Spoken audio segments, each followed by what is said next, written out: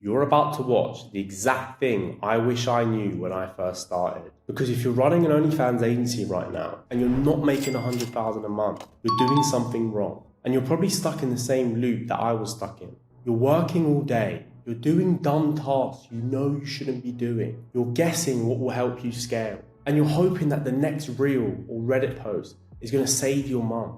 And at the same time, you're watching other agencies and thinking, what the fuck are they doing that I'm not? What do they know that I don't know? But here's the truth that nobody tells you. Most OFM advice out there is literally made for idiots. It's either to post more, pick a niche, go down this black hat strategy, and it's told by people who have never built a system that can scale predictably. So I decided to do something that I've never done before. It took 4 years of real agency experience, thousands of hours invested in creators' accounts, invested in my team, invested into actually understanding what it takes to scale and applying it. I spent over $100,000 on mentors, on systems, on strategies, on software, and on hiring and getting it wrong. Hiring again and getting it wrong, finding what doesn't work, finding what works, improving and actually testing and understanding what works and what doesn't work, and condensed it all in one blueprint. Not just how to make more money for 1 month, but the exact approach to take any agency to earn $100,000 a month consistently month on month. Because right now, the industry has a problem. Creators are traumatized by shit agencies. And you probably experienced this. Ask any girl who's been in the industry for over 6 months. She'll have a horror story about some agency. They got promised the world, they got given random ideas, they didn't get results, and she was stuck in the same or even worse off position. No brand, no strategy, and no growth blueprint to actually get her where she could get to. And agencies don't understand this, but that's your real competition. If you're not driving consistent results, you're becoming that exact agency that other creators are talking about. And that's why you're not growing. And this course is here to stop that. Inside, I'm going to show you the exact system and frameworks we use to turn creators to 7-figure brands, to build predictable traffic from Instagram, to hire the right people, systemize the right way, and delegate so that you, as the agency owner, are focused on the most important task to get you to $100,000 a month. So you scale this business without chaos, without fluff, and without doing everything yourself like you think that you need to. And if you apply what's in here, you'll stop being behind, you'll stop guessing, and you'll finally understand what the real game is. And one thing before we start, this isn't for people who want shortcuts. This isn't the 5 steps on how to go viral. If that's what you want to watch, then click off. But if you're the type of person who know there has potential, and you're sick of feeling capped, you're sick of every month hitting the same ceiling in your agency, you're sick of every day feeling like you need to do the day-to-day things that just run this business, and you're ready to run this like a real business, you're ready to do what it takes to be at $100,000 a month, then lock the fuck in. Because by the end of this whole course, you're going to have the clarity you need, you're going to have the steps that you need to take, and you're going to understand why you've been making the same mistakes for the past 3 months, for the past 6 months, and understand exactly what you need to do. From this video, your agency gets to make $100,000 a month.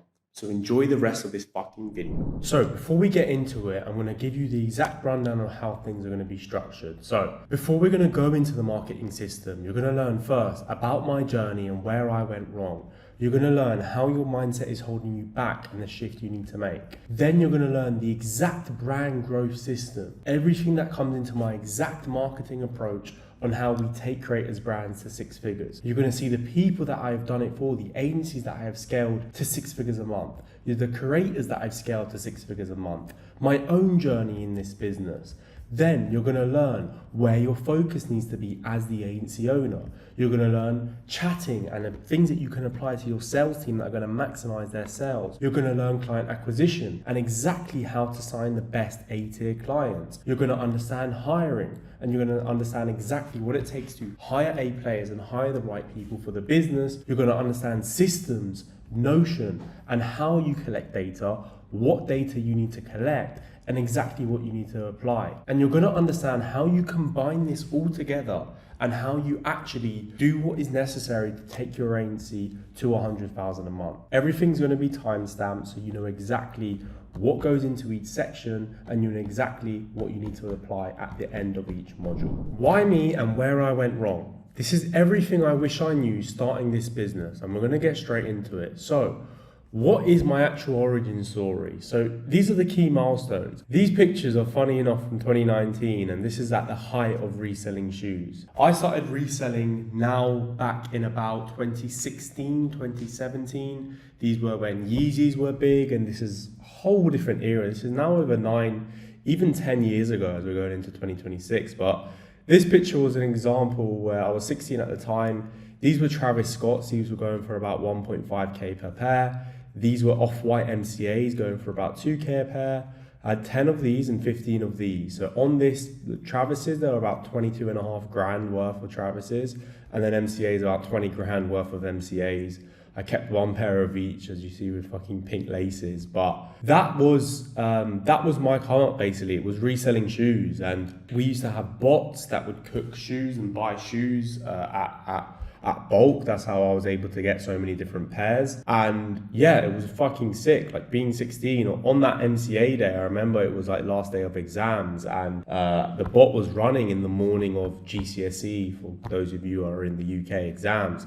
And literally I had 10 email confirmations, and that wasn't it, because when you got an email confirmation, it didn't mean you got the shoe yet. Then I got 10 shipping confirmations, and I was fucking gassed, because yeah, that was like fucking hell. I made 20 grand basically at 16. So that was the kind of origin story. But then I went into trading Forex and went down that rabbit hole, which wasn't as good as these days. I mean, I lost a shit ton of money with Forex, and I was always trying things on the side, because I dropped out of school. I went all in on business, all in on Forex trading, thinking that was going to be the way that I was going to make money. But then what I then moved into before OFM was trying as an FBA. That was short-lived, but I barely made any profit. But then in 2022 is when I entered OFM, and that's when I applied what I understood about business and just general sales and just general sales really, because I wasn't understanding on marketing, and applied it to a business that is extremely more easier to scale than trading or how shoes fell off. Those of you who would have seen this in another one of my videos, this is me at 19 driving a broken down Polo. This is when I started on account, so you can kind of see here, we've got 3 days, 3k net, $1,000 gross day, 2 weeks, 5k, signing a creator. This is me literally chatting on 3 different accounts. These are again 4 different accounts. This is like flexing in a Telegram group that in 3 weeks, 8k, 20k total, 25, 26k in 3 weeks. This is obviously a spender buying, and this is obviously Tinder running. So this is, you can kind of see the start of OFM. And this is how I got up to 35k my first month. And this was like insane, because first month into the business, I made 17 to 18k profit, literally just from chatting on the accounts that I managed. But what that kind of went into was the growth and understanding how this is a real business and how to actually scale it. But then it went into like 2023, which was when TikTok was extremely big. This was like early mid 2022. And then to the back end of that year and to the start of 2023, this is when TikTok got really big, and this is where the agency really started to scale. But I was making more money than I ever made before. But what it actually looked like was I was essentially doing everything. I had my business partner now, Aran, who was part of the team, and he was working on other things. But what it looked like every day is just that we were doing everything. We were working all day. We didn't understand business. We didn't understand how to actually scale, and we would look and meet people making 200,000-300,000 a month and not understand, well, how are they able to do this? How are they able to sustain this? We weren't tracking anything. There wasn't any team structure. It was just us and just hustling. And the funny thing is though, that got us far enough. Like that got us to certain points, that got us to hit a 6-figure month, that got us to make good money, that got us to do the things that we wanted to do. But the issue is that what we found, and this was during Marbella and during Manchester, which you'll see later on in this whole course about those eras in more detail, is that when you're doing everything yourself and when you're hustling all, like every detail in the biz yourself, like aside from chatting, of course, because you probably outsource chatting at this point, it only gets you to about 80 to 90, even pushing just about 100K a month. And it traps you there because you just simply don't have the time to really grow and really take the business further. And what actually broke that ceiling is when we understood that we had no systems and every problem relied on us, no team, getting burnt out, no data, so we weren't making any decisions of data, there wasn't as much structure, and there wasn't leadership apart from myself or apart from us saying what we needed to do. And the thing is that we became the bottleneck, and your business only grows as fast as your intuition is right. And the problem here is that it could leave you in a place where you're not actually growing the business. And if you're watching this, you have probably dealt with this. You've probably dealt with you're wrong about something in your intuition, and you'll look back at the last 3 months and you're still stuck where you are at now, and you still haven't got the growth that you expected to see. And this whole course is going to go through exactly what mindset shift you need to go through and how you're going to actually achieve it. And where I am now is at the CEO Uncovered. We're running a real company. We're not just a Telegram group chat.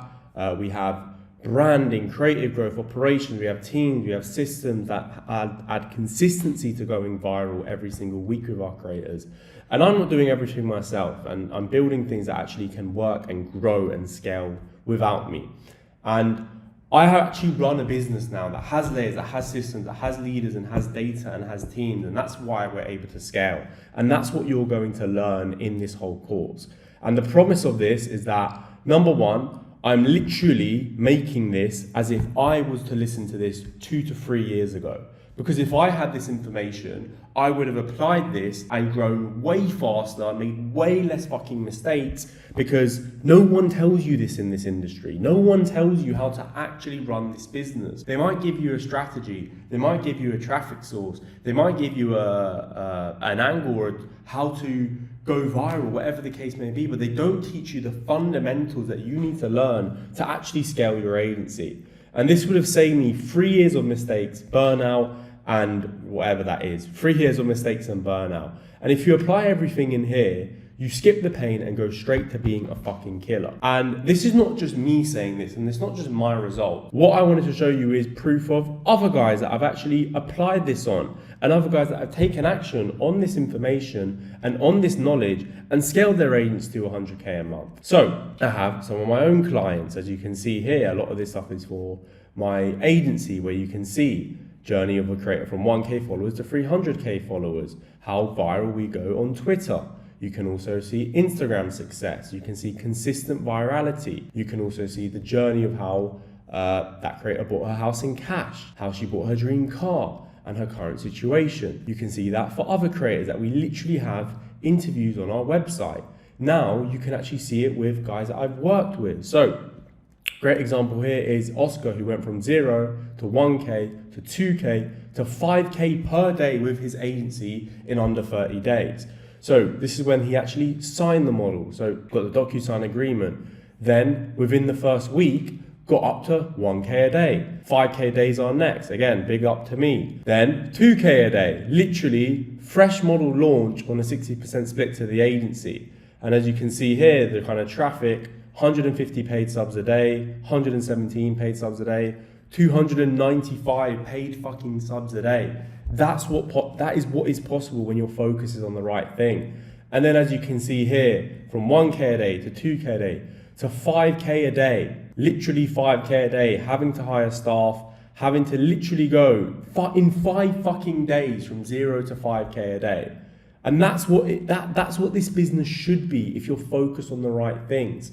And again, you can kind of see some of my results here. You see here, 300 paid sub days. You see here, creators that are averaging 20 to 30K a month with ease, with proven systems. Another one here, 180 paid subs for the day. Another one here, 140K for the month, 0.05, 0.76, 34, 18, 0.11. Again, you can see another student here, 27K from his first model. His second model, 31K. You can see here, Again, more client results, 25K, 22K, 5K a day, 1.5K a day, 5K last 7 days. You can see here, 300 paid subs a day, 900 free subs in 24 hours, 1,000 free subs in 24 hours, another 5K a day. That's how this business should be. And that's how, it is really not hard when you understand traffic and you work with high quality creators, which is exactly what you're going to learn. Again, you can see here, Instagram popping to 333K accounts reached. Again, another testimonial here with the chatting ideas. Again, a fucking train from spenders here. Guy bought a C43. Again, 20K on the week just before Christmas. 5.3K a day. 3K a day on the way to 100K a month. Another good day. 112K in his month. Again, chatting advice, 26K up. 54% on the month. Another new guy who started his agency, 12K in the first month, 27K. New guys here, new model signed, 60-40 deals. And that's how this business can be. Because I've done it myself and I've done it for other people consistently back to back. And you can see the types of results we're able to get with our own clients as well. And when you understand traffic, which you're going to go through in this course, you understand exactly how to maximize each creator on a one-to-one basis and really get her branding out so that you can get to have her making 150K in a month. Get to the top 0.01, 0.02%. Understand how to scale your agency to 6 figures a month, making $3,000, $4,000, $5,000 per day. It's actually not that difficult. And all the misconceptions that you have right now, all the questions that you have in your head about what it actually takes to scale to 6 figures a month, it is all going to be answered in this whole course. So get excited, get ready to take action on all of this advice and all of this knowledge, because the two options is that you apply all the things that I go through, and within the next month, within the next 2 months, you take action on it and your agency scales up. Or you watch this whole course, you watch all the information and you don't take action on it. And you stay in the same position that you have been stuck at for the last 3 months, for the last 6 months. That is why you should listen to me. And then going into that, the next thing you need to understand is to actually get to 100,000 a month is that you have to go through a mindset shift. Because this business isn't a side hustle, and the way you're running this business now is not aligned to you being a $100,000 a month operator. And setting your expectations for watching this whole course. And the expectations are, this isn't for people that want to just listen to the new Instagram strategy. This isn't for people that just want my cold outreach strategy or a shortcut to 100,000 a month. These are for the people that are serious about building a real agency that scales from where you are at now, 30, 50,000 a month, to $100,000 every single fucking month. The objective of this is not to get lucky and not to get 100,000 a month due to luck. It's to get it with consistency. And the goal from watching this is to break that hustler mindset immediately and understand how to run this like a real business. And this course is not for someone if you refuse to understand that you have to change your belief system about scaling, if you don't want to learn new approaches or new methods, if you don't want to apply those new methods, if you don't believe that you should build systems to get your time back and actually work on the high level things in the business, if you refuse to treat this like a real business, delegate tasks or drop your ego, this just isn't for you. Because this is for the people who are ready to build their agency properly, ready to treat this like a real business, and ready to scale past 100K a month without having to work 16 hours every single day.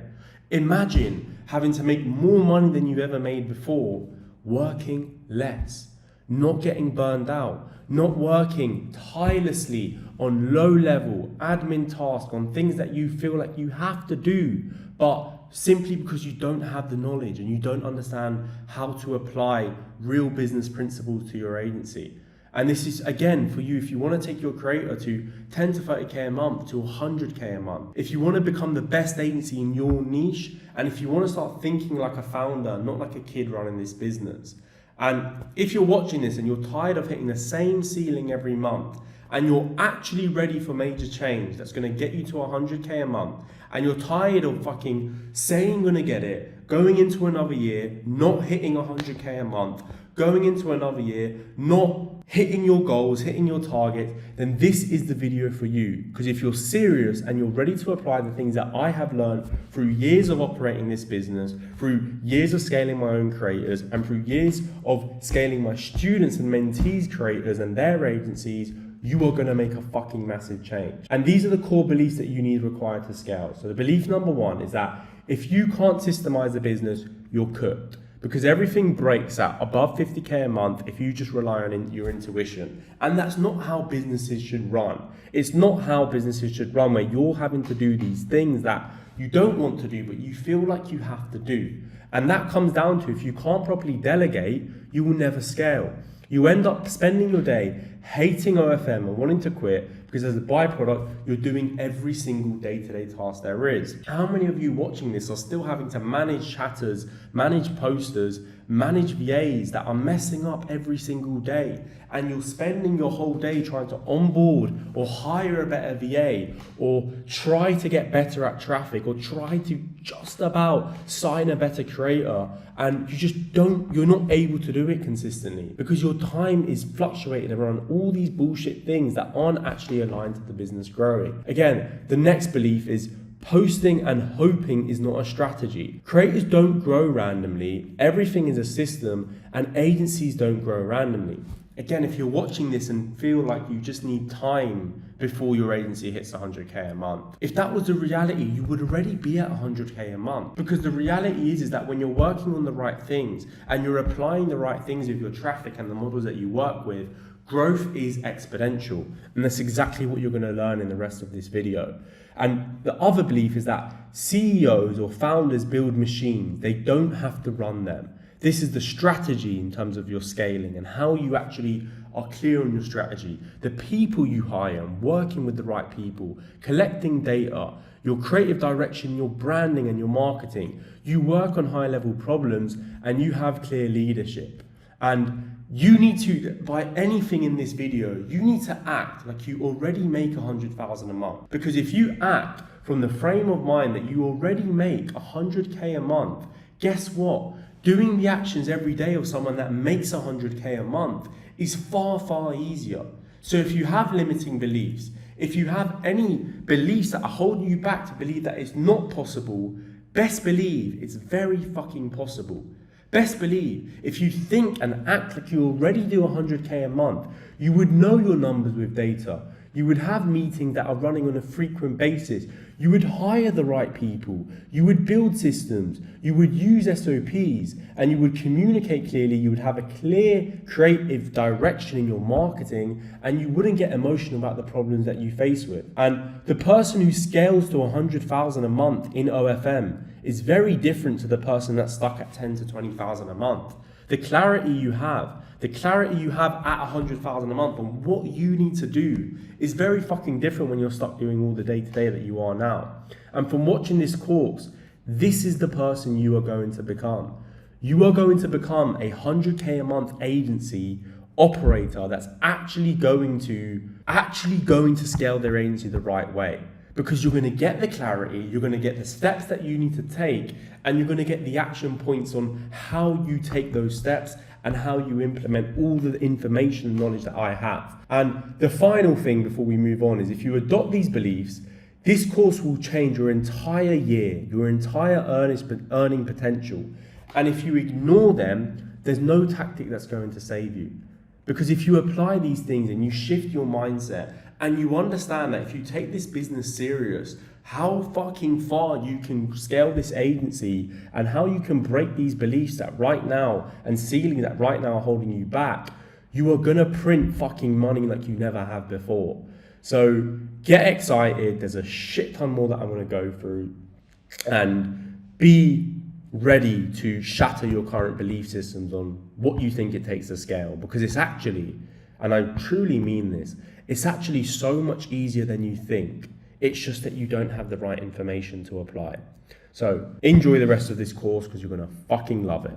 This is by far one of the most important sections of this course because it's my exact full step A to Z marketing breakdown with my exact brand growth system, which covers each area when it comes to marketing. And it's the same system that if you apply to your creators or you apply to your OnlyFans account, it will be responsible for taking your traffic to 100 paid subs a day, 200 paid subs a day, or even further, pushing the 300 plus paid sub a day region. And each component of this system, each part of this system is utterly, utterly important that it functions together and you apply it all in detail to see the same success. But before we go into the actual system, the main misconceptions when it comes to traffic and the main things that creators and agencies are going wrong is you're trying to spread thin and you're trying to master multiple different platforms. You're spreading your focus, and platforms like Reddit and platforms like Twitter are great,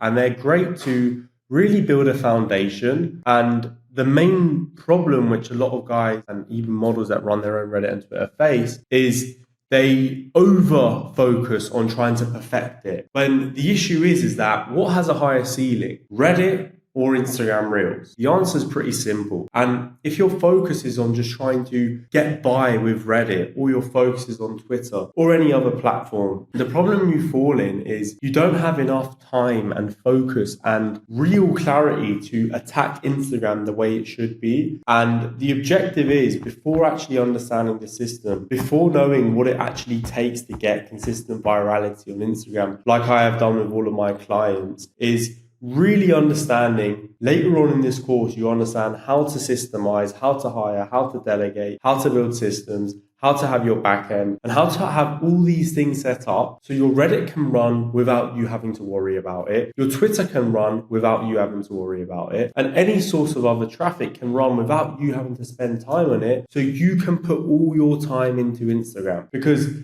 this is by far the biggest leverage, the biggest lever you can pull in your agency. Because if you get good at this skill, you're going to get to 6 figures a month. As a creator, if you get good at the execution, the ideas, the branding, you're going to get to 6 figures a month. So with all of your time, with everything else that you have going on within your agency or within your account as a creator, you want to prioritize this. You want to prioritize your brand. You want to prioritize short form content. The reason why is because in this business, it is the biggest leverage you can have as an agency owner, as a creator, is a really solid foundational brand or really solid fundamental brand. A brand that goes consistently viral and converts to 100 to 200 paid subscribers per day. And to do that, you can't just look at it surface level. Again, another big mistake is a lot of people approach Reels from really surface level idea, and the fact that you just copy other creators and you're expected to go viral, or you just add your own twist to what's already working and you're expected to go viral. And it couldn't be further from the truth. So just to kind of preface that and preface how in detail we're going to go into this. So first of all, you have your branding, which is obviously the foundations of everything. Then you have your ideation. Then you have execution, then you have your editing, then you have your operations, and then you have your data. And these are 6 parts out of this system, which all run in unison and are all systems that you can easily set up and run and apply to your marketing foundation, to your marketing system, and start getting consistent traffic. So we'll get started with branding first. The first thing is, what does branding actually mean? And simply put, branding is what your creator is known for. The biggest misconception which most agency owners fall into is not getting the difference between branding and niche. And the reason why brand is not a niche is just a part of a brand. The brand is the overall identity, it's the overall character, it's the overall of who the model is known for, what is she known for, what is it about her, and the niche is the category she fits into. The brand tells you more so who she is and why fans should care about her. And the other thing is the branding is long term, and you really need to think at this like a commitment. You don't get known for something until you do it over and over and over again, until you're known for that girl that is branded a certain way. And it's a very, very easy analogy. If you look at Jelly Beans, she was viral way before she was jumping on cars. She was viral performing way before on TikTok, doing dances, etc. And her jumping on cars just accelerated that. And then she got known for the girl that jumps on cars. But her branding, her content was always really, really massive in terms of facial expressions and really just Latina. She marketed herself just as Latina and super obviously small as well, like 4'11". But she got really known for the car thing. And then she'd done it over and over and over again. And then everyone knows of her as the girl that jumps on SVJs, Lambos, Ferraris, etc., etc., etc. And the reason why I refer to that is because as an agency, you really need to make sure the branding is right. Number one, the branding is authentic. We're going to go through how to actually apply this to your creator in a minute. But you really have to make sure the branding is right, because changing your branding and rebranding a creator or a page is going to take time. And you want to know from the very start that you are clear on the branding, on what the branding is going to be, and what you want to focus on when it comes to the branding. A great example, we'll go through two different examples here. So we go to here. Bianca, which is a really great example of a creator that goes viral consistently. And you can kind of see with her reels, again, a lot of them are boobs focused. So a great video like this. Add something. That thing you are worrying about? We are carbon-based life forms on a molten core planet orbiting a dying star. So maybe take a deep breath. That email from Larry in accounting can wait. So when you look at this account, one thing you want to keep in mind is obviously the main thing that stands out is clearly boobs. I mean, boobs is the thing that she's known for. She's known for the girl that talks over the camera with boobs, essentially. But the main thing is, who is she? The brand she's trying to portray, the personality she's trying to bring across is really positive. It's like positive, motivational, inspiring, and that's what you want to look into. Hey, stop scrolling for a second. You forgot something. That thing you keep worrying about? We are carbon-based life forms on a molten core planet orbiting a dying star. So yeah, maybe take a deep breath. That email from Larry in accounting can wait. Just kind of being positive is the easiest way to put it, and like making you feel like everything is okay. And you can see that with her tone of voice. You can see that with all of her in her content. You feel it, don't you? Those big, heavy things hanging over your head, always making you feel behind. But maybe you're not behind. Very similar. And again, it's a very clear telling that they've stuck to that brand. And they've literally just stuck to that and ripped that. Why? Because it consistently goes viral. And another example here is one of our own creators in terms of her branding. Again, obviously, one of the main things that stands out is clearly the boobs. It's clearly the fact that boobs is the one thing that stands out. But when it comes to the actual ideas and the actual thought process behind the actual branding, a lot of the branding is really playing into the American, really playing into Democrat, and really playing into right wing. A lot of great examples of this is with the Charlie Kirk stuff. I'll go through here.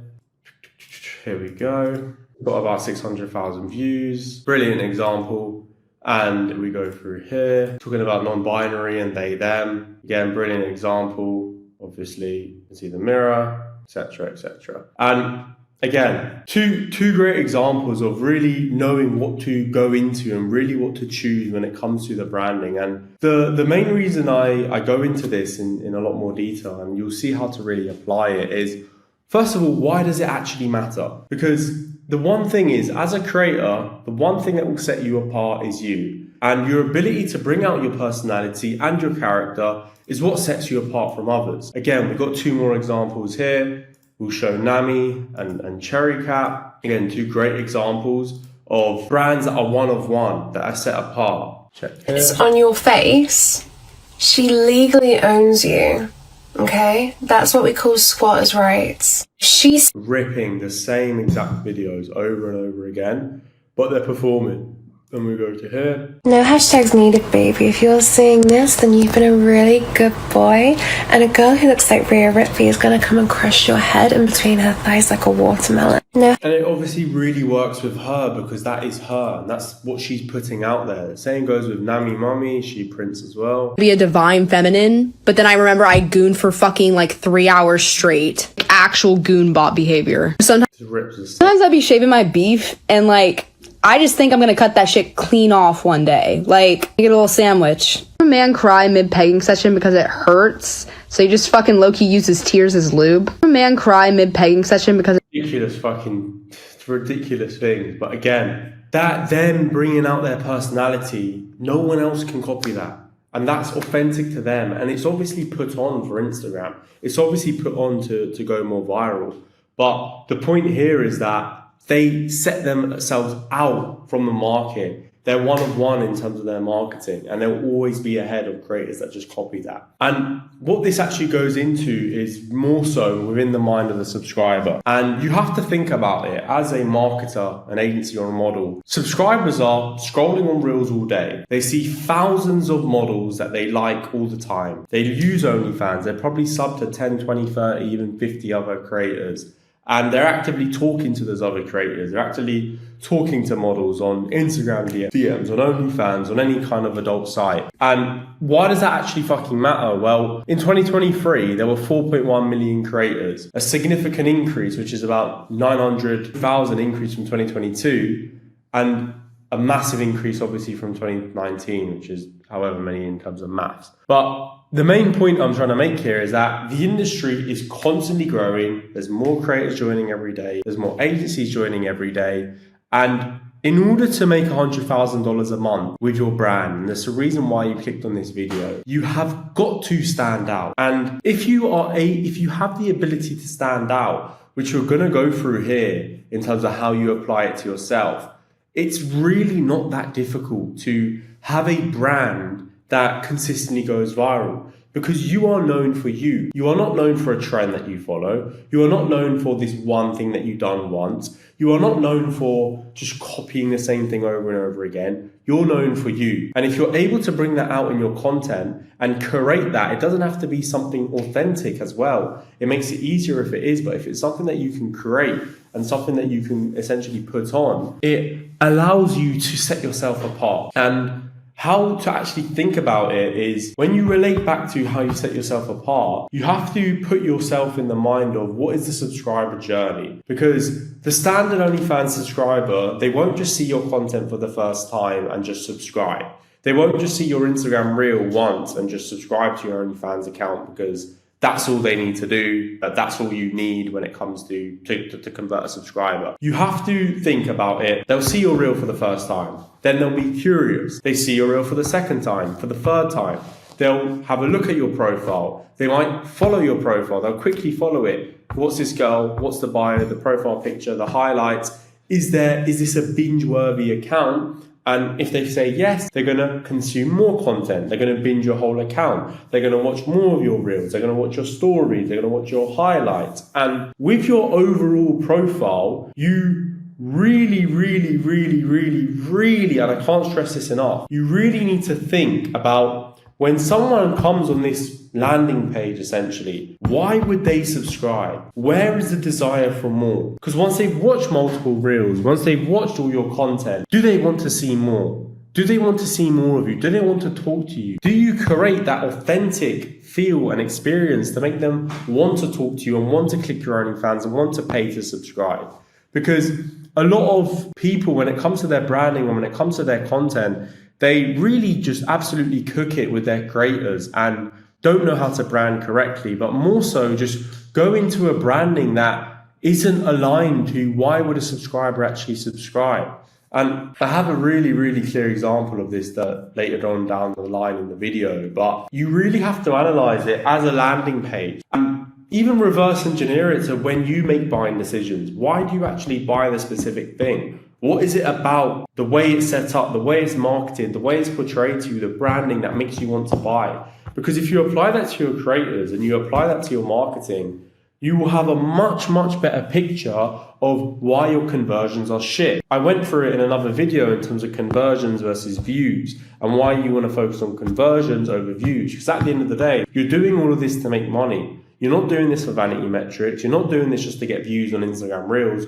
You're doing these for long-term paying subscribers. And you really, really, really have to look at your landing page. Every little detail counts. And really understanding every metric, whether it's your bio, your profile picture, your link, your highlight, your feed post, how you structure your feed post, your carousels, your Reels, how your Reels thumbnails look, how your OnlyFans bio looks, how your link me look, how your OnlyFans profile picture looks, how your subscription discount looks. Every single thing has an effect to your conversion. And the funny thing here is that the old me used to look like, I used to never look deeper in terms of why my conversions aren't good. And I'd always ask the bullshit question if we ever got a million views, or how many subs did you convert, or to other agency owners, or how many subs did you get for that 10 mil view video, for that 1 mil view video? Or how do you get, my conversion is shit. How do I get a higher US percentage? What's the strategy for a higher US percentage? What proxy do you use?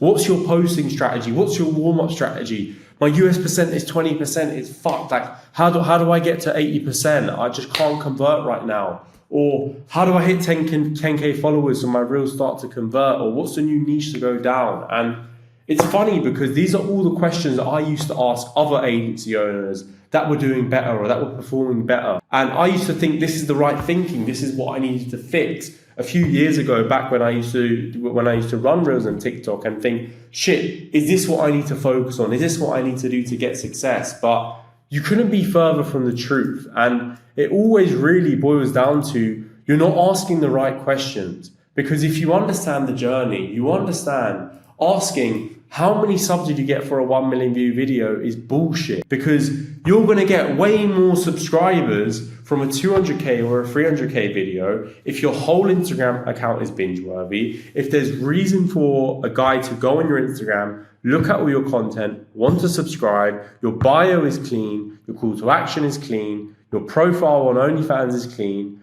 your call to action to subscribe is clean. You're going to have a much higher conversion if you're just asking the right questions and looking in the right aspect. And it all comes down to understanding the subscriber journey, because when you look at things very short term, and it really refers to branding and refers to everything, is that you really want to understand the long-term effects of your decision making, the long-term effects of why a subscriber is going to pay for your model or for your OnlyFans account over other creators. And when you understand that, then you can reverse engineer how you position your marketing, how you position your branding, and how you set yourself apart from all the other creators in the space, from all the other creators that are doing the same things in the space. And that's where you're able to convert a subscriber at a higher journey. And we look back at these two examples, so Cherry Cat and Nammy Mummy, their conversions are going to be through the roof because their branding is one of one, because they're setting themselves apart, and because they're not just copying standard reels that everyone else in the industry can do. And that's the main thing, because you either want to go mega viral and barely convert and make it more difficult for yourself by having to hit 100 million views a month to maybe make $100,000 a month. Or you can nail branding, nail your content, and nail your positioning to what a subscriber wants to see and get a tenth of those views, but convert 10x higher. So it's down to you which option you prefer. The answer is really simple, but again, it all boils down to you and what you actually believe you want to go down and what you believe is necessary, and you actually having the understanding. Because again, this information, this knowledge, I probably might have heard something similar to this 2 years ago. Did I take action on it? Did I actually apply it? And did I apply it with my creators? No, because I didn't understand how important this stuff is. So I really want you to take the time to understand how important that journey is and how much it applies to your actual models. Because if you don't understand the subscriber journey, you might still go viral off a one-off video, but you won't maximize your conversions. And if you think about Instagram short term, and if you think about it as just views, you're not going to get that consistent success. Because if you want to become good at marketing your content, or a good marketer to your own content or your creators' content, you have to always think layers deeper than surface level and all of the factors that play into success. And the real telling sign of this is everyone in this industry loves to downplay success. They love to look at a brand or look at a creator as like, Oh, it's easy for her to say she jumps on cars, for the example for jelly beans. Oh, it's easy for Sophie Rain, she's so curvy, or she's with a good agency, or she does collabs, or she's part of the Bop House. And it's easy for you to say, oh, you have great models, your models look like this, or your models can talk, or all of these things. But the problem is if you claim that, and if you say, oh, it's easy to do, and all it takes is a good model, or all it takes is this, or all it takes is that, then why can't you do that? Why don't you just focus on getting that model? Or why don't you just do that to your own models? And if you don't have the models that fit those categories, why don't you have those models? And that's the difference. There's a difference with saying something and actually doing something. Because everyone can claim they know why something has gone viral. So then why can't they repeat it? And why can't they repeat it at scale? And why don't they have the results to show for that? Which is what you're going to learn later in this video. Because repeatable success isn't down to luck, it's down to a whole system. Everything here has to come together as a system, and you need to apply it day in, day out, and commit to it. And if you fall in this trap, because I know from myself, I've fallen in this trap so many times, downplaying success, coping that I can't replicate it on my own models. And this logic, what you don't want to account for is, well, why don't you copy everyone what works? Why don't you just copy why doesn't everyone just copy what works? If it was that simple to replicate, if it was that simple to brand, if it was that simple to redo over and over again, then why doesn't everyone just copy everyone and it always works? And it's never that simple. And that's the realization you have to come to. And that's the realization with your marketing, with your current approach, that you can't just do it surface level. You have to go levels deeper. You have to understand what you're trying to achieve first, and then actually apply it to your creators and see it till the end. And the mindset shift you have to go through is the best marketers, the best creators, everything is intentional. And you might see it now. You might have a look again at these profiles now that they're just doing it naturally. This is just her. And all of these ideas are just her authentically speaking. But it's a mindset shift. And all of those things are intentional. They're all intentionally branding themselves in the right way. They're all doing every single detail of a video. There are specific aspects, and especially in Bianca, she says specific words that are intentional because they're the exact words that the ideal clients she wants to attract are. They're the exact words that they want to hear, and they're the exact things that they would likely subscribe to because she's directly addressing them. And when you realize that the best marketers, the best creators with every piece of content, they're intentionally positioning it to the right audience. They're intentionally doing the specific details, the bullshit things that you see with, for example, Sophie Rain, when she does this with her cheeks. It's intentional. And that's just surface level. There's so many other elements that are intentional. And the beauty about that is because it's intentional, you can apply that to your models. You can intentionally, every video you put out there with an actual purpose, an actual plan, an actual brand, an actual idea, a reason why it's going to perform. And with that level of detail is where the success is going to come to. So, okay, again, we've recapped. Knowing all of that is great. And I don't want this to just be theory. I want to really make you understand how to actually apply it to your models. How do you apply it to your model, or if you're a creator, to your own OnlyFans? So when it comes to applying branding, it's actually simpler than you think. Now, a lot of people, again, overcomplicate it, and it's something that you have to be creative about and all of these things, and they just procrastinate at doing it in the first place. No, it's a simple process. The first thing you want to break down is the visual aspects.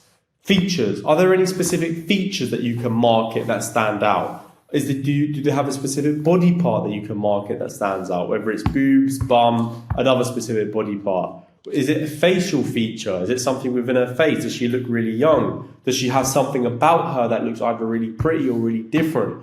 These are visual aspects that will set you apart in branding. Do you have any features that set you apart? So if they do have a visual aspect and you do have a visual aspect that you can market with, then that's your core focus in your content. You create content around that and you maximize that visual feature. If you don't have a visual feature, then you play into your personality. you play into the aspects of your personality that set you apart. And you can kind of see this clearly again with these two examples here. There isn't a specific facial feature or visual feature, but they're playing into personality. The same goes with Nammy Mummy here. The same with these examples here. There is clearly a physical feature that is a main point of all the content and all the things that set the content apart. The same goes with here. So really breaking it down into two categories. And let's say if you do have the facial feature or the visual or the appearance feature, body, face or feature, if you have it, playing into your personality will set you apart from everyone, because then you have the visual hooks, i.e. face, body, etc. And you also have the personality behind that. You have both. The biggest mistake people do is that they have a creator that might have a great body and they just go hypersexual marketing just literally off the fact that they have a sex appeal. It's bullshit, it's low conversions. We cover that in another video. But the main thing here is you need to also remove your limiting beliefs, because again, each creator has something about them that is marketable. As a creator, there is something about you that you can bring out. The main thing is being authentic about it or being intentional about it. It doesn't have to be something that you're fucking obsessed about, but if it's something, if it's a topic, if it's a personality, if there's something that you can go into and you enjoy filming, when I mean authentic, it means enjoy filming that. You can see that with the content that you replicate. You can really set yourself apart. And in terms of personality aspects, again, personality, you want to think of 4 to 5 things. Political, positivity, motivational, hypersexual, controversial, relatable, funny. All of these are examples that you can go into your personality. But again, your personality is more broad, and it really comes together when you really test this along multiple different formats and different angles, and which we're going to go down. So again, great example as well is niches. A lot of people like to go into cooking niche or stretching niche or doctor niche or flight attendant niche. The reason why I personally don't like niches now, especially in 2025 and 2026, is that your brand is literally what you dress up as, or what the one thing you do is. And it's very, how do I say it? Inconsistent, because if your niche it's really trend based, like cooking niche or office niche or doctor niche, is that eventually it dies out. It's clearly fake. It's clearly put on. It's not as authentic as an actual personality or you yourself as a creator, which what actually happens is it really limits your potential and it makes it harder to recreate ideas. For example, let's say you're doing cooking, you need to make new recipes every day to get one good reel, which isn't the best approach. So how do you understand what angle to go down? This is the most important. So playing into your strengths, the main thing that make you stand out or make you, or intentionally create that, intentionally making these things that you think would work related to what the fan would want. Understanding the fan you want to attract. So it might be confusing or difficult for you to decide on your brand or decide on which personality you want to play into. The easiest way around this is to understand what type of subscribers you attract, and then what are their passions, their interests, their hobbies, what do they enjoy, what do they want to see, and what do they want to see from a potential model that they will subscribe and spend on.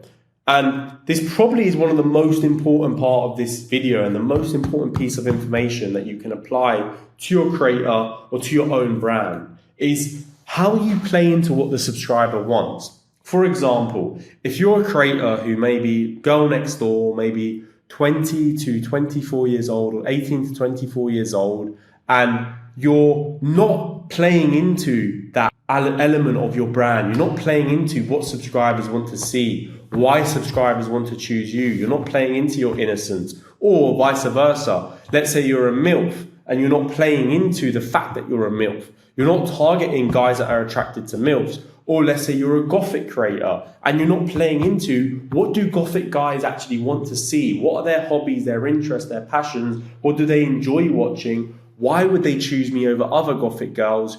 You're not going to get the depths of nailing that conversion. You're not going to get the depths of nailing the types of people that you want to subscribe to your OnlyFans account. Because again, you really have to think, what are the guys that have money and how do I attract them? How do I attract the guys that want to subscribe to my model's page for her? And how do I position her so that they want to subscribe to her over everyone else in that market sector?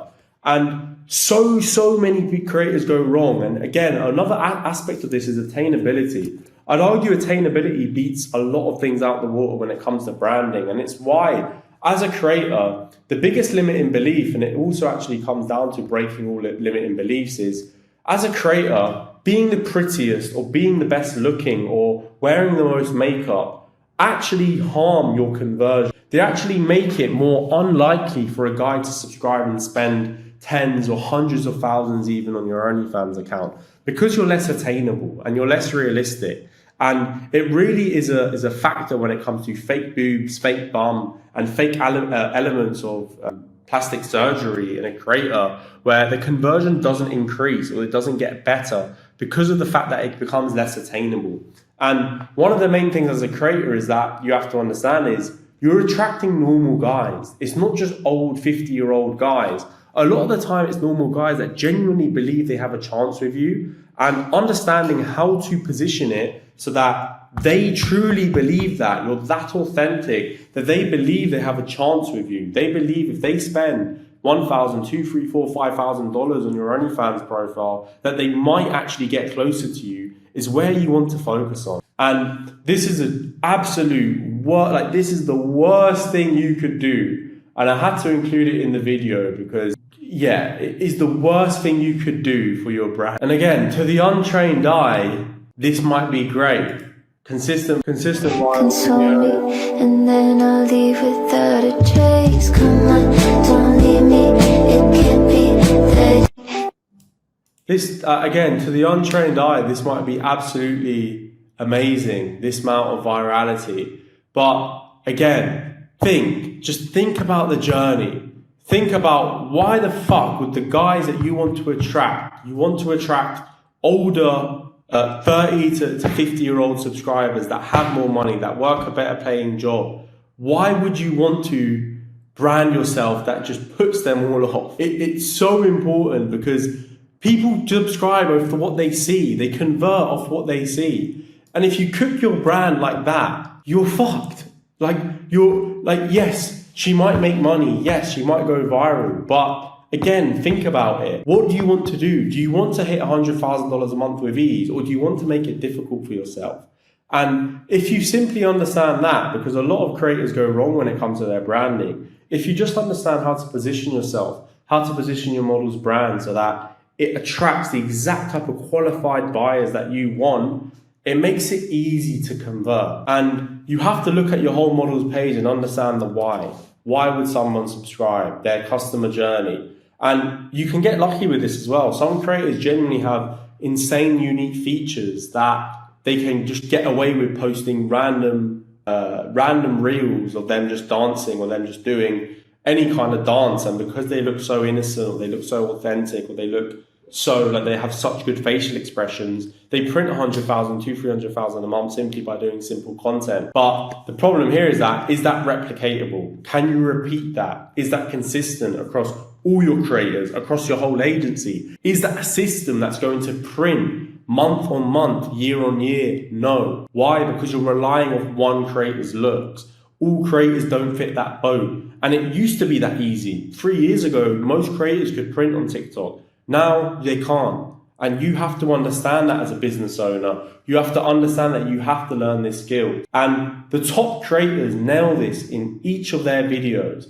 And they showcase to the OnlyFans audience the exact personality that is attainable and leads to the most conversions.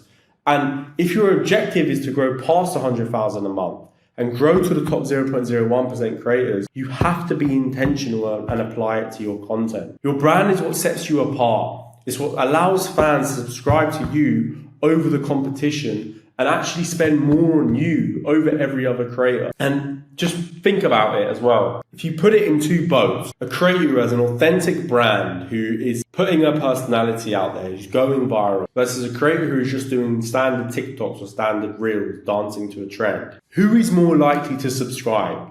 Off a page that has only that, or if a page that has branded content that shows authenticity, the personality? who is going to subscribe, and also who is going to spend more when they subscribe. What type of subscriber? And that's as simple as it has to be. It doesn't have to be this complex, oh, I don't know how to brand myself, oh, I can't brand my creators, they don't speak English, or, oh, my creator doesn't do this. All of it is cope. That's the thing. This whole segment of this video, of this course, anything that you say as a coping mechanism to why you can't apply it, it's cope. Because reality is you just don't understand it. Because if you understood it, you'd be able to apply it. Yes, maybe you might be limited in terms of your creator's capabilities. Yes, you might be limited in terms of other aspects. But does that mean you can't apply any of this? No. It means that you don't understand it. And when it comes to branding, the main action items here are: 1,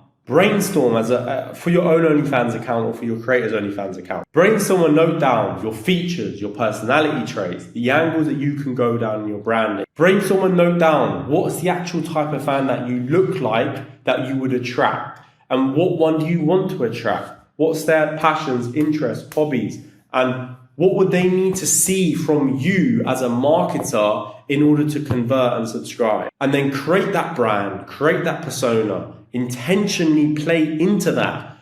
Intentionally emphasize the aspects of that to set yourself apart from the other competitors in your sector of the market, in your niche, in your competition of creators. And then after that, market research the big performing creators in the different subsectors of the market. Why are they performing? What are they branded as? What actions can you see to apply to your brand and your content? And come full circle with it. Because once you see what's working on other creators, you know what's different about your branding. You know how to apply it to your branding. And you know how to get that consistently viral.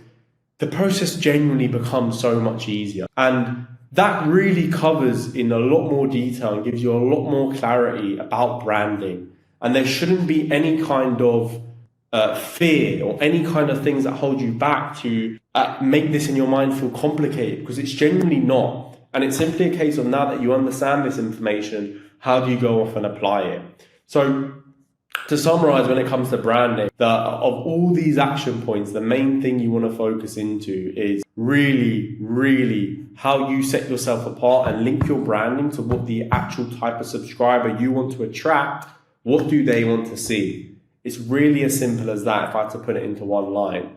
So we'll move on to now, once you understand your branding, this is the foundation. So this is step 1 out of everything, because without the right foundations of a house, if you make a house out of sand, it's going to come collapsing. So you need that solid foundation, because without that foundation, you might go viral, you might edit well, execute well, you might collect good data, but you're not going to get the final push that's going to keep that consistency. So once you have the foundation of branding, the next part is ideation. And when it comes to ideation, once you have your brand clearly defined, you need to come up with the ideas that actually fit your brand. And you've already built the foundations from your brand, which gives you the structure with your content, but consistently coming up with ideas that are consistently going to perform is the other part. And the mistake a lot of agencies make is trying to get results off shitty foundations, and without the good foundations, your result will be inconsistent, which is what we went. So how do you consistently come up with good ideas? So the first thing is understanding your competitors.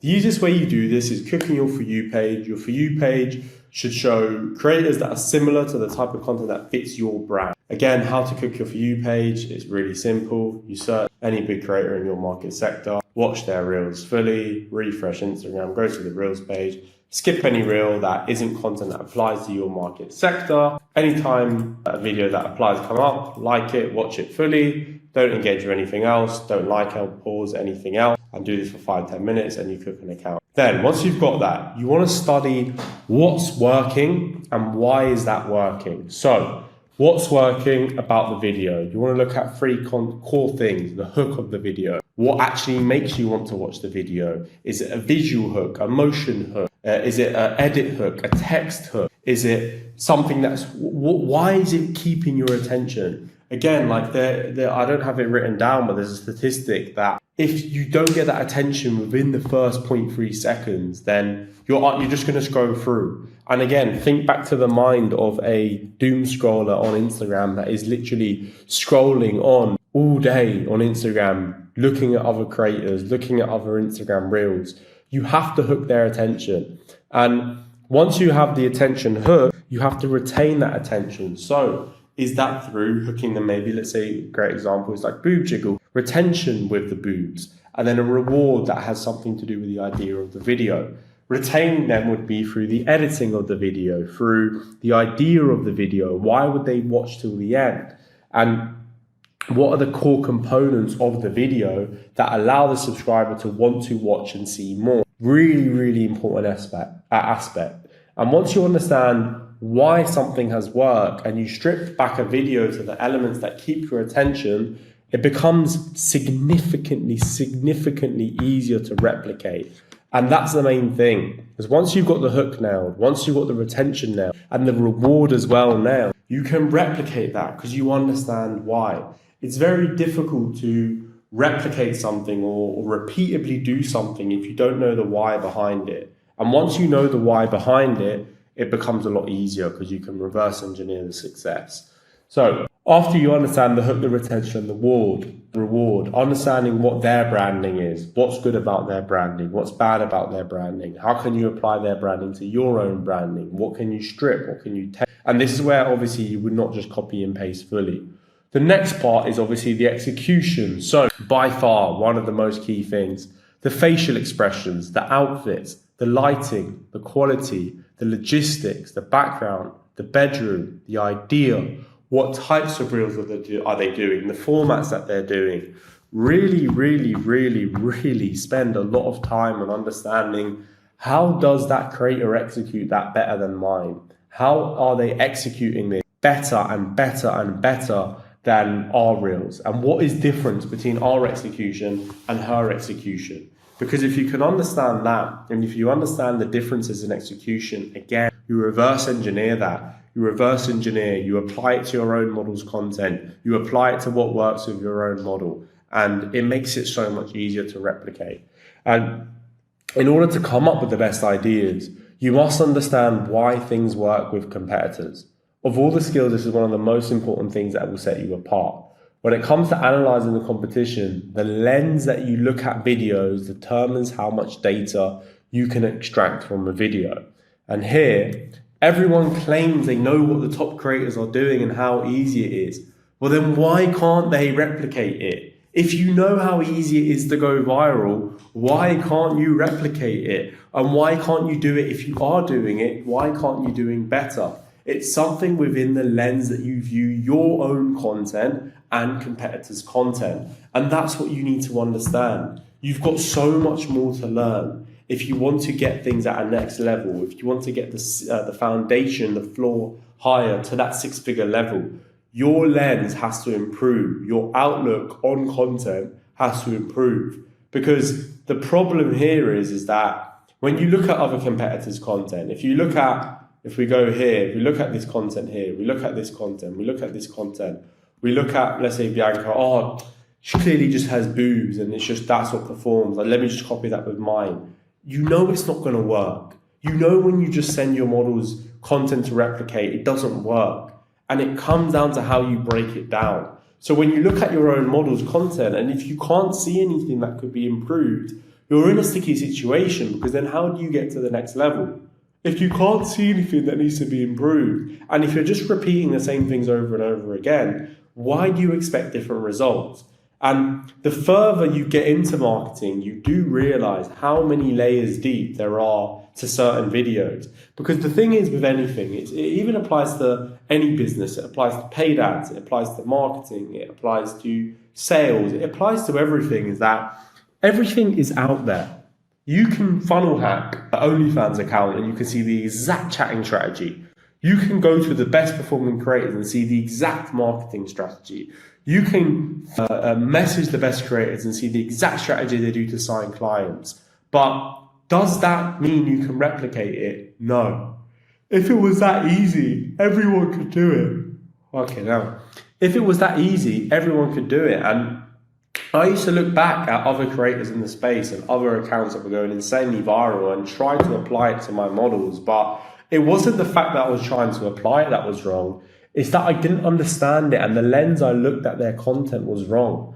And the more my understanding grew, the more when I look at the same content, when I look at my own creators' content, when I look at other creators in the market's content, I realize how different my understanding was in the space of a few months.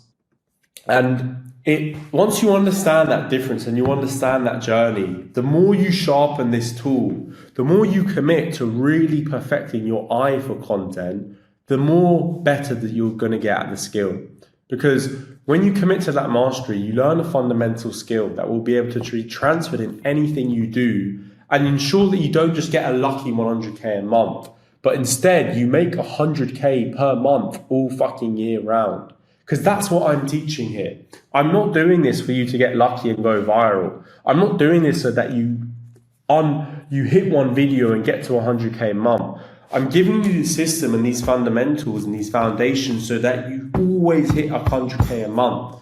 Because that's the difference between getting lucky and be able to replicate results and consistently perform month on month. And I've hit 100k months years ago, but the difference that I had back then to now do multi-100,000 or multi-six-figure months really is I didn't understand why, and I wasn't able to reverse engineer why I went so viral. So when I went viral, I would just repeat the same thing and over and over and over again, and then it would stop working at a certain point in time, and then I had to change my whole strategy, change my whole approach.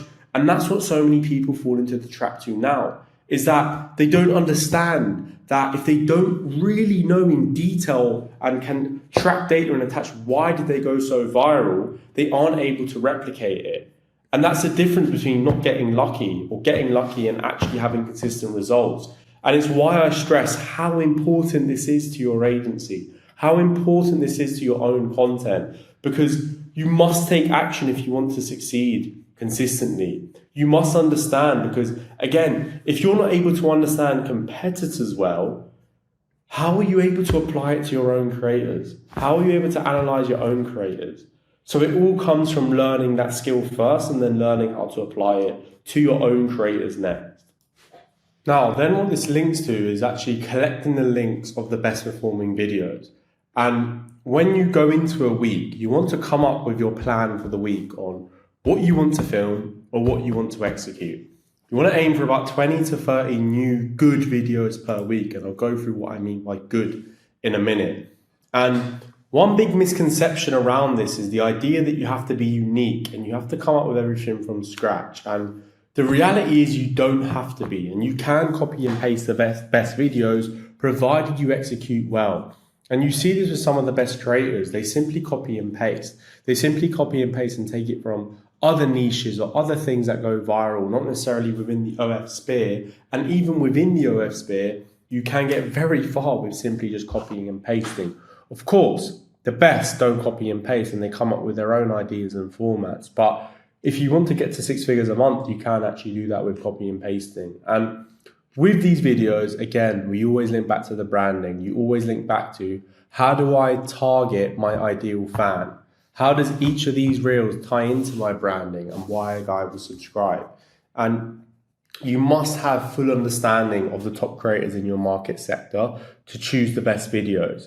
So with this, have multiple accounts, multiple For You pages, multiple accounts with different brands and different types of creators that come up. So you understand how to see what different content, what different formats, what different ideas are performing and apply it to your overall bank of knowledge.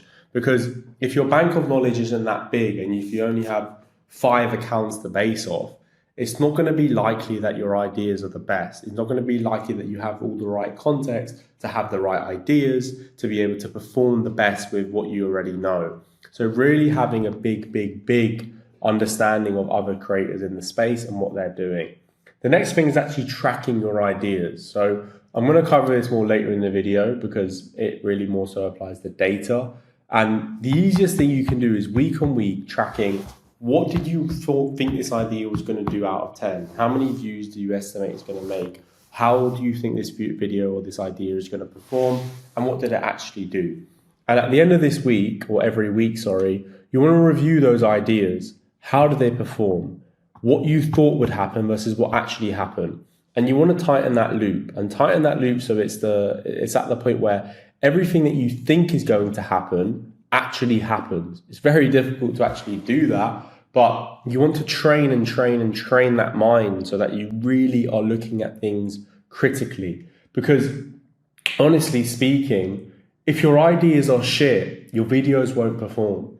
If you don't have good ideas, if you don't have good creativity with the right ideas to present to your creator, if your process for finding ideas isn't dialed in, then your execution's always going to fall behind. It doesn't matter if a creator can film a video 10 out of 10 if the idea is shit. And it all comes down to stripping back what makes an idea good. The hook of the video, the retention, the reward, how that links to the branding, how that's executed by the creator, how the retention with the right outfits, the right lighting, the right facial expression, the right logistics, all these things matter. And you really want to strip it and understand how to apply it to your creator. What's easy to film? What's likely to be replicated? What really links back to the branding, to what the customer wants to see? Again, when you think of your ideas, you have to think of what's relatable, what's controversial, what's funny, what's man to woman dynamic. So for example, in our sphere of marketing, a lot of the ideas that actually do well and convert is playing into the intersexual dynamics between a man and a woman, because at the end of the day, it's OnlyFans you're marketing. You're marketing an OnlyFans page. Guys are going to subscribe and pay for content. So playing or using that element and playing in it in a comedic value, in a controversial value, in a relatable value, and really understand how you do that consistently, because the best creators do this, and the best creators' ideas are not necessarily crazy good, but they're executed well.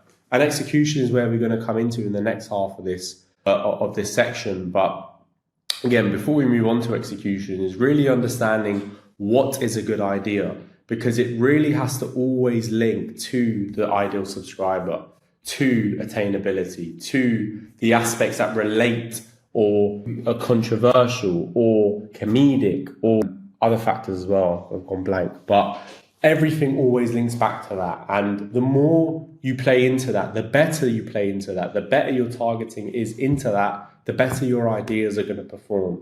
And yeah, it's one of the most important parts when it comes to consistency with your content. And it comes down into the data. Ideas and data link a lot more clearer. But once you have a clearer understanding now, you've got your branding in place, you've got how you consistently come up with 20 to 30 good ideas per week, and you have these two foundations. The next section is going to be in terms of your execution.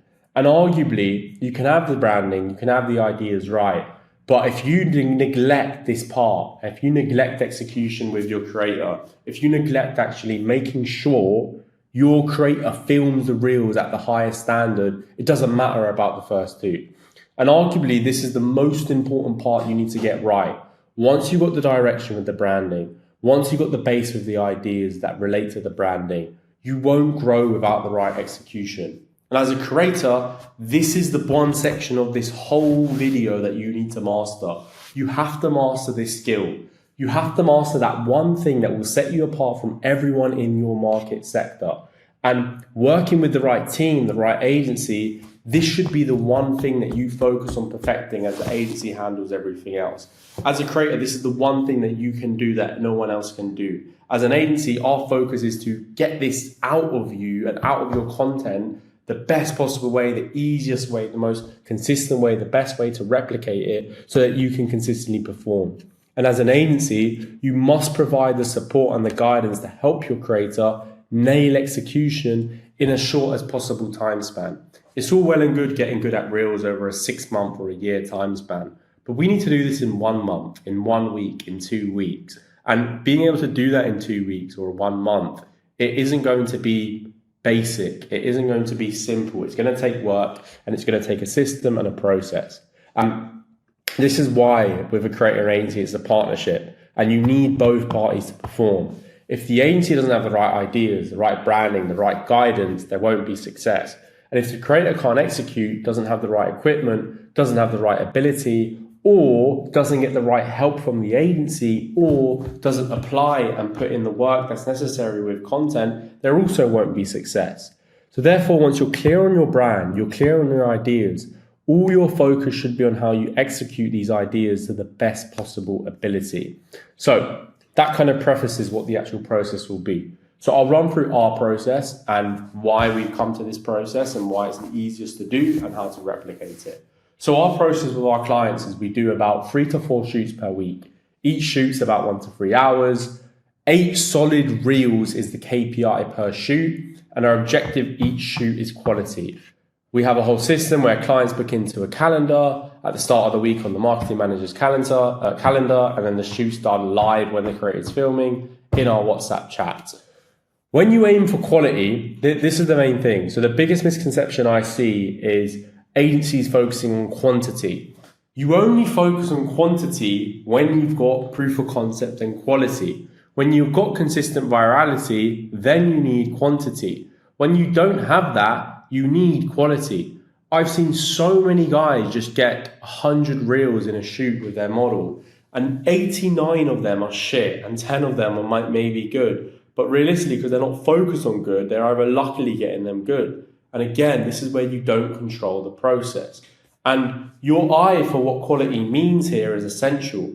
You have got to be strict on what good actually is. Because at the start, you might, if you're actually strict about it, you might only get 1 to 3 good reels done in a shoot. And that's fine, because you'll get faster over time. The most important thing is that you don't set the standard low and accept poorly done videos. Because if you're an agency and you're not able to spot what's wrong mid-video, you're never going to get it executed in the moment. If you just want to do it for the sake of doing it, if you're just trying to get a shoot done for the sake of getting the shoot done, you're never going to get execution to the level it needs to be. And with each shoot, a lot of agencies just literally send their creators a list and expect them to just film. They don't help when they get filmed. They don't set a deadline. They just say, get these filmed, then we'll post them. And the issue here is that at the start, if you're not viral, your model needs the coaching. The reason why she's partnered with you as an agency is that you're the one who's meant to provide the work. You're the one that's meant to provide the results. You're the one that's meant to have the system, the team, the foundation to provide the results. And she needs the understanding on how to position things right, how to execute. So you want to boost your inputs massively, especially at the start. Some guys I know have creators who are well in their 2nd or 3rd year with them as an agency, who are masters at filming and don't need this help, which is perfect. But that comes over time. And these are creators that make over 6 figures a month.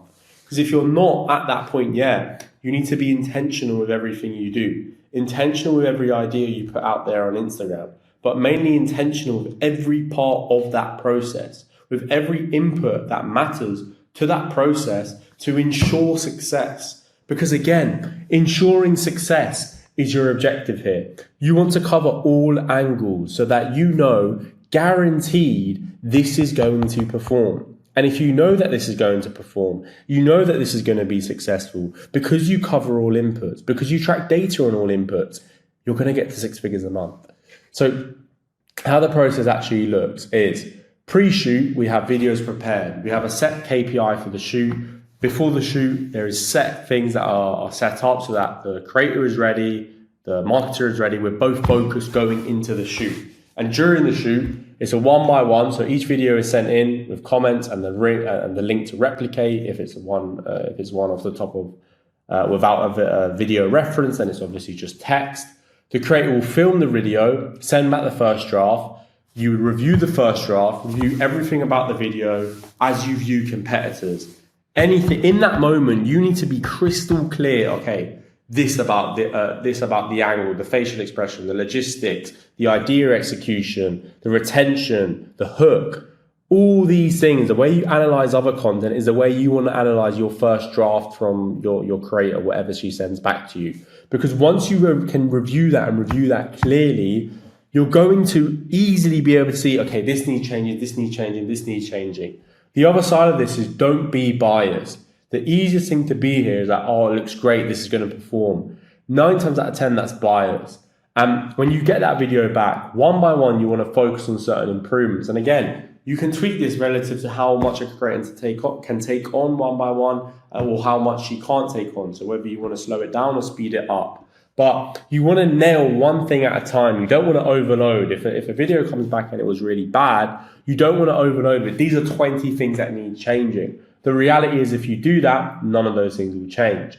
And you want to repeat these aspects until that video is done to a high standard. Again, you have your target of the reels going into that shoot, and you want to go one by one, make sure that each video gets filmed to that standard. And if it does, then great, you finish the shoot early. If it doesn't, then you overrun and you go to that standard and that KPI that you set.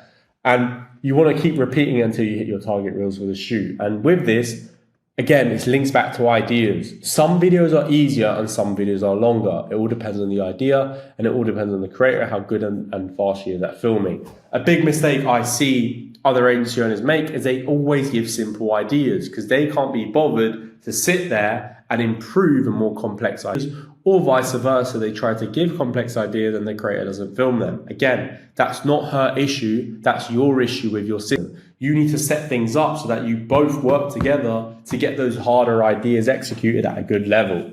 And the biggest mistake you can make is rushing this process.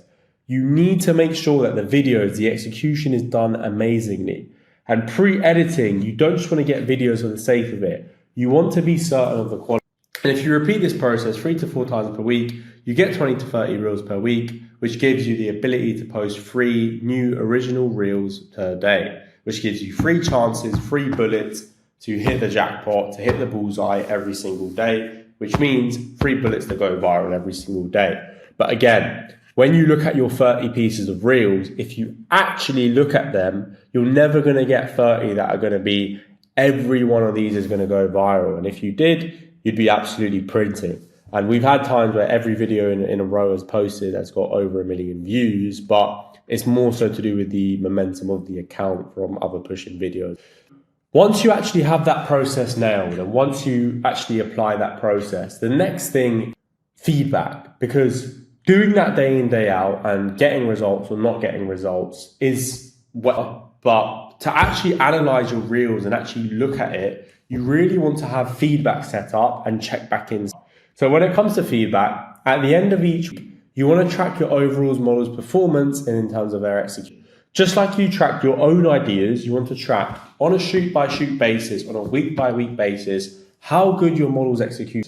And when it comes back to your execution, once you are able to track, then you are able to give feedback on what areas need to improve. So when you look at your whole shooting for the week and you notice the bottleneck with your creator is this element of her video or that element of her video, you know what to focus on in terms of the feedback you give, because at the end of the day, you want to provide success. And if you're in the way of it, or if your creator is in the way of it, you want to make them aware because you both have a shared aligned goal. And your goal is to get success. So if you actually hold them accountable, tell them what's wrong with their content and what needs to be, she's likely going to fix that because you want success just as much as she wants success.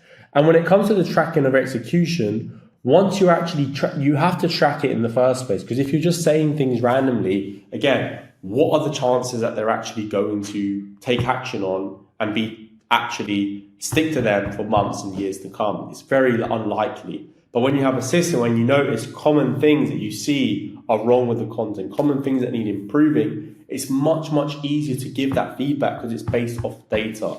And if your bottleneck is execution, at the end of each week, you even want to call your creator and run her through your feedback, run her through which areas need improving. And again, I wouldn't, with this, it's rarely actually execution because at the end of the day, you can really fix a lot of this mid-filming. But if you're coming with the best possible ideas, your competitor analysis is on point, you know exactly what's going to work or exactly what type of idea is going to work, then you need to get your creator on board. If she's not following that, if she's not aligned with that, if she doesn't share the same alignment to those ideas, then you have to talk, give feedback, communicate and get them on board. And this is where you both want to be as transparent as possible because, again, both your goals are aligned. You both want to grow the OnlyFans account. So give the feedback where you need to give and be there to support and guide them to the next week to fix that bottleneck. You're that bridge. You're there to guide them to get success.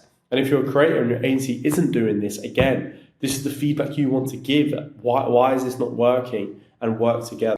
So after the feedback, it comes then to the basics of execution, which is logistics and equipment. And one important part is the room, the lighting, the equipment, etc. Shit camera quality, a dark room, your content's rarely going to do well. And these are basic things, but you'd be surprised how many agency owners actually overlook the basics. When it comes to equipment, the easiest one here is a Ringer ring light. I literally have one behind me right now. Basically, they're just super strong ring lights. There are other ring lights. We just always use these. Tripod for the phone. iPhone 13 or above. These are actually iPhone 15s, but realistically now, you'd want an iPhone 14 Pro or above. Again, it's not the performance driver. You can get away with an iPhone 13, get away with an iPhone 12, but ideally you'd want a new phone. And LEDs as well. Depending on your creator's brandings, LEDs are. Now, the actual room in the background, these decorations in the room, why are they so good? Well, they give that authentic feel. They give that kind of innocent feel, an authentic feel to a creator's brand. Again, it gives that kind of uni or college girl dorm room. And a lot of the top creators actually do this with their rooms. And it might not be intentional, but again, even if it isn't, take inspiration and apply it. The next is actually the logistics. So where is best to film? And this should always be done within your onboarding, but where's better to film? Indoors or outdoors? Bedroom or living room? Kitchen or bathroom? And nailing the room and the background is super important because you have to think about how many little factors play into the hook, the look, and the visual aspect of the video. For example, a room makes a creator look more authentic and makes her less likely to be agency ran, leading to more conversions. But again, this isn't just the one thing. You have to just see this is a sub thing or an additional thing to the main branding, the main idea, the main content. And again, yeah, it's not going to be the performance driver, but it's going to have an impact on how good your videos look and how much they can go viral. And that's the most important thing. Any little win you can get, any little competitive advantage that you can take or you can get, you want to take. And if you're filming in a dark room with shit lighting or a room that isn't niched, or not niche, isn't branded to your creator, you're leaving yourself at a disadvantage. But again, this isn't the performance driver. So you just want to do this. It's a one and done thing and you move on. Outfits. Now, outfits are a major thing. So ensuring you have the right outfits. That one, play into the branding of the model. And two, max out her essential or her best features. Because if a creator has, let's say, boobs or bum and the outfit she's wearing hides that, you're literally shutting off the most marketable asset in your marketing. If your creator, I was going to say crazy good eyes, and then you close your eyes in the video, but that doesn't make sense. But with the outfits that you wear, you want to max out her assets, whether it's boobs, whether it's bum, you want to max out her marketable assets. And with these assets of the video, it will make the video look way better and perform better. And if your creator doesn't have these outfits, what we do is simply, you can order 40 pieces of clothes from Shein. They come in about a week and it's roughly $200, so it's cheap. And again, even split testing different outfits, so it gives variation to your account. One thing that a lot of agencies get wrong, they find a good outfit and that's all they wear. You want to be able to test multiple different outfits and test which work better and then repeatedly use the ones that work better. Again, it's a whole game of split testing. And the more you understand what works better, the more you're able to repeatedly film with outfits that bring out the body better or bring out her looks better. And once you find a good outfit, max it the fuck out. The next is makeup and hair. So similar to outfits, you want to play around and find out what's your look. So it might be hair up, hair down, ponytail, curly, straighted, braided, pigtails, etc. All fucking hair stuff. And you want to be known for a look, making sure that you can get that look which makes you you and makes you best fitting to your brand.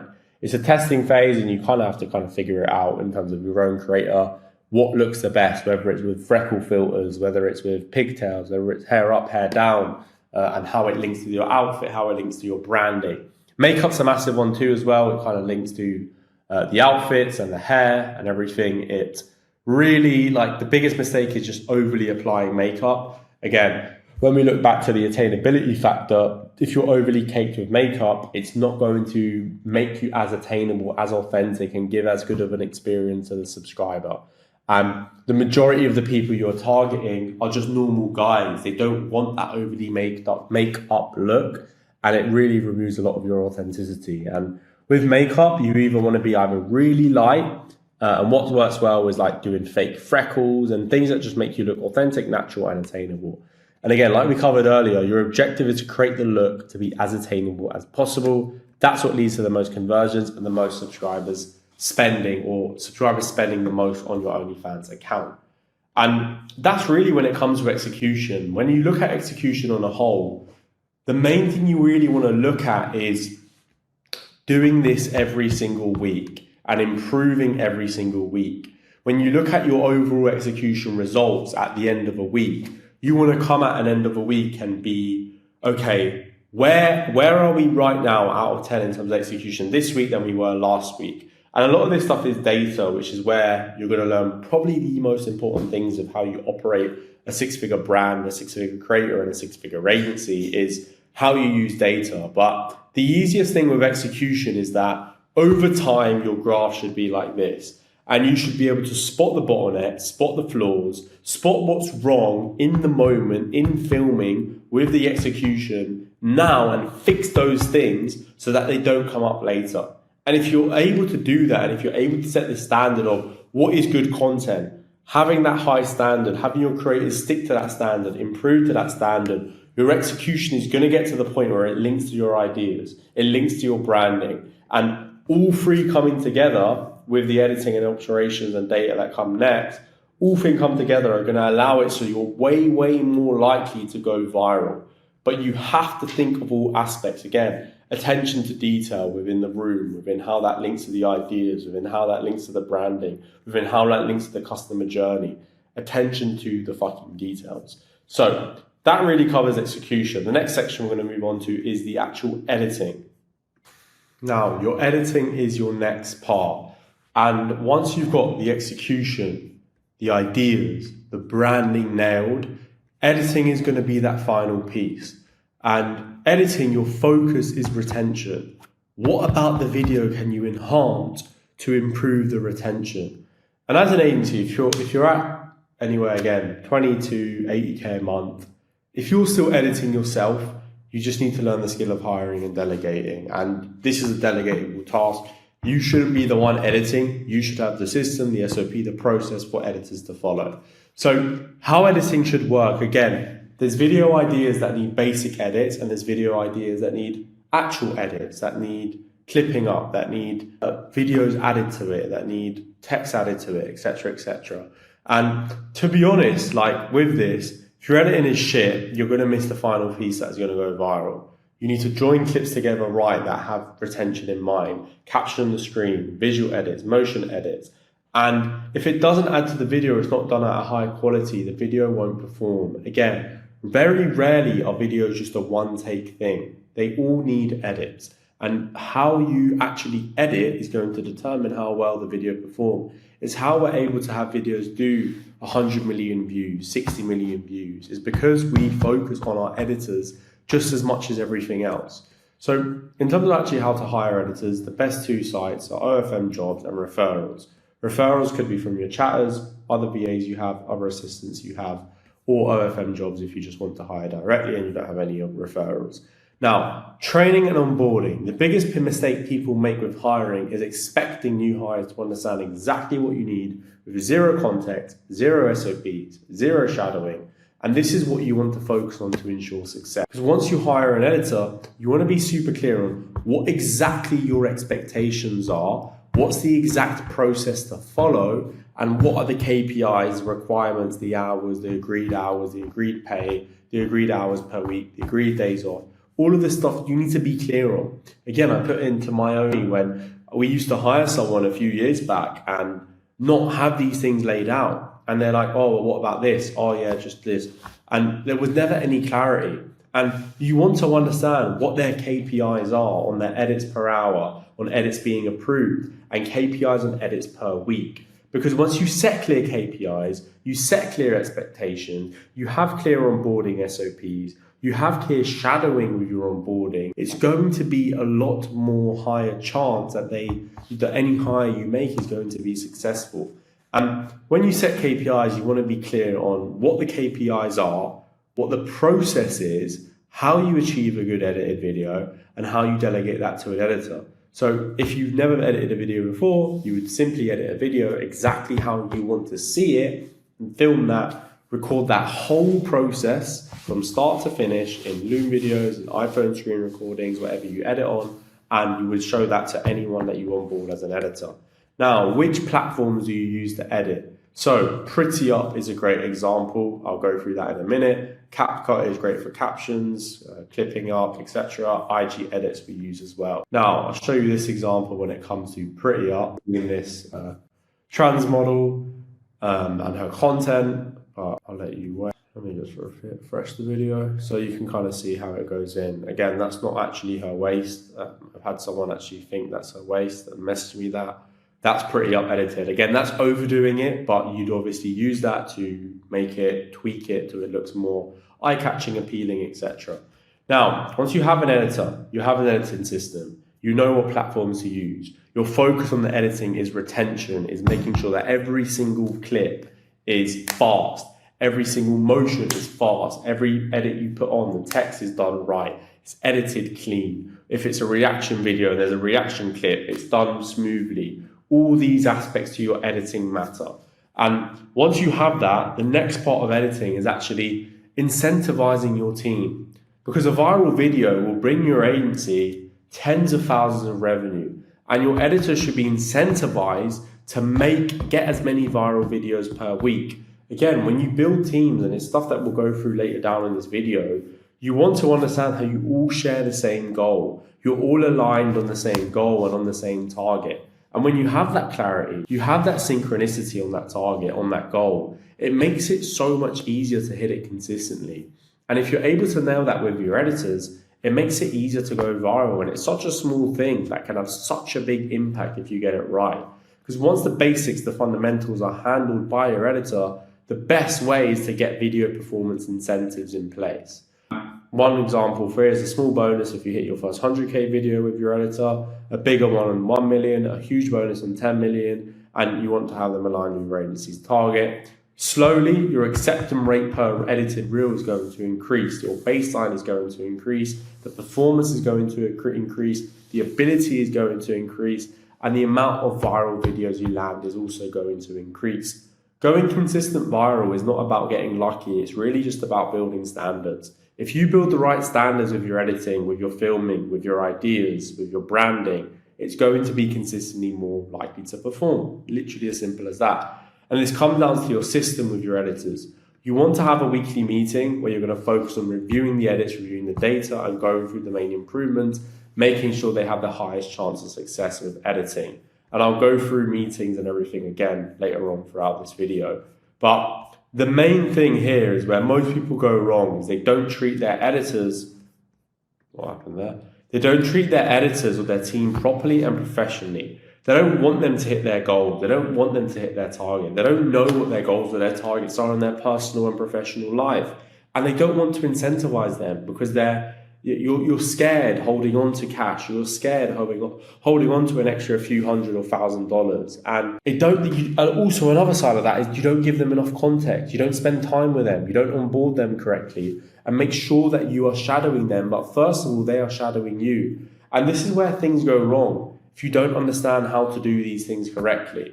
And again, the good news is that all of this will be covered so you understand the exact step-by-step to hire, delegate, train, onboard, shadow, check back in, set KPIs, hit KPIs. It's a whole process that you're going to learn. But editing is really simple, to be honest. Again, it's simply really just about finding the right editor, mapping everything out, which is going to lead to better retention, better likelihood that someone's going to watch to the end of the video, and doing that consistently. So we're going to move on to operations now. So operations is a funny one because this is what everyone overfixates on. Every agency owner hyperfixates and overcomplicates operations when in reality, it's such an easy thing. And the less time you spend focused on this and the better your systems are and the better systems are you have to handle this, the more bandwidth you have to focus on the main driver, which is going to be content every single day of the week. Again, put it into perspective. A lot of guys still to this day ask me, what's your warm-up strategy? How do you get a US percent on your content? I can't launch a new IG account anymore. I get 0 views. I can't launch a new IG successfully. All of it comes down to you. It comes down to your content. It comes down to your approach. Because the logic is simple. If IG is dead and you can't launch accounts anymore, so then that means everyone in the fucking world who makes a new Instagram account can't go viral, which is simply not the case. There's no special strategy. There's no special warm-up strategy that's going to save your life. There's no special boosting strategy, traffic sending strategy that's going to save everything for you. It's always going to be your content. Your content just simply isn't good enough to go consistently viral. So you want to set this up and have as little mental bandwidth on this aspect of your operation as possible, because at the end of the day, this takes time away from the main drivers, which is content, ideas, branding, and execution. So when it comes to the operation, we'll go through the actual strategy to warm up and everything as well, so you actually are clear on what it even is you need to do. So account launching, max 3 accounts per iPhone. Again, Instagram got a lot stricter. You used to be good about 5 accounts, but now it's about 3 accounts. You want to make an Instagram account, new Gmail, verify that with a number, put two-factor authentication on, link it with the authenticator that you have on your phone, and just warm it up. Leave the account, warm up the For You page. Again, there's no point in me reading this out one by one. You can kind of go through it there. By day 7, you can have your first reel posted. How you want to avoid shadow bans is use LinkMe or Beacons. I've used loads of link providers now over the last about 4 or 5 months, and a lot get your account shadow banned. So you really want to be sure that you're using a link provider that isn't going to get your account shadow banned. Again, that's the system in itself. You want to check your account status daily to make sure that you're not shadow banned and you're not losing traffic without knowing, or you're not hitting non-followers without knowing. The best way not to get shadow banned is don't over-sexualize your content and don't act like a bot, which we'll be going through in a second. So when it comes to your posters, if you're an agency, you should not be posting yourself. If your goal is to hit 100K a month, you should not be posting. And this is actually a picture of me about nearly 2 years ago, actually, in Manchester, around like 2023, the end of 2023. And there was a funny period where it was a flex to have 5, 10, 20 different Instagram accounts or 20 different phones, and post all day. And genuinely, it was a fucking retarded period where everyone would just have more Instagrams and wouldn't trust the poster or wouldn't delegate this task because it's such an important task, which it is, because it's going to determine your traffic. However, it's not a task you need to do. And your thinking as a business owner and as an agency owner and as a founder has to be, what is this outsourceable? Is this a high leverage or a low leverage task?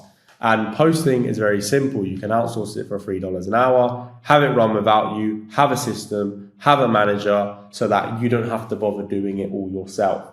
And again, if you want to get to $100,000 a month, you have to think like $100,000 a month agency and operate from that realm already. Posting on multiple accounts yourself isn't going to get you there. The best setup of posting is one account your model posts on, one account or 2 accounts you have a poster run on. Another thing in terms of posters is it doesn't actually matter. So many times the question is, I can't hire a poster, I can't trust a poster, I can't find a poster. Again, we have Philippines posters with 70% US accounts. We have US posters with 60, 50% US accounts. We have UK posters with 50, 60, 70% US accounts. It's the content that matters. It's not the posting location. It's the content that matters. It's the warm-up. It's everything that comes with the content. So don't worry, again, in terms of hiring posters. The easiest way to hire posters is friends and family, again, if you trust them, or you can get referrals from your other VAs. Again, easiest way to hire a poster, friends or families or referrals. The main thing you want to look out for isn't the location. It isn't any of these factors. It's making sure they're not on a cooked iPhone. A cooked iPhone is just an iPhone that has 4 more Instagrams on it and has been used for posting before, has been connected to a Wi-Fi with 20 plus Instagrams on it. All of these things you'd figure out within onboarding. So again, you really don't want to overcomplicate this. That's why you only run 3 accounts per poster. One of those accounts will usually do better than the rest and you double down on that account. And usually a poster will have 1 or 2 accounts on their iPhone anyway. In terms of their actual posting schedule, 2 reels a day, 3 to 5 stories a day, 2 feed posts per week. Really as simple as that. Again, refer to your content system to allocate the content daily and have it running consistently. And we're going to go through that content system in a second. So yeah, that really covers it when it comes to posting. Again, I don't know why, but I actually do know why.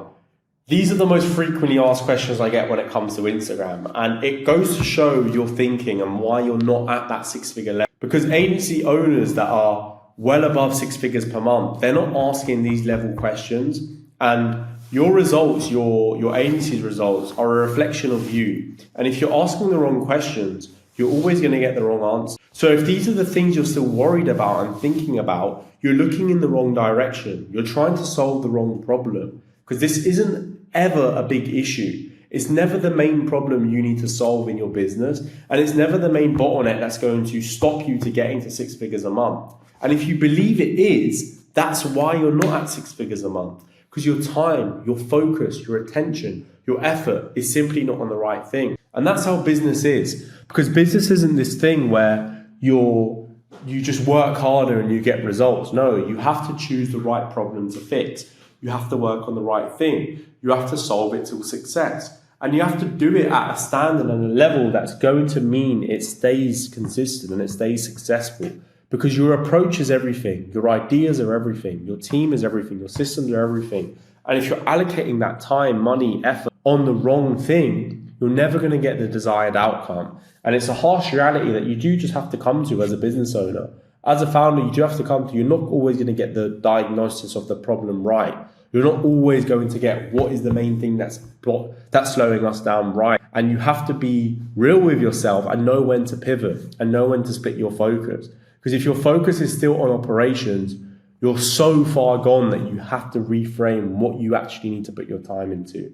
So when it comes to the actual content system, again, the goal with operations is to literally have it run as a system as simple as possible so you don't have to deal with it. So the content flow system itself is to operate 100K a month, you need to build systems that buy back your time. The more accounts, the more videos, the more editing, the more content, and the more that you make, the more drag it has on your time when you don't have systems in place. And whether you're a creator or an agency, you have to focus on the main thing that drives success or revenue. But also, this doesn't mean that you just neglect the back end. This doesn't mean that you neglect the systems and operations that have to be done at a high level. It means you build systems that make it so you mentally don't have to think about it and everything gets edited, sent to posted or posted on correctly without you having to fix or solve. So many guys and agency owners I speak to deal with the same bullshit issues with posters, with things not getting done to the level they should have, and they don't get done to a good enough level. And the reality is, if they're not, it's a reflection of you. It's a reflection of your system, your delegation, your shadowing, your onboarding documents. It's a reflection on how you are as a business owner and how meticulous to detail you are. Because if you had the right documents, you had the right SOPs, you had the right systems, you wouldn't ever have to worry about it again. And you want to make it to the point where everything is so clear. It is so clear that you just have to say things once and it gets done. And one thing here that I really see a lot of guys go wrong is that a lot of marketers, like again, if you're an agency owner, you're the one responsible for marketing as well, is that you are part of this whole process. You are thinking of ideas, helping the models film, editing the ideas, posting the ideas, checking the performance of the accounts, warming up accounts, launching all accounts. And think about it, if you're responsible for all these tasks, how are you going to beat someone who's just focused on the main parts of the thing that needs and drives success? How are you going to outcompete someone that's spending all that time that you're spending on all these other aspects simply on the ideas, on the branding and on the execution? And that's what you have to think about. That's the identity shift you need to go through if you want this to be your normal and if you want this to be your reality.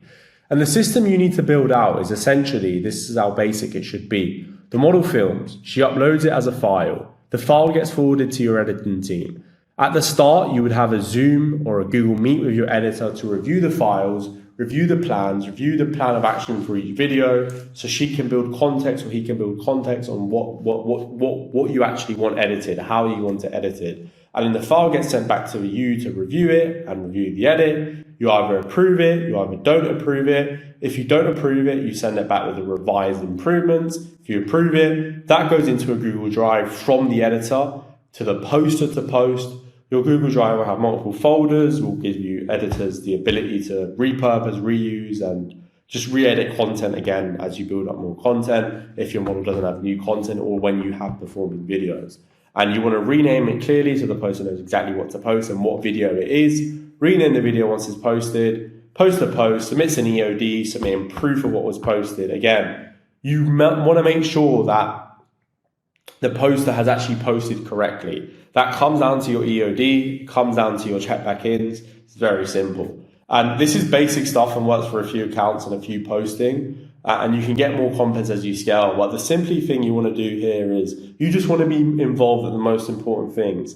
Approving the content and checking that the Instagram account is posted on consistently. And this whole system here, this whole content flow system, is something that I'm able to talk about it simply because we got it wrong so many times when we were building this out, because we never built a system out before, for example, and we were trying to do all these things without understanding how easy and how the correct way to delegate and understand how to be organized with certain things is. And again, it always comes back to you, because if you build a bad system, or if you build it complex, or if you build it where it's got loads of flaws and loads of holes, it's never going to run without you. But that pain that you get from passing over that ownership, passing over that responsibility, the pain you get from that going wrong, what many agency owners that are under 6 figures a month do is they go back to, fuck it, I'll do it myself. Oh, I can do it better, I'll just do it myself. No, that is your biggest lesson. Those are your biggest learning curves, where once you understand that, that's when you have to say, okay, where did I go wrong with my process? Where did I go wrong with my approach? How could I have given more information, or how could I have made it better so that that person understood the task at hand better? Because if they'd done something wrong, it could be either they didn't know what to do, they didn't know how to do it, they didn't know when to do it, or they had something that's going to block them from doing it and they didn't make you aware of it, or they made you aware of it and you didn't know. It's a very simple process and it's a very simple framework. But again, if you've never done it before, the first time isn't going to be easy. The second time is going to be a bit easier. The third time is going to get a bit easier. But you have to be ruthless about this, because again, this is information that you can apply or not. That's your own will and your own choice. But if you're not ruthless about your time as a business owner and as a founder or as a creator with your content, if you're not ruthless about spending the time on the things that are going to drive you the most revenue and the most results, you're always going to be behind. You're always going to not be lapped by the people who do care that much, who do put their time in the main drivers. Because we all have the same 24 hours in a day. We all have the same amount of fixed time in a day. And it just comes down to, as a founder, how do you allocate those hours? Do you allocate those hours on back-end operations, posting, managing posters, editing, and doing all of these things? Or do you focus on the highest leverage things within the thing that drives you the most results in your business, which is traffic? And it's the main drivers of traffic. And the systems that supplement that are simply things that you want to check back in on. And that really, I'll go through it so much more in this whole course, because the identity of a 6-figure agency is far different than what a low 5-figure agency is doing. And that really covers operations. So we're going to move into data, and data is generally my favorite because it really makes it clear what your issues are and what needs fixing. So data. Now, once you've got everything else up and running, data is going to be the thing that's going to take you from action to results. Because if you look at the data, you know everything you need to do. And the biggest mistake is agencies make all their decisions based off intuition. It's never backed by data. And this works at the start. What gets you from 0 to 30K a month, you don't need data. You just need to take action. And it can even get you to 100K a month, but inconsistent. But if you want to get consistently at 100,000 a month, you have got to make decisions based off data. And if you want to get to 100K a month as an agency or as a creator, you have to operate and do those things now. Because the quicker you start tracking, the quicker you start performing. And your mindset's going to have to change around this. I used to have so much pain and fear around collecting data and around it being difficult, and I didn't want to, I didn't need to, I knew what I had to do. But there's going to have to be, you're never going to magically get to 100,000 a month. It's going to be from doing all these things that compound and collecting data, holding yourself accountable to a KPI and to a data number is going to get you results far more likely than just hitting and hoping and shooting fucking blank. So there's two types of data and there's data review. So there's input that has output and there's data review. And before we go into each type of data point, again, you need to be very clear on collecting the right data, because just collecting data for the sake of it, collecting, I don't know, for example, off the top of my head, the amount of followers you gain per week, the amount of likes you get per reel, the amount of engagement per reel. Yes, cool that you've collected data. What actions are you going to take off that? What are you going to actually implement off that? Because if you're not going to implement something that's going to have a good effect, it gets you redundant. And that's where the pain and not really fear, but the pain around collecting data stems from. Input data. Everyone who tracks data tracks their views or their subs, but they never track their inputs. Your inputs cause your outputs, and you must track and be aware of what those inputs are. What inputs do you track? Everything we went through earlier, your branding, your ideas, your execution, your editing, your operation. And it's actually simpler than you think. You don't want to overcomplicate. Simply ask this question. What is it out of 10? Is it a 1, which is shit? Is it a 10, which is perfect and it can't be better? And it shouldn't be a 10 unless you're performing all the time. If it's under an 8 out of 10, what would make it an 8? Maybe this, maybe this, maybe this. Okay, do those things. If it's an 8 or a 9, what would make it a 10? Maybe this, maybe this, maybe this. 1 day per week, look at this objectively. A lot of the time, when you're trying to get something to work, you get lost in the day-to-day. And 1 day a week, dedicators taking a step back and reviewing it clearly. Not being on this hamster wheel where you're just repeating the same shit, not getting results over and over and over again. And take one step back and just look at your data and just look at, okay, what's not working? What needs improving? What are the main bottlenecks? So again, we go back to here. Branding. Let's say your branding isn't at where it wants to be. It doesn't link to the exact type of ICP, the exact type of resonating with the types of customers you want to attract that spend on your account. Okay, how do we improve the branding? Well, we make better ideas that relate to the thing. Your ideas don't perform good. Your ideas are basic. Okay, how do we get better ideas? Well, we work on ideas. We learn more what the market is doing. We understand why videos perform better. The model's execution isn't as good. Okay, well, we spend all of our time to be very precise about every single detail about execution. How do we increase everything about the execution? Maybe the logistics of it are bad. What do we need to order? What outfits, what makeup, what hair, what equipment for the room? Maybe the editing loop is slow, or maybe the editing isn't at the high enough standard. Okay, you spend more time with the editors. You make your processes better. You make your systems better. Maybe your posting is shit. You're not posting enough, or your posting is inconsistent, or your posting isn't good enough. Well, then you beef it up your system. You improve your system for posting. It's really clear when you actually look at what's wrong. It's funny how when you don't know what's wrong and you say, oh, I can't scale, I can't grow, I can't hit 6 figures, when you haven't looked at what's wrong. But when you look at your account and you just ask yourself, will this account go viral? The answer is probably no.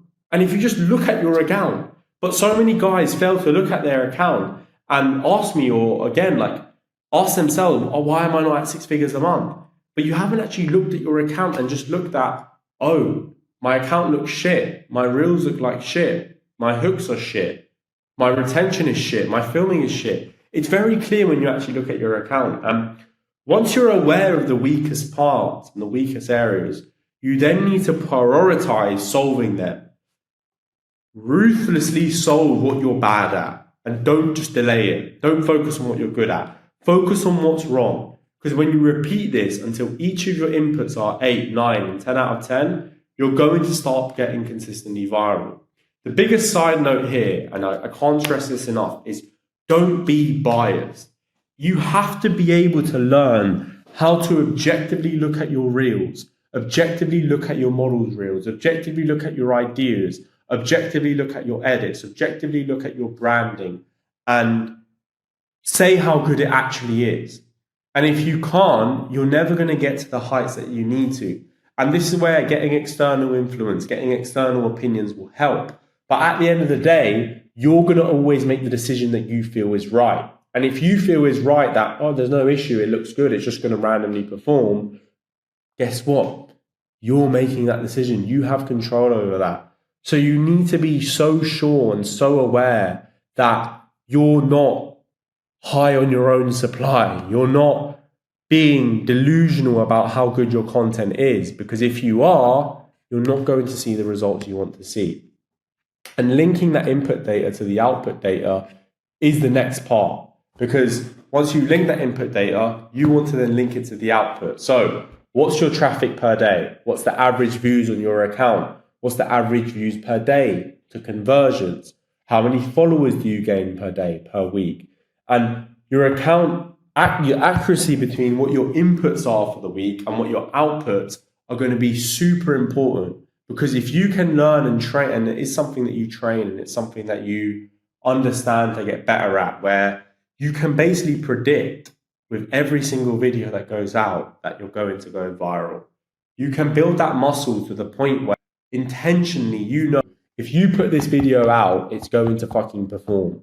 And it's funny how you can grow that skill and genuinely get good at that and genuinely be able to look at your content and know that tomorrow you're going to go viral, this week you're going to go viral, this month you're going to hit a certain amount of subs, because your inputs are so dialed in. You're so strict on yourself, you're so strict on your content, you're so strict on everything, on your standards, that you are guaranteed to go viral.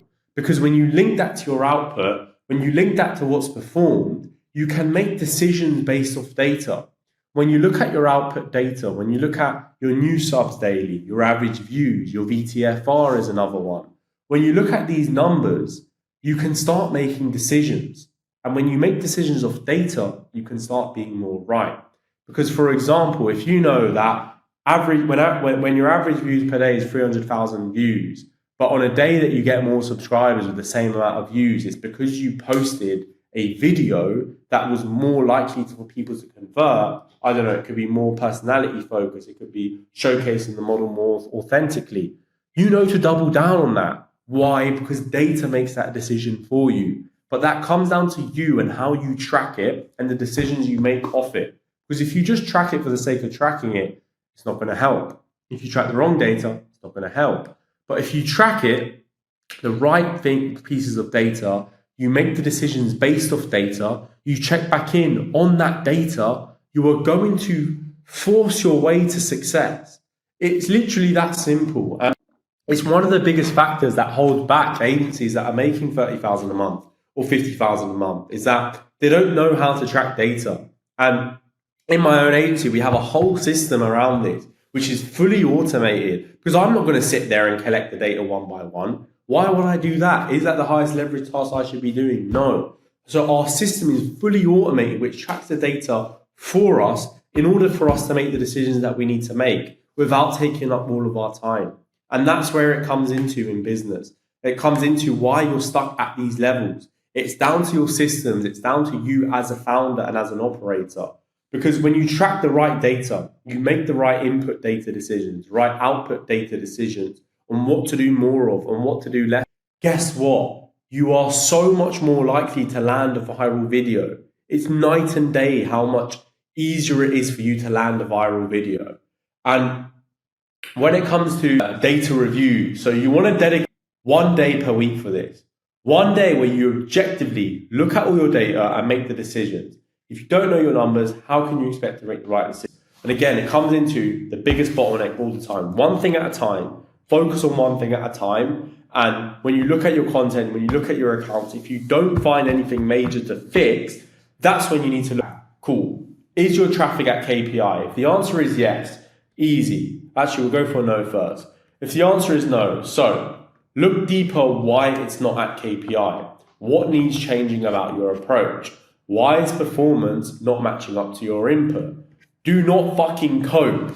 I love to say this word, Everyone loves to cope, even myself at certain times where I have to catch myself and fucking slap myself for trying to cope. Because there's always more that you can do. You've never exhausted all options. You've only exhausted the options that you currently hold in your reality. Because if you can't come up to your own conclusions, you can't come up with, fuck, I don't know what more I need to do to go viral. That's when you need to get external opinion. And that's when you need to ask people who have done what you're trying to do and get the help that you need to apply it if you genuinely can't see anything. Because it should be clear as day to you. And that could be people that are performing well with organic, myself, networking groups, make sure they're verified ones. If you're not part of them, then a lot of the other networking groups are bullshit. But you always want to have something major within your marketing that you're solving or improving, because there isn't this end goal. You might want to get 100 paid subs a day. Why would you stop there? Why would you limit yourself to 100 paid subs a day? Is that all you can aim for? No. But how do you get from 100 to 200? You tell me. Is that going to be from trying more things? Is that going to be from trying to copy this thing that's going viral? Maybe. But what's really going to make it likely? Going off intuition or going off data? And that's the decision that you need to make. Because if you're going off intuition, that's messed up. I was going to make that look good. If you're going off intuition, you're never going to get to that point. You're never going to sustain that point. Because guess what? When you're going viral, when you're consistently going viral, you need to maintain that. How are you going to maintain that if you're not looking at your data? If you're not looking at what's working, what's performing for you already? Because when you start looking at what's working, guess what? It's a lot fucking easier to do more of what's already working, to do more of what's converting. But you need to be able to attach it to something clear. Because when you have traffic at KPI, you double down on what's working, you do more of it. You think of more ways to push that KPI further. But the main thing here is you never get comfortable and you always push your limits and your ceiling. And again, from all of the things that we go through, data is by far, like I can't stress this enough, how important this is. If you take action on data in your agency and in your approach to marketing, how much better your results are going to follow from taking action on data. And if you're not currently, it's really clear why you're not at the results that you want to be at. And the good thing about data, the good thing about actually looking at what's wrong is that you have a whole identity shift where you never fully solve what you're trying to solve. You're never happy. You're never, oh, we made it. No, you always have more to go.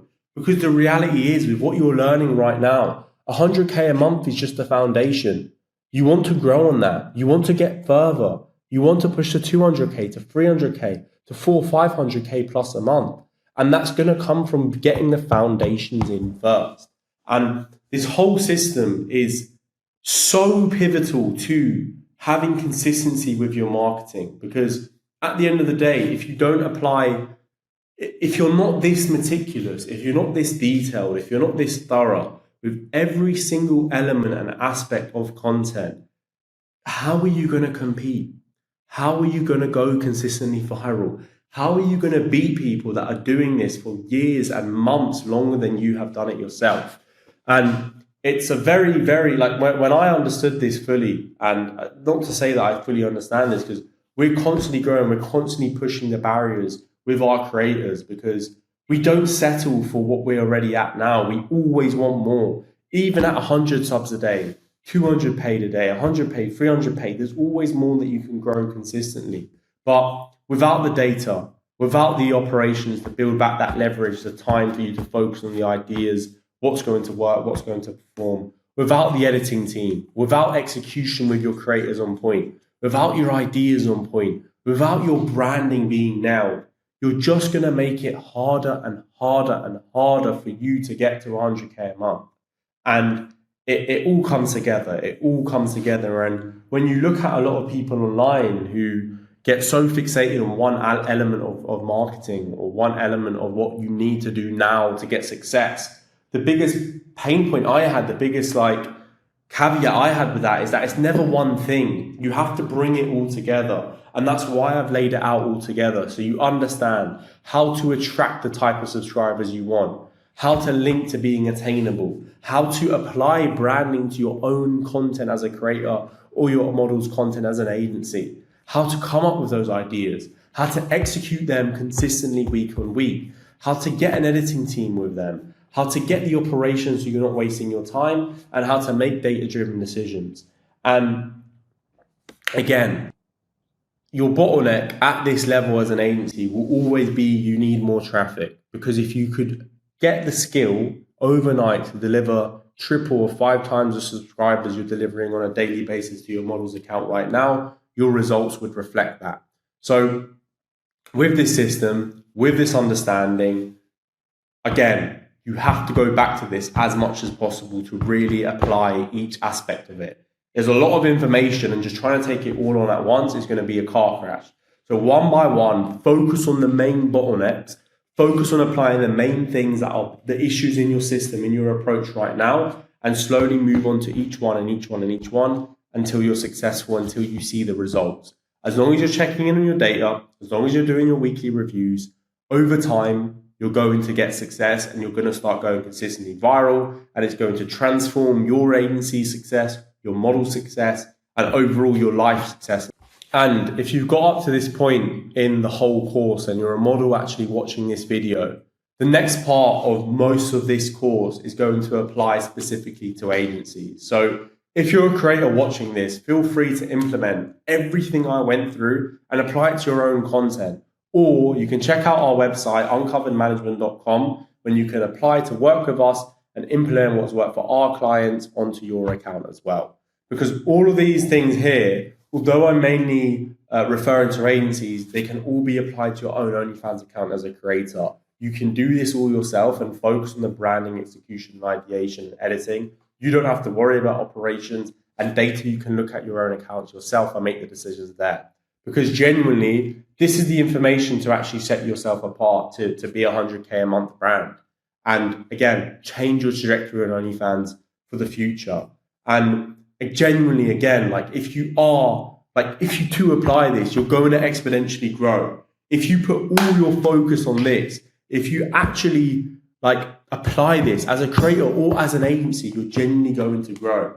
And if you're an agency watching this and you want to actually have me apply this with you, with your creators, actually show you the back end of our own systems and show you the Notion documents, the SOPs, the actual systems, our accounts, etc., and apply it in your own agency, then just simply at the bottom of this YouTube video, book in a call with me. And if you qualify, I'll break down exactly what I would do to scale you to 6 figures a month, because it's genuinely not that difficult when you understand and you put your focus on the one thing that's going to drive success. This section of the course is arguably one of the most important videos that you need to watch and pay attention to as an agency owner. And the reason why is because what systems and data will allow you to do is they will allow you to not make the same mistakes you're currently making as an agency owner stuck under $100,000 a month. And we all understand that if you want to get to $100,000 a month consistently, you need to operate from that field already. And what you're not currently doing is what is the reason why you're not at that 100K level. And what systems allow you to do is they allow you to get your time back, so you're focusing on the main drivers that are going to get you to that $100,000 level. We've already established signing high quality creators. We've also already established getting good at delivering traffic and getting good at organic Instagram. And what data allows you to do is it allows you to be aware about all the mistakes, all the flaws, all the problems in your business. Because right now, you're probably operating this business without tracking your numbers, without knowing what is actually not working and what needs our attention and our time to solve. And when you don't track the data, you're making decisions off intuition. So this whole section is going to cover step by step exactly how to build systems, which systems you need as a beginner agency owner if you're from 0 to 10K a month, which systems you need if you're from 10 to 30K a month, which systems you need if you're from 30 to 50K a month, and which systems you need if you want to go from 50k a month to 100k a month. And it's also going to show you which exact data points matter, because tracking data itself is useless if you're not tracking data that you can make decisions of. So you're going to learn exactly what data needs tracking and exactly which systems you need to build out, and also exactly how you want to structure your team, how you want to structure your meetings, how you want to run your whole team. Because when it comes to systems are one thing, it comes with who is the one operating the system, which is going to be your team. So we're going to get straight into it. And before we go into the exact systems, the data and everything that you need to use, the main things that you want to understand is, one, at the start of this, I need to break your current belief system, because there are current belief systems that you hold about how business works and how you operate that are holding you back, because they're the exact same things that actually held me back. We're going to learn what are the 4 core machines that you need to focus on and you need to track and make sure are operating at a high level. We're going to go through the Notion build out, how you build out your Notion and how you have it as actionable as possible. We're going to go through your mission, your vision, your values, and your objective and key results, and then clear KPIs and clear data that you need to track. And most of you here are not stuck because of what you don't know. You're stuck because everything you do is trapped in your head and in your Telegram or WhatsApp chats. And why systems actually decide your ceiling, because this is, again, and I'm going to go through my journey, is that when you're making anywhere between $10,000 and $30,000 a month, you are kind of doing everything. You are the guy, you are doing everything on your phone, you're doing everything on your laptop, you are holding everything together. And what works to get to 0 to 10K is simply changing your mindset. Let's say you were working a job or at university or didn't believe online money was real. All you need to do to get to 10 to 20K is change your mindset and change your belief system. However, if you want to get from 10 to 30K to 100K, doing that on its own is not going to get you there. It's not going to work from you just doing everything yourself. And it can work, but will it be consistent? No, because the reality is you always fall to the level of your systems, not to your targets or to your goals. And you can't get to those targets with staying the same. You can't get to those targets without the systems in place, without the data in place, without the people in place. So if you ever had trouble hiring someone, why have you had trouble hiring someone? You try to hire someone for a role and they can't do it as good as you. Or you try to track data and you don't think it makes sense because you know what you need to do already. Or you try to build a system and you never ended up sticking to it because it was never built properly enough. These are all the things you're going to understand and learn of how does it look like at a 6-figure a month level. And before we go into that, the definitions are simply, a system is the repeatable way things get done. So when this happens, that happens. When we do this, then we do this. Okay, then what happens when we do this? We do this. It's a simple, essentially, flow chart of how things get done.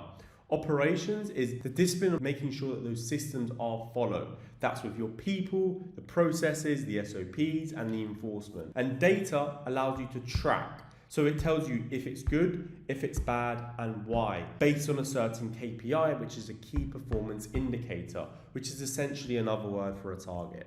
And one thing that you have to understand is that if you stay working like you are right now, you're capping yourself at 30 to 50K a month. You're capping your potential at 30 to 50K a month. Because with the belief that you can do everything, and this is exactly how it is, you're probably answering your DMs every single day, whether that's outreaching to models, whether that's replying to models, whether that's DMing in terms of within your team.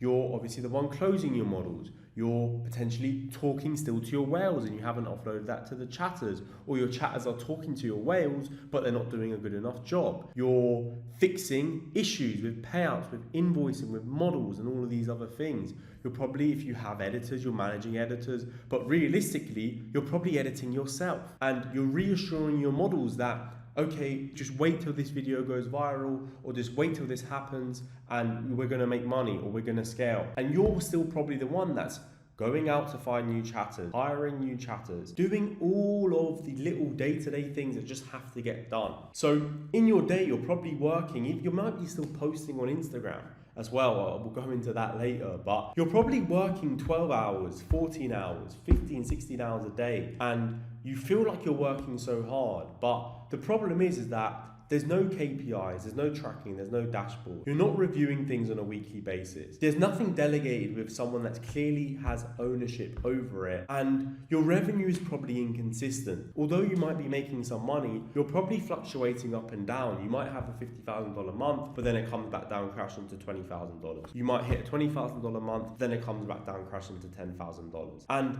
the problem here is that you're not actually acting like an owner or a CEO. You're simply just acting like an overpaid chat manager or a glorified freelancer. And to kind of paint a picture as well, the reason why I put so much importance on this is because this is the whole journey that I went through myself.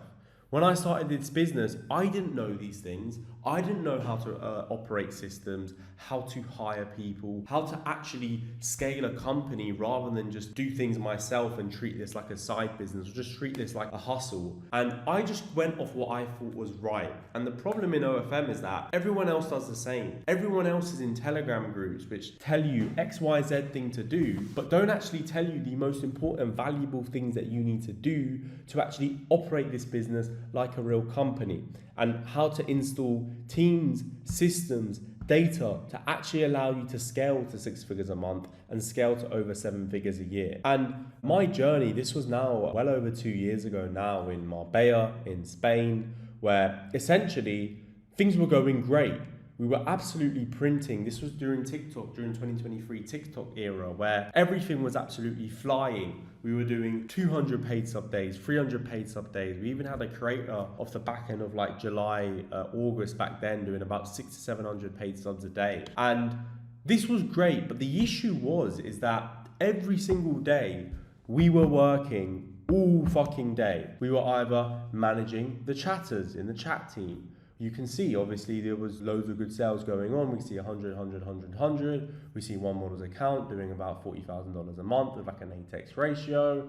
I got a C63. So this is when I bought my first car, driving around on a whole road trip from London all the way to Barcelona, to Paris, to Marbella. And life was good on the outside and we were printing money. The agency was absolutely flying. But the problem is that nothing was built to scale. We were doing good numbers. We had about 4 to 5 decent models, all performing well on TikTok, all going viral consistently. But the issue is that we didn't know how to operate this like a business. So whenever we were trying to approach a new project, whether it was dating apps or whether it was another traffic source, for example, like Instagram, is that we never approached it with systems thinking and understanding how we only focus on the main driver that's going to get this successful and delegate and outsource the rest to ensure that this runs smoothly, to ensure that you're not spending 5-6 hours a day posting on Instagram, finding reels, helping the creators film, editing the reels,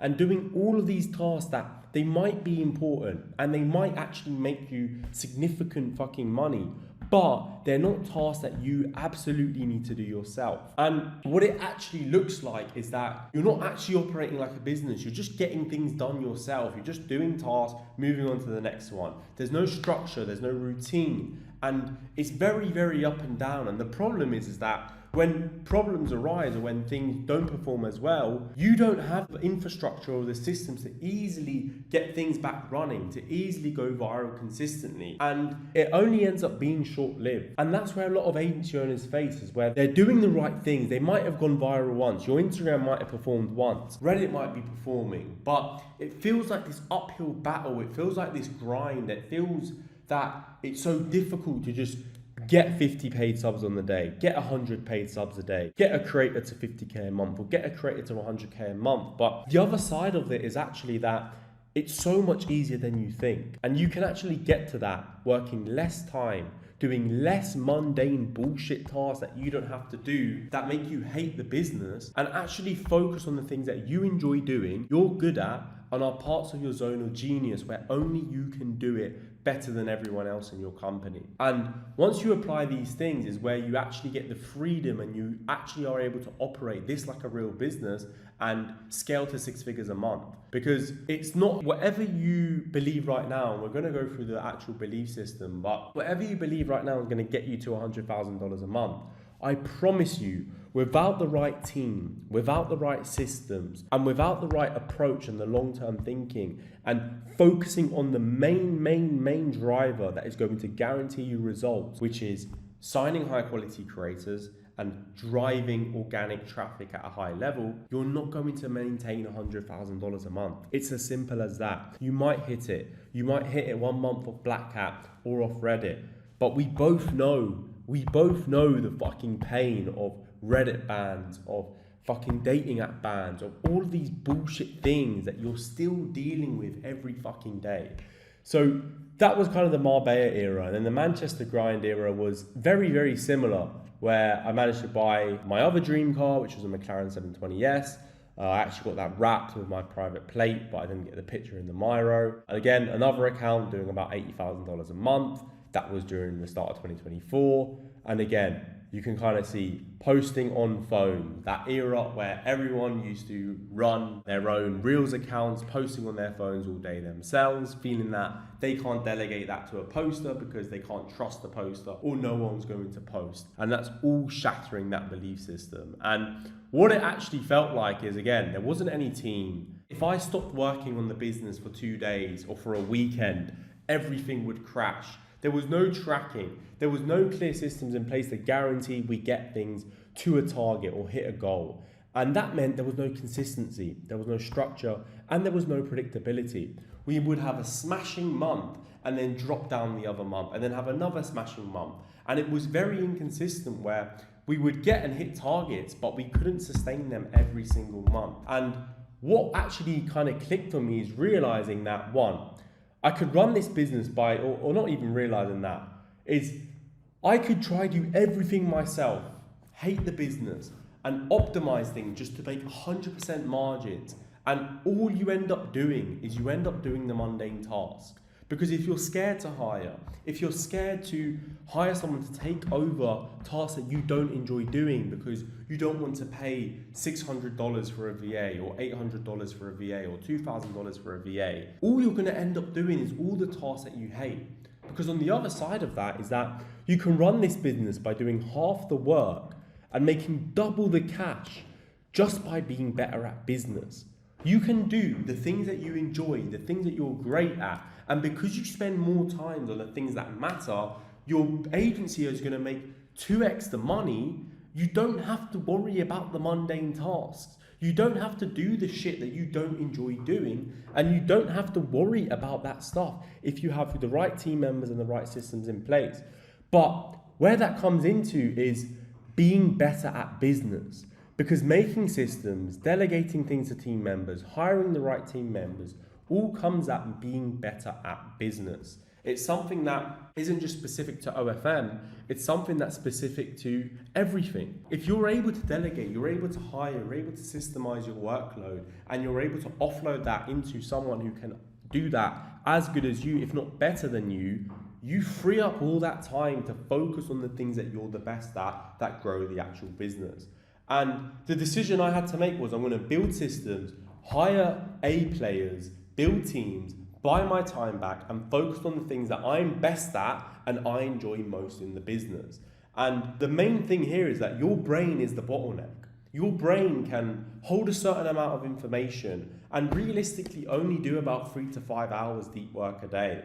The biggest telltale sign of where you are in your journey is that if you use hard work as a metric of success, and if you say, yeah, like we're working so hard, we're doing about 16 hours a day, everything we do is work, we're just so focused, we're grinding, we're locked in. Because the problem is that you're only doing that because you don't know how to operate the business properly. Because realistically, in a real day of work where you have to think, you have to write things that are important and needle moving, or you have to work on tasks that are actually deep work, you can only get about 3 to 5 hours a day done. And usually those are the mornings. It depends on your routine, and depends on if you're a night owl or if you like to work early in the morning. But those 3 to 5 hours are your most important hours of the day. Because I wouldn't class posting on Instagram or replying to models or doing random check-in tasks as work. It's just stuff that needs to get done. And you want to make sure that you're focusing on your deep work, because at the end of the day, deep work is what's actually going to drive the business forward. And the more mundane tasks you do, the more calls you do, the more things that clog up your day, the less you're going to actually grow the business. Because all these other things are external and they don't necessarily matter to the growth of the agency. Because in the business, you're going to have hundreds of tasks that needs doing. You're going to have team members, whether you have chatters right now or you don't. And you're going to have 2, 3, 4 models, probably not going to have 10 models, 2, 3, 4, 5 plus models. And if everything has to go through you, then how much time do you have to work on the tasks that actually matter? If you're applying to models, you're managing your chatters, you're doing the marketing for your creators, you're managing your Reddit VA, you're doing the posts for your Instagram, you're finding ideas for your model on Instagram, you're helping her with the filming of content, you're doing all of these things every single day because they have to get done. They either don't get done and you stay stuck at where you are right now, or they do get done.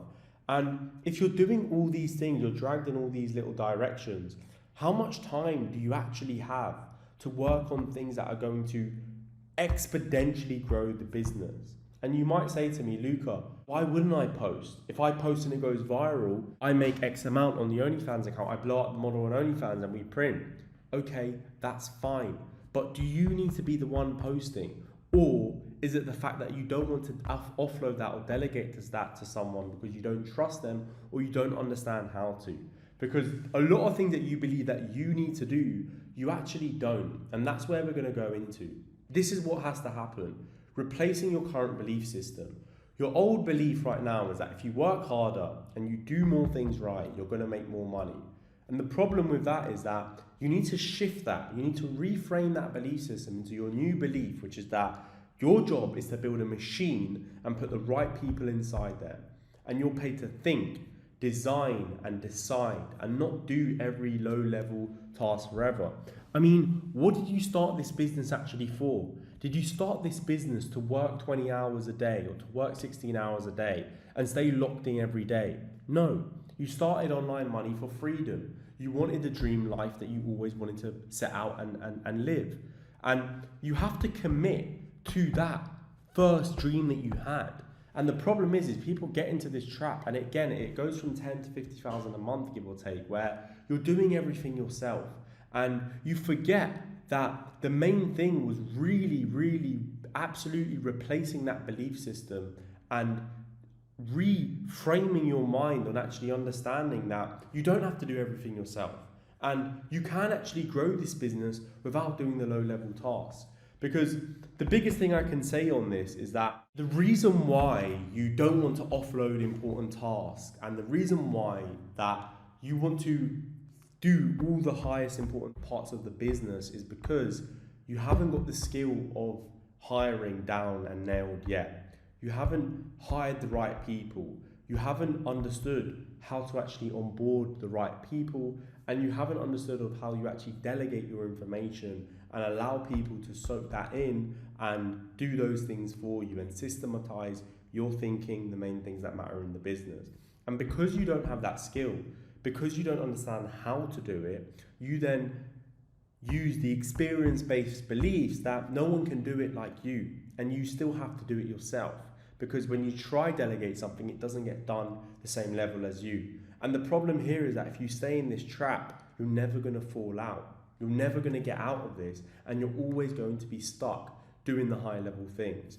So going back to the summary. So again, we're going to focus on what the core main machines are. We're going to focus on Notion. We're going to focus on the mission, the vision, and the values. And then we're going to focus on actually what it's going to take to systematize everything in the business and actually scale the agency up and get your time back. So let's first get into the Notion backend. So actually, first of all, we can go through here. So company architecture, and at its core, the way your agency really is just 4 main machines. You've got marketing and traffic, you've got client acquisition, you've got sales/chatting, and you've got your operations on your backend. And when it comes to each angle, you want to be able to understand what's everything everything, and I mean every single thing that goes into each angle. So within marketing, you've got your main mission, your main KPI, which is at a minimum 100 paid subs a day with your creator, or 1,000 plus free subs, depending if you're running a free page or a pay page. And with client acquisition, you've got your main mission, which is signing creators to the agency. You want to sign high quality creators to your agency every single week. With sales, you want to hit a $40 LTV on your paid pages. Realistically, that's at high traffic. If you have lower traffic, you want to be hitting a $50 LTV, and on your free pages, a $5 LTV. And if you have low traffic you have, the easier this is. The higher traffic you have, the more money you make with hitting these KPIs. You've got your back end as well, which is obviously just invoicing, contracts, finance, but mainly the operational stuff, posting, not really necessarily delegating, but editing, posting, managing the team,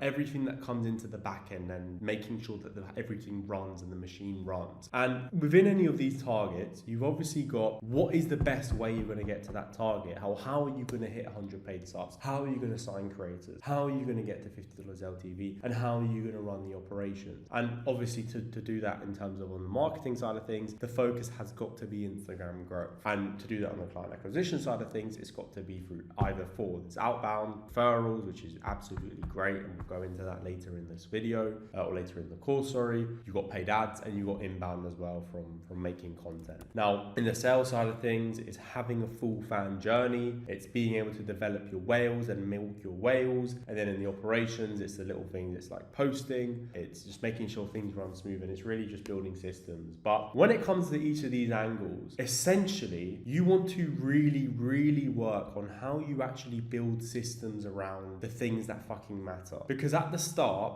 you're going to be doing everything yourself. And as you start to scale, you need to build solid systems in your marketing approach, in how you market your creators, in client acquisition, and how you actually sign creators, and what goes into signing creators. Because let's say, for example, you don't have any systems in place. What you end up doing is finding your reels for your model yourself, sending them to your model to film, editing them if they're filmed, or not editing them, or your model edits them, posting them for your model, while also having to DM and try sign new models, while also having to manage your chatters, while also having to manage, if you have posters, your posters, having to manage other team members. And everything kind of gets in this way where something has to take a hit. There has to be some kind of opportunity cost. And usually it's that you focus on your current models and you shut yourself off from signing new models, or you focus on your marketing and your chatting ends up becoming shit, or you focus on being good at chatting because you're good at chatting and you only do what you're good at, and your marketing and your traffic isn't good enough. And the problem is that you can really only focus on one main thing at a time. This idea that you can multitask and do everything at the same level is just bullshit. Like, it is just bullshit. And you need to focus on one thing at a time that's going to be the most important thing, and systemize everything else. So when it comes to traffic, what you want to have set up is you want to have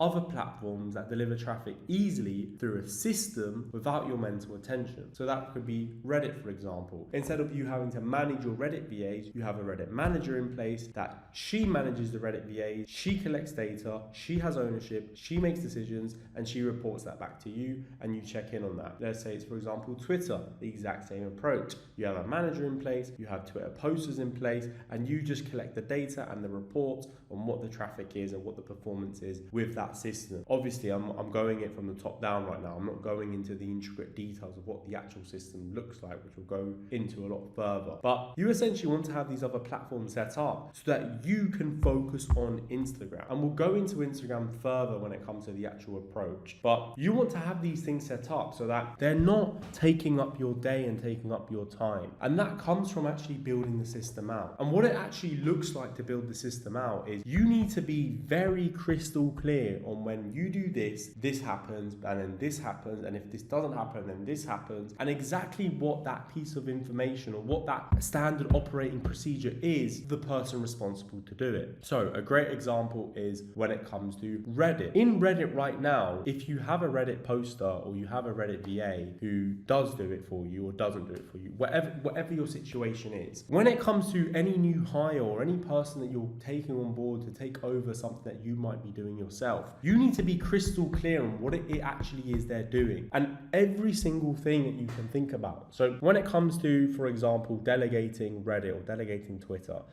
what's example is going to be best? Probably Reddit. You need to be crystal clear on what subreddits they're testing, what subreddits they're set to post on, what is the time between each post, what are the captions, where they're going to get the captions from, how are they going to rotate captions, where they're going to get the content from, where is it in the Google Drive, who do they have to alert if they need new content, how are they going to spoof the content. All of these things that are just this, all of these things have to be mapped out clearly in somewhere where they're able to access and know exactly what they need to do. We'll go into Notion in a second, but all of these intricate details need to be mapped out and laid out exactly so they know exactly what to do. And once they have that clarity, there needs to be some kind of data or some kind of check back in or some kind of thing that you are able to make sure that that thing got done. It might be a system to make sure that they done their hours they said they did for the day, they done the post they said they did for the day, they done it at the quality that they meant to do it for the day. All of these little angles that could be wrong or could not work or be operating at the level that you would do it yourself, because you're not doing it, you need systems that allow you to make you aware of that they're done at that same level. And as long as you have that, you then don't need to spend the time trying to make that thing work. And the reason why, when it comes to, I'll go through like the company structure and everything as well in a minute, but the reason why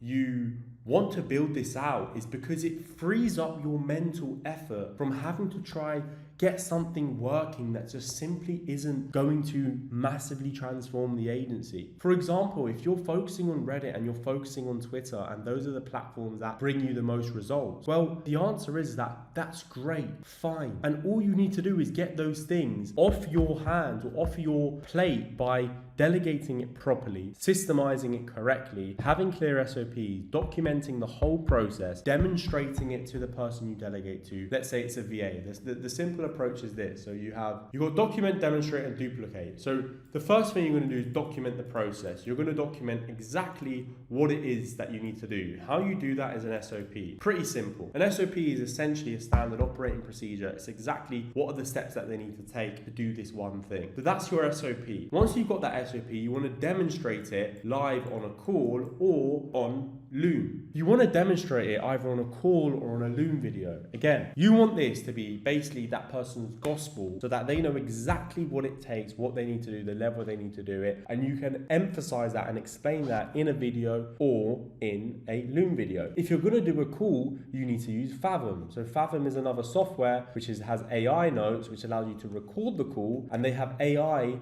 prompts that they're able to use within their ChatGPT. Again, it's another thing that you need to do. So once you've documented exactly what they need to do, and once you've demonstrated it to them, then they need to duplicate that back to you. They need to show to you how they actually do it. So you're clear that they are actually doing the task that they are supposed to do. Because when it comes to any kind of VA or anything that you delegate them to, you don't actually know if they know what you're doing. Because a lot of VAs love to just say, yes, sure, sir, or yes, I got it, boss, or any of these things, just to say that, because they just don't want to tell you that they don't understand it. And if they don't understand it, they're probably not going to tell you. And the biggest mistake that you can make is assume, because when you assume that someone knows something, all you're doing is making an ass out of you and me. And that's essentially what you're doing when you assume that someone else knows something. So you want to be crystal clear that they can replicate the exact thing that you are able to do at a high level. And don't just let them do it once, let them do it 2 times, 3 times, and if it's something super important, multiple times before you fully offload that responsibility. And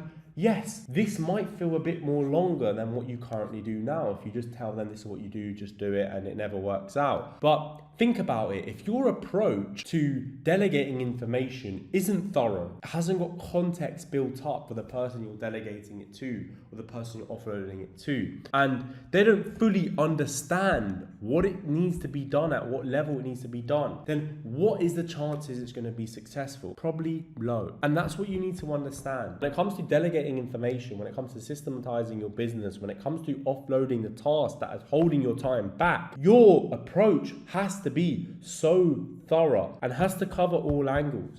Because the biggest mistake that you can make is you systemize things or you delegate things and they don't get done right. And then you end up in a worse off position because a lot of times things go wrong. A lot of times you explain things one time and the person that you explain it to might not have done it how you wanted them to do it. So when that happens, you want to think, okay, did they know what to do? So what was the thing they were supposed to do? Were they crystal clear? If you didn't document that, then fucking it's your fault. You didn't document it clearly. They didn't know what to refer to, so they just assumed. Did they know how to do it? So did you show them exactly how they need to do that specific task, that specific system, whatever that thing is? Did they know how to do it? Did they know when to do it? So did they know exactly when they needed to do that thing by? So for example, 10 posts a day on Reddit, if you didn't say, oh, just do 10 posts on Reddit, and they'd done 10 posts and they didn't know it was daily, then they didn't know when they need to do the 10 posts by. So you need to know when. And then you also need to know, did anything actually come up and block them from doing the task? Because something might have come up and blocked them. For example, a proxy might not have been working. You might have got banned on one subreddit. So do you post on another subreddit if you got banned on one of your posts got deleted? So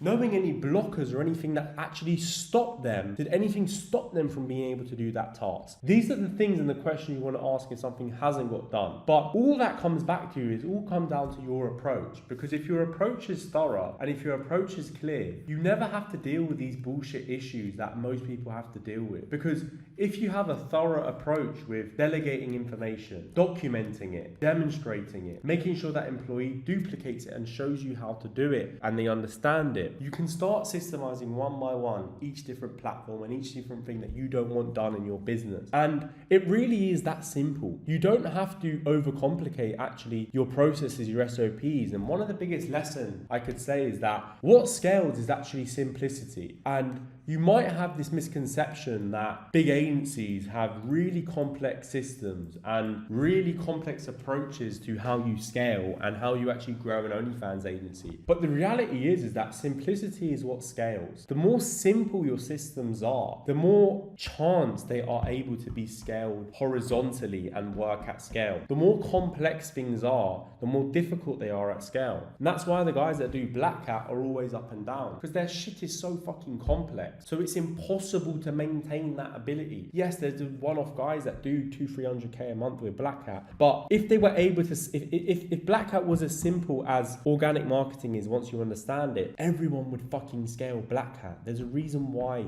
it's much more difficult to scale. So once you understand that approach and that process on how you delegate information, how you build SOPs or Loom videos or demonstrate things to your team member, that's how you start to build systems, because you start to instill these in each core things in your business. And whenever you have an idea or whenever you have a thing that you're constantly repeatedly doing, you have to think, how can this be a system? So for example, let's say it's editing. So for example, the whole editing loop. When a model films a piece of content, what then happens? So right now, if you're the one editing yourself, the model films, you just download it, you edit it, you post it. Cool, it's very simple. If you don't want to do that, the model films a video. That video might go get approved by you if it's a good video, if it's not a good video. That needs to get then forwarded to an editor. The editor needs to then edit the video, or if there's an editor manager, forward it to the actual editor editing the video. Once that video gets edited, that gets sent back to you for approval. You can simply, how we do it is on WhatsApp. We simply forward the file, we thumbs up or thumbs down the file. If the file is good and ready to post, that gets thumbs up. Then instead of you having to post and all this bullshit, that editor then puts that file in the drive where the poster then goes to post that specific file. Once it's in that drive, what then happens? That file gets renamed to post on this specific date, on this specific time. Once the poster posts that gets renamed and moved into another folder which has posted content. So that content then goes back to the editors, so then that content can be reused and repurposed if it goes viral. And then we have that repurposed folder that gets sent back to the editors, to the posters if we don't have enough content from the model, or we want to repost a video that's gone viral. And then that runs itself without me or anyone who has the responsibility of, let's say, traffic being involved in that process. For example, if you're responsible for the traffic of your models, which you probably should be, is you just need to worry about, is it going to be a good video, and does that video get approved? The whole rest of that whole process you don't have to touch. And that's the beauty of what systems do at any level. Because how it kind of looks right now for you as a business owner is, let's say you're at 0 to 10K. So if you're at 0 to 10K, you're doing everything yourself. So you're doing everything in terms of the marketing, you're running the Instagrams, you're helping them create the model film, you're DMing new models to sign, you're doing your invoicing to your models, you're the one at this point you probably should be chatting on OnlyFans. And the problem here is that you are just a freelancer, which is fine. Everyone has got to go through that stage. I had to go through that stage. And in my first month, I made 35K in that fucking stage. So if you're in that stage now, don't worry. What you need to know is what you need to do in terms of your next steps to actually grow from there. Because you can, in this business, make fucking ridiculous money in your first month. How I have done, how people I have worked with have also done, have got to 100K within their first 3 months. It's very fucking doable, but it comes down to sustain that is how you systemize things. Stage 2 is then when you make your first hires. So you get your first chatter. You start to offload the chatting. You get, let's say, editors, posters, or any other kind of VAs. Usually it's just chatters. Usually. Sometimes it might be any kind of other assistant. And this is where you really want to be looking for supports in your marketing. But at the end of the day, you still own everything. You still own signing models. You still own your chatting, and you still own your marketing. Now, when it comes to systemizing things from $30,000 to $100,000 a month, this is where you need to look to start assigning owners. And the reason why I like to do this first is because this builds the foundations to your agency. Having chatting managers is the easiest thing. I mean, if you don't have a chatting manager now, I don't know what you're doing. Quality assurances, they're basically like chatting managers that make sure that every single chat is following your system, is actually following your intro script, is following the work that you put into training your chatters in the first place. Because remember, as you grow, as you scale, you don't just have to train one chatter, you have to train 9 chatters, 10 chatters, 20 chatters. How are you going to do that at the same level, at the same quality as you did when you just had 3 chatters and 1 chat team? You're not. So this is where you start to also build an outreach team with lead finding VAs. This is where you want to be getting marketing assistants, editors, posters, market researchers, head editors, head posters, people that all are responsible for the operational side of marketing. And to get to that $100,000 mark, you want your job to become where you weekly review things with each owner. Again, at this point now, I would not say hire a marketing manager. I would not say step out of your day-to-day. You need to still fucking work. You need to still do the day-to-day. But you need to offload all the bullshit, drag and baggage that comes with actually running the business. So when it comes to marketing, to get to that 100K a month mark, you want to be fucking good at traffic. Again, the marketing section in this course is going to show you that whole process of how to get good at Instagram organic. But once you understand marketing, you want to offload all of the things in marketing that you don't need to do yourself. Editing, hosting, the operations behind editing, the system to make sure that when a model films something and get posted on the next day with edited content, with content that is going to go viral, content that's not just basic content that is just fucking, what do people do? They just do simple trends, simple American songs that are trending and expect to go viral. None of that bullshit. You want to put the time into an actual system that's going to allow you to go viral every single week. And assigning people for these parts of this marketing engine is going to allow you to work on what fucking matters. Because what fucking matters in marketing is driving traffic and getting good at your ideas and your execution with your creator. And then looking at the data that your system shows you on what improvements you need to make. And what changes here really to get to 100K a month is really your identity in terms of how you operate the business. Because when it comes to this, it's new territory. It's making sure that people have clarity.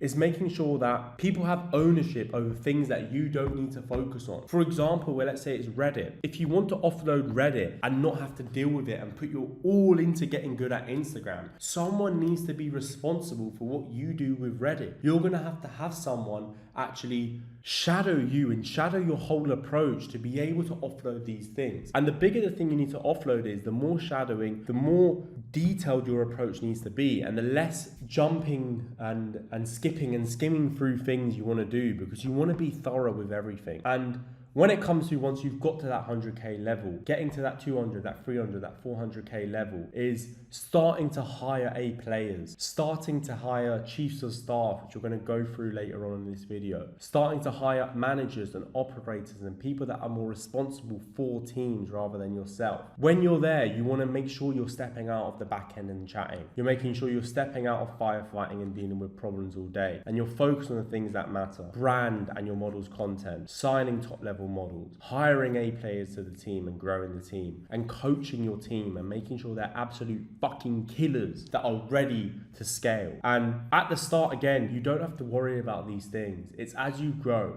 You want to make sure that your time is so important. I'm going to go through that in the founder section of this course, because people don't emphasize it enough, and they just say you need to work hard, which you fucking do, but you need to make sure that you're working on the right things. And when you look at your business as systems, and when you look at client acquisition, marketing, chatting, and operation in your backend as systems, and how you automate these things and how you delegate these things, it will make it so much clearer of where your focus needs to be. Because, for example, in chatting, if you have chatters right now and you don't have a chatting manager, then you need to hire a fucking chatting manager that's going to make sure the quality of these chats are at a good quality. That's going to make sure that when you onboard a new model, the back end of the account gets done at a high level.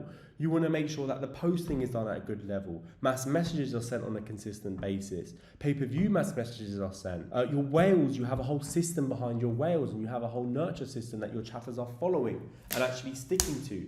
And the problem here is you have two paths. You have path number one, whereas that you don't treat this seriously, you don't make the hires necessary, and you believe you can still do it. And what benefits this problem is you might make more money in the short term. You might do things better in the short term. The problems here is that, let's say you want to make sure things are done at a high level, you then have to review your own chats every fucking day to make sure that these things are getting done. If you coach a chatter on something, how do you know it's got done or not if you're not there to review the chat and make sure that that's got implemented? So then you're just focusing on being a chat manager. What happens when you put that time into that? Well, then the other side of it is that you can't be as good as marketing, because if you freed up that time and put it all into marketing and getting better at delivering traffic, you'd make more money. So that doesn't mean that you ignore that, because the other side is that you just ignore that thing and you just let it be shit, and you just accept that, oh, chatting is shit, or this is bad, and you're just going to ignore it, and you focus on marketing. But then what happens? Your systems can't actually sustain when you're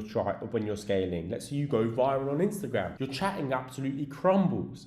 So you have to understand that someone has to be responsible for the things that are important, to make sure that quality is assured, to make sure that things get done at a high level. And if someone isn't responsible, then you are responsible. And if you are responsible for your model's reels going viral, your chatters being absolutely perfect, you signing 1 to 2 free models every single week, you scaling the business, you making sure that your models are performing, all of these other things, you won't be able to focus on the main things that matter. You won't be able to put your time into the main thing that matters to actually grow the business. And you're going to have so much tasks, so much projects, so much workload that you never actually get one thing done good. And how it kind of looks in terms of that Uncovered and at my agency now is there's a CEO, which is myself, my CEO, which is Aran, which we're both co-founders. We have a head of chatting, we have a head of marketing. I have my own chief of staff, who is essentially like an executive assistant, which is responsible for 90% of the things that I would have done at a better level than me now, because she literally shadowed me for months and understood exactly how I think, exactly how I operate, exactly how I run things, exactly my approach. So half of the things that I had to do, I don't now have to do in my business, simply because of one hire. Simply because of one hire that's taken over hours of my day and hours, and freed up hours of my time, so I can focus on things that are going to drive the agency further. The other hires are quality assurance. So these are basically people under your chatting manager to make sure that chatting is operating at a higher level. We have a head editor who has a team of editors under her to make sure that the edits are always at a high level and the editing system flows to the KPIs, and we edit fast, with quality, with consistency. A client success manager, which is in our model group chats, which essentially keeps the models in the loops, make sure that everything is ticking and floating along, and make sure that the model is aware of what we're actually doing, how we're actually helping helping her account, how we're making sure that we're hitting these targets. An outreach manager to make sure that the outreach department, the outreach lead finders, the outreach VAs are actually talking to leads every day, hitting their KPIs every day, and other departments as well. And how the decisions tend to flow is essentially, we'll come to a conclusion, me and my co-founder, we relay that to a department head, and they will then go off and do that to their team. But realistically at this point now is we have department heads which have full ownership over a specific KPI or a specific task or department, and they come up with their own ideas. They have their own KPIs. They hit their own KPIs, and then they enforce their team to get the things that they need to get done. And this is something that doesn't necessarily apply to you now, but I wanted to kind of paint the picture of how you can run your agency. Because when you set things up right, you're not firefighting all day. You're not dealing with all of these issues in your business all day, because you're focusing on main decisions, the direction of the business, the main things that are going to drive success in the agency, because you have that time back from that team. And it's why I focus so heavily on the team and so heavily on growing a good team, because if you're able to do that, you're actually able to make more money than you ever made before, working less time, and just by being better at operating the business. So what that actually links to then is the actual Notion backend. And when it comes to the Notion, you want a centralized hub which basically documents and keeps everything in one hub or one umbrella, so that everything isn't scattered and all over the place. Google Docs, Google Sheets, voice notes, everything like the way you're running now, everything's probably all over the place. And when everything's in WhatsApp or in Telegram or in random Google Sheets, random voice notes, random chat screenshots, then nothing can come together and actually compound. Information doesn't get delegated, information doesn't pass through without any friction, and you end up again having to repeat yourself over and over again. And when you put everything in one place, you have your task in one place, you have your KPIs, you have your SOPs, you have your meeting notes, you have your creators info so people can refer to the same thing, and then you don't need to repeat yourself over and over again. How many times do you have to repeat to your chatters if a model is comfortable with doing this piece of custom or this type of content? Or how many times do you have to repeat to a poster not to do it like this, or a Reddit VA not to do it like this, or an Instagram VA not to do it like this? It's all because you don't have clarity and you don't have everything in one place. And I'm going to go through how we set up our Notion, and we do this for every manager in the company, where essentially we have our own hubs, and we've made multiple iterations of this and really gone through really complex ones, really simple ones, really difficult ones, a heap of different iterations, but we come to the most simple one. And the reason why I'm able to do this is because this has been through months and months of trying and improving and iterating, and so much time has gone into them. And so much other things outside of that. But when it comes to your hubs, you want to focus on keeping them simple and keeping them easy for that information to flow. So how it actually looks, for example, within my own hub is we have, again, we customize these for whatever team member or whatever department head or manager in the team. So for myself, because again, I have to have a high level overview of things, I have to see what's going on, what are things going on in certain departments and certain things. I have things mapped out so there's all 4 areas of the business. So we have client acquisition, we've got operations, chief of staff. So whenever I have an idea, whenever I have a thought, whenever I have something that I want to take over or take on, I'm easily able to put this in the chief of staff folder. And guess what? My chief of staff is able to go into that, take those things, move it into her hub, and take over and take ownerships over those things. Zone of Genius for the company, for example. With client acquisition, we've got personal brand, we've got model outreach, we've got inbound, we've got ads, we've got referral, marketing. So again, accountability to our head of marketing, ideas when it comes to marketing, different platforms, different angles, sales. So everything when it comes to sales, this is, for example, internal DM swaps. Again, goal and vision, $1 million a month. Having everything laid out essentially so that everything is so clear, so that when I log into my day, when I wake up in the morning, I've had my coffee, I've done my routine, I've got clarity on my day. I know exactly what tasks I'm getting on with, and I know what they link into, and I know what's the KPI responsible for that. And obviously that's different to different departments. So for example, in terms of our chief of staff, she has her chief of staff roles, frameworks, progress, done, this week's priorities, goals and visions. And again, these are all customized to each team member. Again, another one, chief of staff, progress, trash, frameworks, planning, backlog, to start, archive. Again, another one, this is in terms of outreach, the old framework, team motivation, optimize the outreach message, agency Instagram, agency story loop. All of these things are projects that we're able to have in one hub, which are able to be delegated in terms of an SOP that's documented and able to be easily shared to a new team member. So for example, when we hire someone new into a specific department, or we hire someone new into a second, let's say Reddit VA, or a second poster, or a second editor, they just simply have all of these SOPs, informations, documents, Loom videos, everything that is all in one hub. They're simply able to go into, take and apply and learn it without that manager or that person having to explain everything one by one again and again and again. And as you scale, you want to make sure that everything is documented, not because it's fucking long, but because you don't have to then repeat yourself again and again. And when you have clear ownership, when you have what does success look like, and you have clear accountability and checking back in, these things start to actually get ran without you having to do it yourself and without you having to worry about it yourself. Because again, if you're the founder in your agency, if you're the owner of your agency, you want to make sure that these things get done at a good level, but you don't need to be the one doing it. And I can go over that point over and over again, but you need to make sure that you're not wasting your fucking time on things that are slowing your agency back to get to 100k a month. You need to do everything in your power to get to 100k a month. And again, I'm going to go over this in the founder section of this video, because there's the personal life outside of this, there's the business life, there's your health, your exercise, there's your routine, there's all these other things that are going to optimize you so that you make fucking cash. And all of these things, the reason why this probably might not even be new information to you. Maybe it is in OFM because no one covers these things and no one explains these things to the detail that I explain them to. But you need to make sure that these things are getting done, because otherwise it's chaos. Otherwise it's putting out fires every day.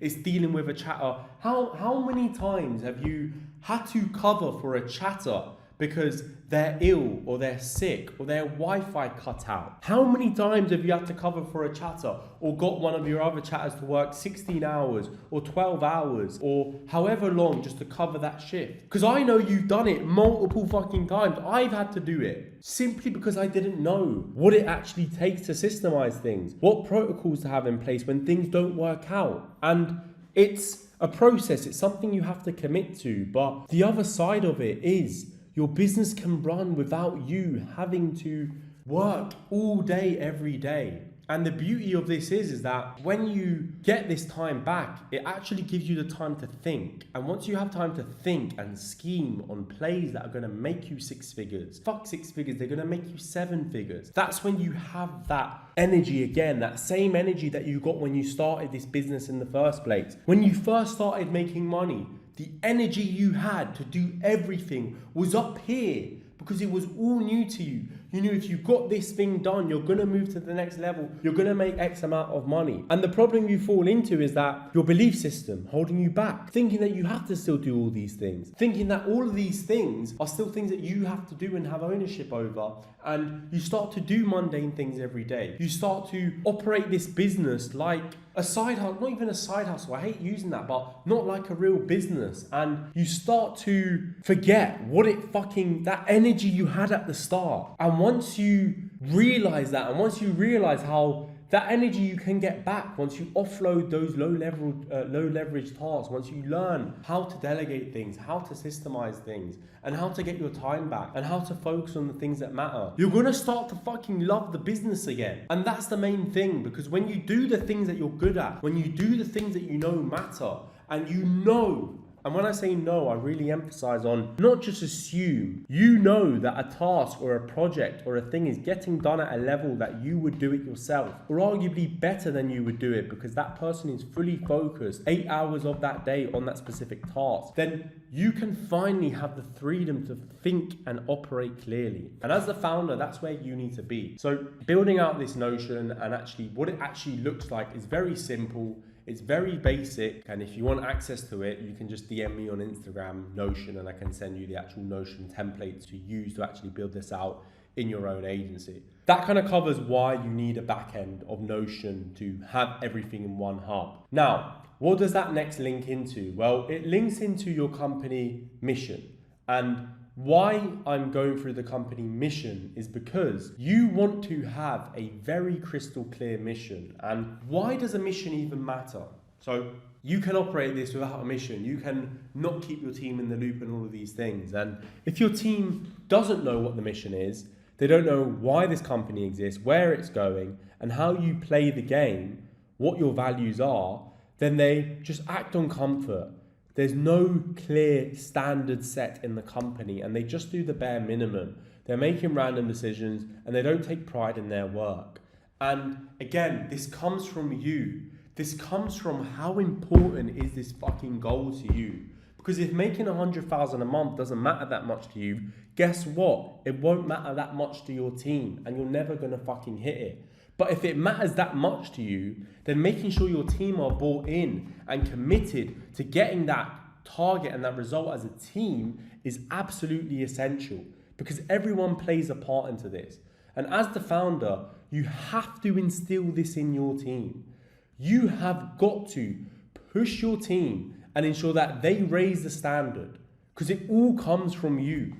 How you are as a founder, how you are as an operator, it all stems from you, because your team are a reflection of you. And 90% of the problems that are in your agency always circle back to you. You might have not led your team right. You might have not got the right decision. You might have not onboarded and shadowed this new hire or this new team member right. And you have to level up at leading if you want to push to 100K a month. You have to get your team bought in, into your mission, into the standards you set, and into how you operate. And the best analogy to this is like, you always set the standard. If you operate this half-heartedly, if you're not obsessed over the fine details, if you're not obsessed with scaling, if you're not obsessed with actually making 100,000 a month, your team aren't going to be. If you're not showing that, if you're not picking up on things that you know are wrong, if you're not looking into the details of things that you need to look into and you're skimming through things, and guess what? Your team are going to do the same. And how you are all bleeds into your team. If you are lazy, your team will be lazy. If you don't pay attention to the details, they won't. And if you don't set the standard of how things are done, then they will fall to their own standard. And their own standard, you might get lucky and they work hard and they do things above and beyond. But the majority of people in the world, they don't act with urgency. They don't act with speed. They do the bare minimum. Think about you if you used to work a 9 to 5. You would just clock in and clock out. Your mind would be completely out of the job for the whole day and wait till you get home to do whatever the fuck you do. Think about all the people you interact with that work a 9 to 5. What do? Do they act with speed and urgency in their job? Fuck no. They don't give a fuck about their job. And that's what you need to get away from. Again, you're a small fucking, you're micro company. So the people that you work with, you need to instill that speed, that urgency, because they won't on their own. It comes from you. It's always on you. The biggest realization as an agency owner or any business owner is that it's always on you. It always falls on your fault, whether you do good, whether you do bad. It's always your fucking fault. If you didn't know how to do something and it didn't work out, that's your fault. You paid that ignorance tax. You didn't know what you needed to do and do it at a high level. So you're the person responsible for that. If you win and if you go viral, if you hit 100,000 a month, that's all on you. If you hired the right team member, you coached them right, they got to their target, they made their income target. That comes from you to bring that out of them.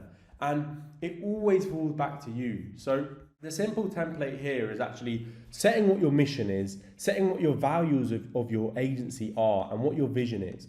So your mission could be, for example, we build and scale creative brands and agencies to 6 figures and beyond with real systems, real branding and real marketing. Example of your values could be extreme ownership, brutal honesty, brand over short-term cash, relentless improvement, behaviors. What does extreme ownership look like? So holding people accountable, making sure that you held them accountable.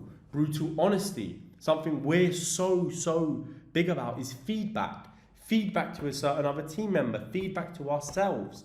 How are we doing? Asking your most important team members under you feedback about what they feel will actually help grow the business. Because some people, some chatters, some posters, some lead finders, Reddit posters, Twitter posters, etc., might actually have better ideas than you because they're doing that thing all day.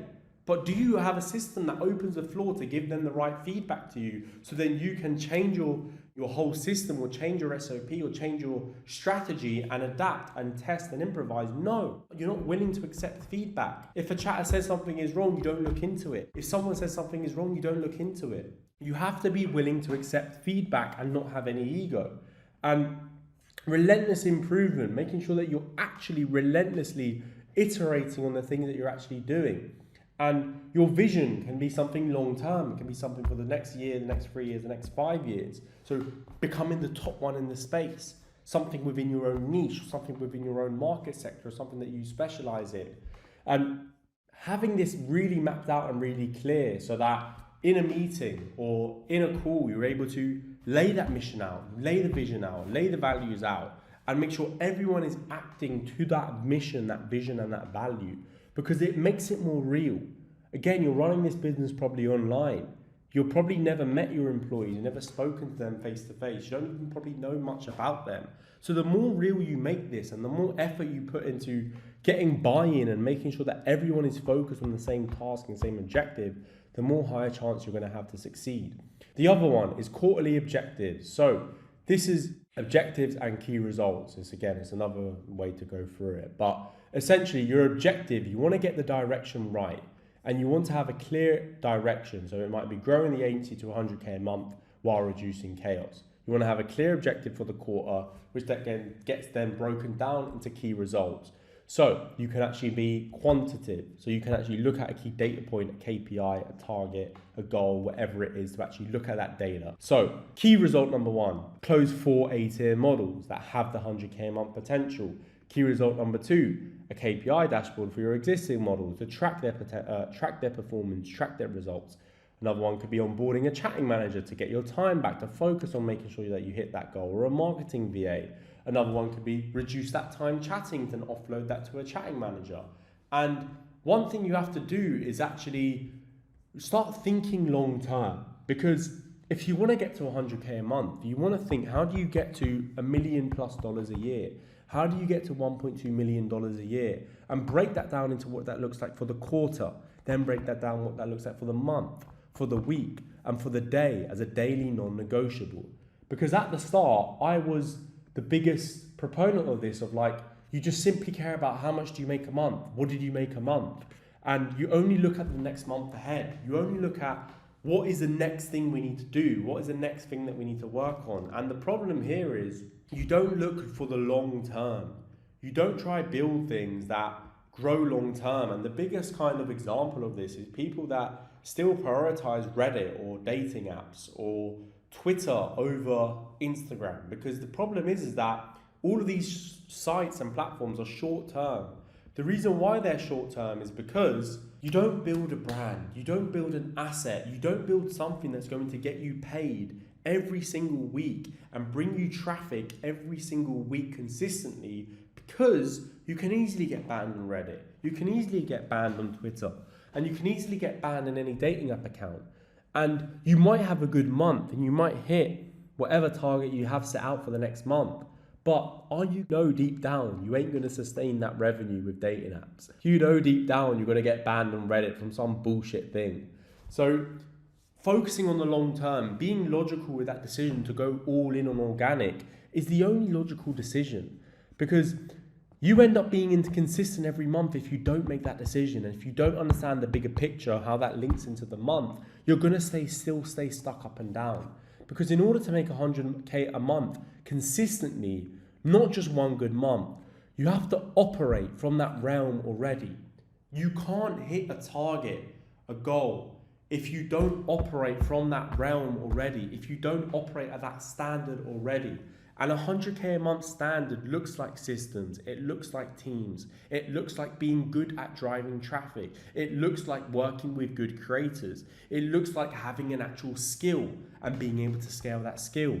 It doesn't look like just running around posting and hoping on Reddit or on Instagram and doing bullshit things that you know deep down you're not good enough at yet. And again, to get to 100K a month, if you think it's going to take one reel, one model, one viral video, you're underestimating the systems systems, the infrastructure, the things that you need to build out so that you can sustain that. Again, the whole approach of this whole course, if you're watching at this point now, you're already hours in. The whole reason why you need to watch the whole thing is so that you understand what it fucking takes. Because I never said it was going to be easy. I never said you're not going to have to work. You're going to have to work. You're going to have to build these things out. But the other side of that is the freedom it's going to get back to you. Because imagine waking up in your business where you're waking up to making $5,000 overnight, $8,000 overnight, $2,000 overnight, $3,000 overnight, $1,000 overnight, consistently every single morning. And that's what you can be waking up to. Because when you think in quarters and you think in years and you relate that to your month going into that quarterly target or that quarterly goal, it's going to give you way more clarity on what needs to be done. And when you think long term, your decision making, how you spend your day is going to be far easier. You know not to waste your day on a bullshit task when you know it's not mission driving and mission critical. And it all comes down to how you break that down and having that clarity, and also your team having that clarity. So they're not wasting time on mundane tasks if they're a manager, if they're responsible for an outcome. How it actually looks to is in presenting it in your team, again, doing it on a call, assigning each person ownership over a specific thing. Again, it depends on what stage your agency is at and the team that you have at, and then obviously the key result, who's responsible for that. That kind of summarizes having a clear company mission and what that actually means. What we then going to go into is the actual back end. So from having that, and now it comes down to your communications, which is why I believe in Slack over Telegram, because again, a lot of guys run this business over WhatsApp, over Telegram, and the reason why Slack is better than Telegram, the reason why Telegram is fucking shit for running everything at a high level is Telegram, you've got a bunch of fucking OFM chats, you've got a bunch of distractions, you've got a bunch of channels, you've got a bunch of people posting whatever. You can't actively always get information that are old in chat. So when you pin stuff, it eventually gets unpinned and you can't see it again. You don't have any channels. I know they have the group, the folder feature and everything now, and we use that as well, but not specifically within the agency. But you don't have threads as well. You don't have clear everything where you communicate in certain things. With Slack, you have everything in one place. You have everything in one hub, and I'm going to show you exactly again how my Slack actually looks like, and again everything to do with Slack. But the only thing really you want to have for communication for your models is WhatsApp or iMessage, again, or Telegram, whichever platform you want. For models, don't get a model on Slack. You're just barely going to get a reply. The same with Discord as well. Slack or Discord, same thing. We just personally like to use Slack with the AI, with the automations, with the Zapier automations as well. So when it comes to your channels, again, you want to have things pretty simply laid out. So you want to have other things laid out in terms of your team. You want to have your chatting, your marketing. I also have outreach in here. I also have other things that are like, I'm not part of every channel necessarily myself, because we have ownership, we have people responsible for specific departments, specific channels, etc. We actually did also used to have our chatters on Slack, but we moved that all over to Discord. With chatters, the reason why Discord works absolutely great is because with Discord, they can just instantly screen share their whole shit, or they can instantly screen share or jump in like a huddle in Slack. I don't know what the actual fucking term is for Discord, but you can simply just jump in and see what they're doing live on the chat. They can just have that while they're logged in, essentially. So you know exactly what they're doing on shift. If their chat manager spots a mistake, they can easily jump in, tell that person this needs fixing, this needs doing, don't do it like this, and how to actually approach it. But the reason why you want to have infrastructure and these things built out is, again, it gives you clarity. Because, for example, if you have things in one chat, 2 chats, 3 chats, the problem is that your whole, like, if any new team member comes on board, if any new team member starts or joins the team, they've got all this information, data all in one chat, which is fucking difficult to build that context. And as you scale, as you grow, you want to keep that friction as low as possible with any new hire that you make or any new person that you onboard into the business or into the agency. And again, you don't need to go crazy. We've really slimmed down the actual channels that we use. Start with about 10 channels max and only start adding new channels as you kind of start to feel the pain. Another little system is daily check-ins and checkouts. So this is meant to say daily start of days, end of days. So again, when you start hiring new people and when you start onboarding new people, you don't actually know what they're doing on a day-to-day basis. You're not 100% sure of, are they doing the task right? Are they doing exactly what they say they're doing? And The simple solution to this is simply setting up start of days and end of day reports. The same way when a chatter logs out, they need to send their end of day sales, they need to send their end of day commission submission, they need to send their end of day what went well on the shift, why did that go well, what didn't go well, how they rank their shift out of 10, etc, etc, etc. I'll go into chatting ones in a second, but you want to be sure that going into the day, your team has clarity. And again, this depends on the actual role that they're doing. If they're doing the same thing every day, let's say they're posting every day, they don't necessarily need to have a start of day of what I'm working on, etc. It's the same thing every day, but at the end of the day, you need to make sure that that thing got done and got done at a high level. So again, this is just a basic template, but don't just take this word for word, apply it to that specific role. If you're not sure that person is doing something at the level that they need to do, then let them fill out an end of day. See what things that they noted. You will know in the back of your head if they were meant to do something that they didn't do, that would have been included within their end of day report. So all of these things are things that you need to do and instill when you hire new team members and when you hire new employees, because over time, then you start to build trust, you start to know this person's actually good at their job, they know exactly what they're doing, and you don't need to be this thorough with this approach. The next section is really within your meeting, and this is one thing that I don't really necessarily understand why. I mean, again, when I say that, I used to be the worst example of this. I mean, in our team, I used to just call people randomly. We used to just have calls randomly. There wasn't any clear structure for our meetings. Again, we weren't running this business properly. And where that change is really having structure within your week. And I'll go through setting up your calendar as well later on. But if you don't have a weekly meeting, your business is going to run off vibes. And vibes isn't what scale cadence does. And what that fucking actually means is that you want to have structure in your week. You want to make sure that you know going into your days or going into your meetings or going into things with your team that they know exactly what's actually getting done. And you build this structure out. And at the start, it's not going to be the best. It's not going to be perfect. But a lot of meetings, a lot of people when they have calls, and I fucking hate this, it's probably my biggest pet peeve, is when people have calls and you literally get nothing fucking done. Because you might be doing calls all day, but you're not making any actionables, you're not checking back in on anything, you don't have any agenda for those meetings overrun, and essentially you're wasting your whole fucking day. Or the other side of that is that you don't have any meetings, no one is aware of what's going on,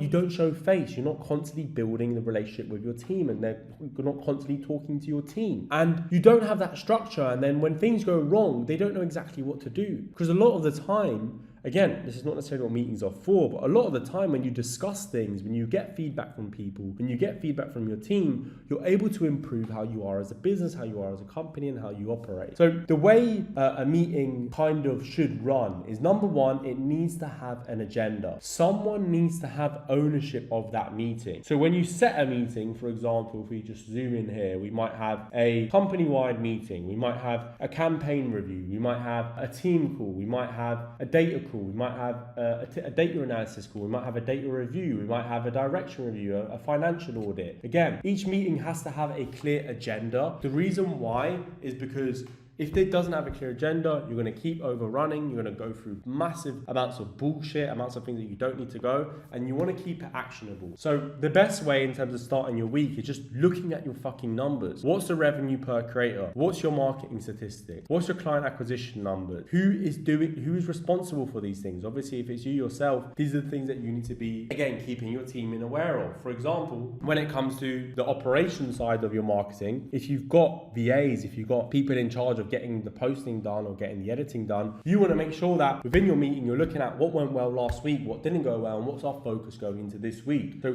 what has performed, what's not working, and what are our 3 priorities going into the week, whether it's marketing, client acquisition, sales, or operations. Again, it doesn't specifically matter, it's obviously applied to you. So going into the week, you have clarity on what your week is going to focus on, your team has clarity on what they need to focus on, and everyone has ownership over some specific thing. Because when you don't have ownership over tasks or KPIs or targets, it never ever gets fucking done. And that's the problem. When you want to scale, when you want to grow, you can only focus on a few certain things at a time in the business. So when someone doesn't have ownership over an area which you're neglecting because you need to focus on traffic, you're not focused on traffic, you're stupid, that thing won't get done to a good level. So you need to either hire the right person or make sure that someone has ownership over it to get it done at a good level and can check in with the person that's actually doing the doing. So that's the actual kind of start of week week structure. When it comes to your end of week, you either want to have a start of week and end of week, a start of week and midweek and end of week, or just one a week. It really depends. Overall, you'll kind of play around and see what kind of works, because you want to have either a midweek or an end of week meeting, depending on your team, depending on how they approach things, on checking back in. Once you've set actionables, once you've set the plan for the week, once you set what needs to be done for the week, how are you checking back in that the team are actually doing right? How do you make sure they have enough content? How do you make sure they're doing the thing right? And that's where you can check in on that. It can either be a meeting or a Loom video. Again, it really depends, and it really depends on your team, your approach, etc. But you want to make sure that you are keeping them in the loop, or they're keeping you in the loop, and you're just observing them. They're leading the meeting. They're showing what they've done. They're showing the data. They're showing the results. These are the things you need to implement. And another one when it comes to meetings, and then when it comes to things, is checking in with your actual creators. So many guys have probably signed their model and never spoken to them on the phone for 6 months. And again, your creator is who you're working with, who you're trying to grow and who you're trying to scale. And you need her to get good at content as much as you need to get good at understanding content and making sure that she goes viral. So having check-in meetings where you can check in on the things that are going well, what's going wrong, what do you need her to do more of, where are things going right with the team, where to show her you're doing a good service, to make sure that she's excited to film going into the next week, to make sure that she's excited to grow. Again, it doesn't have to be every week. It can be bi-weekly, it can be monthly, but you need to make sure that she's bought into your business as well, because she's a client at the end of the day. And you want to make sure that you get the best out of her for herself and for the business, so you both grow together. And when you look at your data, you want to look at your actual stats, and you look at your data, you look at your revenue, your whales, your free to paid subs, your follower growth, your views, your VTFR ratio, your viral content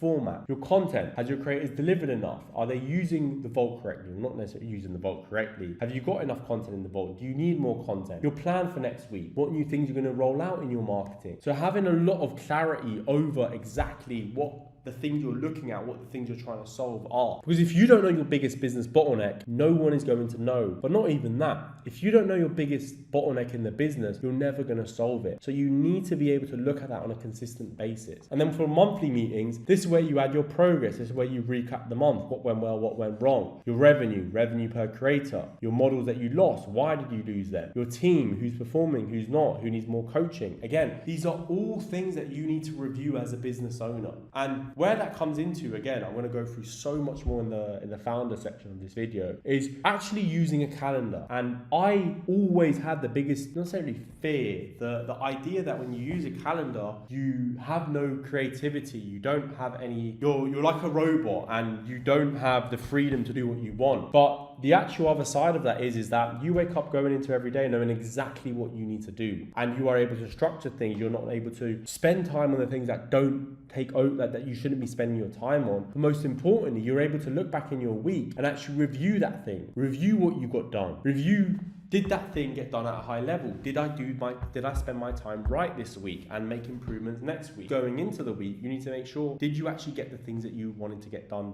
But the calendar stuff I'm going to go through mainly in the founder focus section of this course. In terms of meetings, just use Google Meet. We used to use Zoom, but with Google Meet, you integrate into your calendar. Simple as that. People can just join without having to get accepted in, etc, etc, etc. But that pretty much covers meetings. So the next side of this whole course, or this whole video, should I say, is going to be data. And I'm excited because data is probably by far the most important thing. Once you've got your systems, once you've got your meetings, once you've got your Notion backend, once you've got your team, once you've got everything in place, because data is going to ensure that you get fucking printing, because there's no other way around it if you know exactly what's going wrong. And data, let's go into it straight fucking way. Why is data a non-negotiable? Because without data, you will make emotional decisions, rely off your intuition, overreact and not know the exact thing that it actually was from. If sales are down, make the wrong decision because you're overreacting to a random dip in sales on the day. You can't tell if it's a bad week or if there's actually something wrong that you need to fix instantly. You blame your model being lazy, you blame it's hard to grow, you blame that subscribers are broke, you blame things and you look at externally rather than internally. And when you have data, you spot your problems earlier, you see if the machine is failing, and you know which team members are actually performing, and you decide what to fix logically. psychologically. It's funny because when you actually track things, isn't it funny how when you actually track things, you know exactly what's wrong? When you actually look at your subs per day, every single fucking day, you know if your traffic is down. When you go into a week and you complain about traffic and you don't look at it, how the fuck do you know you have to fix traffic if you don't look at it? When you look at your sales, when you look at certain aspects of the business, and it's not as just simple as how many models did you sign this week? Oh, I didn't sign any. Oh, what am I doing? Oh, they're just not replying. It's not like that. We'll go through it further on. But when you look at your data points, you're aware of what's fucking wrong. For example, when you track your sales, when you're on Inflow, you can track each model's earnings. It does it automatically for you. You can see the subscriptions, everything as well. When you then track your whale spend, your PPV spend, your mass message spend, your old fan spend, your upsend, your bundle spend, when you track the individual things that go into your overall spend, all of a sudden you know what you need to improve. When you just track your sales, you don't know what's not working. You don't know if you're not getting more money from whales. You don't know if new subs and your new script isn't working. You don't know if your intro script isn't performing the best because you don't track. And the funny kind of mindset shift and realization is that, number one, every idea in your head right now about what it takes to scale, or ideas that you have that you're implementing in your business that you're waiting till they work out, all of these ideas that you have sound amazing and might actually be good ideas right now, which is fine. The issue is with these ideas is that you're going to have bias to those ideas. Maybe it's a reel that you filmed. Maybe it's a script that you made for chatting. Maybe it's what else could there be? Your outbound framework for closing models. Your idea might be great and you might think it's the best thing ever. I've had it so many times. The issue is that then you get high off that idea and you're like, this is going to print, blah, blah, blah, blah. And you don't track the data as to what fucking happens after that idea was done. What actually is gone? What's the outcome of this idea? What's the outcome of this system? What's the outcome of applying this and spending time and working at this? And when you don't track the data quick enough, or you don't actually look at don't have a KPI, you don't have what success looks like, you haven't got a clear number that you're targeting, then how the fuck do you expect to improve? Because when you only track things that are not important to your scale and to what matters that you put your time and effort and focus into, then how the fuck are you going to know what your problems are? So we're going to go into what you need to track, number one, where to track it, number two, your weekly data review, and then also examples of my exact sheets that I use. Again, I obviously have to cover the specific details, that covers everything in terms of models, etc., but you'll be able to see the actual data points that we track. So you're going to have clarity when it comes to the data. At the end of this video, you're going to have clarity of exactly what you need to track, where you need to track it, and then what decisions you need to make on the data. Because when it comes to data, the best thing I can say is that if there's no decision you can make off the back end of that data, then it's useless tracking it. It's useless knowing your reply rate in outreach if you're not doing anything to improve it, or if that's not the main thing that's going to get that successful. Is the reply rate the main thing that's going to get you success with your outreach success? No, it's going to be your framework. It's going to be tracking your booked calls, why they booked that call, what's the reason why they booked that call, breaking it down into stages, improving it stage by stage. But anyway, so when it comes to your marketing KPIs, and I'll go through it here. So your marketing KPIs, what you need to be really clear about is a few things. Number one is your VTFR, so your view to follower ratio. What that essentially means is that you can look at an Instagram account and look at, okay, how many followers do you have? What is your average views per video? And what is the ratio between views to your followers? And what that shows you is what are your outlier videos and what are the videos on your Instagram account that perform better? Because one thing with traffic is that the only real data point you can really go off is your subs. So what are your new subs for the last 7 days or the last 24 hours? And when you go over your new subs, or total new subs over here, the problem is that you don't know what goes in the little bit before your new subs for the day. What could you track to make could you track to make better decisions that little bit before you go viral? It's very easy to know you replicate a viral video once you've gone viral before. How do you get to that point of going viral? And this is where the data helps. So when you look at your average views on your reels, again, 99% of the time before an Instagram account goes viral, it's going to start climbing in views. You're going to start getting a few pushes, a few 50Ks, 20Ks, 10Ks, all of that kind of shit. You're going to start getting a few of them, and then you're going to start going fucking insanely viral. But before that, you're going to start getting a few pushes. Once you start to see your average views go up, if you don't track that, if you don't look at that, and if you don't check that your average views are going up, then guess what? You're never going to know to repeat and do more of those things that are going and improving and going up with your view to follower ratio. If you've got a new Instagram account and you've got 200 followers and you've hit a reel that's got 5K and you've done it again and it's got 2K, then best believe you want to rip that fucking reel and you want to reiterate that reel and make improvements of that reel. So on your marketing, one of the biggest things you want to track is that view to follower ratio. And when you track that, you want to make decisions that are going to improve your reels based on what the market wants, based on what the data shows. The biggest analogy I could say for this, or realization I could say for this, and we had it over a year ago in the agencies, that when we realize my opinion on what a reel, on what a good looking reel is, or what a good looking creator is, or a creator that I think might perform is, means nothing, literally nothing. When I had that realization that my opinion on a reel means nothing compared to what the actual customer, what the actual subscriber wants to see, because what I want to see is nowhere near what a subscriber will want to see. I need to think in the mind of what they want to see, first of all. Once I understand what they want to see, then what does the data actually show me of how close I am to what they want to see in terms of a reel? We've gone through that in the marketing section, where you break a reel down to what the ideal customer wants to see, the branding of a creator, linking towards the ideal customer, and these sort of things. But now when you look at your data, you're able to track, does the data link to what your idea of what they want to see is? And the best example of this is actually looking at your view to follower ratio, seeing how that improves, looking at your average views on your Instagram account, seeing how that improves, and being able to attach your followers improving, your average views improving to a specific video. Because when you do that, you're getting closer and closer and closer to what actually allows you to go viral consistently. Of course, we have a brand growth system. We have a system that knows that we brand creators, we grow creators, and we ensure that they get to 6-figure months. However, when we apply that system, if we don't track that data, and if we're not making decisions off that data, then we are so far off actually getting to that success. Because when you don't look at what's wrong, or you don't look what you need to improve or do more of, you're just shooting fucking blank. And that's the biggest realization when it comes to Instagram. Of course, we have an actual loop where we track it when it comes to sales. So we track the total unlocks within our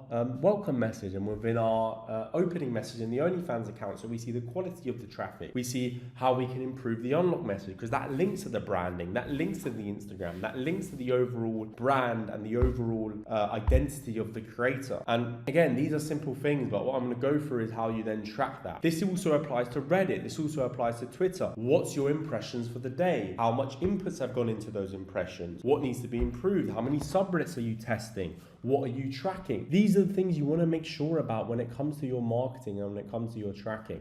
Sales KPIs. So when it comes to sales, you want to be tracking your PPV script. So how much is coming from PPVs? How much is coming from your whales? How much is coming from your mass messages? And then how much is coming from bundles? Again, these are 4 simple examples that we specifically track. So we know into 4 buckets what we need to improve on. We have specific KPIs for what we want certain ones to be. We have certain protocols. For example, if a creator blows up, of course, her new fan spend should go up. That's standard. So we know exactly, okay, cool, this is the KPI when it's this. When it's a lower traffic model, we know it should be 80-90% from whales. But what you need to be aware of is when you have a good day, why? Think. You've done a 3K day, a 2K day, a 5K day, a 10K day, whichever point you're at right now. Do you know why? Can you answer this question? Because if you can't answer this question, then how do you expect to do it more often and do it with more consistency? And it might take you a few weeks to build out exactly being clear about that answer. Because again, you can always assume, you can always say, oh, we need to just do more of this and skim through it. But when you know exactly why and you put someone ownership over getting that done and doing that more often, guess what? You're gonna have more fucking good days. You're gonna have more good days and more success when you just double down on what already worked. For example, if you know that is a certain message that works with spenders because you tracked it based on data and based on what's worked with other spenders, then use that message on your other accounts or use that on other fans because you know it's going to work on them. You've got data to back that up. And then the same goes for when you have a bad day. Because let's say you have a bad day and it's obviously going to happen. You're obviously not going to be fucking perfect. So when you have a bad day, do you know why? What are the chatters not doing? What are the QAs or what are the chat managers not doing? Do you know what you need to test and what you need to improve? A lot of the conclusions and a lot of the things that are going to improve your sales and improve your performance on your accounts is just looking into the details and knowing what you want to test. Because again, you're not going to know everything. Your ideas aren't always going to nail. So if you look at the data and you know exactly what you need to test and what you need to improve, it then becomes a lot easier to understand what the thing you need to improve does, what's the data after making that improvement, and how does that actually look like. So those are your sales ones. Your client results KPIs. So having certain KPIs and tracking, okay, when we sign a model, how much do we need to do to get her successful? How much weeks does that take? How many days does that take? What are things we can do that gives her instant value, that gives her instant buy-in so that she knows she's with the right team? When do we want to hit success by? When do we want to go viral by? What is each milestone in her journey so she's aware? By the way, this is your first 10k view reel. Amazing, your account's going to pop off soon. You just hit 10k followers. Amazing, you're going to go viral soon. There's a step-by-step way. You don't just land on 100,000 a month. The same way a creator doesn't just land consistently viral. It comes down to your process. It comes down to your milestones, your roadmap, your systems, and all of those things need tracking. Again, team performance. It's not just your platform. So sorry, your department, sales, client account, marketing. It's your team performance. Whether it's reply rate, whether it's other input KPIs that they need to hit by. There's different KPIs for different roles, and as long as you're tracking those KPIs, it's very fucking easy to hold that person accountable. A big analogy, well, not necessarily an analogy, a big example of this is like, if someone isn't doing their job, let's say they're not hitting, you want them to send a certain amount of messages a day or whatever, but you don't have a KPI, you don't track that daily, you don't hold them accountable to the number they know they need to hit daily, then what are the chances they're actually going to hit that number? It's very fucking low. And again, it all comes down to you. So the other one I didn't actually go through is your client acquisition KPIs. So again, tracking your outbound per day, having a KPI on how many good leads that they find. 90% of the leads that we find are our ICP. They're leads that we know we can deliver success and we know they're high quality creators. How many DMs were sent? What's our reply rate? Is our KPI hit? Again, you can kind of see 15% on that account, 10% on that account, 9% on that account. There's color.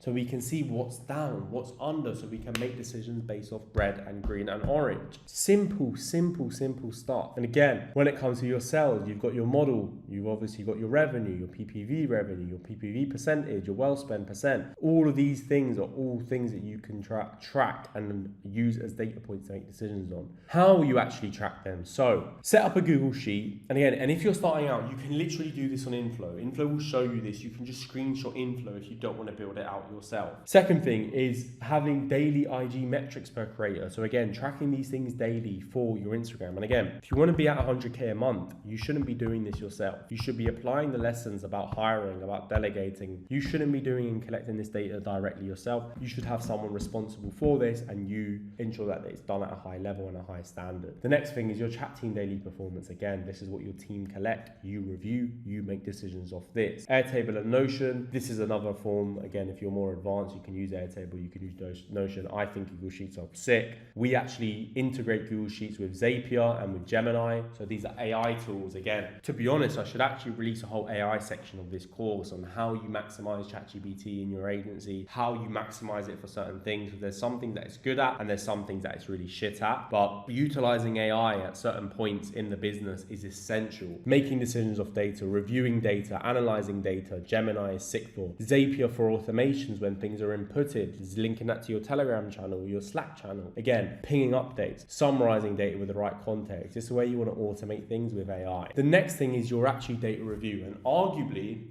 this is the most important thing. The reason why this is the most important thing is because data in itself has zero value. You knowing these points here mean fuck all if you don't make any decisions off this. And the reason why when you look at this now, it means nothing to you, and it would if I was watching this video over someone going through their data, it'd mean nothing to me because there's no meaning and there's no why attached to these metrics if you don't attach that to them. So when you collect this data, what you want to do, and again, a lot of this goes into the founder focus section of this full course, is really understand looking at the numbers. So when you look at the numbers, when you look at the things that are going on, you have clarity and a clear picture of what the numbers are, what's good, what's bad, what needs improving. Simple here. You ask yourself 3 simple questions. What's up? What's down? What's staying the same? And when you ask yourself these questions, you know what you need to focus on. If something is the same, if something is down, you know you need to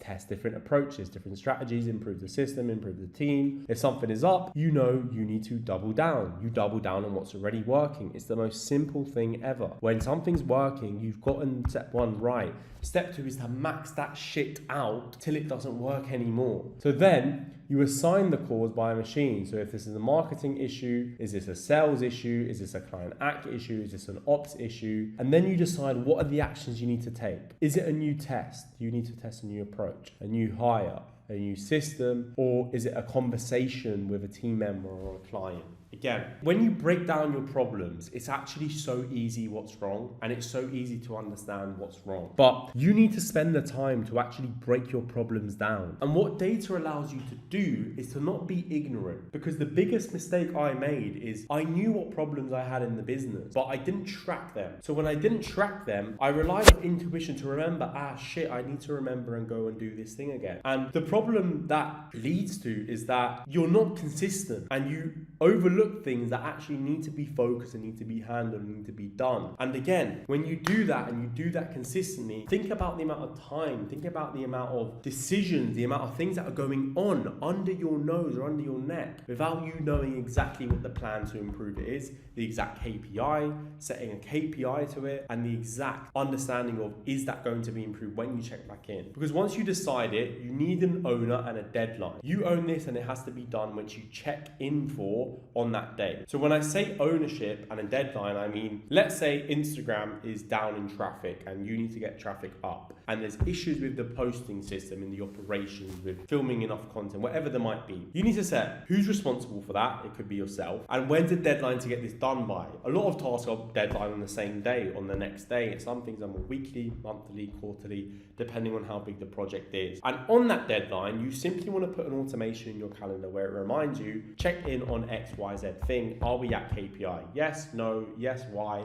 no, why, yes, double down, no, where did it go wrong? It could only be one of these 4 things or another like random things that go into this. And it's actually this simple to break your problems down, because once you do this and once you track the data, you're making decisions on data. There is no way if you make decisions off data that you lose out. If you know your traffic is down, if you know you're not signing models, if you know your sales aren't at LTV KPI, and you make the right decisions to fix those things, then how do you lose? You test your way to 100K a month. You test your way until your target, because you know exactly what your bottlenecks and your problems are. You know exactly what you're testing. You're tracking what you're testing. If that test didn't always work out, you make an iteration of that test, you retest a different thing, and then bang, you get to success. And that's where you have an identity shift. You shift from this business owner who is just a low-level thinker, a low-level operator, into someone who actually runs a business properly,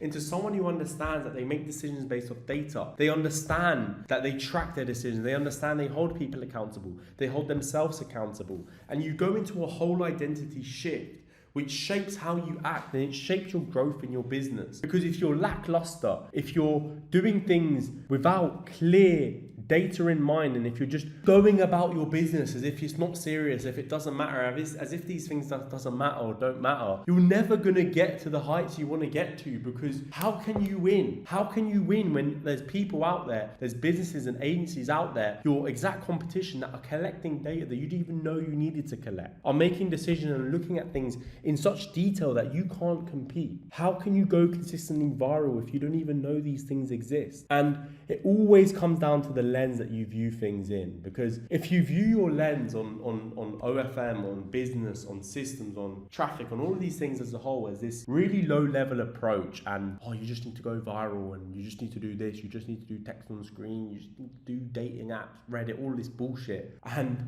you just see it as that basic, you're only going to get those results. You're only going to get low level results. You need to become obsessed with the details, obsessed with all these things that make you a better operator, because your agency depends on that. Your success depends on that. Your team depends on that. And of all parts, if you're going to go and rewatch a section of this video, watch the data bit again and take as many fucking notes in the data section of this video. But summarizing everything. So you've now broken the belief that you should do everything. You've broken the belief that you're the one that needs to put out every fire. You're the one that needs to do every task because you can't delegate it. You've seen your business as 4 core machines, and you understand the process of document, demonstrate, duplicate.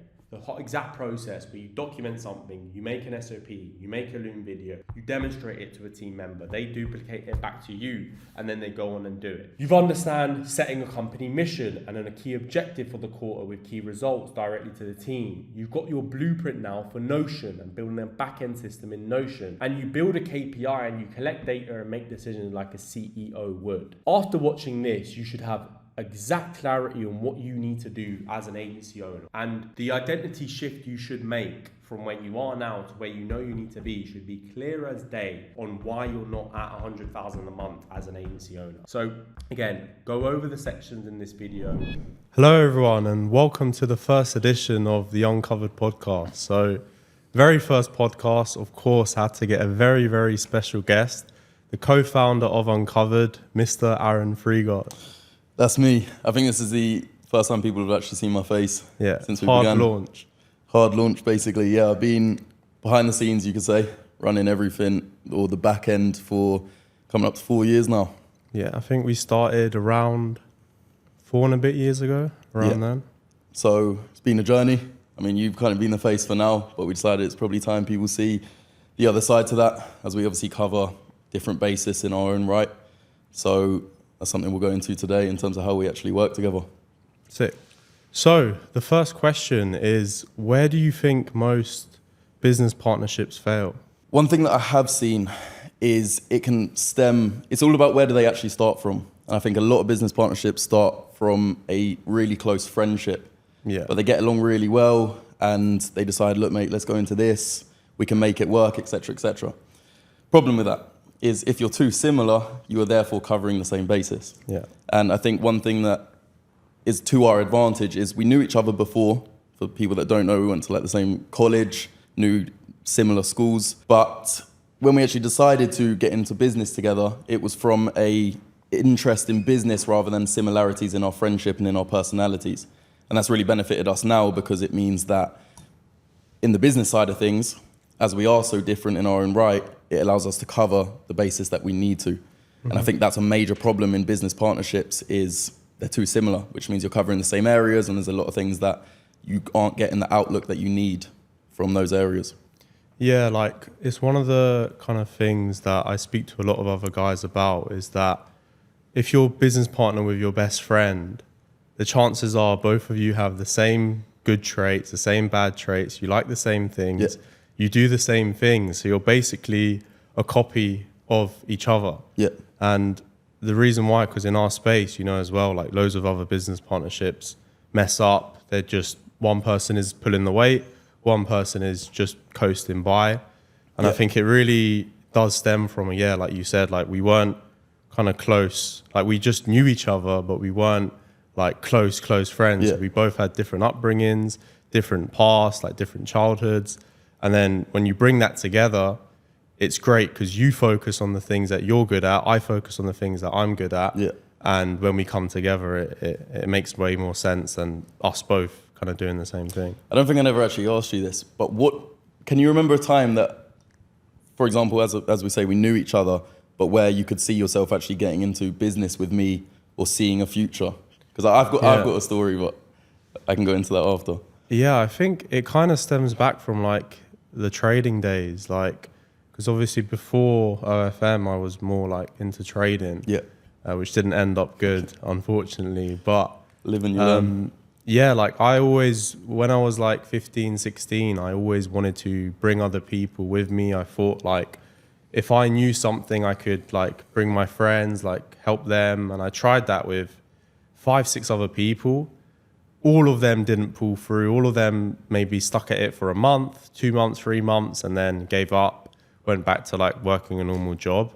But Aran was always different because he'd stick at it for long. Like probably the best thing about him is his attention to detail and kind of perfectionism, which obviously goes both ways as well in certain things. But he stuck at it for the longest. And when it came to the transition into OFM, when I was looking to like take on and really scale up, I actually started with giving all of my other friends models. Like I was outreaching, signing creators and just actually handing them to my friends because I was like, I had too many myself and didn't realize obviously that was just dumb. But Aran obviously came in and he was like from the start different in terms of how he looked at things and how he approached things, and a lot of the day-to-day tasks, a lot of the long-term tasks as well within the business.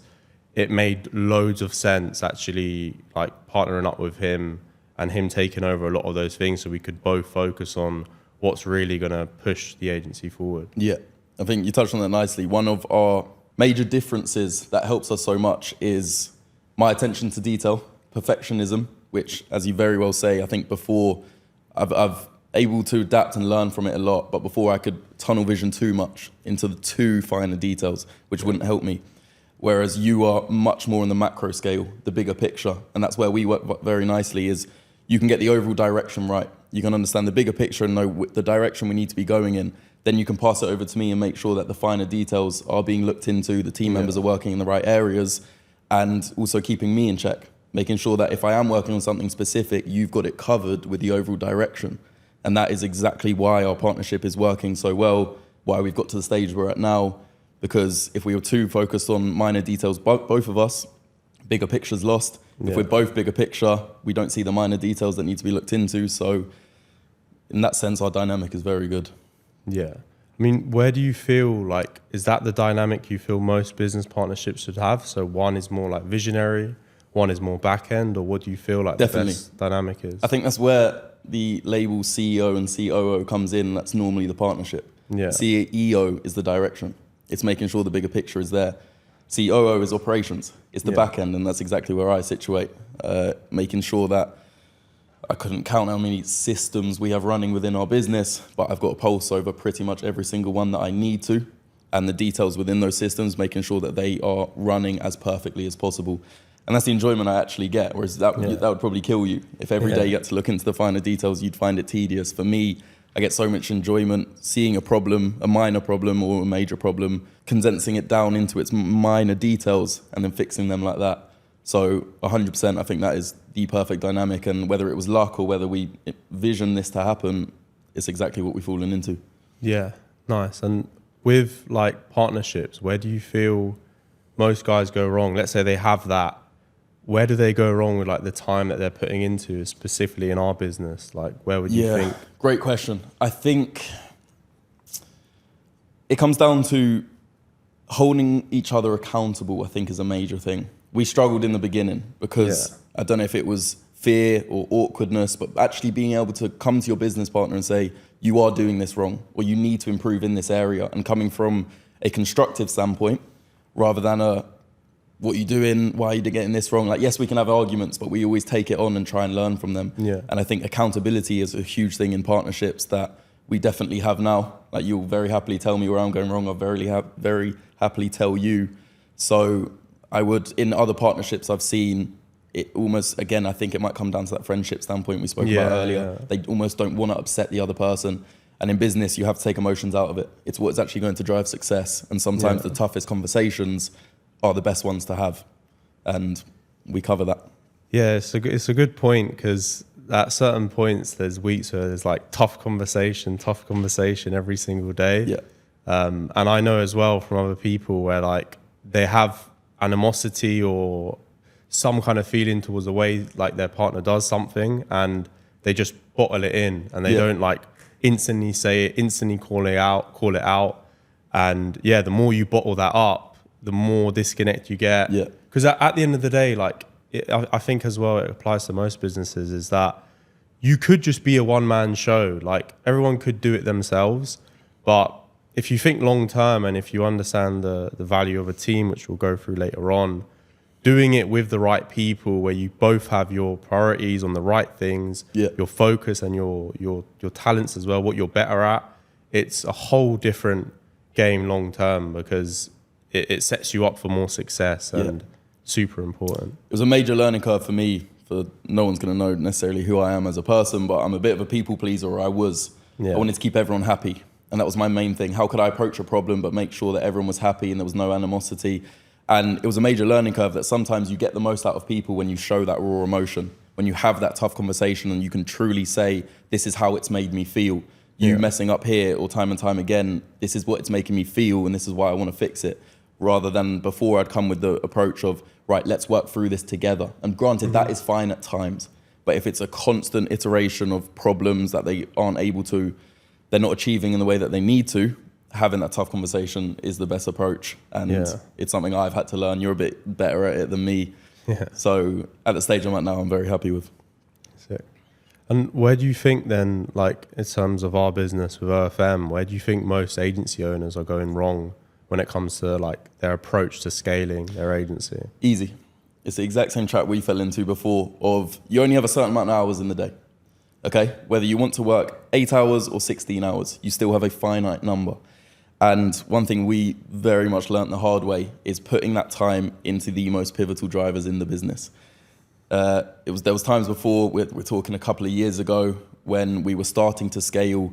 As you know, I was putting time into like a Notion hub that the company could run in and everyone's projects would be so easily organized, blah, blah, blah. But we had a major problem with traffic back then, for example. And it's really identifying within your day, what are the actual drivers that are going to drive success? What are the pivotal points that if I can fix is going to propel me towards the goal that I want to achieve? And it's very easy that when it comes down to bias at the end of the day. And this is why our dynamic's so good. When you figure out, when you have an idea and you put in more than an hour into that idea, your brain is going to play tricks on you and make you believe this is exactly where your time needs to go. And we all get into it. And this, again, it comes down to our dynamic. The amount of times that I've come to you working on a project for an hour or two in the morning, go, mate, I've figured it out. This is going to propel us to that next stage. And you go, but this area needs fixing, and vice versa. So it's really, if someone was watching this and understanding where am I going wrong, or if they are hitting the ceiling, I would advise them, take a step back. It isn't about doing everything at the same time and rushing into it. Take a step back, really ask yourself the question, what is the 1 or 2 needle movers that I can fix this week that's going to get me to the next stage? And you repeat that on a week-by-week basis, it starts compounding, and then over a few months or even over the year, you can see the progress you've made because you've really been focusing where it needs to be. So that's 100%, and I think you would agree, is where your time goes. And what would you say to the guys who apply that, but they still have the it thing, the one main thing wrong? Like, let's say they're focused on, I don't know, dating apps or Reddit or the back end of the team. Like, what would you say to the guys? What are those main drivers they should be focusing on? In terms of where they put their time, or the business model as a whole? The business model as a whole, because then the time will follow. Yeah, well, it's sort of broken down into 2 pillars. It is providing traffic for your clients and then driving revenue within those accounts. And what you need to do is break down those pillars into its individual components. If you're looking at traffic, as we know, there are 5, 6, 10 plus avenues you could go down with traffic. I think one problem a lot of people are facing is the shiny object syndrome. They might have Reddit to a decent level. They might be getting a little bit of traffic, but then they see someone generating 200 paid subs on Instagram and they rush over to Instagram and they forget about Reddit. But then someone black hat on dating apps has figured a new method. Oh shit, I need to hop on that. And it's split focus at the end of the day. They don't ever take one avenue that they know that they can perfect to a very high level. Once it's fully solidified, they have the team in place that is running, then you're able to move on. And it's something that we had to learn. We tried to do everything at once. Now we've got our avenues to the stages that we start with Instagram Reels, making sure that we truly understood what it meant to build a brand, which we'll go into in a bit. And then we were able to pick up the Reddit side, the TikTok side, the Twitter side, but only ever once we got that one avenue to the level that we were happy with. Yeah. And that's 100% where I see people going wrong right now. Would you agree in that sense? You can't do everything at once. Yeah, I'd say that. And then I was going to add to it is that one thing I think a lot of people get wrong is that they think they have maxed out a platform when they're just scratching the surface. True. So like to add on Instagram, I mean, out of all those platforms, which one would you say is the main to focus on? Instagram Reels. Yeah. So it's got the highest ceiling.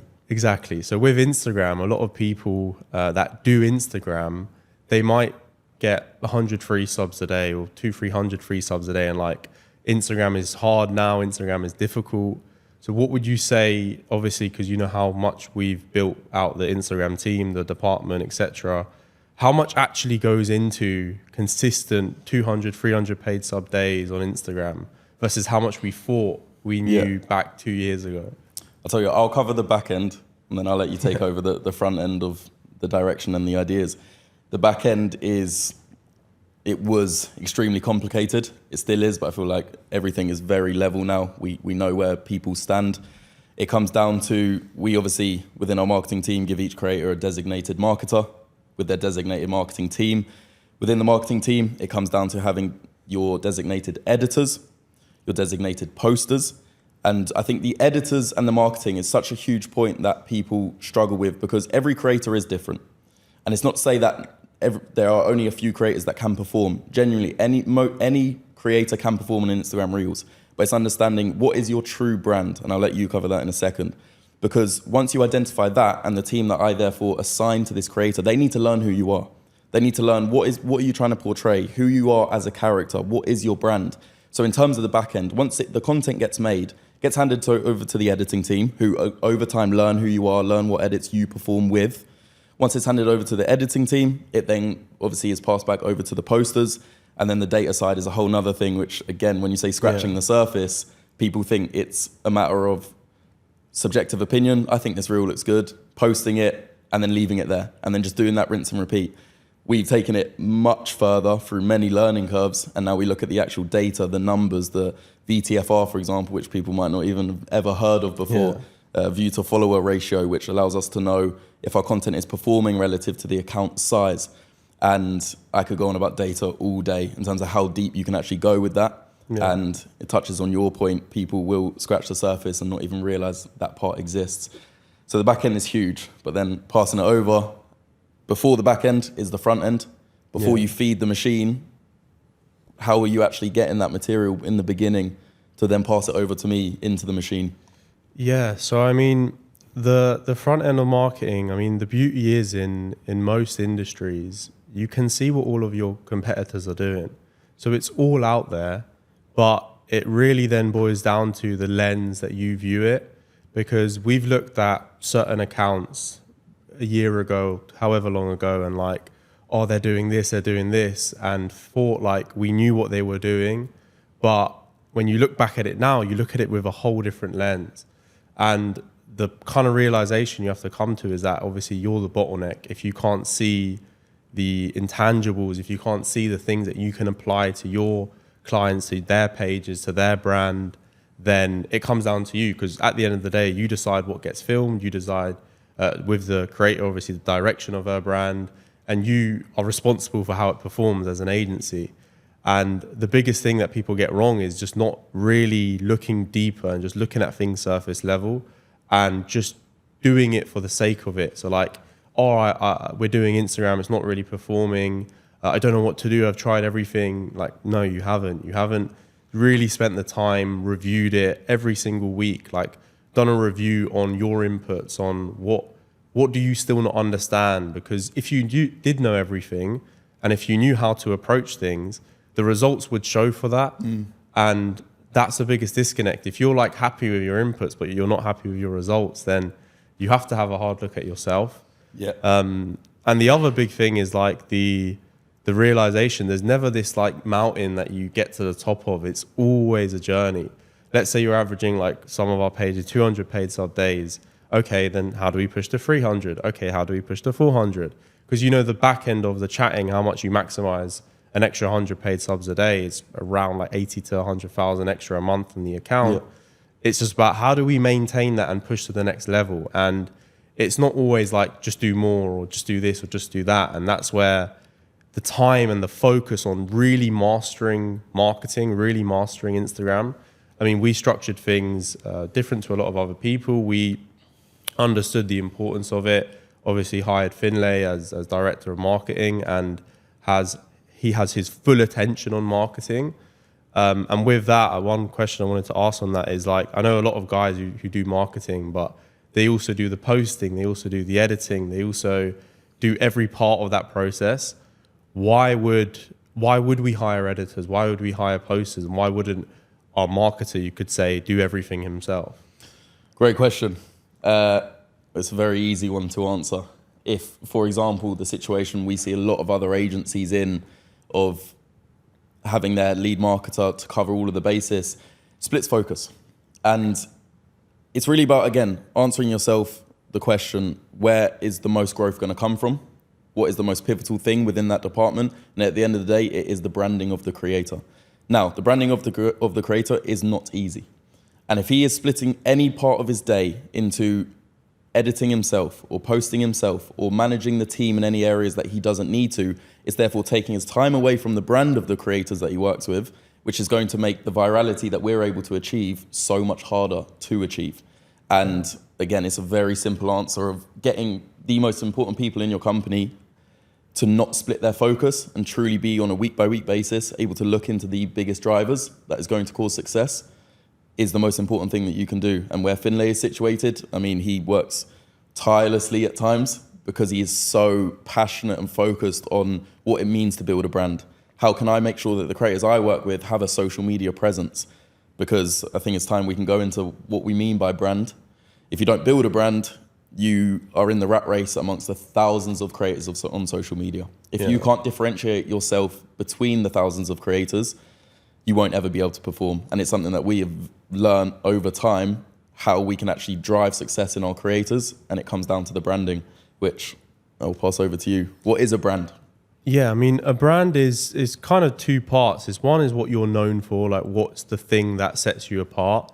And then two, it's more deeper about who are you, like who are you portraying to the audience or the market? Because a lot of misconceptions people get is brand and niche. Niche is part of a brand. So like back, I remember TikTok days and the start of Reels, a lot of people used to just niche into office or flight attendant or these random like things that even we done, and it done extremely well back then. The TikTok days. Yeah, like TikTok days are a whole nother side of thing. But that changed a lot, like over the space of 2024, the back end of 2024, I think is where it really like, not dried out, but the market kind of changed. Because I remember back when we were doing this in 2022, we could just do like a slideshow on TikTok and get 20 million views. The good old days. No branding, no like, when you look back, you're like, yeah, we didn't have a clue what we were doing, but that's what worked back then. And that's how easy it was. And a lot of people are still trying to apply that same logic now.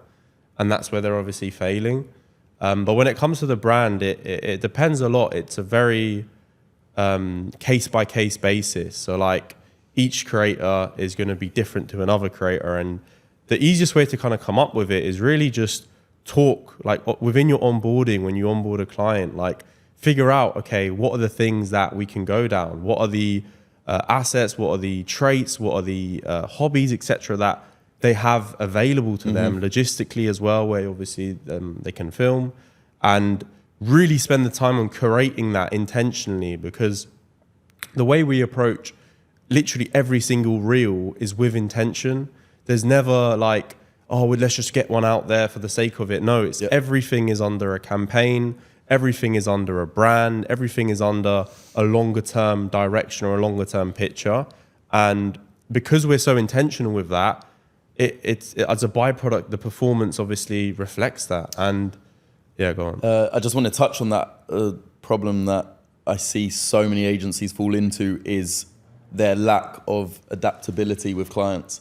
Yeah. Whereas they will hire a client, not understand who she is in terms of her personality, what she likes to do, and try and mold her into this area that just doesn't suit her. Yeah. And it's something that we do very well is when we onboard a client, we get them on a call with Finlay, our head of marketing.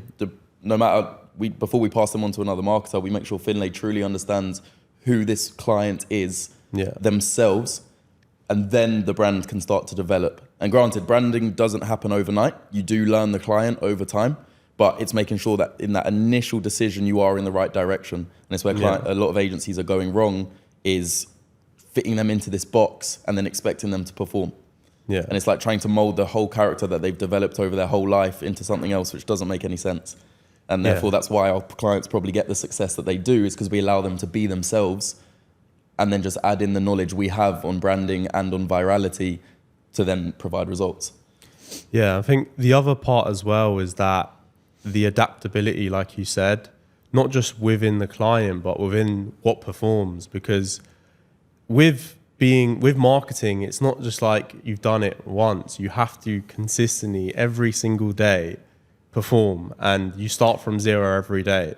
And what would you say about like how much time goes into that in terms of when you're already performing, how you take it up to that next level and maintain that consistency? Great question. Again, major problem other people face is their adaptability.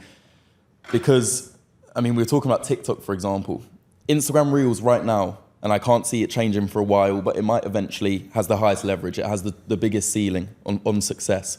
But things do adapt over time. They change over time. It was TikTok, and then it was maybe dating apps at one point before they cracked down on them now.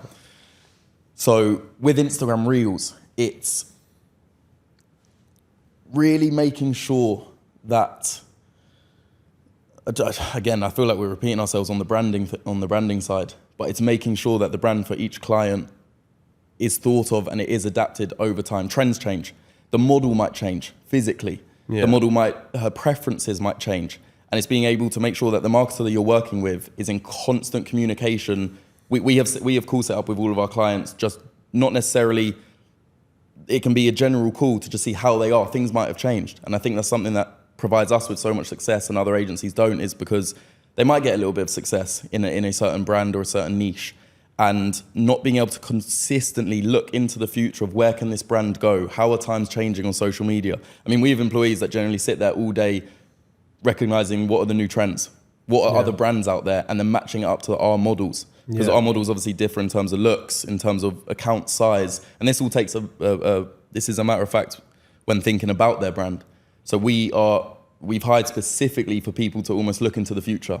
Yeah. Where is this brand going to go? And people stay in the times, don't they? They get excited. They get a little bit of success and like, yeah, let's double down on this, which is great. Double down on that, maximize it, but always have another eye looking at where is this going to get to. Yeah. I think it kind of segues well into like the concept of systems, teams and hiring and all of these things. Obviously to put all your focus into that main thing, which is branding, which is the content, the ideas, etc. How important are the systems, and where do people go wrong when it comes to building teams, systems, etc.? Two different sides. So building a team, I think, is very different to building the actual systems. So we can start with systems. A major problem I see when we talk to other agency owners, and even this is general business now, this is outside of OFM, is overcomplicating things. And again, I've definitely done that in my past. One thing that I've learned through the past 4 years, and even before that, is simple will always beat complicated in pretty much every basis. Yeah. I've created very complex systems that every step is thought out. I've got a person positioned in every single area I need to, etc., etc. And it might be a 15, 20-step process. What I'm now able to do is condense that, let's say it was a 20-step process, into 5, and it will actually start to perform better. And it's understanding what are the benchmarks of your system that are needed, that are generally pivotal to get to the next stage, and then cut out the rest of the noise. Forget about everything else that goes into that system. And I think from what I've seen, so many people overcomplicate things. Systems are not that hard. They genuinely are not. Understand what your goal is, understand the few key steps you need to perform at to get to that goal, and execute them to a high level. Do not start bringing in like my Notion documents I used to make or extra employees. A lot of the time people think that they need to hire to fix a problem. They don't, because if you have 20 steps, how many people do you need to cover 20 steps?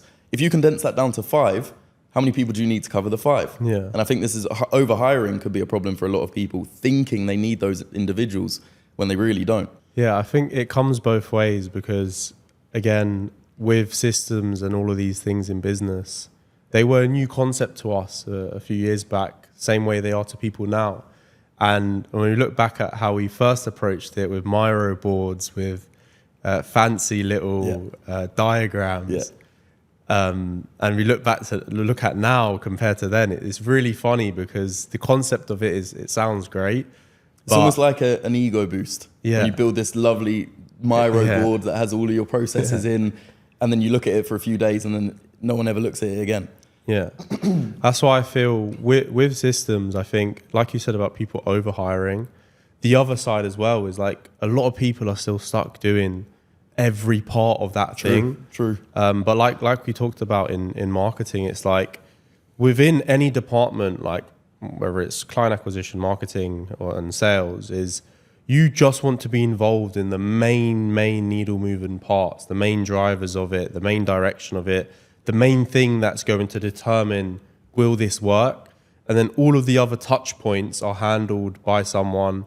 Obviously, there is set KPIs, there is set ownership, there is set data that's being collected, there's set accountability, there's all that side of things. But I think it's really being able to understand, like, okay, this whole thing that you're trying to build, whether it's a Instagram system or whatever the case may be, is understand, okay, where do I need to be part of it? Where don't I need to be part of it? And then the second part is like, a lot of people have fear when it comes to delegating. I know we did as well before, where it comes to, oh, but they can't do it as good as me, I'll just get it done. And what would you say to that? This actually ties into the other part, as we said. There's systems and then there's team hiring. I think delegation is a real fear for people because it might stem from who they actually have in their team. We've got to the stage now that we have a very rigorous hiring process that we know once we actually do onboard an individual and bring them into our team, that they can perform to a high level, and it takes that fear away. Because we were dealing a few years ago with, let's say, not the highest quality of individuals, when we did delegate, we thought that if we didn't cover every single minor detail and delegate it in the correct way and follow this process, it wouldn't get done to the level that we need. And what we're able to do now is, yes, you need to explain yourself very clearly and what's needed, but we have the people in place to actually perform to a high level. So I think there's two sides. One of them is, yes, you can delegate in the correct way. Be very clear with what you say. Have a SOP to go with it. Create a Loom video if you need to explain yourself. That's fine, and I think that's the easy area. The other side to it is, are you actually bringing people into your team that are able to perform within the area that you need? And I suppose I'll pass this over to you. How have we got to that stage that we can actually say with confidence the people we have in the major positions in our business and in our company can perform to a very high level? What was the decisions we had to make that were allowed us to get to this stage? It comes to a lot of things. I think, especially hiring, the biggest mistake people make is just they need a chatter, or they need an assistant, or they need an editor. They put a post out. The first people that apply, okay, what's your experience? Oh, 2 years. Okay, you're hired. They don't really spend the time on vetting, qualifying, testing, and having software that obviously helps with this. And we made that switch a while back. And from that, like to hire one position, like a chatter, we go through like 1,000 applicants. Of course, we're not the one sitting through each applicant. We have someone dedicated that has ownership over that. But that put into perspective, like look back, like the chatters that we used to deal with 2-3 years back, or 4 years back now, it was just like, oh, I need to hire a chatter. Oh, you're a chatter. Oh, let's work together. There was no filtering, nothing. And yes, that takes way more time. Like it might take you 1 week to fill a role, but after you fix that core thing that's the bottleneck, then you focus on the speed. So then we sped it up more. We have multiple different platforms to hire from. We have referrals, we have outbound, we have put in posts on job sites, and it allows us to have more quantity to then filter those gems. Because I'd argue personally, like, hiring talent is one of the most pivotal things, like biggest drivers of the potential and success of the company. Yeah.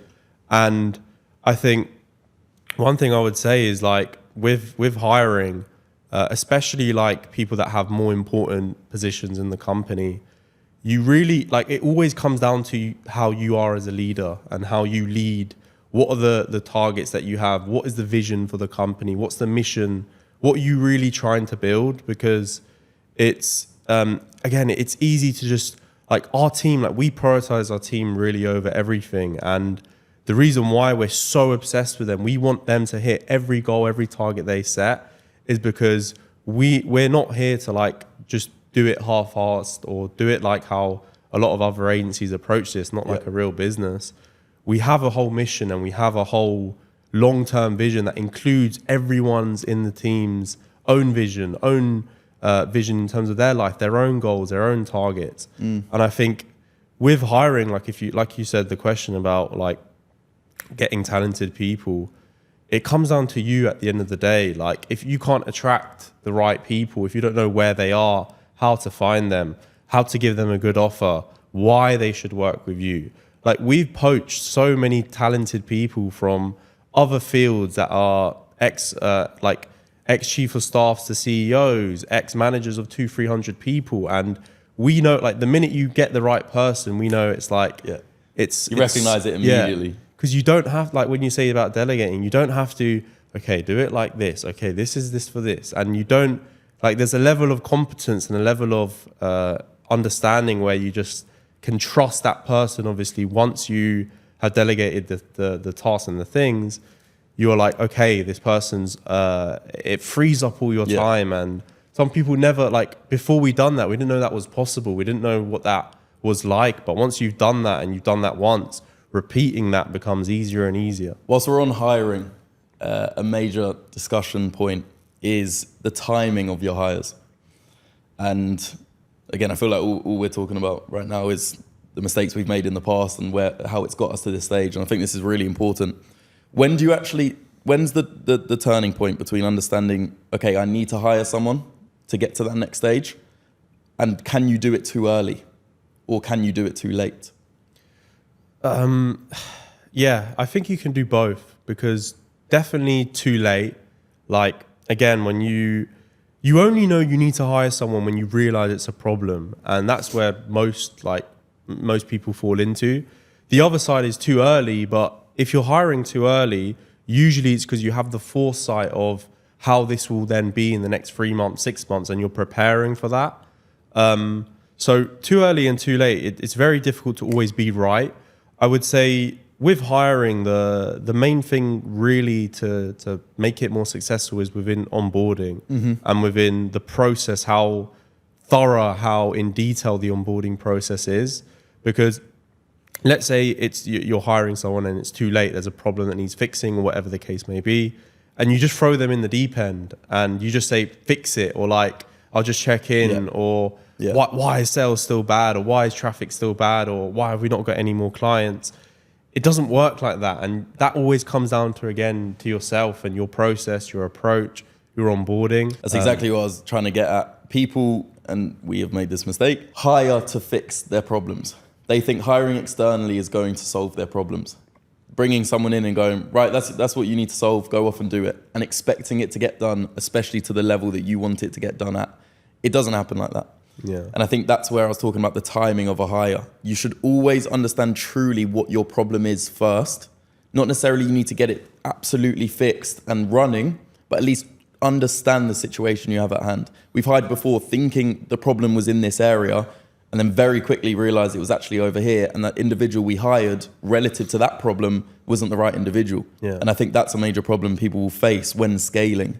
and within their teams is putting people in place without truly understanding what is that role I'm trying to fill. The other thing as well, yeah, it's a very valid point. The other thing is hiring and not having exact, like, these are the requirements of the role, these are the requirements, these are your responsibilities, these are your hours, this is your pay, this is this, this is this, this is this, and actually just mapping out to the person that you're hiring what is it that they actually have to do. Because again, like, a lot of people do love to skip the details and the things that might not be drivers but are still essential, that need to be laid out, clearly defined, clearly established when you onboard anyone new. Because if you set the wrong expectations, and if you expect this, and this, and they're not aware of those expectations and they fall short of them, then there's that disconnect. And if you're getting hires wrong over and over again, it's rarely the hire's fault. It's usually your process. And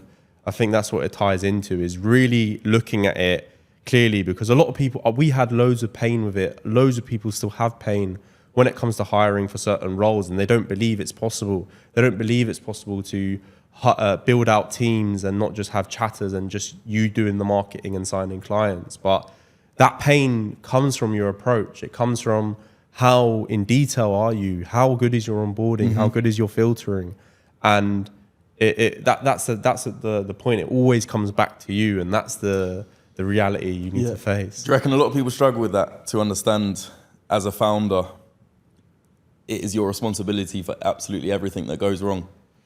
Yeah, I think that it's a lot easier to brush past the problems and, now I need to focus on this, or I just need to do this, I just need to do that. And then just like being like that hustler mindset, which, yes, that works. Like at the start, it's what everyone has to do. But if you want to scale past 6 figures a month, if you want to get to multi 6 figures a month, it's not going to work the same way. You have to be more composed, have clearer thoughts, have clear processes for so many little things that it's hard to know when you just do everything yourself. You just do everything yourself. So it's understanding like how you need to level up as a person, how many areas you need to cover while still focusing on the main drivers, because people do that as well, but then it takes all their time away from the main things that actually matter to scale. And then you get into this limbo where back end is absolutely crumbling. You have to fix the chatters, you have to manage the chatters, you have to manage this, you have to pay everyone out, you have to organize all of this stuff. It's a car crash, it's a fire to put out, and you're wasting all your mental energy, all your focus, all your time, all of these things on things that you could hire for, and you could have a whole system set up. And when you spend all that time on that, yes, at the start you kind of have to, but it's all a process, and it's all like a journey of learning. One thing I'd say that slots into that is what allows us to run as many creators as we do to such a high level, creators over 100K a month, 50K a month, 30K a month without social media, stuff like that. It comes down to how you actually operate within yourself, but how do you operate within your team? And it comes down to the meetings, which we would both agree on. Yeah. You can have a very love-hate relationship with meetings in the company. Yeah. Before, we felt that meetings were needed on a daily basis to have the pulse that you need, and that's the only way that you can truly identify what's going on, how are things running, and that just isn't the case anymore. And we thought, right, as we scale past 10 creators, 20 creators, we're going to need to be on a call every day with every individual, make sure they're doing what they need to be doing, and that clearly isn't the case. So where would you say a lot of people are going wrong with meetings, and how do we structure ours to be able to not only have even more of the pulse that we need to have, but for less time? Yeah, I think meetings is a big one, because there's two ways. So there's, at the very start, you have no calendar, no frequency with meetings. It's just you call, what's going on, like why are sales down, or what do we need to do? Okay, let's just get it done. Yeah. So there's that side, and it's infrequent, like no structure, no nothing. The other side is too many meetings, talking for the sake of talking, no agendas, no clear clarity, no ownership of the meeting. And then the balance that we found is just every meeting has to have a clear agenda, a clear ownership. Someone has to be responsible for presenting, for the meeting, and a clear presentation as well, and clear sections where there's feedback to be given. So what has worked well for us is just having that agenda set out. Like, obviously, like we have a calendar for everything. And within each meeting that is scheduled, whether it's one with the marketing department, the chatting department, the ourselves within our team or other areas, there's always an agenda, and we stick to that agenda. We don't blabber on about random things, and we talk outside of the set hours for the meetings. Because again, a lot of the times, like most phone calls, when you're just talking for hours, the more you talk doesn't mean the more that gets implemented. Yeah. And it also on meetings as well, we've kind of taken a step back from just always leading and always, this is what needs to be done, this is what needs to be done, because we've slowly kind of got the team to a point where they're able to do that, and we're able to just coach and audit and hold them accountable and challenge their thinking, because that's what the leverage you get with like talented team members, because you don't have to always be the one doing the doing. If you're coaching, challenging, keeping them accountable, checking back in, keeping them in the loop, it frees up so much of your time and that focus to go into what's going to actually drive success. One thing I want to add, which is when you say someone has to be responsible for presenting, is presenting what? And that is data at the end of the day. And whether you are a creator or an aspiring agency owner, you might already be established. I can confidently say one of the biggest drivers for our success has been collecting data, the right pieces of data you can definitely over-collect, and using that to alter your decisions. When you don't have data to analyze that, data-driven decisions, it becomes guesswork. It becomes intuition. It becomes, what do I think is the right decision to make? And then you go off and do it. When you have data to show in all of the areas that you need, it basically, the decision gets made for you. Because we, for example, within our data sheets for each department, we have an overall one, it's color-coded.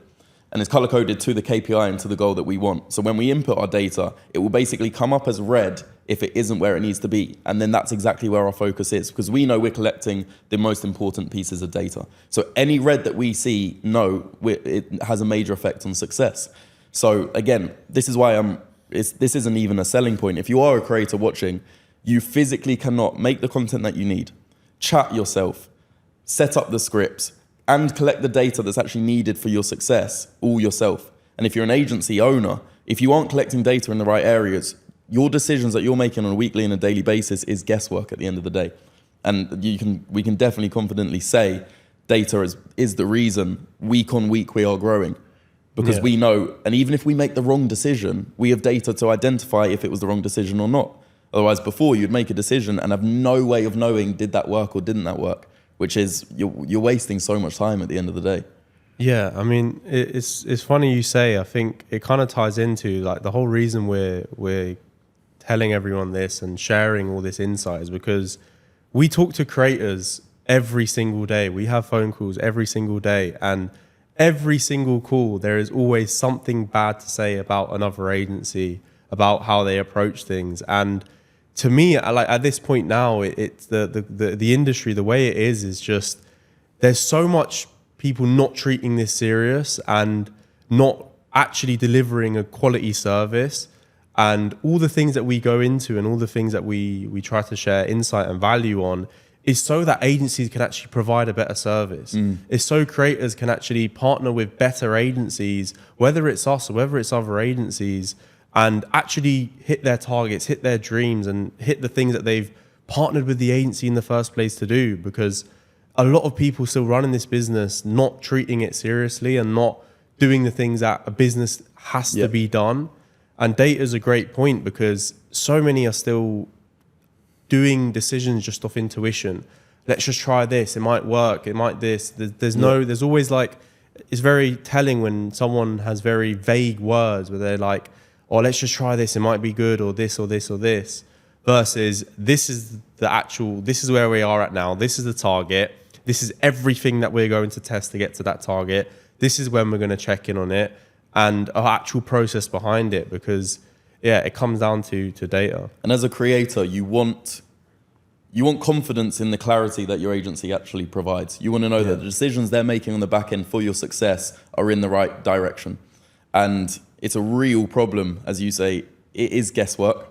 People are doing it off intuition. If you are a creator, you've made a lot of sacrifices to get to the stage that you're at now. You want to make sure that the agency you do partner with, you can trust. And if they truly saw the way that most agencies are ran, the decisions they're making on a week-by-week basis, it wouldn't fill you with much confidence. And I think that's where our creators really value our advice and the direction we're going in, because we can prove why we're going in that direction. Right, this was the VTFR last week relative to this campaign. I reckon if we tweak this number will go up, etc., etc. All of a sudden, you know, as a creator, if you're going to put so much time into your content and actually want to perform, the agency is doing their bit on their side. And this industry, unfortunately, is full of so many, I don't even know if you can call them agencies with the way that they're ran, but so many people that are making it up as they go along. Yeah. And as a creator, it's a bit of a minefield on choosing the right one, hence why there's so much fear around partnering. And a lot of them actually end up self-sabotaging because it gets to the stage that they have such little confidence in management because they might have gone with 1, 2 or 3 and they haven't fulfilled their promises. So they've gone, do you know what, I'm just going to do it by myself. And that, as we know, drastically limits them. And I don't blame them, to be honest. If you did join 3 agencies and they all didn't provide results, why would you go for a 4th? And I think it's a major problem that we have when talking to creators, knowing their potential, knowing the success we could provide, but it's other agencies have almost diminished that trust that we could have built with them. And it's just something we have to deal with in the industry. Yeah, I think it always in my opinion, it always comes and ties down to like, what's your target, what's your mission, and what's your what are the core values? And like for us, like we want to provide the best possible service to the clients we work with. We want to build the best possible team to provide the best possible service. Yeah. Because we know at the back end of that, the amount of referrals we've got from clients that have hit crazy numbers, the amount of other business we've got off the back of this, introductions, etc., has always come from our priorities and our focus. And again, like it always comes full circle because you can easily be very short-term minded and very now thinking like, I just need to get this to this or whatever the case may be. And it always will hold you back in the long term. And if you just really like, let's say for an agency that's like stuck between like, I don't know, 30 to like 50,000 a month, a lot of the problem just really stem from your outlook and how you actually are trying to solve this big problem, how you're actually trying to scale. Because when you actually do it the right way and set things up properly, prioritize your service, prioritize what you're able to deliver, which is traffic and your team, and having that consistent, it becomes a byproduct. You scale up past 6 figures and you deliver a better service, you get more clients off the back of it, you scale your agency, you build a good team, because it always came from that decision. Whenever you make that switch, make that shift, I think mainly in your identity as well, everything off the back of that then follows, because it comes under your new identity, basically. Identity is a major one. It's probably not a discussion for today. We could be here for a long time. But if I had to summarize it, it's when you wake up in the morning and you open your laptop, what is the identity you're under for the direction of the day? If you don't truly feel within your identity that you should be making 100K a month, or you should break past that 500K a month barrier, if you don't truly believe that that's within your identity and that's who you are not going to be able to, because you're going to be approaching your problems as a 50K a month agency owner. And that's where a lot of people are stuck in. It's almost like belief. It's almost like they want to get there, but every decision they make, they're a bit skeptical. They don't really know if that's the right choice. And it comes down to their identity. Do they truly believe and approach every single problem in the way that they should? No. And it's a major problem people have. Yeah, it's really telling, because I think this is as well with identity and with how you view yourself. It comes down to your environment, the people you're around, how that affects you. And like a lot of people really like stay stuck in their own ways. They stay stuck in their ceilings. And the funny thing is they're all self-imposed. It always comes down to how does that reflect your habits, your actions, what you're actually doing on a day-to-day. And the biggest thing, I mean, you've seen it as well, like when it comes to working out here and being around the right people, taking in and listening to the right information and listening from the right people, how much it's changed how you are as a person, how I am as a person. Because listening to the same advice, listening to the same people that you did 2-3 years ago, you're always going to stay stuck and you're not going to get to that next point. And sometimes it's a harsh reality, sometimes it's easier, but it's a switch you kind of have to make. It's just made me realize as well, as you were talking, identity, we always talk about it from an agency owner standpoint, but there's definitely identity within creators as well. Yeah. And we talk to a lot of creators all the time. We've worked with a lot of creators. And one of the major flaws or things holding back their growth is they self-sabotage and they don't even realize they're doing it. And I think it comes down to their identity. We've worked with creators who might be making 5 or 10K a month themselves. And we speak to them, we let them know how we operate, where we believe that they can get to. And it's almost like that their identity feels that they can't be at that level.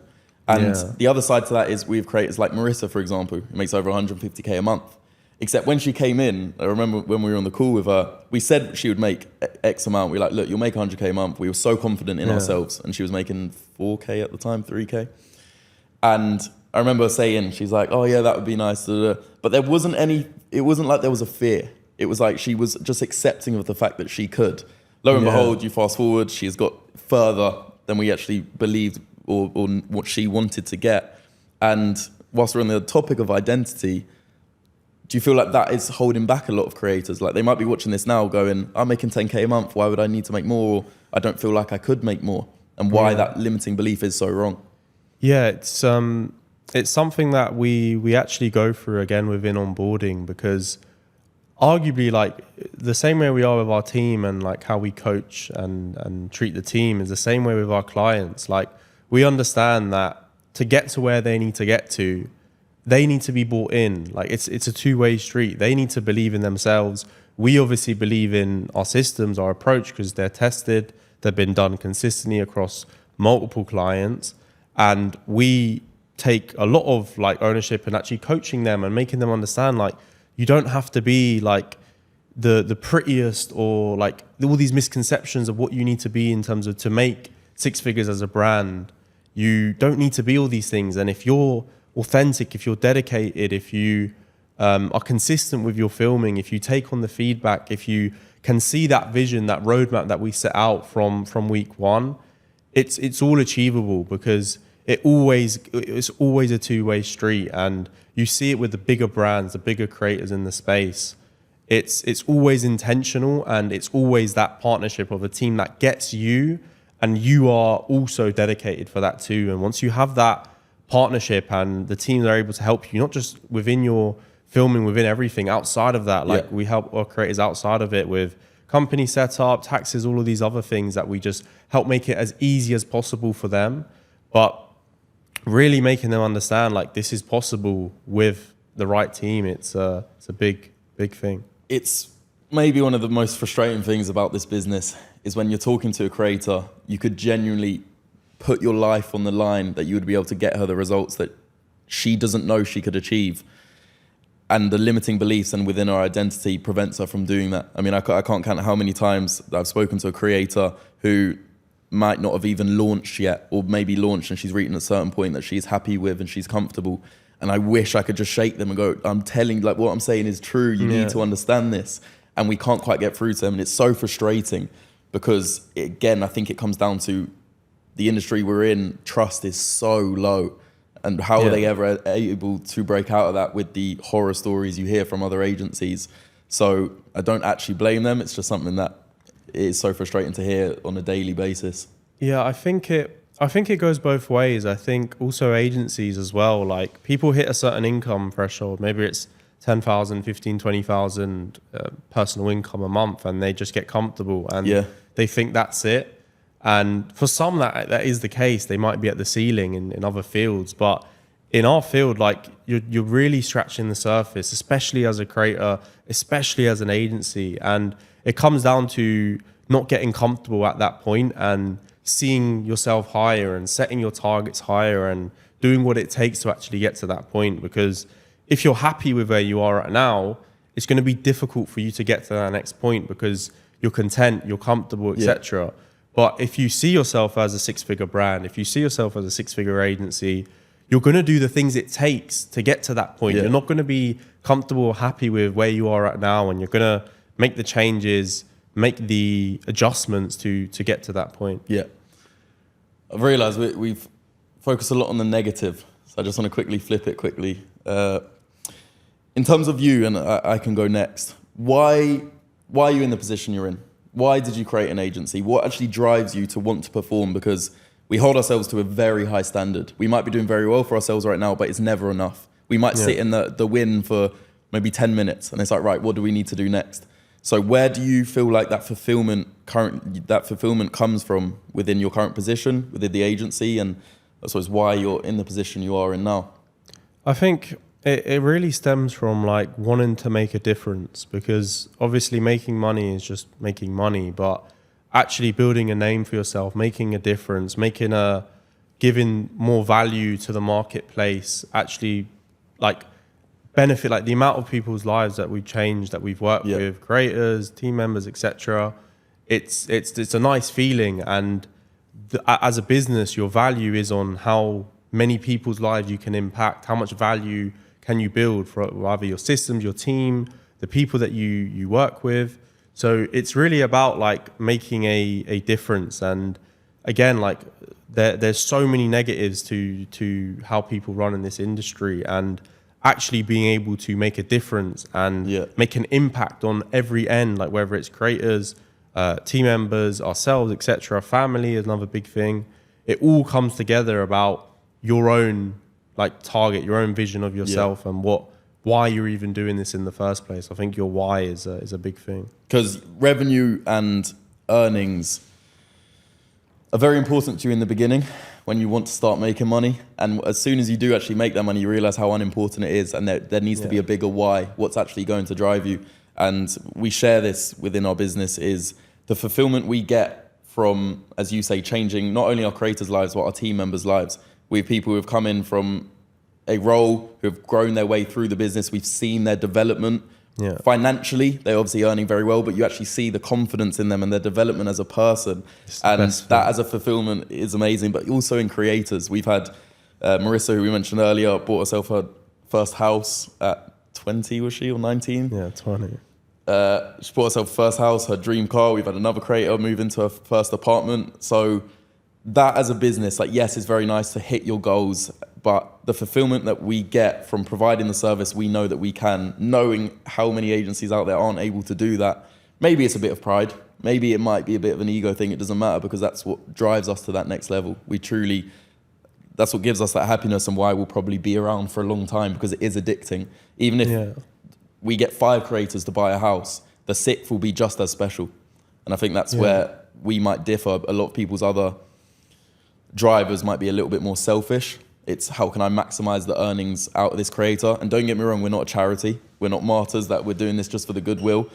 But at the end of the day, I think one of our biggest drivers that separates us is we actually care about who we work with, care about our team members, and they see that in us. It's why creators are so happy with us, because we do care. It's why team members want to perform, because they know that we care about them and we will look after them if they continue to perform.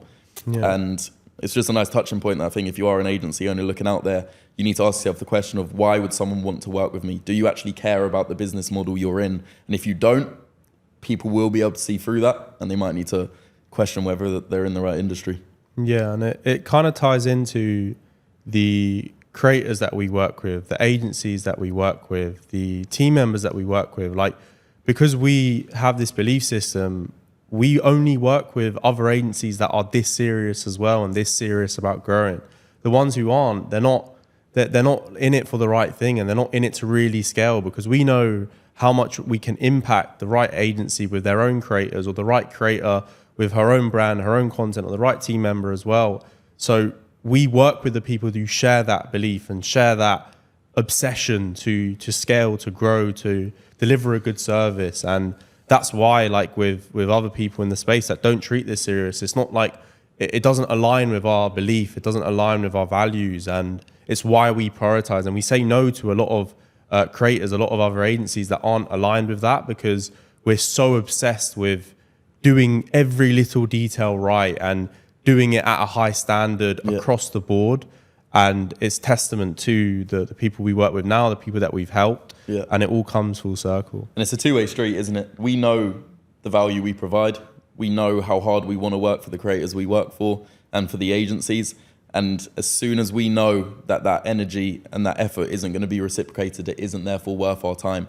We know the powerhouse we could be working together, and it's why the creators that we work with who perform the best are in alignment with us. They Yeah. want to perform, and it gives us that drive to want to perform for them as well. Yeah. So it's very recognizable who will perform and therefore who won't perform.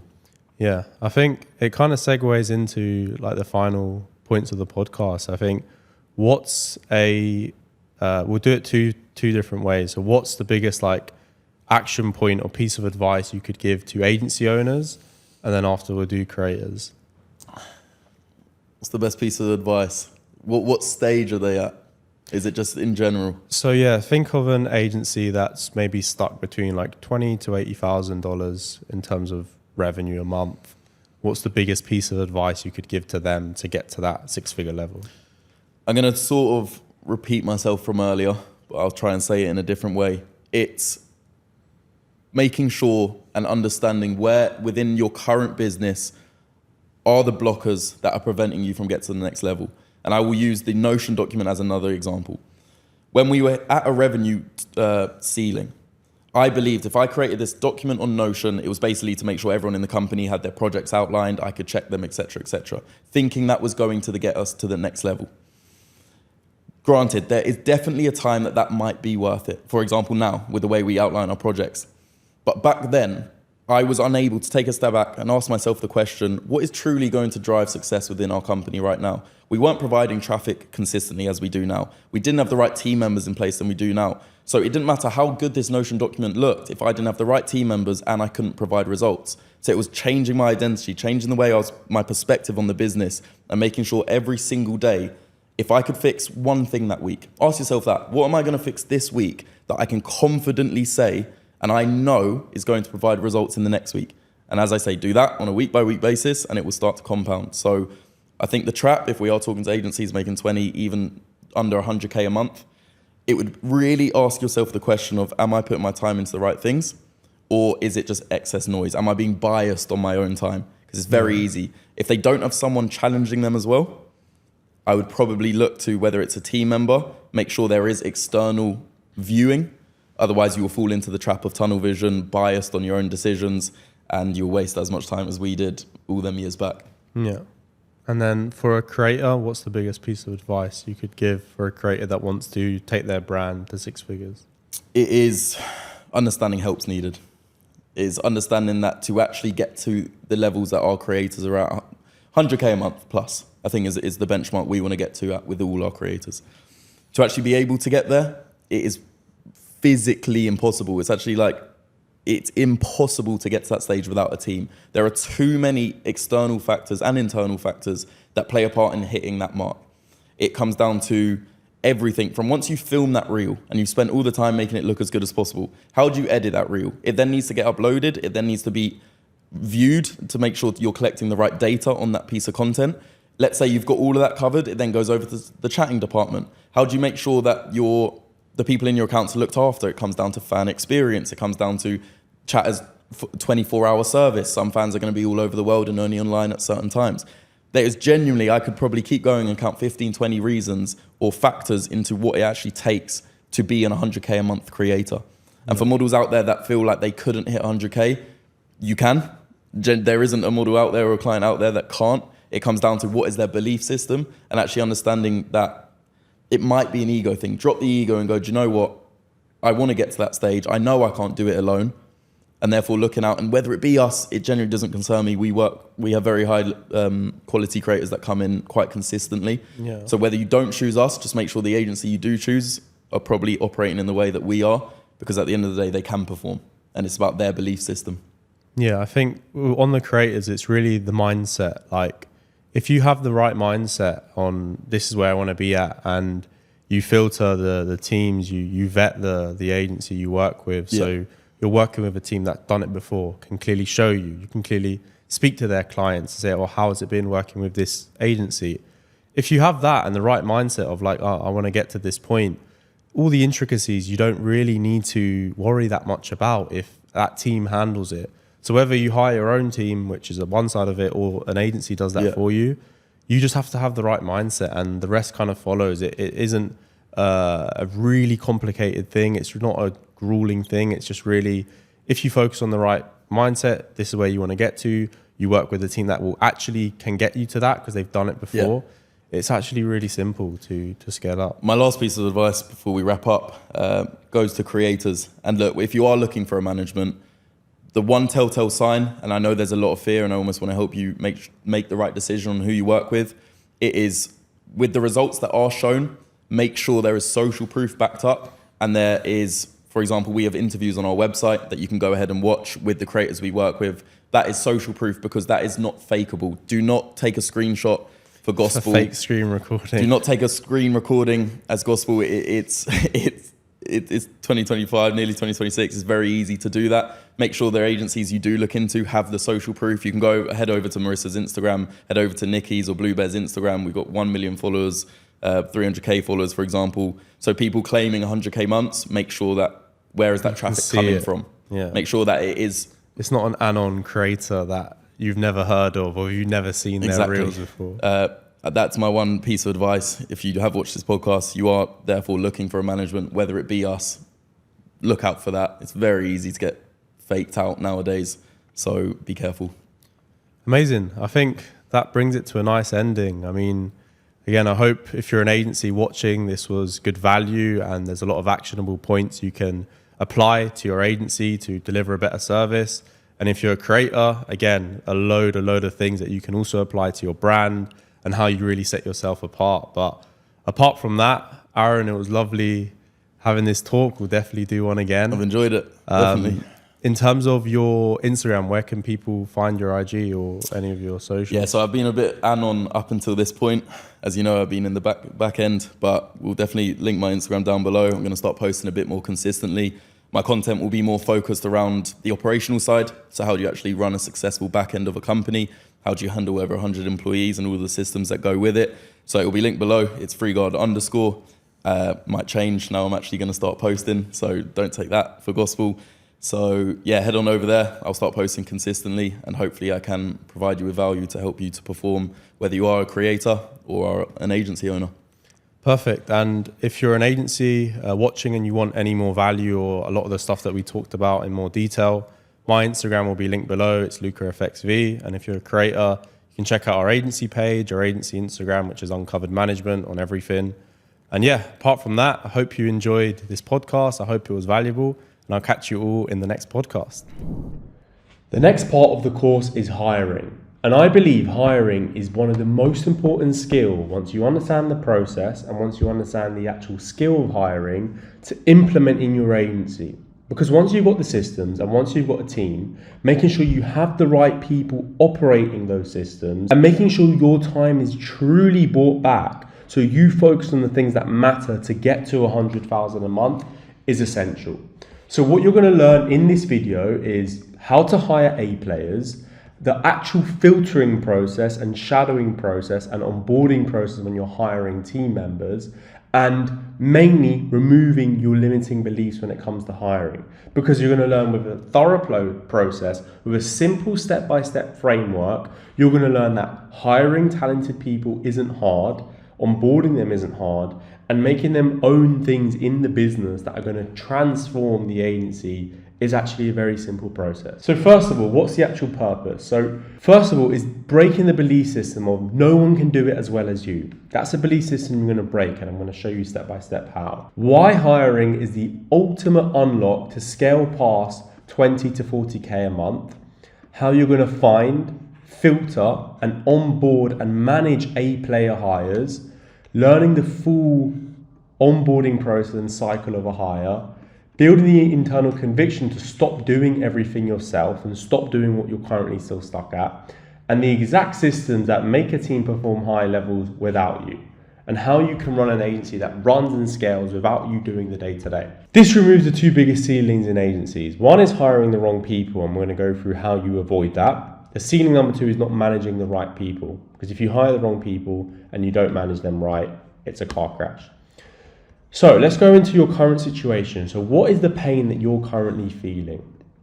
Well, your agency will not scale because you work harder. Your agency will scale because the people below you handle the work you used to do at, I would argue, better than the standard that you currently do it at.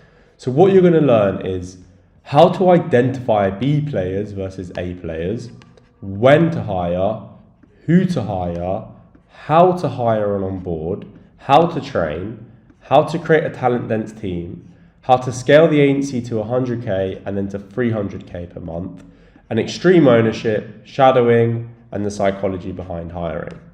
So the philosophy is explained here. So the two questions that predict scale are: how quickly can you remove yourself from execution, and how fast can your team make decisions without you? Because most agencies fail on both of those things. They fail because they hire low-skilled people. They're hiring to try save money.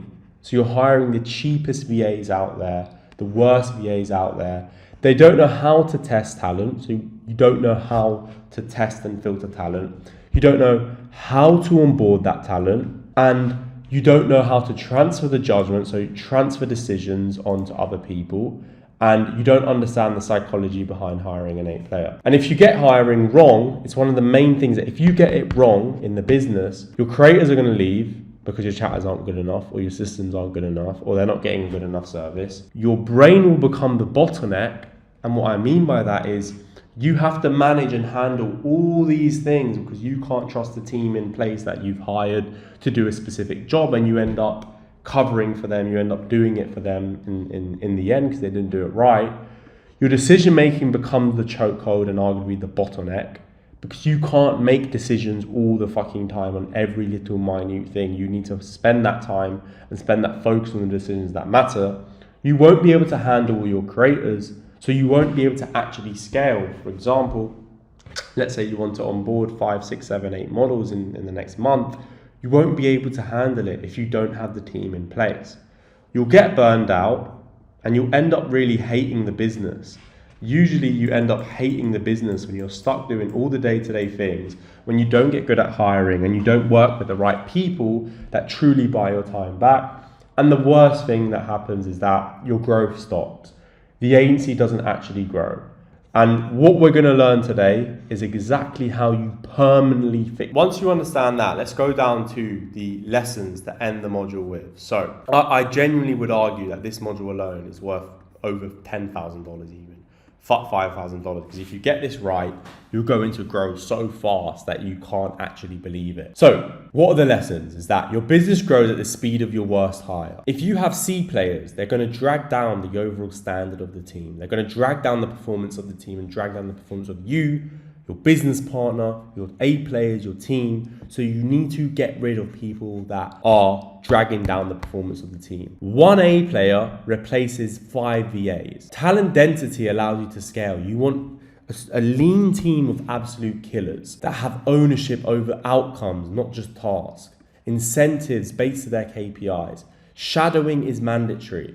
And your agency becomes a machine once you stop being that machine. Once it's actually a business and you have a team. Once you achieve that and you have a team that have ownership over the outcomes of KPIs, that can build systems without you, you can put all your time into marketing and signing the best fucking models possible so that you grow and you get to the targets that you have set. So out of the whole course, once you've gone through the marketing, the brand growth system, once you've gone through systems, go through hiring as much as possible, because once you understand hiring and once you understand exactly how to do it right and you go on and take action on it, remember, you're going to get it wrong the first time.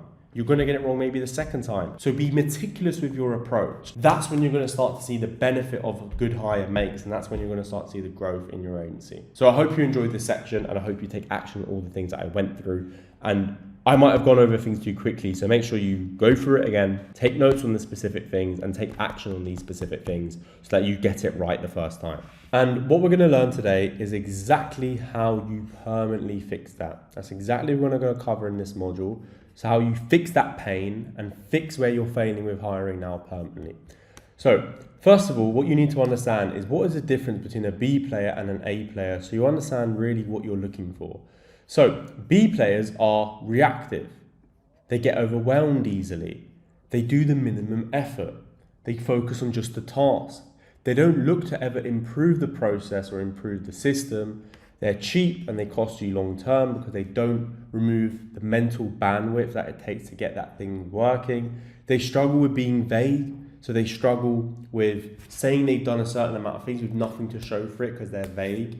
They're waiting for the next instruction. They need direction, they need clarity, and they're very replaceable. What do you actually need them for? So first of all, what did they ask? Well, they asked, what should I do next, sir? Can you explain it again? It's too vague. Who do I ask? I didn't know I could do that. And you probably heard this before with some of your team where they just ask you dumb questions. They constantly get things wrong, and they don't, like, you can't trust them to delegate the ownership of the result of that specific thing that they're doing because of these things about them and about them as a person. And what you only need these type of hires and employees for is for really repetitive tasks. It might be posting, it might be posting level tasks, admin level tasks, again, if it's really repetitive admin, and then more low level roles. It might be finding leads, it might be posting on Instagram, posting on Twitter. I'd hire a better, more competent person for a Reddit post than myself personally, but those are the only thing that you need B players for. And if your business is full of just B players, again, you don't have the right structure, the right team to truly get your time back to focus on scaling and focus on hiring. Because when you focus on scaling and hiring, you need A players in your company and you need A players in the agency. So what actually are A players? Well, they take ownership. They take ownership of the outcome and they are obsessed with getting ownership. They're proactive. They're self-manageable and self-accountable. So they hold themselves accountable to certain things. They're able to solve problems themselves. Genuinely, they're able to solve things themselves and come to you with solutions. Exactly that. They create solutions before the problems even exist. They're able to hold others accountable. They expect responsibility. They raise the standard and they think in systems and they produce 5 to 20x the outputs. They don't need motivation, they just need direction. If you are committed and you have the direction, the mission, and the vision in your agency, you allow it to attract the right talent. You allow it to attract the right A players because they fix things before you notice them. They document things into SOPs and into documents. They improve the system and they ask you and they challenge you. And that's what an A player is, because they create leverage for the organization and B players require the organization to create leverage for them. And your objective is to get more of these. Because the more talented your team is, the better service you're able to provide and the better you're able to grow and the faster you're able to grow. Because what is your goal as the owner or as the CEO or as the founder? Your goal is to recruit and hire and train and onboard as many A player talents as possible. That is your goal. Your goal is to not work with idiots. Your goal is to remove the people that aren't A players, that aren't competent, that aren't going to have ownership over specific areas and departments within the agency. Because the more of A players that you have and the more team members that you have that are competent, that think in systems, that do things for you, they actually come to conclusions and improve things that you didn't even know was an issue in the business. You didn't even know you had to fix a certain bottleneck or issue because you weren't looking in that direction. And when someone is fully focused on greatness and fully focused on improving an approach, a strategy, a system, they're able to come up with all these solutions that you wouldn't even come up with yourself as the business owner. So when do you actually hire these specific roles? And I'm going to go through exactly which one at which certain point, just so you have clarity on what the steps you need to take are. So at the very start, you pretty much have to do everything yourself. I mean, when I started, I was chatting on 4 accounts all day, every day. I was thinking of marketing ideas. I was thinking of reels to post, of TikToks to post, and it was kind of all over the place. So at the start, that's just what you have to do. If you're not making any money right now and you want to get to 10K a month, you don't have the leverage to hire people because you don't have a business, you don't have things going. So at the start, you just do everything yourself and you get a relative understanding of what is everything you need to do. The next point is that 10 to 30K a month, you must hire. The longer you delay hiring, the more you're going to stay stuck at 10 to 30K a month. If you delay hiring at 10 to 30K a month, you're going to stay stuck at doing the bullshit things that you're stuck doing right fucking now. So obviously chatters are a no-brainer. So hiring chatters here are a no-brainer, but we're not going to go through chatters specifically because I think it's kind of common industry knowledge to hire chatters and eventually hire a chatting manager. But what I'm going to go through is the other departments that you probably are still just doing all yourself manually and looking into how you get your time back in the other departments that drive growth and drive success to the business. So a general manager is someone that at this point now is 1,000% something that you need to do. Why? They're going to cover any admin. They're going to organize things, your Google Drives, all the things that you need the models to do for when it comes to posting. Once they film the content, they're going to organize all these things. They're going to be able to track data for you. They're going to be able to support you. They're going to be able to take over your recurring tasks. And why I'm so obsessed with this, or why I'm such a big advocate for this, because you don't, like, if you're watching this, you probably don't hear this from most people in terms of like advice, in terms of what you need to do at the start. Because at the start, everyone just tells you need to work harder and that's all you need to do. And to some degree, yes, but you know deep down, if it was that simple, you'd get shit working. Because although you're working hard here, and although you need to put all your fucking time into scaling and into growing, you don't need to work hard on tasks that aren't high leverage. You need to think like a real business owner and think from the sphere of a 100K a month agency and look to get your time back from all these low-level admin level tasks. Because even if you're at this point, a VA to do this is maybe $800, maybe $1,000 a month. And is $1,000 a month worth it to you if that $1,000 is going to get you 20 hours of your week back, 20 full working hours of your week back to put into high leverage tasks that are going to grow the business, whether that's better creators that you work with, whether that's your understanding of traffic and applying the brand growth system. Because if you have 20 more hours per week, think how much quicker you can grow. Think, if you have 20 more hours to apply the brand growth system, to apply the approach to sign high quality creators or to scale your current creators right now, you're going to get there way fucking quicker than if you're spending that extra 20 hours on recurring tasks, on your inbox, on updating sheets, on organizing content, on the admin. You're going to get to that target. You're going to get to 50K. You're going to get to 100K way fucking quicker if you don't spend your time on these low-level tasks.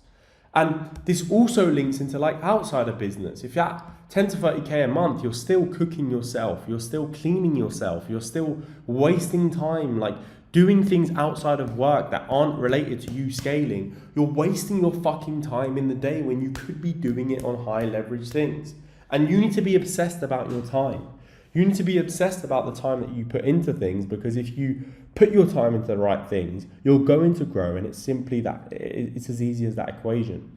So just to recap at this level, you want someone to just essentially take over as much of the admin as possible.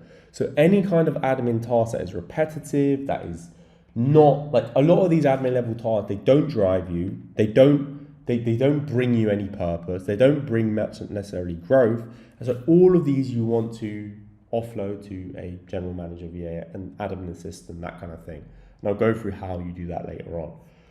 At 30 to 50K a month is where you want to hire someone to assist you on the marketing.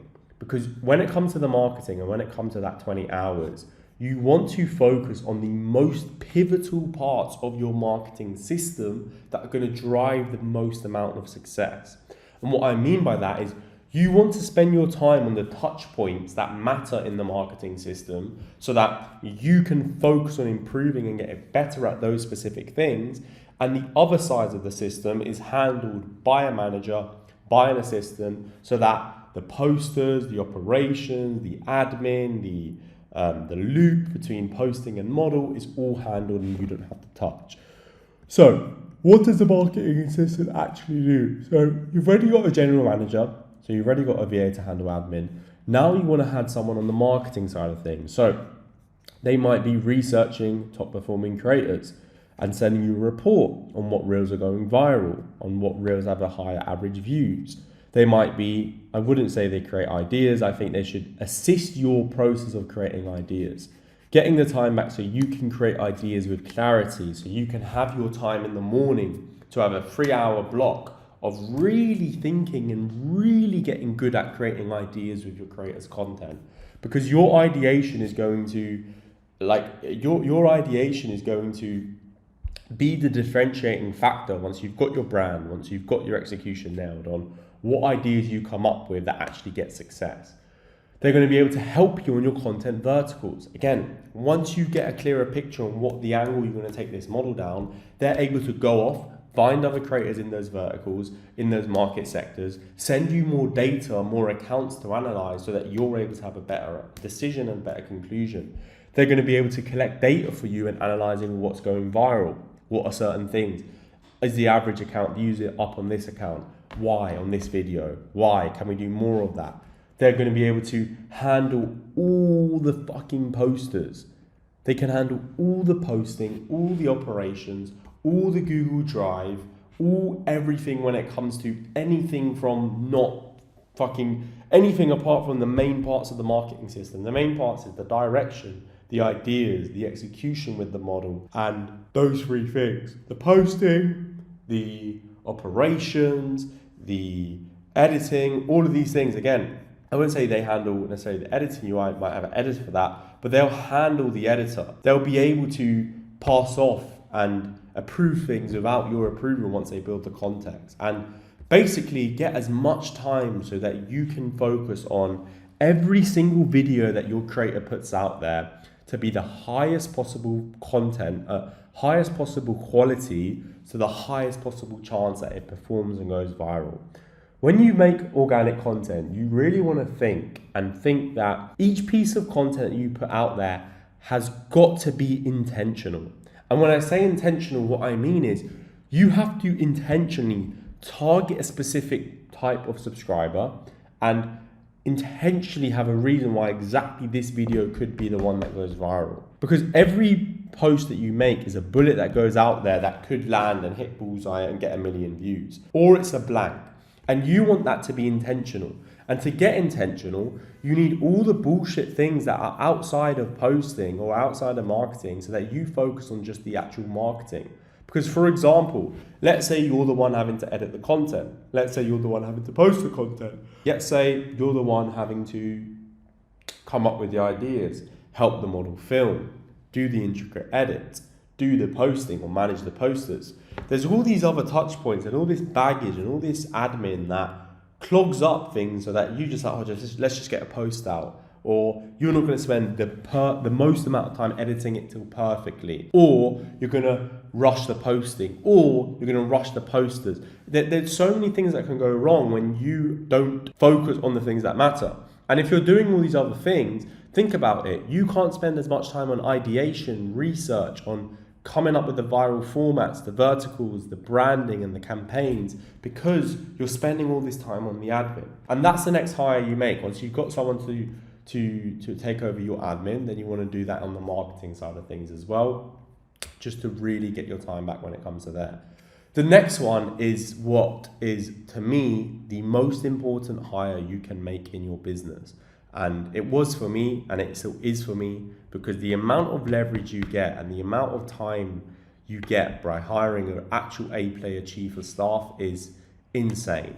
And I would argue doing this earlier, I've done this later than this point, but if I could go back in my journey and do this at 30K a month or at 50 to 100K a month, it would have transformed my growth even faster.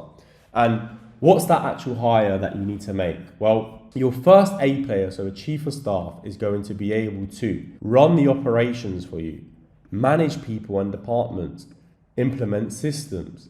They're going to be able to solve problems for you and actually become your second brain and make decisions without you. And by far, I think one thing I always used to say before I had a chief of staff and before I understood what it takes to onboard and build context and all of these things is I always used to say, I just wish there was someone like me. I wish someone understood things like me. I wish I could just duplicate myself. Well, the reality is that you actually can. And this is the turning point, because once you understand what a chief of staff can do, and once you understand the process, which you're going to learn here step by step, you can guarantee getting to $100,000 a month because your time will only be on high leverage things, and you'll be able to duplicate yourself so that someone else, someone that isn't you, can do these things that you're currently doing right now, the high leverage things.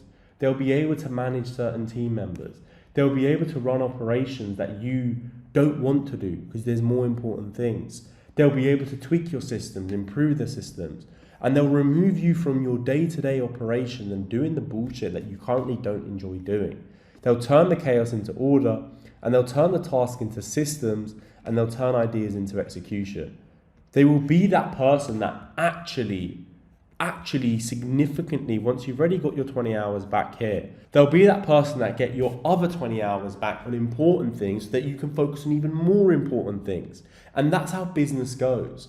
The more, like, when you look at people that are further ahead in your journey and they're working on things, you're like, how the fuck are they doing all of this? How are they doing all this? How are they making all this money? Or how are they doing all of this shit? It always comes down to they're working on things that actually matter more because they have a team, they have people in place to handle the things that still matter, but they don't need to be handled by them because they've got the right team member in place. And that's why I believe hiring is so fucking essential for your growth of your agency if you want to get to that 100K plus a month mark.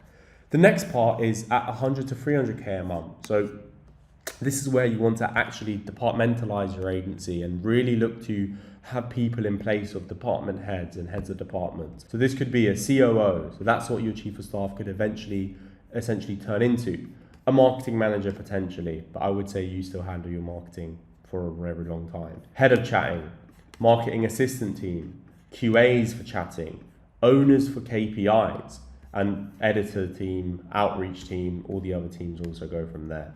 But we're not going to go through that in that much depth because that doesn't apply to everyone here in this video. So hiring VA. So now that you understand when to hire, you're going to go through how to actually hire. And now that you understand how important your time is and what you need to do when it comes to hiring and why it's so important, because if you get that time back and you offload the right things, how much more time you have to work on important things, you can then go into how you need to hire. So first of all is where you need to find them. So for hiring a VA, onlinejobs.ph still works fine. You need a lot of filtering. OFM Jobs is probably one of the best. Upwork is also extremely good. There's a lot of good people and a lot of good talent on Upwork. Referrals, by far, in my opinion, referrals are going to be your best bet. The best thing, the reason why is because with referrals, right now, if you look at your friend group, they're probably similar to you. Like your best friend, your close friends, the people you talk to, the people you relate to the most are probably similar to you. You probably don't, like, if you're making 20K a month, you probably aren't in a circle of guys making 100K a month. Your friends are also probably making 15, 10, 20, 30, 40K a month. However, if you apply that to employees and you apply that to your team, if you have a competent employee, a competent chatter, a competent poster, a competent any kind of VA, their friends are likely to be competent too. They're likely to have similar upbringings, similar journeys, similar stories. They're likely to like the same things. And they're likely to refer you their friends that are also similar to them, that they enjoy fucking chilling with and then enjoy working with. Facebook communities and Facebook groups is another way that works extremely well for good chatters, good VAs. Ads, I wouldn't really say ads apply to you right now. It's really more further down the line if you have a hiring bottleneck. This filters out the B players instantly. So when you use wording like, it's just like with hiring, you're always going to get, especially here, here not as much, especially here, you're going to get a lot of fucking applicants. You're going to get hundreds of applicants and you're going to get hundreds of people that apply, and you're going to need to actually filter them. And when it comes to filtering them, the most important thing is your funnel, which we're going to go through the funnel in a minute. But you need to be strict about your filtering, because unless it's referrals and unless they're already pre-qualified, because referrals usually pre-qualified, which basically just means they're not a retard because they're a friend of someone who isn't a retard. And it's obviously not that simple, but it helps a lot if that makes sense, because at the end of the day, you wouldn't relate to someone who is, like, if you're watching this, you wouldn't relate to someone who is working a 9 to 5 as much, going to the pub every week and getting drunk. Like, you wouldn't relate to them as much, and you probably wouldn't refer them to the business you work with. So you just have to think in that perspective. But once you understand where to find them, the next thing you need to look at is your actual funnel. So we're going to go through the funnel here. So what the actual funnel looks like, and I'm going to go through Test Gorilla, because Test Gorilla is probably going to be your best bet, but there are other ones, and you can even make your own ones yourself. So when it comes to hiring, your application must include simple basic details about the role that they're hiring for. The biggest mistake that I see a lot of people make is that when they're hiring someone, they don't outline the role exactly. So what's the actual role that they're hiring for? So what are the role requirements? So, handwriting is shit. What are the role requirements? So what does the role actually require of them? How many hours per day? How many days per week? Hours per day, days per week. What are the actual things that they need to do in their role? What are they responsible for? Outlining these details. What experience are you looking for? What apps are they using? What do they need to know? What do they need to understand? That's what you need to understand in the application. You also want to have filter questions so you understand, okay, cool. If they say like, for example, let's say they have 3 years experience of chatting if you're hiring a chatter, well, upload your proof of your experience, upload your commission reports, your sales reports, your EODs, your commission, your sales, your salary requests, all of these things. Then, once you have your application form, the application form is actually really, really basic. And again, what I'm really going to go through is more the actual filtering process, because this is in the skills test. In your application form, you want to have screening questions. So you want to kind of understand what have they had responsibility over? Like, have they ever had to own an outcome? Because when I've reverse engineered, and we're making this video, I've been able to reverse engineer the most success that we've had with the people that we've hired in the business, and where did they come from before you hired them? Because one thing that you have to understand with hiring is context helps a lot. Like, for example, if you're hiring someone who has never had success with online business before, never got anything working online, works a normal job,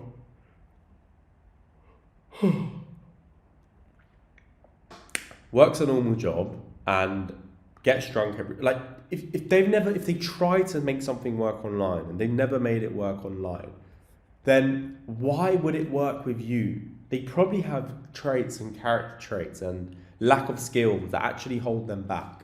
So when you have those questions asked, have you ever tried to make, if this is for a UK hire or someone, for example, an A player, have you ever tried to make money online before? If so, what? From trying, what happened? What was the outcome? How much did you make? Where did it go wrong? And then you can see, when you ask those questions, do they deflect the ownership, deflect the responsibility? Do they take accountability for their own shortcomings? Why? These are the questions you want to think. And that's where you want to really be able to screen them and screen, what's this person's character? The next is actually their skills test. So in terms of their skills test, we use Test Gorilla, which if you look here, it shows you some of the data in terms of invited, open invite, started, completed. And a lot of people in hiring, especially like when you hire people at volume, is that you might have specific steps that need to be done within your hiring. Like, this is what needs to be done, this is what needs to be done after, all of these other things. And they actually don't even fucking do those things. So they want a job, they want a full-time income, and they don't even do the simple basic steps that you explain in your hiring process. And what does that help you do? Well, it helps you filter the retards. Because imagine you didn't have a funnel. If you didn't have a funnel, and if you didn't have a filtering system and a task and a week trial and all of these things, you would hire a fucking retard who can't follow simple instructions. So that's why it's so important. Because the thing with hiring is that if you get it right, and I truly mean if you get it right, or actually if you get it wrong, you waste time, you waste money, you waste growth, you have opportunity cost of how you could have grown with the right person, and you can't get back that time. So if you're spending your time with low leverage, low level thinkers, low level operators, you can't grow at the speed of a team that has the right team members. You can't grow at the speed of a team that are bought into a mission, that are serious and have standards and build systems without you having to tell them exactly step by step what they need to do, the exact SOP to follow. And it all starts with your onboarding process. Because if you get it right, you get someone who can think without you having to solve problems without you having to even think about them. Able to improve systems that are not working, that you don't even know aren't working, and able to actually get your time back. So you're focusing on growth, you're focusing on improving the things that are running, which is where you need to spend your time into. So once you understand once you filtered in the first question in terms of their personality, their prior experience, their past jobs, their CV, what they've done in the past before, so you have a better understanding on that, then you want to test your skills. So what Test Gorilla does here, it's actually pretty great, is you can have an IQ test, you can have an English test, you can have a type speed test, but what you also have is problem solving tests. You have tests that are specific to problem solving. You have tests that are specific to thinking. You have tests that are specific to technology. Like, you have so many different tests in here, and you have so many different pre-made tests, which also allow the interviewer, the candidate, to have their screen on, like their camera on while they complete their test, so you know who's completing the test. And it actually allows you to funnel through so many idiots and so many people that will never get the job in the first place. And once you've done that, you want to give them a specific task, and you want to give them a specific trial task to see how can they get that done. You want to give them a test to see really how they can get something done. And once you give them that test, you're obviously don't have to give the specific how to do it. You want to just test their thought process. You want to test their understanding, how they approach a problem, how they approach a task. And you just want to test that and test that out of 10. It might be a questionnaire, it might be a task, it might be something that is bullshit, but that filters them and tests them. Okay, cool. Does this person follow instructions? Does he know how to? Does he know what to do? Is he showing signs of being proactive and being a problem solver and a thinker? And those are the things you want to do. And once you've actually gone through that test, the next thing you want to do before actually the paid trial week is have a face-to-face or Zoom or Google Meet interview and actually just see how they are as a person. Because one of the things, actually before that interview, my bad, what you want to do is get them to submit a Loom video of why they want the job. Because if they can submit a Loom video and explain to them their CV, and you can even do that earlier if you want to filter earlier again. This is a general framework which you can apply to different roles, and how detailed you want to be depends on the role that you're hiring for. You don't want to be so long with a role that you could easily hire for. Let's say it's a poster. You want to have general framework, general screening and general things. But when it comes to something that's important, you want a Loom to be submitted to you to understand, okay, cool. How does this person sell themselves? Do they have the right energy? Is it someone that looks the part? Are they not a retard or autistic? Are they actually serious? Do they actually show you the signs that they will be successful? And then on your interview, before you go into your paid trial week, you want to outline the expectations of them, but also you can sell them on the future of the company and the growth of the company. But you just want to really filter and see, is this person bullshitting me this whole time? Because on an interview, a lot of people love to oversell themselves. And the reality is that the proof is in the pudding. Proof is in what have they done so far. So if in the interview they're overselling themselves and you're asking them a question, well, then just ask them why. Well, if you're everything you say you are, if you're proactive, if all this, well, why haven't you made money before? Why did you get let off from your past job? And ask them the question that you need to know to build the context about them and understanding them. Once you've done that, you want to go through the paid trial week. Paid trial week is, again, real work, real pressure, and real expectations. And your objective with the real trial week is to make it difficult. The reason why you want to make it difficult is because you want to see, okay, who is this person made of? Who are they actually? Are they ready to fucking work? Are they ready to do what it takes? Because if they're not, they're going to deflect ownership, deflect accountability, blame other people. And if they are, then, if they take ownership, if they ask the right questions, if they problem solve, then they're probably going to be someone that you want to work with. And then that's when it comes to onboarding. Once you've made this decision, and this paid trial week, I would argue you do this with more than one person. Ideally, you do this with 2 people at once, which which will then filter out which one's better than the other one. So you have a better understanding of, okay, I'm making the right decision because one's shown why is better, and you have a clear understanding. Once you have that, then you want to hire them and onboard them. So where do we go from here? Onboarding A players. So your current position right now is you're probably fucking awful at onboarding. And this is why your talent leave. But arguably, I wouldn't say it's why they leave. This is why they don't become successful at your agency. And here's how to train onboarding. So there's 3 specific steps. Number 1, they need to understand the company. It's the most basic thing. What success looks like, your values, your decision-making principles, how you communicate, what matter. For example, if you're a proponent of hard work, that's fine. But are you a proponent of results? Is it results first? Because if it's results first, then that's what matters. If you care about results, then you can work as hard as you want, but you have to have something to show for it. What problems they own, what autonomy they have. But this is the part, this is everything. Once you've outlined the fundamentals, this is everything that at all points of this video, I want you to rewatch this and I want you to understand how important this is. Because shadowing is something that most people don't understand the idea about it, or most people don't even bother with shadowing. And what shadowing essentially is that can be literally, they sit, like if you're online, okay, again, a lot of you are running your business online. They literally watch you do a task for 4 to 6 hours a day, or even 8 hours a day, and just watch what you actually do. Let's say you're onboarding a general VA, or let's say you're onboarding a chief of staff, or let's say you're onboarding someone for a specific role that you don't want to keep having ownership over. Let's say it's editing, let's say it's posting, let's say it's admin, let's say it's model stuff, let's say it's chatting managing, let's say it's outreach lead finding, let's say it's whatever else, your framework for outreach. All of the things that come into onboarding a successful, talented individual comes down to that shadowing phase. Because what shadowing does is it builds context. And when the right people have context on why you're so obsessed about getting this done right, why it's so important to get this done to this exact level, how to do it, what your own thought process behind how you approach a specific task or project is.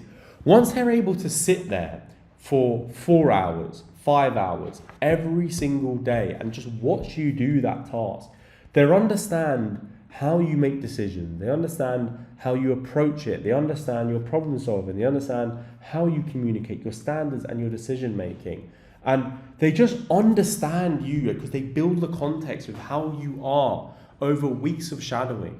And again, it depends on what the role is. With this whole module, you have to apply it to your current situation. You have to have the rational thinking to apply it to your current situation.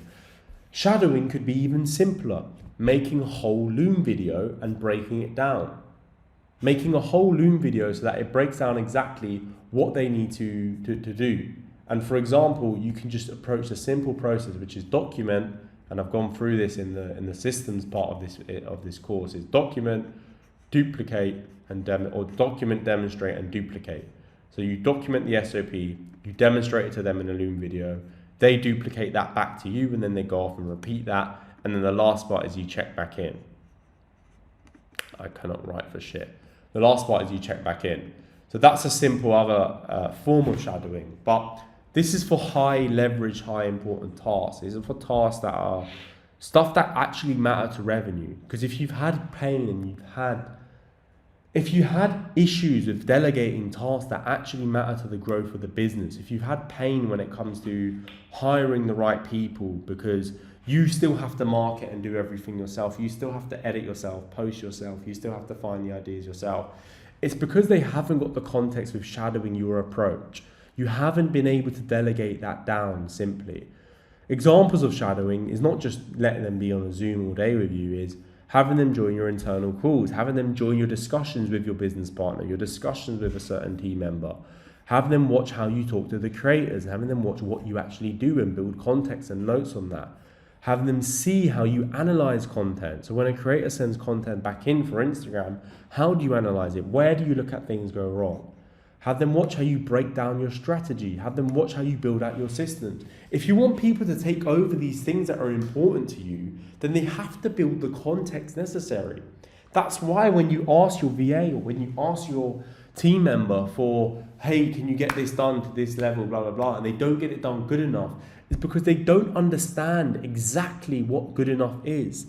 They don't understand your approach. They don't understand the context behind how you do it. So they aren't able to do it as good as you. And then once they've shadowed you, and once they truly understand, this is exactly everything that you do. This is exactly your approach, exactly your thought process, all of these things. And this is for a very big task in the business. This might be for marketing. This might be for chatting, managing. This might be for outreaching and signing high quality creators. Because again, you can always do this shit half-heartedly. You can always just get a VA and outreach to creators and say you're doing it. Or you can do it right, where you actually sign models consistently every single week, where you're actually going viral every single week with your marketing, or when you're actually hitting LTVs that are at a KPI every week with your sales. But to do that, they have to understand your context. Because again, if you've been doing this business for 3 months, 1 month, 1 year, 6 months, 2 years, 3 years, you have years of context that they don't have, and years of understanding that you need to get to them in a very short time frame. So once they've shadowed you and you're confident in your ability and you're confident in your SOPs, your looms, how you've delegated your understanding of it, then you want to shadow them. You want to shadow how they approach it. You want to pass that responsibility, that ownership off to the task, and they do it. You watch them, you critique them, you repeat until you correct them, you give them feedback. Feedback is super important because there might be things that you're actually doing wrong with your whole approach, and you want to be able to willing to give feedback. For example, if someone is shadowing you and watching how you do something, they might actually know something better than you. But if you don't offer the floor for feedback, they won't be able to give that feedback to you. And once you've reverse shadowed, repeat this until they make the decision before you do. They solve problems the way you would, and they no longer need you. And then you just want to check back in on a weekly basis or a daily basis or on a weekly or daily basis or a midweek basis. And that's the process when it comes to onboarding an A player. That's the process when it comes to any person that you want to have the highest chance of success. Because the highest chance of success of hiring isn't with your funnel. Your funnel is the pre-qualifier. Like, it's the same thing as signing a good model. When you sign a good model, you need to be able to find a good model and sign her and close her. The next part is how you deliver results. How you deliver results when it comes to your team is by having a very fucking brilliant onboarding process. And the better your onboarding is, the higher your chance of success is. And the reason why it's so important is because if you get this right, if you get your time back on things that are dragging your time back, number one, again, let's go back to if you're at 10 to 30K a month. You get this right on your general VA that takes over all your admin. You get this right on your marketing assistant.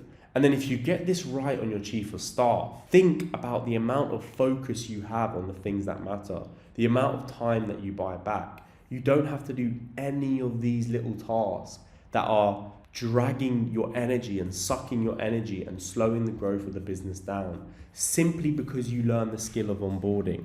And that's all it is. Because once you've onboarded talent, once you've coached talent, once you've improved the standard of your team, then it comes down to getting the best out of them. And what does getting the best out of them look like? Well, getting the best out of them is every person in the business must own a KPI. They must own a KPI. And the idea of ownership is something that I didn't understand. Like, I didn't understand why every KPI needs someone responsible, someone ownership. So who owns this task? Who owns Reddit success? Who owns the Instagram success? Because when you have when you have vagueness about the ownership of something, you can never drive it to success. Because when you ask the question, why is Instagram down? And then you ask that to your employee or your team member and they say, I don't know, I don't own it, I don't know. And then you're like, well, what the fuck are you doing? Why are you not posting wrong? Or why are you posting wrong? And it goes back to them. And they didn't understand that they have ownership over a certain part that links into the success of Instagram. It came down to you breaking that ownership down.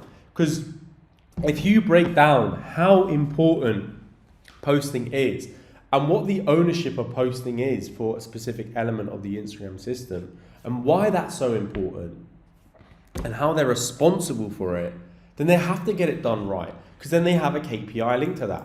That might be 100% of the time, out of a week, 100% of the posts are done correctly with the right captions, with the right content, they're reposted on the story, they're posted consistent to our SOP of posting, and they hit their KPI per week. That could be for posting. Whether it's, for example, Reddit. Let's say you run Reddit with one VA. Well, do you just tell the VA what to do, or do you give them ownership of testing new different things, new different subreddits, new different platforms, subreddits, new different content, new different ideas, new different captions, all these things? And do you give them the ownership of actually getting it to success? Do you give them the ownership of the KPI, of the results of Reddit, or do you own that? Because if you own that, then you need to be responsible for the performance. And if you own everything in the business, again, how do you expect to own everything and get everything working at KPI when you're owning all these different things? So at the start, let's say you'll be in charge for marketing. Well, you own the traffic. So what's the subs to the last 24 hours? What's the daily traffic? What's the weekly traffic? Why is it not at 100 paid subs a day? What are you doing wrong? What is it within the marketing? Is it the editing? Is it the operations? Is it the execution? Is it the ideation? Is it the branding? Is it the, all these things that you need to get right and hold yourself back to that KPI for traffic. You set your traffic KPI every single day. Why are you not at that KPI? Your chatting manager, what do they own? Well, they own the LTV. They own the quotas the chatters are hitting. How do you hold them accountable to that? What is that KPI? There needs to be clarity on what success looks like. If the employee has clarity on what success looks like, then guess what? They're more likely to be successful. Your chief of staff is more vaguer, but it's overall the operations, the flow of the back end. Overall KPIs being hit, department heads hitting KPIs. If it's an operator, is how much hours per week would they remove of your time? How many bottlenecks do they remove? If it's your outreach VA, what are the quality of the leads they find? What are the types of calls that they book? How many calls they book? What are the reply rate? All of these things are a KPI. Because once you have a KPI, and once you're able to coach ownership, and once you're able to delegate ownership and have people responsible for the outcomes that you want to achieve, then you can do this in a performance meeting every single week. Because once you have that, and once you have that data, you review the KPI. Again, depending on where you are in your journey now, you probably own all your KPIs. So you need to hold yourself accountable to your KPI, or if you have a business partner, you split that and you hold each other accountable. You need to identify why. Okay, we're at this, well, why? Where is it wrong? What's going wrong? Then you need to get 1 to 2 improvements a week. You focus on 1 to 2 improvements per week, and an owner has to be assigned to each. And if you're not doing everything yourself right now, and you obviously have a team member, you do this to them. You review their KPIs. You ask them, okay, why are we at that? You coach them. You don't do it for them. The biggest mistake people make is that they have meetings with their team and they're the loudest in the meeting. They tell them everything that they need to do. They tell them everything that's wrong. Well, what does that do? That promotes them being their hand held. That promotes them not getting it done right. That promotes them never understanding how to actually do it right. Because if you do it for them, then how the fuck do they have ownership over it? How do they have that ownership? They don't. They don't have the ownership. You still have the ownership. And it's a harsh realization to come to as a business owner, because to some degree there is fear behind it, because you have to delegate that ownership with certain things. Whether it's low leverage tasks, whether it's high leverage tasks, whether it's things that you enjoy doing, you don't enjoy doing, it doesn't matter. You need to be ruthless about what you own and what things matter to the business. And you need to be ruthless about, okay, if you don't want to own things that don't matter to the business, someone has to get it done right. The other biggest mistake people make is they focus on high leverage things and they neglect the low leverage things that actually matter. So let's say you watch my content, or you watch any content, you say, I need to work on high leverage things, but then you neglect the final touches, you neglect posting, you neglect posting high quality, you neglect your systems, you neglect the low leverage, mundane tasks that still have to be done right.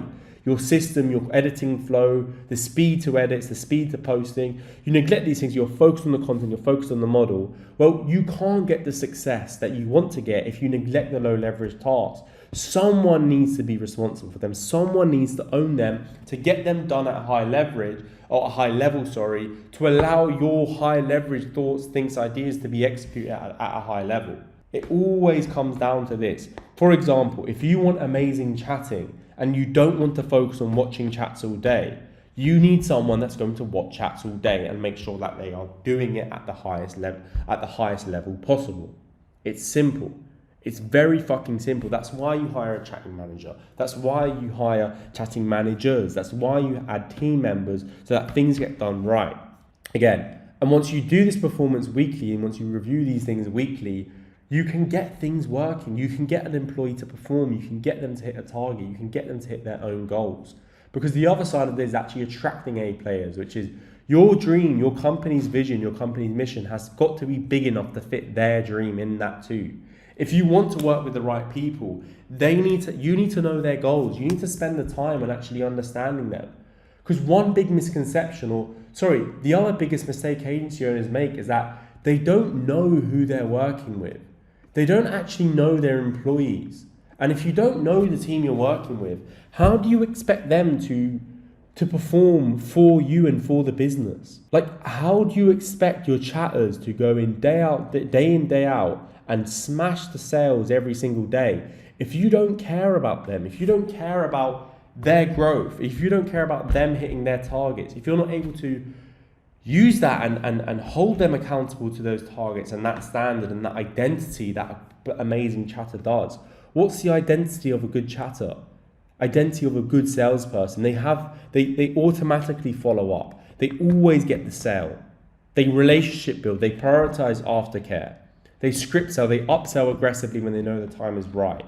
They remember the fan's name. They utilize the fan notes. They do all of these things that the identity of a good chatter does, and naturally their sales are higher. But you need to understand as a business owner is that your team is genuinely everything as you grow. And what I mean by that is that if you make the wrong decision on your team, if you make the wrong decision of hiring, if you don't care about your team, if you don't prioritize their growth, the business will always stay bottlenecked. Because the team are the ones doing the day-to-day. They're doing the things that you can't do because you're focused on the growth of the business. And again, it always depends at the revenue point you are at. But the point I'm trying to make is that if you want to get the best out of your employees, your best out of your A players, the best out of your operators, is you want to truly actually coach them and get the best out of them. And you only know how to do that when you build enough context about them as a person. You build enough content about them professionally, personally, and you truly care for their growth. You truly care about making sure they hit their revenue target or their income target, their life target. Because again, not everyone wants to grow a business and get to 10K a month. That's not everyone's fucking goal.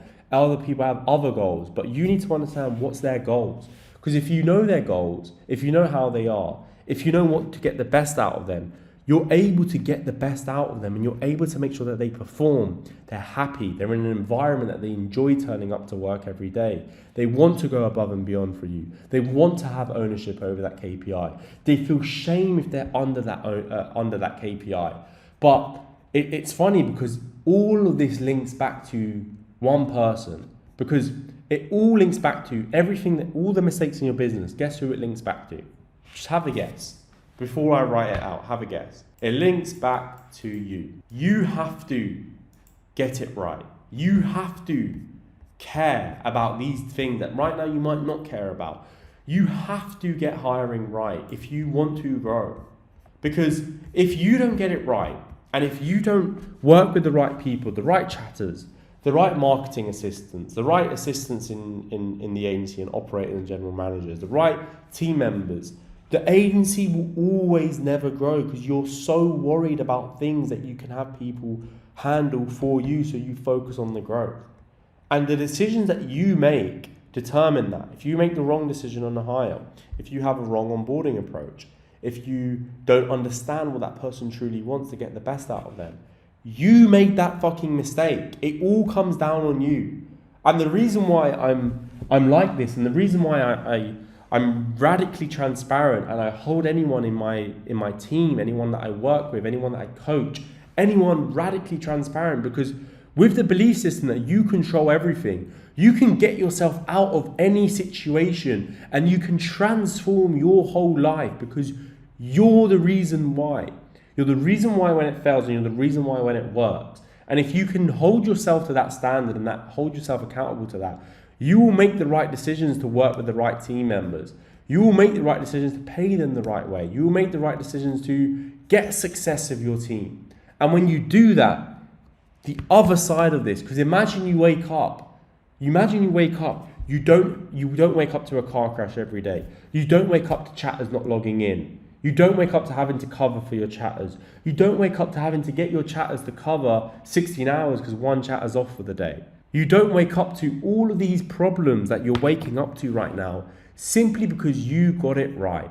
Simply because you focus on the team, you focus on putting the right people in place that have ownership over these things so that you don't have to deal with it and you can grow the business. And that's probably the biggest takeaway from this all, is that it all comes down to you. Now, when it comes to the actual compensation structure, because again, you're probably asking, well, Luca, what do I actually pay different people in the company? Well, your VAs are typically either $3 an hour, $4 an hour, and $5 an hour if, again, they're more experienced or depending on the role. Otherwise, it's a base income of $600 to $1.1 thousand a month. Another thing is part-time. So some VAs do work part-time. You don't always have to hire full-time, and typically you'll be on around $600 a month. They'll have another job. And again, $3 an hour is pretty much the standard. It's fairly basic. You also want bonuses and KPIs relative to if they have ownership over a specific task, you want bonuses relative to that KPI. Assistants, again, a bit higher than a normal VA, $800 to $1,500 a month. Again, it really depends on them, the context, etc. A players, again, this is where it kind of changes a bit more. So your base, you want to look for around $2,000 to $3,000, $4,000, $5,000, $6,000. It really depends on the role and the ownership of that role. Managers, again, $1,500, $2,000, bonuses related to KPI. With your A players, one thing you want to make sure is that bonuses tied to KPI is one of the most important things. That's when other things can be unlocked. It might be a profit share. It might be a percentage split. It might be a growth incentive, but everything links to performance. You want to always prioritize performance. The biggest mistake other agencies make is that they hire off a percentage split or their revenue share. The first thing they hire, and they think that that's what they need to do. No. The biggest, actually, this is more so a limiting belief, is that you need to take the hit at the start. You need to accept the cost it's going to take to hire the right person and onboard them correctly, to then see the leverage and see the benefit it will bring that they will bring within the first month, the second month working together. Because if right now you're just hiring people on a rev share and you can't even get that thing working, let's say you're saying, look, you're going to own Reddit, and if you can get Reddit working, I'll give you 20% of the Reddit tracking link. It never fucking works out, because if they'd done that, if it worked like that, they'd just do it themselves, number one. And number two, they either don't earn enough for it to work, with you, or they earn too much and then you're like, hey bro, can we halve the percentage deal? It's bullshit. Same goes for profit share. All of these things come down the line once performance is achieved. And you want to have KPIs relative to that base. Because the limiting belief you have to make is that, the limiting belief you need to remove is that there's no risks in business. And with hiring, there is going to be risk. There is going to be a certain amount of dollars that you need to fork out, $800, $1,500, $2,000, $3,000, $4,000, $5,000, depending on the hire. But you need to be willing to take that cost to see the benefit that it can bring. You need to be willing to hire for a role because you know that if you back your hiring process, you back your onboarding process, you back the person that you've selected, that they will get success and they will bring tens or hundreds of thousands in revenue back to the company. But you need to back yourself here, and that's the belief you need to break. Because if you don't back yourself and you don't back your approach to your process, you're never going to feel it's right to pay $1,000 extra for this person when you can do it yourself. To pay $4,000 or $5,000 for a hire that can bring a significant portion of income to the business because you can do it yourself and you can do it better. But that comes down to, again, trusting your approach and trusting your process. And once you can trust your process, you can trust you're going to get someone successful, you can start growing your team and you can start making the money that you dream about, because at the end of the day, it always comes back to you. So that's the main thing when it comes to compensation structure. Again, you have to be willing to pay out. You have to be willing to back your process, back your approach to get it successful. The next part is actually a case study in terms of my own business and in terms of my own agency, in terms of the chief of staff. Because out of all the hires that you make, the most important thing I truly believe is going to be your chief of staff, because they're going to be able to handle not just low leverage tasks, they're going to be able to handle assistants under you, they're going to handle teams, managers, VAs under you, and get back so much of your time that you'll focus on growth and you'll focus on the things that matter. So what did my chief of staff actually build? So she built out A players. She got other people in specific roles in the business. She referred multiple other high leverage talent, high skilled talent for certain areas of the business, because she herself is high skilled. She herself had experience as an executive assistant to a CEO. Again, all this came from the filtering process. All this came from the system that we went through here. She already was an executive assistant for a CEO. She already understood systems. She already understood team, managing people, organized, all these things that are absolutely essential. She created structure, created systems, created output, created scale, leverage, and replaced massive things that were taking up hours of my day. Why? Because we literally spent a whole month on Zoom every day. So she built full context in the business. She understood exactly, what do I need to focus on? What is my, and it's a concept that you're going to understand again later out throughout all the modules, is what is your zone of genius? Your zone of genius is the one thing that you can do better than everyone else, that drives the most growth, that you enjoy doing, and you can do it every single day, and it has the biggest impact on the business. And you want to do more of that. It's another concept for deep work, and deep obviously focus, important work. But what that chief of staff is able to do is make sure that you're doing more zone of genius tasks, because they're replacing chunks of your time. They're creating leverage, they're creating systems, they're creating output, they're managing and bringing A players to the business. And the reason how I was able to identify she was an A player, because instantly she took ownership over certain things. Instantly she solved problems that I didn't even know were problems. Built out frameworks, built out systems, learned faster than I could teach, and operated without being handheld. And the main thing here is cared about the mission. Because to attract the right talent, to attract the right people, to really have them believe in the company, it comes down to you. It comes down to how you are as a person. Because if you aren't aligned in the targets and the goal, then they won't want the agency to grow. They won't want to go above and beyond. And all of these came, again, because of the process, because of the system, because I'm that obsessed about these details and I care that much about these details to work with these type of people.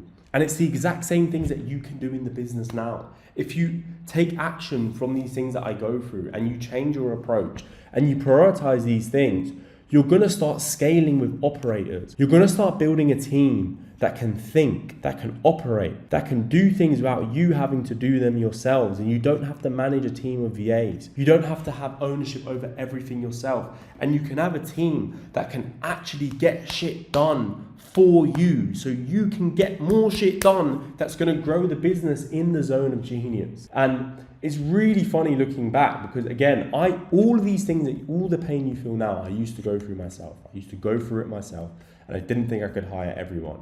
And when I had that turning point, and when I realized, fuck, this is insane what I can do just by getting these low leverage tasks done, just by trusting my system. And this system here, by the way, has been iterated so many times. We've gone through so many iterations because we tested things multiple different times and it didn't work out. And we still made things wrong. We still got things wrong. And that's the main thing you get within this course, is that this has all come through experience. This is not fucking theory. This is not waffle, and this is not theory that you could do. This is from experience and getting it wrong multiple fucking times. And when you get it right, and when you truly get it right, you're going to act like, again, you're going to actually get your time back. You're genuinely going to get your time back and scale the business to 100,000 a month. Out of all the sections on this course, to me, what this section will do to you is give you the answers to the problems right now that you can't solve. There's right now so many things within your agency, within why you're not scaling and within why you're not where you want to be, that you have unanswered, or you have the questions that you're asking, but you have unanswered answers. You don't have the right answers yet. And when you strip this all back and you strip this down, how I'm going to break this down in this video, you are going to understand all the things that are holding your agency back. Because we can all agree on that what you put your time into, like if you put in your time into the right thing, the right problem, eventually you're going to get that outcome. For example, let's say you want to learn a skill, I don't know, you want to learn how to play the piano. If you learn how to play the piano and you do that every day for 8 hours, at some point you're going to be relatively good at playing the piano. The difficulty when you apply that in business is that you don't know what you need to spend your time on, you don't track that, and you don't know what the benefit of that will be. You're not able to actually know what you're putting your time into. And there's so many little things that need doing. And when you apply the systems, when you apply the hiring, when you apply everything else, that when it comes to actually doing that, it becomes lost and you don't get clear on exactly where your focus should be. Because if you spend your time on the right things, you are going to get the outcome. So what we're going to go through in this one is how to transition to right now when you're watching this video, you probably just are a normal agency owner and you're just doing what you think is right. But what you're going to transition into is an actual founder or an actual CEO. And if you don't understand what your job actually becomes as the agency scales, you'll get stuck at the exact level where you are at now. The reason why you're not scaling is not because of what you don't know, and it's not because of what's in your head, is that you don't understand what is expected of you at certain revenue levels to take the business to the next level. Because it's not as simple as just getting more traffic, just hiring chatters, or just getting a good model. You need to understand where the actual ceilings are, because what you probably think right now is you need to get better at marketing, or you need to get more models, or you need to get better models, or you need better systems, or better chatters, or better chatting. But the funny thing is that to do all of these things, the real ceiling is that you're doing the wrong job for the level your business is at right now. If you're doing low-level tasks, if you're doing tasks that you shouldn't be focused on or worried about right now, you're not going to get these outcomes that you want to get. So what all agencies do, and like these are the things that agencies do wrong, they focus on the things that aren't going to get them the tasks that they want. They aren't going to get them the desired outcome that they want. And this video, we're going to learn exactly what you need to stop doing in work, outside of work, what to start doing when each phase becomes relevant. Because again, to me, of all the filming of this course, and hours has gone into the planning, the Miro board, the ideas, how I was going to put all of my information down into a step-by-step process which you can follow that guarantees you to get to that 100K a month with your agency. And how I structured things was so that you can take action on what is relevant to you now. Because it's pointless me going through complicated things that don't apply to you in the business right now. So they're stripped so that they apply to you right now at certain revenue points. And how, if you make this right shift alone, you will unlock 100K months, 200K months, and even 300K months. And what journey you're going to go through within your identity right now is to a standard operator doing any task possible under the sun, into a systemized founder, into a CEO, which allows your agency to be a growth engine and scale without yourself. So why this model exists? So for beginners, if you're at 0 to 10K a month, you need to understand where you're going so that you don't build the agency the wrong way. If you're a beginner, if you're under 10K a month, you need to do everything yourself. Simple as that. If you can't make 10K a month with this business alone, then you're doing something wrong. There is no point hiring until you understand the skills it takes to get to 10K a month. But that's why you learn these skills through everything else and then you apply it yourself. For the intermediate, so 10 to 50K a month, you've hit a growth ceiling because you're doing everything yourself, and you're going to learn. In the other videos, you've learned how to systemize, how to hire, how to not do everything yourself. But in this video, you're going to learn how your focus applies. And then for those that want to get to 100K a month and truly want to, when I say that, they truly will do anything to get to that target. Your output will become the bottleneck. It's not going to be your marketing or the systems.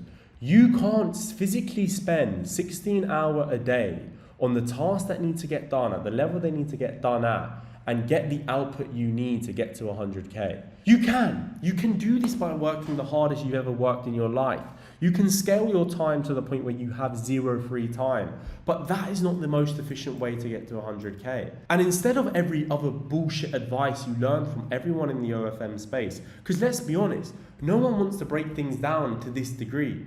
No one wants to tell you exactly what you need to do, and they want to gatekeep. They want to hold back what actually helped them. They want to hold back what actually you can apply. But you're not going to get to that by saying work harder, G. If I just told you work harder, you're not going to get to this goal. You're going to get to this goal with ease by using your mind and putting the right people in place, putting your focus in place so that you understand what is required of you, what is required of your team, so that you can get to this goal with systems and building things for the long term. If you're still doing, these are the things that you fall into right now.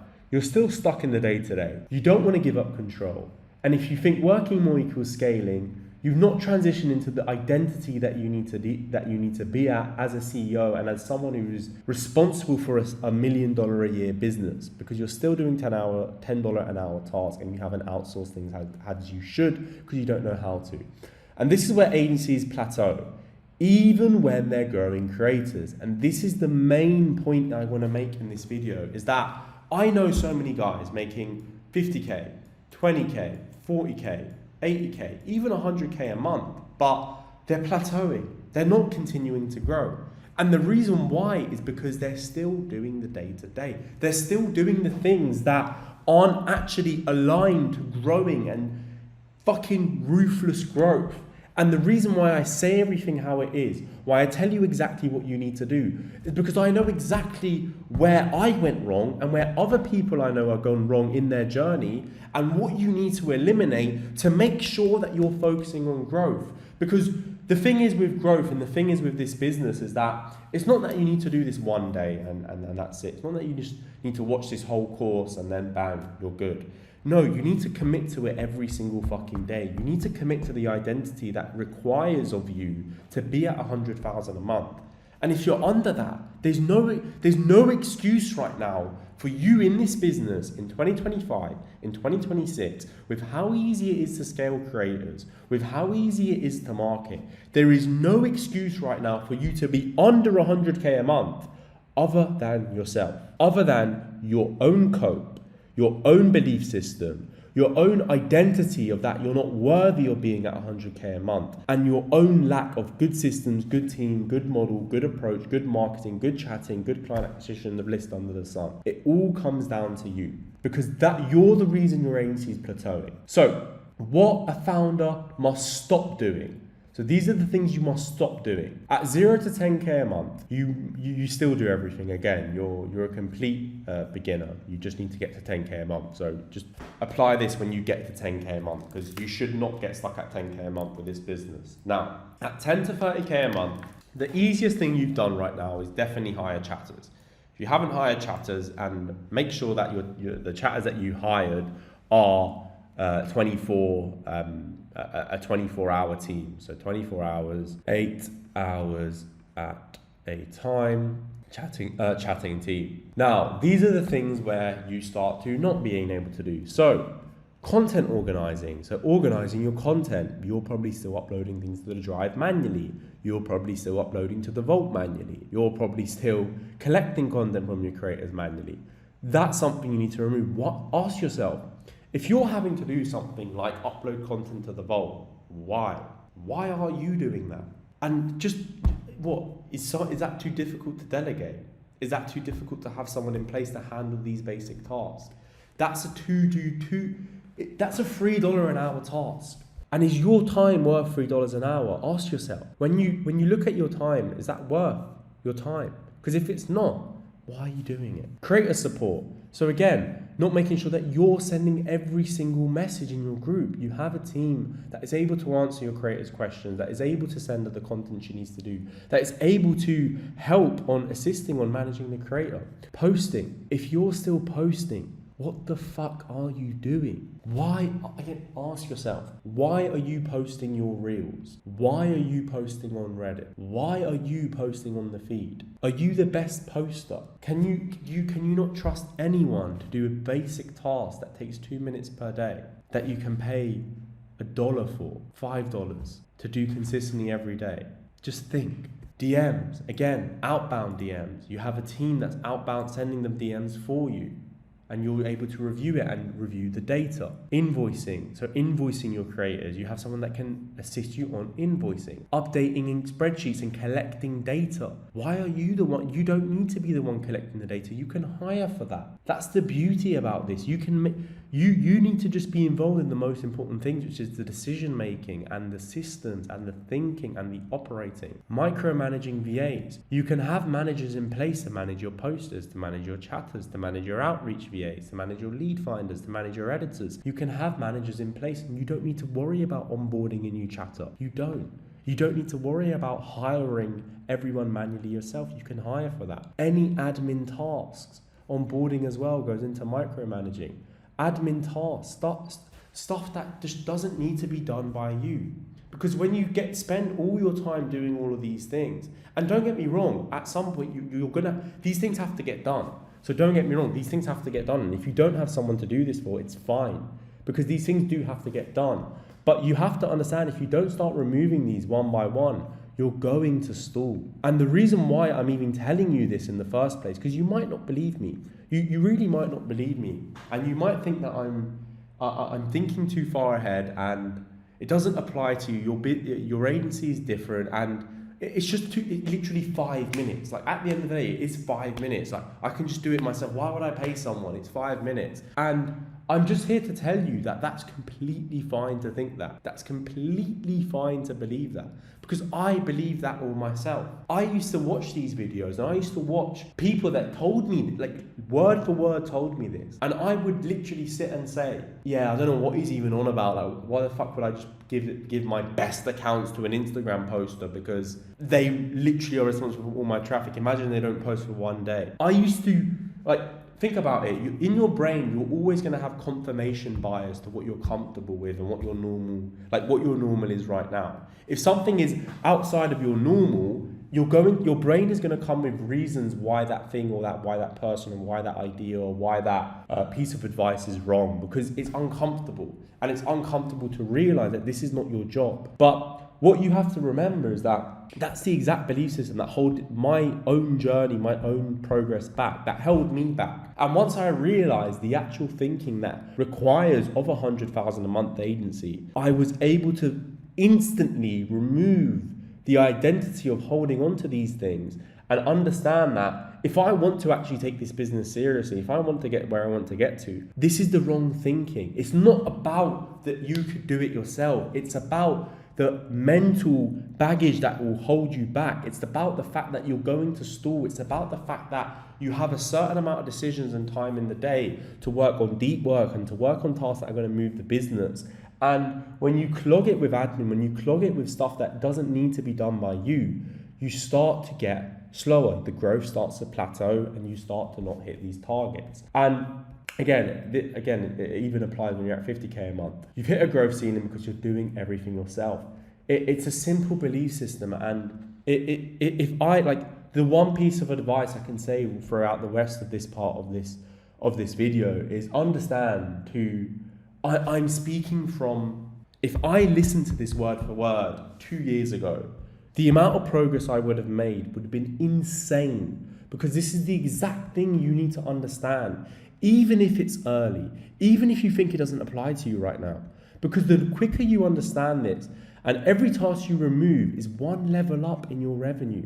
If you're ruthless about this, every task that you keep is one more level that you stay stuck at. And if you're ruthless about your time, you're going to level up at speed that you don't believe is possible right now. What the only focus the founder should do, and this is clear and simple for all levels. Now, 5 jobs that never leave your plate, that never leave your responsibility. And this gives you the absolute clarity. So the vision and the growth direction. Where are we going in the next 90 days, 12 months, and 6 months? If you're not clear on this, again, how do you expect to hit your targets and your goals? You need to be clear about this in the first place. It's as simple as that.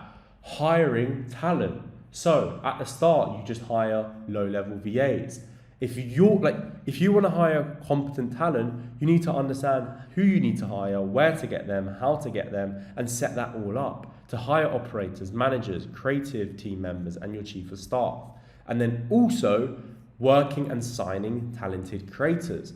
At the end of the day, no one is going to do that for you.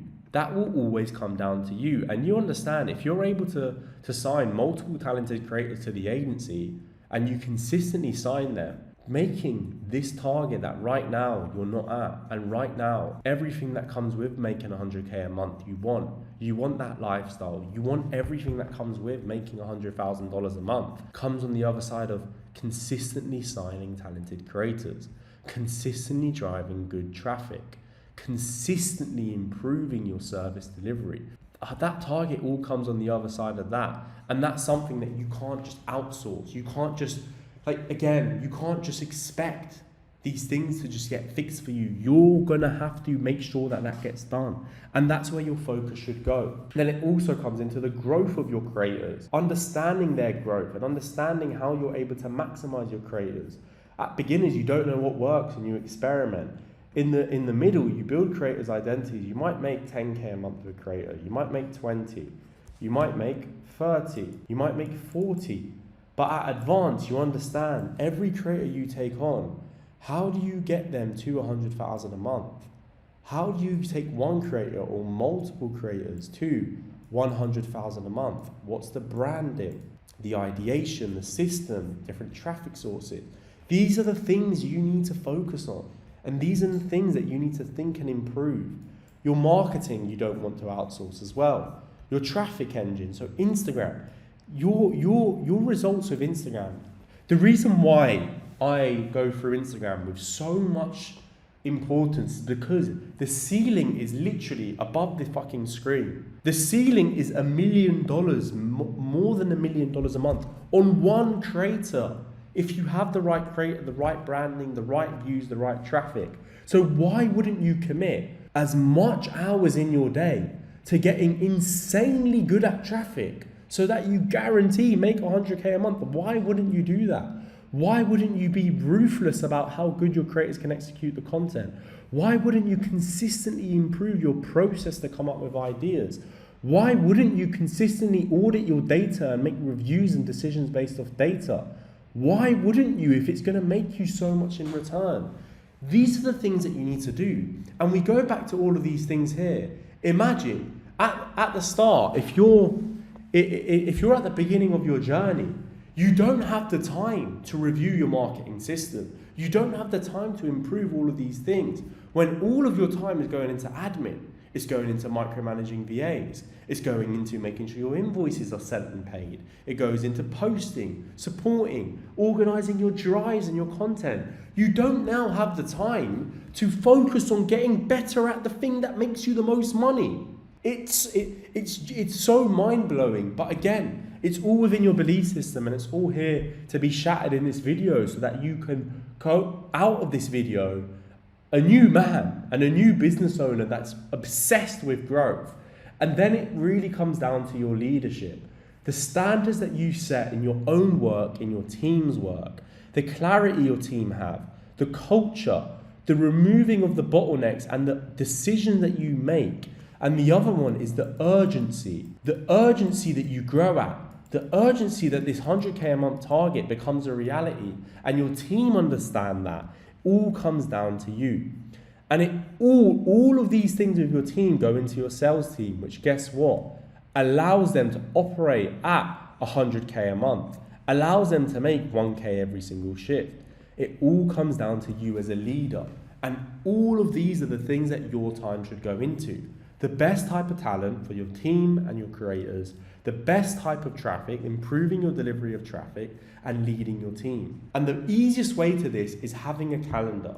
And it's something that for the longest period of time, I had so much, what's the word? I thought if you could put things into a calendar, you have no structure, you just have no structure about your day. Sorry, you have no freedom about your time. But the reality is that your calendar buys back all your freedom. Because what your calendar will allow you to do, it will allow you to track where your time is going into. So as a beginner, and this is at a very beginner, your goal is to have focus blocks. So one creative block, one operation block, one deep work block a day. This is pretty simple. Again, at a beginner, you have to put your time into all the things that you need to do. And I'm actually going to get you where my calendar is. So I'm going to go to the thing because I need to copy and paste it here. And this is just Google Calendar, Apple Calendar, whichever one you want. So at a beginner, again, you just want to make sure that in your mornings, you're focused on the right deep work block. Now, immediate, and this is where most of you watching this video would be. Your goal is to protect your thinking time and reduce chaos. So deep work block, I would put this for 2 to 4 hours. So 2 to 4 hours of deep work. And this has to be in the morning. This has to be the minute you wake up, you have a task that you need to do that is going to move the business forward. Calls and team syncing, so syncing with your team, executing. You have hours in the day, and then also recharging, and we're going to go through that later. But you need to protect that morning. Again, AM is your non-negotiable morning. Every morning you want to think hiring or decisions you need to make, systems, strategy, creative, your ideation for marketing every single morning. Ideation, how you're going to sign better creators. All these things you want to tackle in the morning. And again, at advanced level, your goal is to protect your brain, protect your thinking, and think like a 100K a month business owner would think, and operate like that. And you become ruthless about it. Ruthless. Because your calendar is what protects your brain, not your time, because it's not about the time. We all have the same hours in the day. It's about the time you can put in the things that matter. That's what matters. It's about the deep work, and it's about making sure that you have a routine that allows you to absolutely print. And I'll show you like an example of my own calendar, and these are just 2 random screenshots. As you can see, waking up 9 a.m. Again, these can be in the morning. It might be scripting or ideation. It might be certain things that I want to apply. It might be, again, it really depends. Closing frameworks. It might be outbound systems. It varies every single day. And then gym is put into action. Campaign reviews, coaching team call, data calls, executive decision call, financial audit, direction review. And again, all of these things are put into my calendar, so I understand where my time is going. And what I'm able to do is, the beauty about this isn't even the calendar itself, is that you're able to review these things. You're able to actually look at your time. So let's say you finished a week of work. What you then are able to do is, on a Sunday, look back at your week and look at the data, not on the progress, not on the business, the data on your time. And what this allows you to do is allows you to audit and make decisions on what you need to spend more time into. For example, let's just have a look at the AM deep work. If your AM deep work sessions were not spent on your creative for marketing, not spent on improving the systems, not spent on your strategy, and you still have little traffic, you don't have 100 paid subs a day on any of your creators, guess what? You've checked that, you've checked the data on your time, you've audited that, and now you make a decision on, well, no shit, I need to spend more time on my traffic. I need to spend more time on my ideas. Because when you do that, you're gonna, the more time you spend on something that is your bottleneck in your business, the more time and more progress you're gonna make. And the problem here is that, again, the problem I fell into, and I actually know, I'll go through that more, my own journey, but the problem now that you probably fall into right now, and this is this applies to you or makes sense, is right now, there's no structure within your day. You just get done what you think you do based off intuition. And this is great. This is fine. This works. And you can use this to get to 100,000 a month. You can. The problem is though, is that it's not proven. It's not backed based off data. And you're not able to track it and improve it. You're not able to improve it every single week. And when you track the data and you have a system behind what you spend your time on and why you spend it on these things, guess what? 100K becomes more predictable. Guess what? You can do that in half the time it takes because you know what goes into it. Guess what? You're spending time on the things that you know matter, with your leadership, with your creativeness, with your reviews. Guess what? Everything is accounted for. And guess what? If you are this obsessed about your goal, if you're this obsessed about your focus, and if you say you want to make 100K a month, and you truly believe, you truly want to, you doing this with your time basically gives you a fail-proof system so that you don't waste your time from this point going forward. You don't waste your time on activities that are low level, that are going to hold the business back. And you put your time into the activities that are going to drive the business forward. And that's as simple as it needs to be. And these are the non-negotiables. As a CEO, these are the non-negotiables that you need to make. And these are the separators that separate where you are at now to CEOs. And again, a lot of these things, you might have the belief that it's so far-fetched and these only apply to big companies, but ask yourself, if it works for an 1,000-person company, if it works for agencies doing 100,000, 300,000, 400,000, 500,000, $1 million, 2, 3, 5 million, whatever dollars a month, surely it must work. Surely they have reasoning and data behind why they believe they have this in their belief system.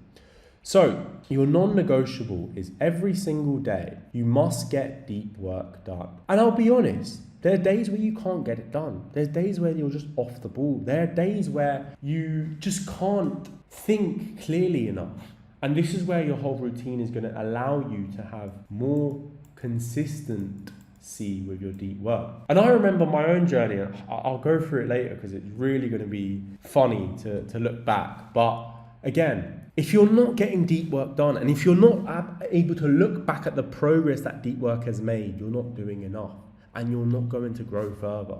You're going to stay stuck where you are right now. Because the reality is when you get deep work done, you actually become obsessed. You become obsessed because the work that you're doing, you enjoy.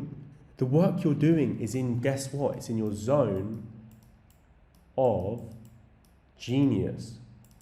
Why?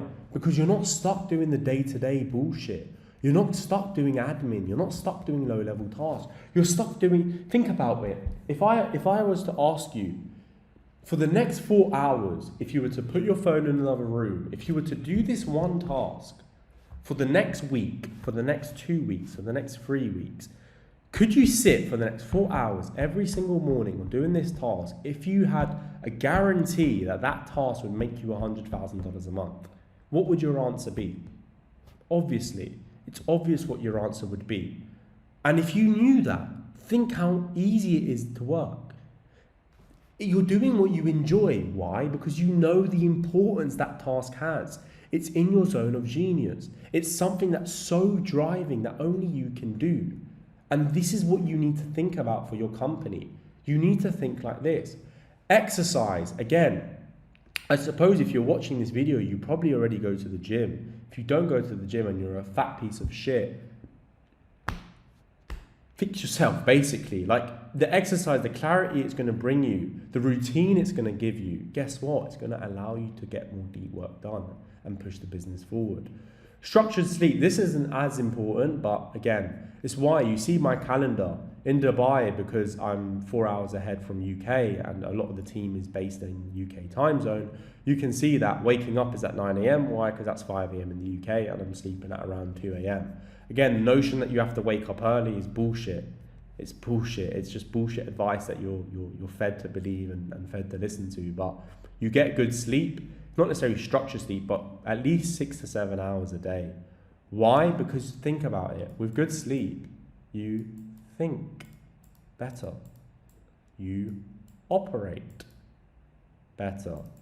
and you make better decisions. And guess what?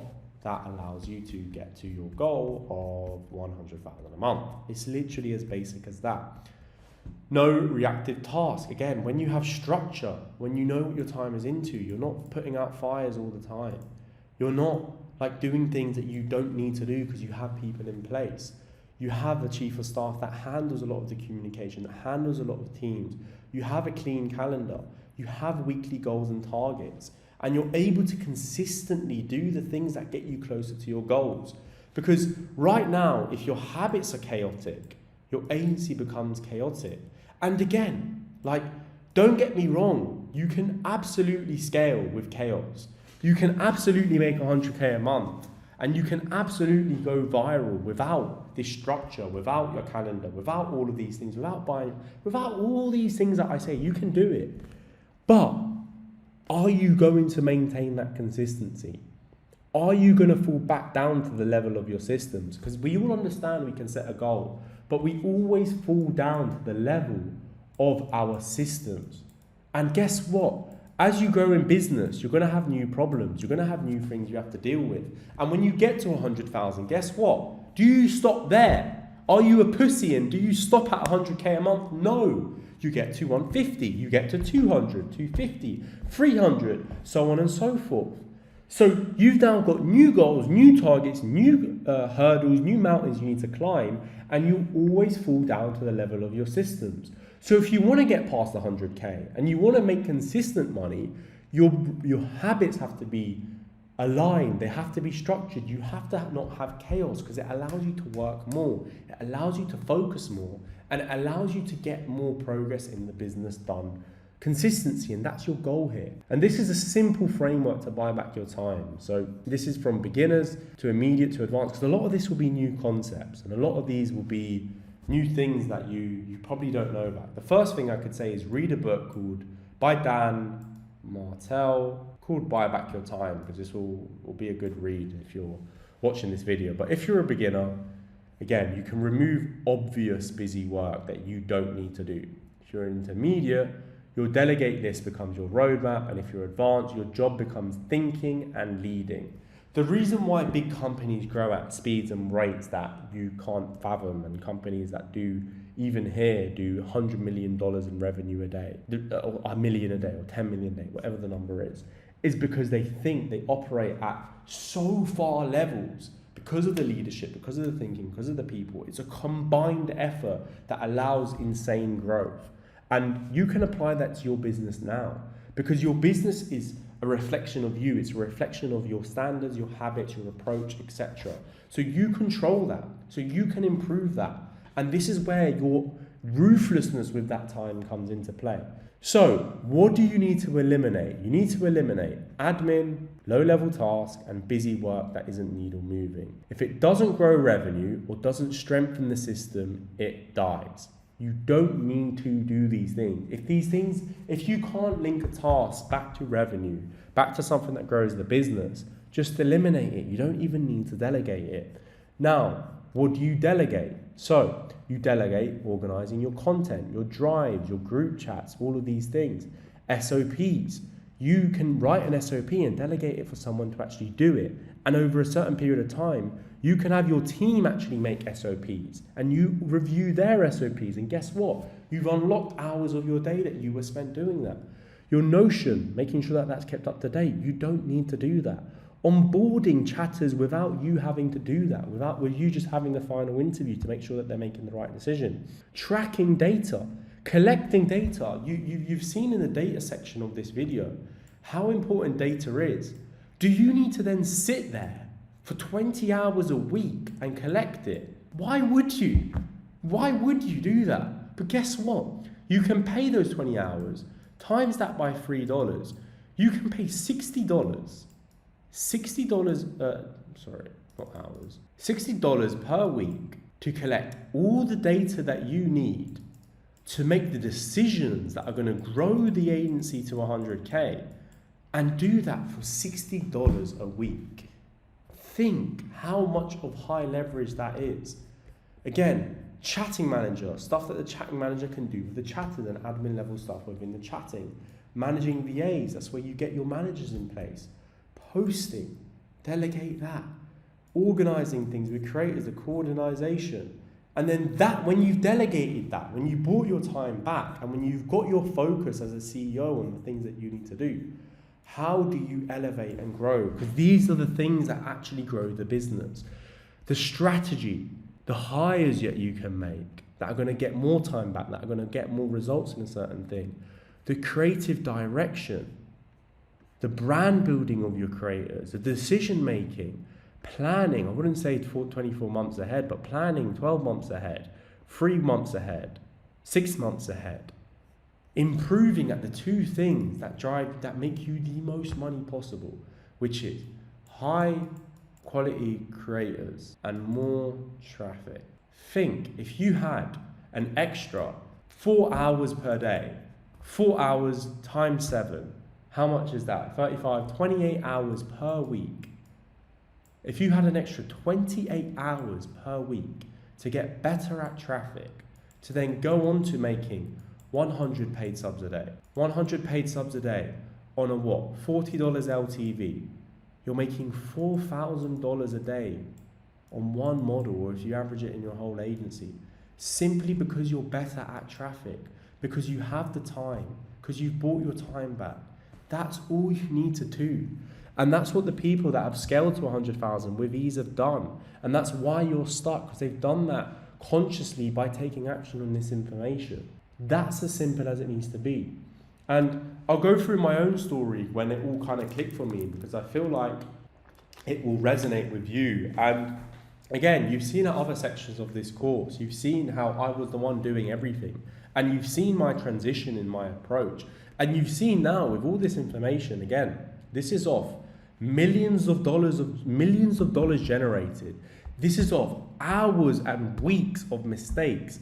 This is from getting it wrong multiple times, having to fire multiple people, having to lose out on hundreds of thousands, not even millions of dollars on opportunity cost of revenue because of making the wrong decisions. And it all gets condensed into one whole video for you to apply, because this is all from experience. None of this is off theory. This is all from trial and error, and it's all from doing things what I thought was right and then iterating consistently through data, through auditing my time, through knowing what do I need to do more of and what do I need to do less of. So the first thing was actually hiring a chat manager. That was the easiest thing that I'd done. That brought back hours of my time. Or hiring chatters first, obviously, before that. The next is actually hiring someone that was a headhunter to hire any other VA that I needed. That could have been a poster, a chatting manager, a chatter, a marketing assistant, an editor, a lead finder, a outreach VA, an appointment setter. Someone that literally put 200 to 300, dealt with 200 to 300 applicants per day, so that we could filter to the best applicant there was, to the number one applicant there was for any job that we were hiring, and then was able to handle the onboarding and follow the processes that I had laid out for onboarding. Then it was tracking the content. So everything when it comes to the content. So the Google Drives, the content that got posted, the posters, all the things that went into the content, the admin, not having to deal with admin, not having to do things that I thought I was the only one I could do, and building systems. At this point now, I have team members that are able to build systems for me, that are able to grow the business without me having to spend hours of my time on something that I have someone specifically for. And my own journey is funny, because I didn't understand the importance of these things. I truly would watch this content and not understand why people can't just get to 100K a month by just getting better at traffic or just getting better models. But when I look back now internally, where was I going wrong? I wasn't spending my mornings on deep work. I wasn't making sure that I got deep work done daily. I mean, my routine a few years back, I'd wake up at about 8, 9, 10 a.m., whatever actual time. I'd wake up and I'd have a fucking cappuccino and a croissant or some breakfast or whatever, and I would have an idea of what I need to get done. I'd chit chat with either my girlfriend, with friends, with just anyone. I'd log in, I'd wake up, check Telegram, check the sales, check everything, and just get what I thought I needed to do done. I'd meet people in this business, and you watching this probably resonate. You've met other agency owners, you've met people above you, and you think they're not that special. How are they doing? How are they doing more than 100k and I'm not? How are they doing 2, 3, 4, 500k a month and I'm not? What are they doing different? And these are the things that they're doing different. It's not that you need to work more hours. It's not that you need to work 16 hours a day. Of course you need to get hard. And if you got up to this point in this course, you already work hard. You already take action. But you need to make those hours matter. And you need to make those hours into the right things. And I look back at my time and the progress I would make in a week, the speed that things got done, the urgency of things that got done, was literally nothing compared to how things get done now. Because I understand what my touch points are now. Before, there would be every part of a process I would have to handle and I would have to do. And I'd have fear to delegate that. I'd have fear to hire someone for that. Because why would I pay someone when I can do it? It's 5 minutes a day, it's 10 minutes a day. But what you fall into is you don't understand how that decision, how that holds you back. And again, I didn't know the importance of any of this. And now that I do know the importance, I believe everyone even if you're making 20k a month, the quicker you understand this, it's just inevitable. The quicker you apply this, it's inevitable. That doesn't mean though that from understanding this, you're making 20k a month, you go on to outsource and delegate the things that matter. No, you need to buy your time back from the low level things to do more of the things that matter. You don't buy your time back to just chill about on a beach and go on holiday to Dubai, to Miami, to Eastern Europe, to Italy, to Spain, to Marbella, and fuck off your time by just spending money and doing bullshit. You don't do that. You don't do that. You buy that time back to be ruthless about the business and scale further. And if you're watching this, that's what your focus should be. And if it's not, if you haven't experienced that yet, if you haven't had the fun of traveling, you have to get that out your system. You have to do that to understand how important this is, because this is the engine and this is the thing that you need to focus on within all of your free time. And yeah, the biggest thing I could say to anyone watching this is understanding that through experience and through my own journey, why I'm telling you this, exactly how you can apply it, is because if I heard this when I was making crazy money by doing everything myself, and I understood this and it actually sunk in, because I was told this, I didn't apply it. Again, you could watch this whole course and still believe you know better and not apply anything, and that's fine. That's fine. Because at the end of the day, you need to come to that realization yourself. You need to understand how important it is, and you will slowly understand as time goes on, shit, he was right, or shit, that actually helped, or shit, this is actually sick, let me apply this. And it's a journey, and it's an identity shift that you're going to go throughout your journey in business. And what did it unlock? Well, once I got that time back, I put way more time in the creative things in the business and the things that are going to drive growth. Way more time on getting better quality content and better branding. Way more time on hiring better team members. Operations got smoother. Systems got created. More energy in my day.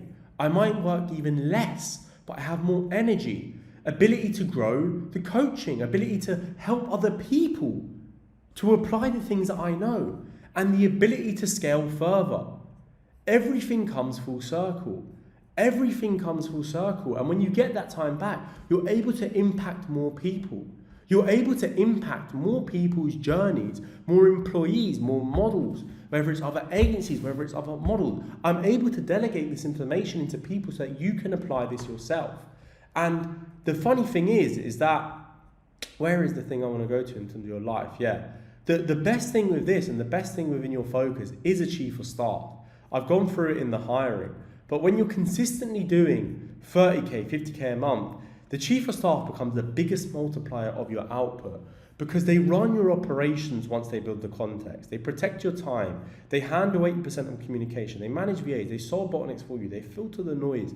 They do decisions for you. They enforce the standards. They keep the agency organized so you're the right thinker. You're able to think and grow the business. Like, I can't fucking... I'm so obsessed about this because I can't...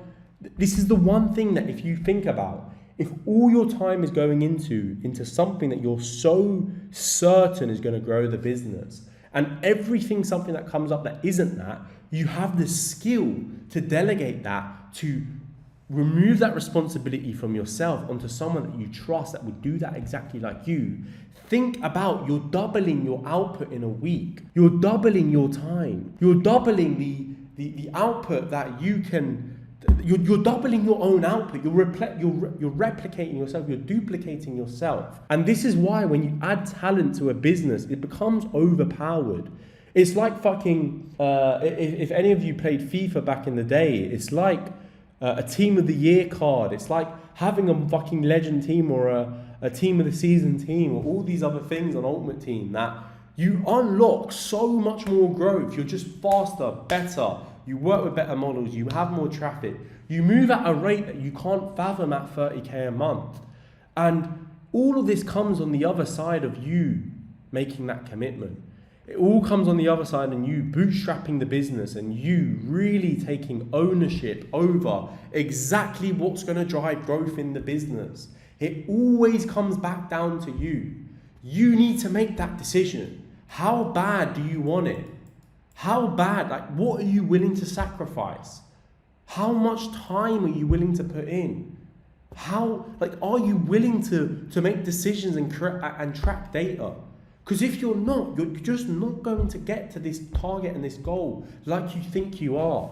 And this is how you're going to do it. But if you don't change your mindset in the first place, you're always going to be stuck. You're always going to have this disconnect of it's not achievable, it's not possible. And you have to think, it all is. You getting access to this information, you then learning how to apply this information, and you getting to 100k a month has already happened. Time just has to catch up. That's already your identity. Time just has to catch up. And this is why it's OP, because it protects your time. They allow you to manage the VAs. They solve bottlenecks for you. They do all of these things that you would have to do in your day, that take over from your time, that allow you to not get better at what you already do. Think about it. If your job is to work at Sainsbury's or to work at any supermarket or a waiter, you do the same mundane thing every single day. You do the same thing every single day. And that's what happens in business. You apply the same thing. You do the same thing every single day because you have to get it done to just allow the business to run. Then if you do the same thing every day, how much time do you do to actually improve that same thing? To review that thing that needs improvement, to get better at that thing, to optimize for time, revenue, or efficiency, or structure, or systemize it. How much time do you have left to do that if you're just stuck doing the doing? And that's why it's overpowered. And this is within the business. And these are all the things that matter within the business. So your calendar, your time, all these things within the business matter. But what I want to touch into now is your actual life and how to structure your life and how to structure your time so that you're actually spending your outside of work hours catered to working more. Well, not necessarily working more, catered to you making more fucking money at the end of the day. So if you're still, no matter what money you're making, if you're making 10 or 20k a month even, you need to hire a maid full time. If you're cleaning your house, genuinely, if you're spending 10 hours a week, 2 hours a day, 1 hour a day, whatever fucking time, if you're spending time cleaning your house, you are not, this is what's going to happen. You are NGMI. You are not going to make it in business. Unless you enjoy cleaning, which if you do, so be my guest. You need to outsource this fucking immediately. Instead of anything else you spend your money on, do not waste your money on cleaning. Just don't. So Save that time and don't ever clean again until you're absolutely rich. And then if you want to clean, you can clean. And don't live in a fucking dirty house as well. Obviously, you have to clean. But again, you outsource that to a maid. Your meals. If you're spending the time cooking, what the fuck are you doing? If you're cooking breakfast or lunch or dinner every day or multiple days a week, you're wasting 10, 20, 30 hours a week cooking and then cleaning after. Why? No, get meal prep. So meal prep number 1, order delivery, order healthy food and eat out. Fucking simple, bro. It's not fucking difficult. Don't waste your time cooking. Unless it's a fucking treat because you hit a record week or some shit. Cleaner, same thing as maid. Again, reduce background stress. Again, all of these things as well. If you don't want to hire a maid, if you don't want to eat out all the time, if you don't want a cleaner, guess what? You have a girlfriend. Guess what? These are all things your girlfriend should be doing. It's really fucking basic. If your girlfriend doesn't want to clean or doesn't want to cook, and this is basic stuff. This is not stuff that you should obsess about, which people do. Okay, I hate the fact that people gas the fact that their girlfriend might cook for them or clean for them. It's bullshit. But if you're focused on business, if you're focused on making money, whoever it is, it doesn't actually matter. These things need to be delegated. You shouldn't be a man doing these things. You should be focused on business. You should be focused on gym, training, and focus on things that actually get you further. Now, gym and working out in general, you should, if you're not going to the gym, not even for your body or not even for the progress you make in the gym, but for your mental, for coming up with better ideas, for keeping you accountable, for making sure that you're actually consistently in a routine, consistently challenging yourself outside of work. I think everyone's aware of how you do one thing is how you do everything. It all goes together. With how you do one thing is how you do everything. And if you train hard in the gym, if you eat clean, if you work hard at work, if you go out and enjoy it out, if you spend time with your friends, if you do these things and you do them right at a good level, you constantly do better. You constantly operate at a better standard. All of these fall down to your standards at the end of the day. Whiteboards and clarity, this is all planning, so journaling, I would definitely say starting your day. You wake up, whatever time, you spend 30 minutes, no phone, no laptop, no inflow, no checking the sales for your dopamine, no checking your reels for the dopamine, no replying to WhatsApp, no nothing, and you spend 30 minutes writing out, just journaling in the morning. What are you grateful for? What are your focuses for the day? What do you need to get done? What are your tasks for the day? And why do they matter? What's your mission? Train your brain. You need to program your brain to understand how much urgency you need to make and having that clarity. And then your environment, where you live, your outside of work, your routine. You can't just be this person that's just locked in. You have to go out, you have to meet people, you have to enjoy your life, but you have to have it set up so that it doesn't affect your work blocks, it doesn't affect your time. It gets you more time by challenging your perspective. Environment, your external environment is so important. Being around people that challenge your thinking, you have to have your thinking challenged. Whether that's friends, you need to have friends that are making more than you. You need to have friends that are in better circles than you. You need to have friends that are elevating your thinking. Every time I meet a very close friend of mine, Ennio, and he's worth over 100 million.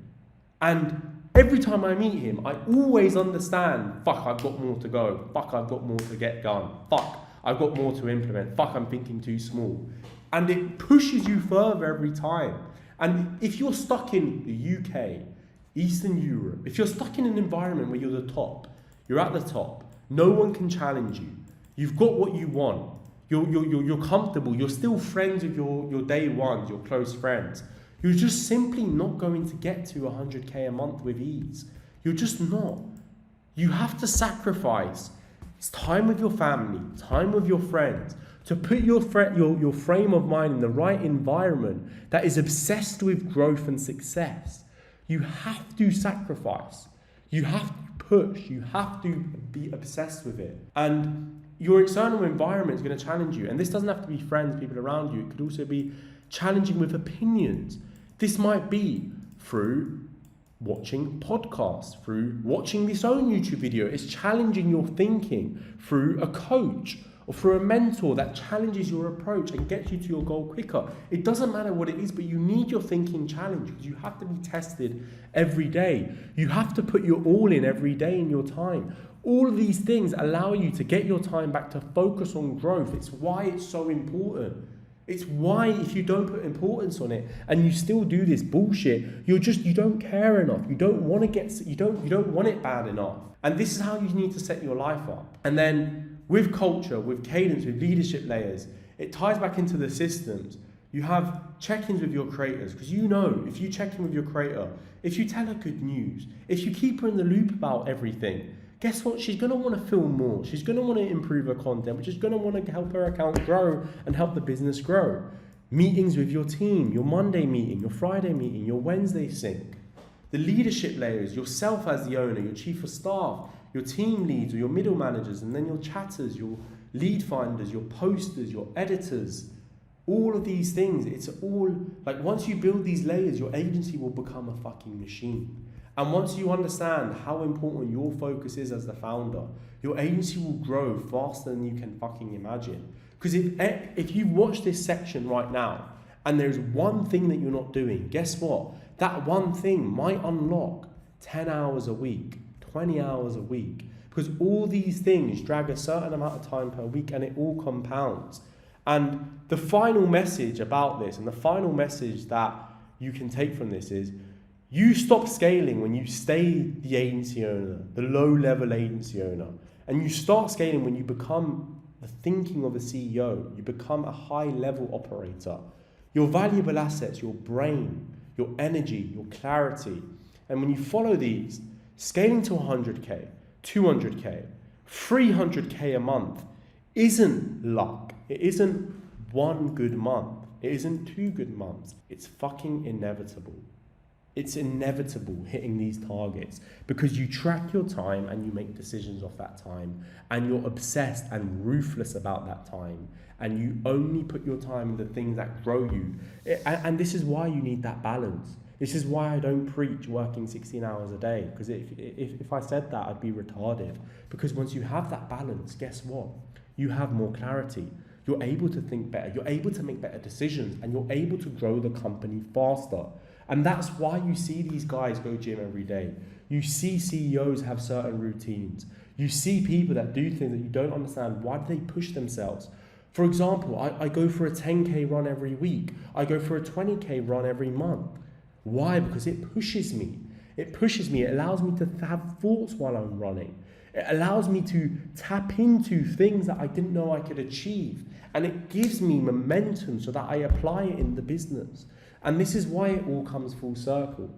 So if you've got to this section, if you've got to the end of understanding what your focus should be as an agency owner, congratulations, because you probably watched the most vital piece of information that is gatekept by everyone in this industry.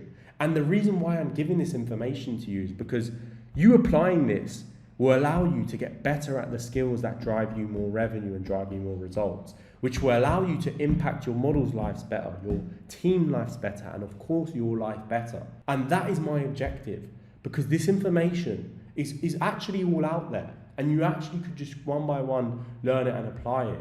But it's broken down so you have no friction to actually go on and apply this. So if you understood these things and it actually resonated with you, go through this bit again, re-watch it, each different section, ask me questions on things that you can apply, and how to apply it if you're unsure about, but treat this with a fucking crazy amount of importance because it's going to guarantee your growth and guarantee you get to that 100K goal. All right, welcome to the chatting section of this course. Now, if you're an agency owner, you're probably already good at chatting, and chatting is relatively basic, and you probably understand a lot of the intricacies of chatting. You already have whales, you already have things up and running. I mean, if you don't, then I don't know what to say for you, because chatting is sales and sales is relatively straightforward. But what I'm going to go through in this section is a lot of things that you're probably not doing, because it's all well and good doing a 1:5 ratio or a $30 LTV on your fans. But where the money is in the sales department is in the details, and it is in with a very detailed, meticulous approach from you and your chatting managers. So we're going to go through a lot of things in the chatting section. One is going to be your team structure, so that your team is structured right, so that sales is running without you having to deal with it every single day. Two is going to go through specific techniques and tactics to use on your whales to instantly, from this video, extract a few extra $1,000 per week from your whales. And then I'm going to go through an exact case study of showing that in action and how that was actually achieved. And then also we're going to go through how you get the best out of your sales team. So how you incentivize them, how you truly get the best out of all of your chatters so that they are waking up, going into your shift every single day and absolutely smashing it. You probably had one of those days where you were getting a chatter doing back-to-back 1K shifts, and what this video is going to do is have that become your reality and have that happen to you, not on a once in a blue moon occasion, on a consistent basis every single fucking shift. So pay attention, because there's a lot of specific things that I'm going to go through, and if you take action on all of these things, you're going to instantly see an uptick in your sales performance, even in your ratio, in your LTV, in your daily end of shift sales and reports. So let's get fucking straight into it. Why does this module matter in the first place? So why do most agencies cap out on sales? So for a beginner watching this, is understanding the full journey and the full roadmap. So again, like I mentioned, most agencies already know chatting. They already know how to chat and they already know how to sell. But your fan journey isn't fully mapped out. So you don't know when a fan comes into the page exactly the step-by-steps they need to go through to then become a developed, full-time, locked-in spender. Your fans aren't segmented properly. So your fans aren't split up in the right lists, in the right groups, getting the right mass messages and getting the right treatment on the page. Your chatters aren't led or managed properly. You're not managing them properly, you're not coaching them properly, or your managers aren't doing that properly. Your whales aren't nurtured properly. You don't know all the details of your whales. You don't understand the long term of how much you can extract from a whale. Again, your brand probably isn't aligned. So there's no link to the branding and the persona from the chatting end to the Instagram end. So when fans subscribe, they know they're talking to a chatter. They know they're talking to someone in the Philippines, and they're not talking to the real model, because your branding on your chatting isn't linked to the marketing, isn't linked in your feed posts, it isn't linked in your mass messages, it isn't linked in your chatting from your individual chatter. The full journey, understanding what the actual full journey is, which I'm going to go through here, because people think that you get 100k views or 1 million views, how much did you convert from that video? That's not how it works. It doesn't work like that. From the Instagram to the OnlyFans to the whale to getting a $50 LTV average on the account. And that's why most creators or most agencies cap out at 10 to 20k a month with a creator. And then the advanced thing is going to turn this into a system that you can replicate in your agency. So the bird's eye view. So this is the actual journey of a fan. So pay real attention to this, because it's something that people don't even think about, especially in OFM, and they don't understand how the journey of a fan actually works. So again, this can be from any traffic source. This can be from Instagram, Reddit, Twitter, OFTV, dating apps, even if you want to fucking consider that. But every fan is out there actively using the social media. At some point, your reel, let's just go through the Instagram because it's easy. You can relate this to Reddit. It's the same thing. Just use your brain. At some point, your reel is going to come up on their For You page. Now, there's two decisions. They either scroll past or they watch the video to the end. Then there's another decision. They either move on to the next video or they click on the profile. Then there's another decision. They either think the profile is good enough, they binge watch the profile, watch more reels, get more excited about the model, or they scroll off. And then there's another decision whether they sub now or whether they decide later and then scroll off. Your objective is, and to summarize that clearly, is that on Instagram, you need to be, you have to think, they're not instantly going to see your creator and subscribe. The reason why when you're starting out and you get your first video go viral, you get a bit of views, it doesn't instantly convert, is because that's the first time they've seen that creator. And if it's the first time they've seen that creator, you have to think about in your own journey, in your own, anything that you've bought, Have you seen something for 5 seconds and you've never seen that thing before and just instantly bought? The chances is no. The real likelihood is no. You would have seen it once, twice, 3, 4, 5, 6, 7, 8 times and said, fuck it, let me just buy that thing. And if you apply that to them buying an OnlyFans page or subscribing to a page, think they're not going to just see your model and subscribe.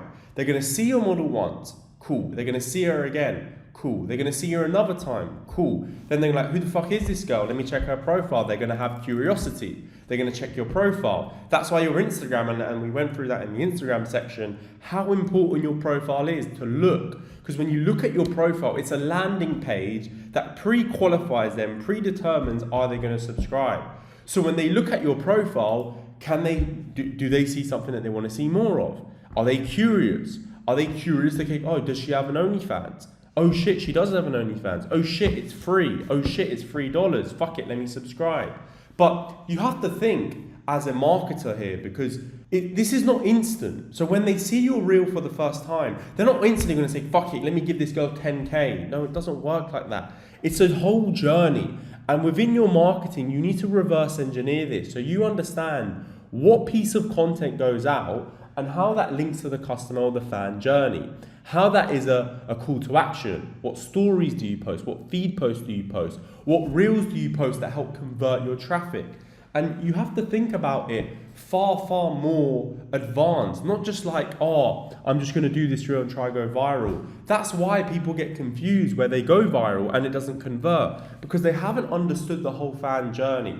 And to get them to click on that link, to get them to sub to that OnlyFans account, all of that is done through your messaging in your marketing, through your branding, through your format, through your content, because there needs to be a gap. There needs to be something where they truly feel that they're missing or they want to see more. They're either curious because they want to see more and they fuck it, let me subscribe, or there's something in the middle that's going to push them over the line to then find out more about the OnlyFans page. It might be within your authenticity, it might be within your branding, it might be within the hint of sexuality so that they assume they're getting more on the OnlyFans page. But that's something that you need to be aware of, because a fan will come over the overall journey from seeing that model for the first time. The next thing is then when they actually... fucking hell, bro. The next thing is when they actually subscribe to the OnlyFans account. So you've now done step one. Step one is actually getting them to the OnlyFans account. When they're actually on the OnlyFans account, now you have to think, cool, what's your welcome message? The biggest mistake people make here is just have, hey, where did you find me? Where did you sub from? Where are you from? This is just bullshit. Come on now. Think about it. Your welcome message, again, has to get their attention and has to pique curiosity again. Again, think about it. They're subscribed to multiple OnlyFans creators. Your creator might not be special or stand out. How do you get that attention? All marketing is fighting for attention. Because at the end of the day, it doesn't matter whether they're on the OnlyFans page, whether they're on the Instagram, you're still fighting for their attention, because attention equals money. If you're able to get their attention, you're able to develop the relationship further, you're able to take their money. So when it comes to your OnlyFans page and how you want to set up your OnlyFans profile, you need to think about what is each touch point I can get attention. The biggest mistake I see people make is not utilizing the platform to its benefit, not utilizing consistent feed posts on the OnlyFans feed that match the branding from the Instagram, that make the subscriber want to actually chat to the model on DMs. The other thing is OnlyFans stories, so utilizing the story feature for call to action, for making them more, getting their attention to DM you, to get more messaging, to get more attention. All of these things are going to get you more attention, are going to get you more unlocks, are going to get you more spenders. So you need to pay attention to all these details. Now, within your welcome message, again, you want to pique curiosity and you want it to flow. Inflow is pretty good with this. You can have the follow-up message feature, so you can send 3 or 4 messages as if it's natural, as if it's something a girl would actually send, and it also flows into your objective within your intro script and within your conversation. So what your intro script objective, I'm going to go through that a lot more further, but you want to have an intro script that actually maps out from the minute a fan subscribes their whole journey into unlocking your first script for $500, $600, $700, $800. Again, not everyone is going to go through that whole script, but you want that mapped out and you want multiple different angles so that if it goes into relationship building or if it goes into selling, it aligns with what the fan wants there and then, and you're able to move the relationship and develop it further. The other thing is manually replying. You want to manually follow up with any new fan that comes in, regardless of your traffic. You're getting good traffic, low traffic, it doesn't matter. They need to know you're real. Your biggest thing that you're trying to sell in your OnlyFans page is being real and authentic, because these guys know instantly there's so many fake creators, or there's so many creators that aren't real and having their page ran by an agency. So if you're able to solve that objection and show how authentic your creator is, which we're going to go through later, you're going to get able to get the most spend possible. The next thing is segmenting your chatting into playbooks, and I'm going to go through our spender playbook and the exact playbooks later on in this video. So your objective with new fans, so your chatters are clear on what the objective is with new fans. Your objective with spenders, so you know exactly which category each spender fits into and how you're able to extract the most money possible from your spenders. Your objective with your long-term spenders, and you're nurturing and using events, using things about their life to extract more spend. And also your objective with time wasters and maximizing mass PPVs and maximizing bundles to get the most out of your time wasters. So the minimum foundation, so this is the good enough setup, and we're going to go through the more advanced one later on. So the minimum is having your page aligned with your Instagram brand, having a clear call to action on your Instagram, your link in bio, story call to action, a simple welcome message that's natural, that flows into your relationship building script and asks the right questions, and then basic tagging on the OnlyFans account per spend and the fan notes. Now, where you want to, I'm going to go through the intro script now because I'm going to go through the other things later. Actually, no, the intro script is there as well. So, intro script is going to be your most important thing, especially if you're under 10K a month. It's going to be the most important thing at the highest level again. However, you want to get the first part right, because if you get that attention, if you get them locked in at the start, there's a higher chance they're going to spend down the line. So the real fan journey, once you hit 10 to 40K. So this is where I want to really touch in on, because this is where you're losing money right now. So if you fall in any of these buckets, then good, because this is the video that's going to solve these issues for you, and it's going to extract an extra 20%, maybe even 30-40% in back end free money that you're just leaving on the table right now. Every single day right now, without these systems and without these processes on your OnlyFans account, let's say you're making 40K a month, every day you're losing out on $800 extra, which would be pure profit into basically your bank. $800 extra a day is how much per month? $26,000 or $24,000 extra a month, or $24,000 extra a month, simply by not knowing this. So if your fans are treating the same regardless of their spend, you're doing something wrong. And if you're not segmenting them a lot clearer than just either spender and normal fan, you're losing out on massive money again. If your chatters reply but they don't act authentic and they're not having real conversations, again, you're losing out on a shit ton of cash. If there's no clear SOP breakdown on this is what we sell and when, you're losing out on money. If your whales aren't segmented and that you don't control when they come and go, you don't control when they spend, again, you're losing out on cash. If no one is responsible for the performance and your chat is hitting KPIs and they're just logging in, logging out every day, and you're not taking this seriously, you're losing out on cash. If you don't have that intro script that is mapped out and proven based off data to convert, you're losing out on cash.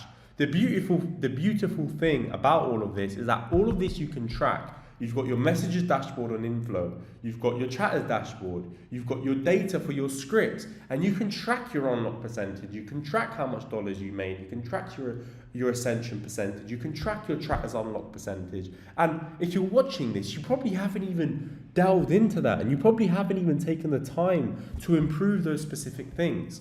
So, overview of everything. So every fan must live in a segment, and every fan must be segmented so you know exactly what your objective is. You've got your small buyers, which essentially are time wasters. They spend under $30. You're trying to really, rather than script selling here, you're trying to really maximize them with mass PPVs and with bundles. Again, With time wasters, the biggest mistake people make is not like, why don't you sell to your time wasters? If someone isn't unlocking your scripts or isn't ascending through your fan journey, you just have to send them mass PPVs, and eventually they're going to unlock one. Maybe they get paid, maybe they see the value in it, and that's where your mass PPVs actually play into line, because I'm going to go through mass PPVs now in more detail. So mass PPVs are actually insanely good if you do them right. And with mass PPVs, you have to think, it's not the same as selling a script, because you have to have a lot more perceived value,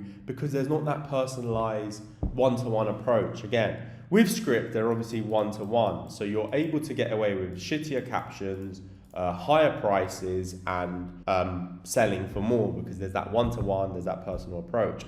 Mass PPVs don't have that, so with your mass PPVs, you have to sell on perceived value. And perceived value is them thinking they're getting so much value for the cost that it is. So for example, let's say you have a 3-minute video that you want to sell. You can clip that video up into 6 30-second clips, into 3 1-minute clips. And then within your caption, you can have far more selly text, far more like, this is the most insane thing I've ever done. Obviously, again, with this, you can't just repeat the same things over and over again. You need to use your creative brain, and this is where ChatGPT and giving it enough context will help you a lot, but don't rely on ChatGPT alone. And with your mass PPVs, you want to look to send either 3 per week or 7 per week. Again, with this might right now seem to you, oh, that's too spammy, or the fans will get turned off.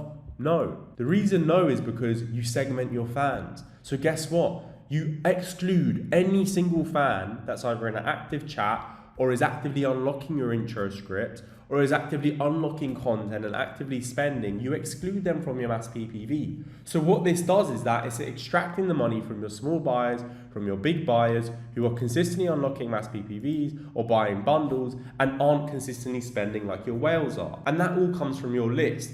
In Inflow, you have auto lists and you have manual lists. In these lists, you want to make sure that your chatters are updating them, and you have a KPI so that these lists are up to date every single day. Because if they're not up to date, you're missing out on money every day with every mass message that you send and everything that you're doing on a day-to-day basis on your accounts. So when you're sending these mass PPVs, again, variation number 1. Number 2, sell on that perceived value. Because if the fan truly thinks he's getting a deal or he's getting a bargain, he's just got paid, you're just going to add an extra 10% to your sales every month.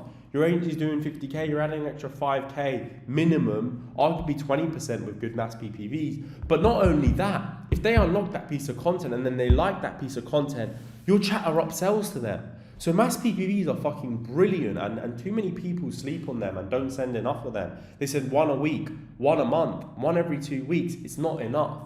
Bundle selling as well. So bundle selling is very similar, but it's within your chatting and it's within your chatters. It's not always going for a script. Again, not every guy unlocks that first video of the script. Not every guy gets ascended to a $300, $400, $500, $600 script. And that's when you want to maximize bundle selling, which again, plays on perceived value, because they think they're getting more videos for the price of one. They think they're getting more content for a cheaper price, so they spend more, or they have a higher chance of unlocking, and then if they like that content, they have a higher chance of upselling. Again, whenever you buy something, you have to think, if you buy something and you like it, you're way more likely to recurring buy or buy that again. So you need to understand, is your content that your model is filming and you're selling, is that on point? And does the fan want to see more? Are the captions good? Is the perceived value good? Is the fan experience good? These are all things that you need to pay attention to get the most out of your fans. And then your fans will obviously ascend into big buyers. So when they start to spend more, when they start to go through more unlocking, more PPVs, more perceived value,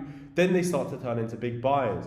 Another misconception is that you can't hard sell to fans at the start of the account, which is a fair misconception to have. And the reason why people think that is that they have to relationship build and they have to talk as a real girl and talk authentically and all of these things, which is true. However, again, from an agency owner, you have to understand, like, not every fan is the same. Not every fan wants to sit and talk and get to know the model, explain his whole life story. And some fans do want that. And that's where your customer's approach has to be customized, and you need a protocol and an SOP to understand which angle do they go into. Because some fans, they buy more content, which makes them like the model more because they like the content, they get the dopamine attached to that, they want to see more, and then they overall become more bought in by spending more. The more invested you are into something or into someone, the more likely you are to buy more of that thing unless something turned you off. So you have to think like that as well, and then also think, of course, on the relationship building side of things. Some fans are on the account because they truly want to develop a close connection with the creator.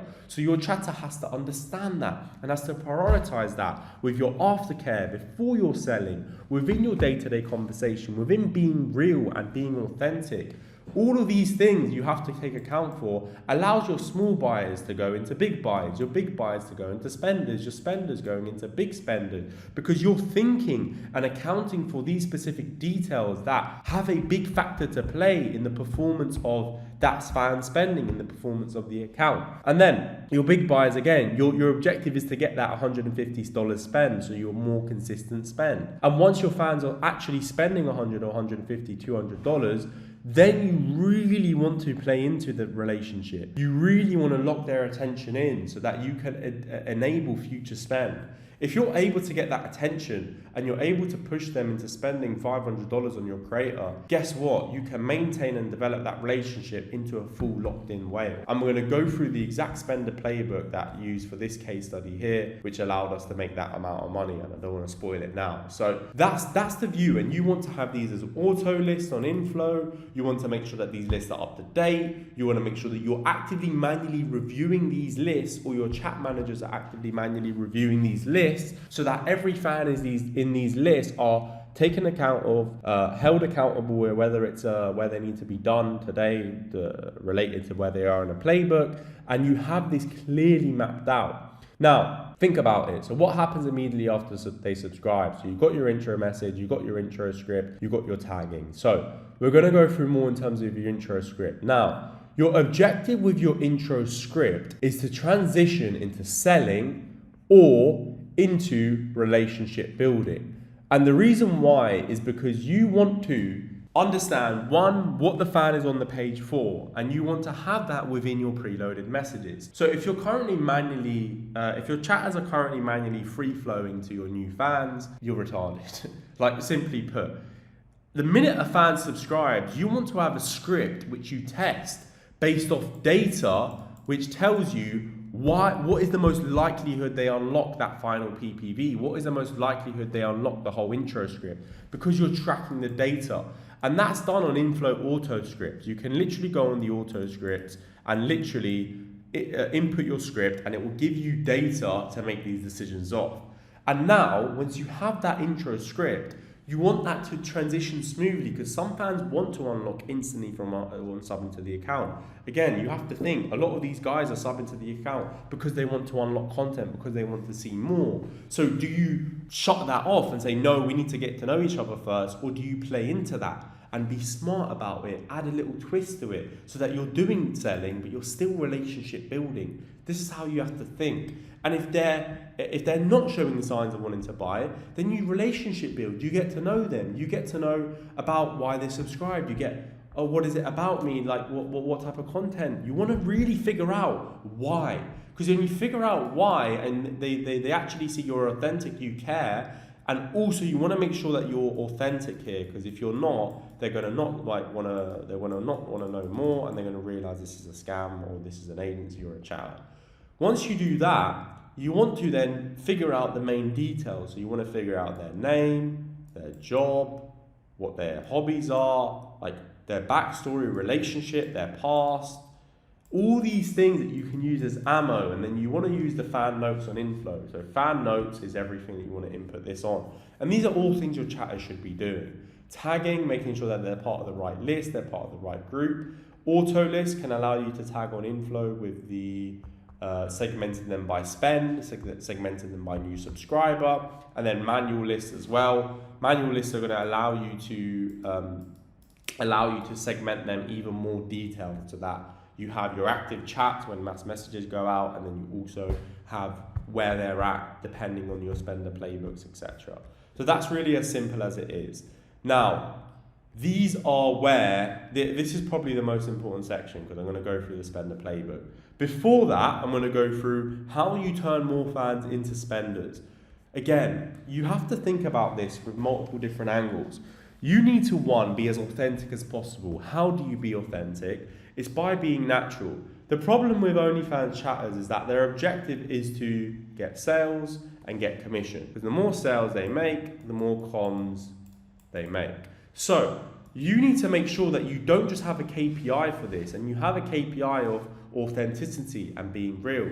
I'm going to go through those exact KPIs later on in this module. However, you want to understand that to get more spenders and to get more people as big spenders that have spent over $500, you need to make sure that you're playing into the things that are going to develop them further. So you're authentic at all periods of time. You're making note over the things that they've said to you, their dog's name, their relationship path, their job. You're taking account and taking notes of all these specific things, and these are all things your chatter should be doing, so that you make it a higher likelihood that they go into the spender playbook where you actually are able to extract 10, 20, 30, 40, $50,000 per fan. But all of these things are intentional. Again, if you're not thinking these things, and you're thinking that sales is basic, and you're thinking that chatting is basic, you're losing out on so much money that you can be extracting from your fans because your approach is wrong.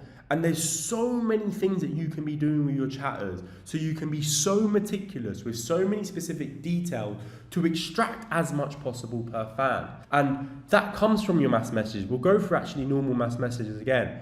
Normal mass messages is the same thing. You want to add variation, but you're fighting for one thing, which is attention. You're fighting for attention all the time. You're fighting for your attention over other models they're subscribed to. Again, the easiest thing you can do is sub to 5 models, and you see how shit their mass messaging is and how spammy that mass messaging is. So within your mass messaging, you always want to look to how do you pique curiosity and fight for attention. The best free tip I can give for a mass message is essentially, literally, can I ask you a question? It works every single time. So that's something that you can use as a normal mass message.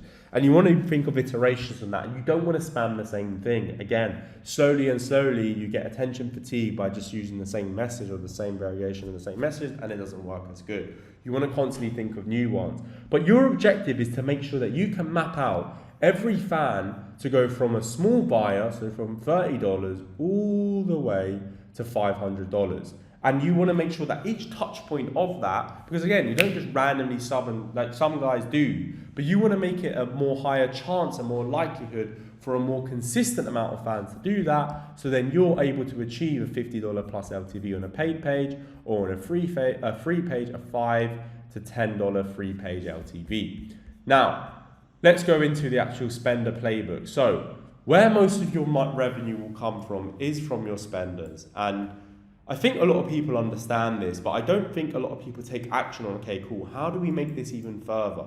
How do we maximize the cash that we extract from our spenders? Now, with spenders, you want to think of every little fucking detail possible. So the main thing is authenticity again. The main thing that you're fighting here with OnlyFans is always being authentic. The more authentic you can be, the more chance and likelihood you have of future or of a fan spending. And actually, we'll go into an analogy of this or a breakdown of this. With authenticity, there's a big thing about creators. So for example, perfect looking or really beautiful or pretty looking creators versus attainable creators. And the funny thing is that what do you think a spender is going to spend more on? Do you think he's going to spend more on a very beautiful creator that's perfect looking, 10 out of 10, or on an attainable creator? What do you think? Because if you answered attainable, then you're right. The reason why is because you have to think, A spender spending $1, $2, $3, $4, $5, $6, however much $1,000 on a creator, they're doing that for a reason. They obviously have trauma and pain that they're trying to fix by talking to a creator online and feeling that dopamine, feeling that they're talking to a real girl. That's fine. That could be from past relationship, their job, their loneliness, whatever the case may be.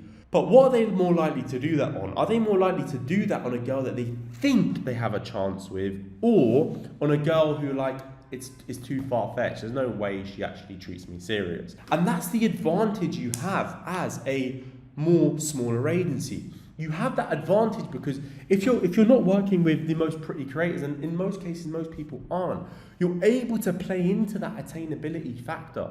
You're able to use that to your advantage and max that the fuck out. Because if a fan truly thinks that, shit, like I know everything about this girl, I know about her life, and she's actually normal. Because think about it, your fans aren't, like, what's an archetype? Your fans aren't people who are like fucking course sellers or like people who are they're normal people. They work normal jobs. Your fans aren't like people who are like the most insane people, celebrities and all of these things. They're normal people.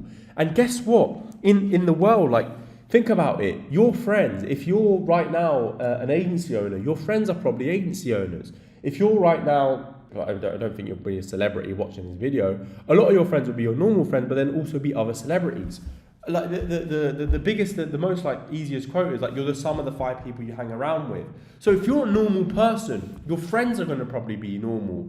And then also the girls that you want to, you look to have a partnership with, or you look to be your girlfriend or your wife, whatever, is going to be normal as well. That's why, even if you're, like most guys are overweight, that's why they attract, or they want to be with a girl who's also overweight. Most guys that are in shape want to be a girl who's in shape. Most of the times, you always stay around what is normal to you, what is comfortable to you. So if a guy is normal, ugly, and fat and lazy and all of these other things, he probably wants that. Obviously, he wants a cute, innocent girl, don't get me wrong. However, he wants that attainability factor. So you can use that as your advantage. And again, this all comes into your branding of your creator. Whether your creator is more pretty or whether your creator is more attainable, you want to use that to your advantage. Because if she's more pretty, you want to play into the fact that, oh, she's just a normal girl and this is just her looks, and behind the scenes or behind the front perception, she's actually normal and cute and innocent and all of these things. Or if she's attainable, you want to play into that and you want to make sure your chatters understand that. Because your chat, the biggest hole in this whole flow and this whole pipe of where the water flows into the getting as much from your spenders is not within your ideas, it's not within your system, it's within your chatters. Because we're going to go through exactly how to get the best out of your team, but if they don't understand this and they're not able to execute on this, and this is why if you're an agency owner and you're managing your chatters right now, you need to get a chat manager ASAP, because you need to review and hold these things to this quality and assure this quality is being done on a daily basis, on a message-to-message basis. So number 1 is authenticity. I went in a lot on that. 2 is following up. Again, you're always fighting to attention. Now, drama. This is one of the most, this is the best thing that we implemented within our spenders. So, drama and dynamicism. So, again, the biggest mistake that your chatters make, and it happens a lot with most chatters, is that they're always nice. They're always so nice, no matter if the fan's spending, if he's not spending, if he is, like, there's no, like, think about it. If you're with a relationship with a girl and all the time she was nice, no matter what you did, no matter what you done, you would eventually be like, okay, so it doesn't matter what I do. It just doesn't matter. Even if I'm the biggest cunt ever, she's still so nice. And it doesn't, like, think about it. If your spenders come onto the account and they do the same thing every day, they know what to expect. There's no pattern disruption. There's no drama. And think about it. Think about relationships and think about toxic relationships and think about, when you look at it from the outside looking in, why do people stay together and why do certain dynamics just work across worldwide and are universal? And when you look at drama and dynamicism, you have to think of the element of surprise, and the element is you don't know what you expect. The funny thing is that, like, what's a good analogy for this is that whenever there's a surprise element, whenever you don't know, maybe I get this for my birthday or for Christmas, maybe I don't. When you have that, like, you don't know, and there's that doubt in your mind, you're more excited. You're thinking about it more. Think about it. Whenever you're texting a girl and you send a risky text, to some degree, after sending that text, in your mind, subconsciously, consciously, you're thinking about the girl more. You're thinking about, she might reply this, or this. What could she reply? And when you have that curiosity, and when you have that element of, this might go two ways, how much more you think about the girl. Because when you have a girlfriend, or when you talk to someone for more than once, when you know what they're going to reply, you don't think that, like, you already expect what's going to happen. And guess what? You don't think, and it's not occupating a part of your brain as much. But when you have drama and when you have dynamicism, now all of a sudden, a fan doesn't know what to expect when they're talking to the girl that they've spent $3,000, $4,000, $5,000 on, and she's not happy with him for whatever bullshit reason. They don't know what to expect. But that's conscious again, and that's something, and the reason why I'm smiling when I'm saying this is because it's so basic, but a lot of people don't add that within their chatters. And when you add that dynamicism, guess what? You're more authentic. Guess what? You have more attention. Guess what? You're able to extract more money. Because no one is fucking doing this. And when you add that element, and when you add that factor, he might have gone locked a full script, or he might have fucking spent a 5K in a week. But if you're just acting weird about something little that he said, or you're just acting weird because something happened and you don't want to share it to him, and you're creating drama, think about it. What is he going to do? Is he going to say, oh, fuck off, you're annoying, why do you keep arguing with me? Or is he going to fight? And fight for what? Your attention, your love, your caring, like everything that he wants you, like everything he craves from that creator, he's going to fight for it. Again, what are these guys? Like, everyone overcomplicates these. What are these guys? These guys are simps that spend on OnlyFans. You can think way smarter and extract more from these guys. It's not that fucking difficult. But it's basic things that you're overlooking, that you're losing out on. So, the other thing is finding out their dog's name, their parents' name, their details, their job, their hobbies, what they enjoy, and making sure you're maximizing the fan notes. And these are really simple. It's going to be a KPI that your chatters have to stick to. Then you need to know, and this is really key. So you need to know a lot of details about your spenders. You need to know, when are they getting paid? Down the line of the relationship, you can figure out about their income. So you can figure out how much you can extract. Because your fan might earn 2K a month, 1K a month at their normal job. I mean, a normal salary, let's say, is $3K a month. He might earn 3K per month. So every month he has 3K. Then he has rent, which is 1K. He has food, lifestyle, which is 1K. He's left with like 1K disposable income to spend.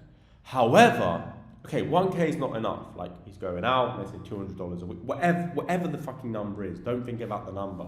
However, if you know about their payday, and if you know about every detail about them, then guess what? What happens where? They might get inheritance. Family member might have died. They might have inherited a check. They might have won a bet. They might have sold a car. They might have sold a property. They might have rental, like income. They might have income from aside from their job. Because it's not just about high earners, it's people that have high saving. They might have earned this for 20 plus years and they've saved 100K. And you need to think, how do you get a piece of that 100K?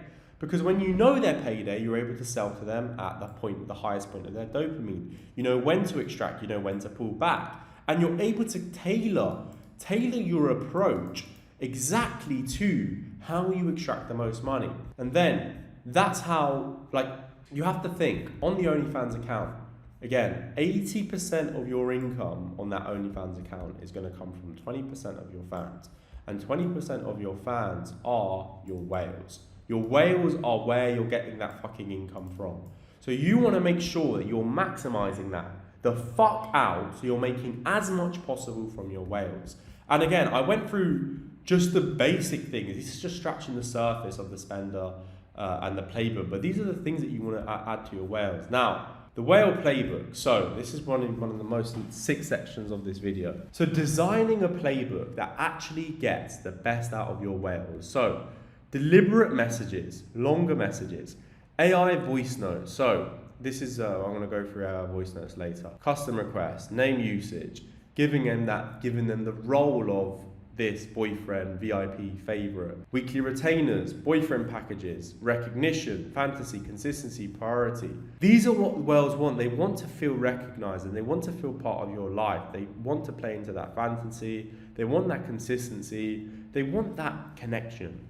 And one whale can be 5 to 10K a month alone, but only if you have a system. And I'm going to go through the case study now. So this is an example of just one of our creators, and this is an example of a creator that's OFTV. Again, I've covered through in a lot of my videos how good OFTV is and how much you're actually able to extract from just running OFTV with your creators. But what we have for our sales department is we have a playbook for spenders, which is essentially a full mapped out journey of the spender on the OnlyFans account. So you've got stage 1, which is developing that emotional connection. Again, this is a fan who's been subbed for less than 1 week and has spent over $500 and needs to develop further.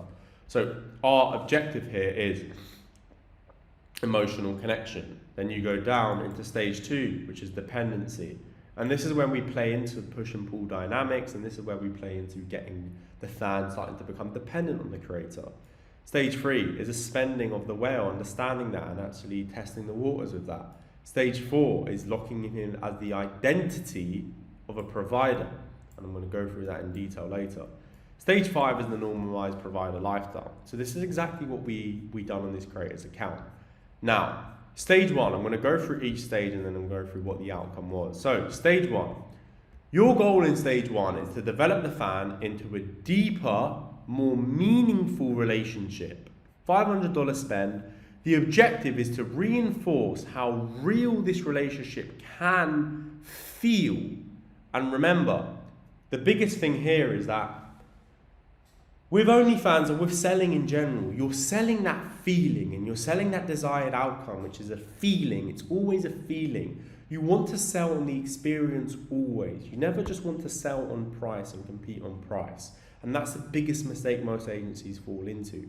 And you want to make him believe that if he continues to commit to you, the bond will grow stronger and more genuine. And this is what you have to instill in his mind.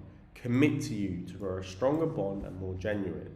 And that's what's going to allow him to spend that 1K. Now, that goes into stage 2. Stage 2 is where you work on the dependency. Again, this is a 3 to 7 day duration, and your objective is to deepen that emotional bond while normalizing chasing and reassurance.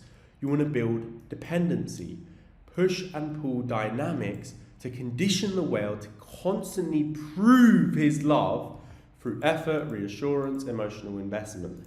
Now, what do I mean by this? Because this is a lot of words. This is where you want to add that drama. This is where you want to add the fact that this is a real, authentic girl, and what the spender does and how the spender treats that girl on a daily basis affects that girl's day. And he is made aware of it.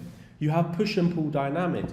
You have times where you feel like you pull back from the relationship, you pull back and he might want content and you don't even give the content to him. You might pull back and you have doubts about, I don't really think, and don't do this on the selling aspect. You want to do this on the relationship aspect and pull back and don't think like, I don't know, there's something off about you today. I really don't know what it is. Like, I just don't feel like I'm pretty enough for you and blah, blah, blah, blah. And make him prove why you are. Make him prove, I'm not good enough for you. Why are you? He's going to prove these things. Why are you? And he's going to strengthen that bond in his mind for you. And your objective is to create ups and downs. Because again, think about it. In general, people are addicted to drama. People are addicted to the highs and lows of life. And it's dopamine at the end of the day. Because the ups only feel that good when the downs are just as bad. And that's the reality. And that's why like people like go through massive swings, because they feel the ups of things and they feel the downs of things. And once they feel that down and once they feel that loss or that loss out of how good things can be, then they chase that high again. They chase that reassurance. You have to think about this with gambling addicts, alcohol addicts, drug addicts. They always chase that up again because they experience the down. And that's what you can create, and that's what you can materialize in your relationships with your spenders. Because it's your objective is to make him dependent on the model, so how much he can spend on her, your objective is to make him dependent on the model and depend on how much he can spend on her. Because if he doesn't respond to this approach, he cannot be fully controlled. And this whole point of this section of the course is to turn this into a system, to turn this into something that you actually can consistently do with each of your spenders. Everyone here has had a fan spend 5k. And if you haven't, then you're just not good enough at chatting. Because you can do this with luck and you can do this simply. But imagine a world where you were able to do this consistently. Imagine a world where you didn't need new traffic every single week because your sales were that good. You didn't need new traffic because you were able to consistently extract 5k a month through multiple different spenders on your account. And that comes down to you as that owner, you as that manager, you as that coach to your chatting managers or your chatters. It always comes back to you, because when you add that consistency, you're able to extract so much more cash, it's ridiculous. Now, stage 3 is where we test the whale spending depth before we go into stage 4. So, sorry about that. So, this is where we have a special script which basically locks in that future pacing of that whale. So, we frame this as a special night. We literally hype it up for the whole week. So it's a shared memory, so that you can go back to this at future points in the relationship. So you check in, you keep communication active, and you use this techniques to maintain that consistency and emotional growth. Now, you want to, again, at this point, understand his payday and create a spending ritual. Your goal here is to make spending feel normal and routine, and encourage consistent activity, for example, small spends, etc. The last thing here is to be fully prepared. You need to know the details to make this real. Again, it's a constant fight and a constant battle. And this information is going to push him into a provider role. Stage 3 is relatively straightforward. Stage 4 is where it gets interesting. So, this is where we turn him from a casual spender to a locked-in provider. And this is the stage where he takes care of you. Now, I'm going to go through the core traits. So, to paint a picture in your mind, you were probably raised by your family. Well, obviously you were raised by your family, but you either had a you either had a dad or you didn't have a dad. So if you're fatherless in this relationship, in this example, then just think that you had a dad. So let's say you had a dad. What is your dad's identity? What is his role? Your dad's role is to provide for the family. His objective is to protect and provide for your family. What comes under this identity? Well, he needs to provide food. He needs to provide shelter. He needs to provide the house. He needs to provide for resources for getting food, for living, for surviving. He does this selflessly. He puts his family first. You can kind of like think about this in the UK, in Eastern Europe, in America, and everywhere in the world. The dad or the father will work for 20, 30 plus years, put his kids first, his wife first, his family first, make sure that they go on holiday once a year, make sure that they have food on the table, make sure that they have a household income, they have disposable income, they have freedom, like they buy him the things that they want for Christmas. That is the role of a provider. That is the role of that identity of a provider. As a provider, you don't think, fuck, I really need to buy my kids presents, or I can't be asked to pay for my kids' food for you don't think these things because it's your identity. And when you act, your goal is to just act within your identity. Think about it. How do I relate this to something that would feel weird to you as an agency owner? Yeah, think about it. As an agency owner, you don't have the identity to just sub to OnlyFans accounts and spend on OnlyFans creators. That doesn't even cross your mind. It's not in your identity. So think how weird that would feel to consistently do that. Now think of an OnlyFans subscriber. That is within their identity. There is something within their identity. They feel they can't do that in real life. They can't do that with a real girl. They don't want to do that with escorts, or they don't want to do that in person. And it's within their identity to do that online. Now, you need to normalize spending consistently and make that his identity. And in order to make that his identity, You need to think of what are the things that go into that. It's a journey. Again, like you have to think about it. You don't just spawn in, it's conscious. You don't just spawn in as a dad and like, shit, I've got to provide for everyone. Sometimes that is the case if you've got a little pregnancy scare. But you get my point, is that identity and the provider identity you want to create, you want to plant this seed in your spender's mind. Again, this is all conscious, this is all thing your chatters can be doing. And once you're able to get him in that provider identity, then guess what? You have a stage 5 whale, which is a locked in, consistent provider, and that's his default state. Genuinely, and the example I'm going to show, genuinely, what we are able to achieve on our account is guys that are normal to spend $1,000 a day on that OnlyFans creator, simply because we've made them into a stage 5 whale and made them this identity. Now, you want to elevate his spending from consistent rituals into an integrated lifestyle pattern. This is where it's part of who he fucking is.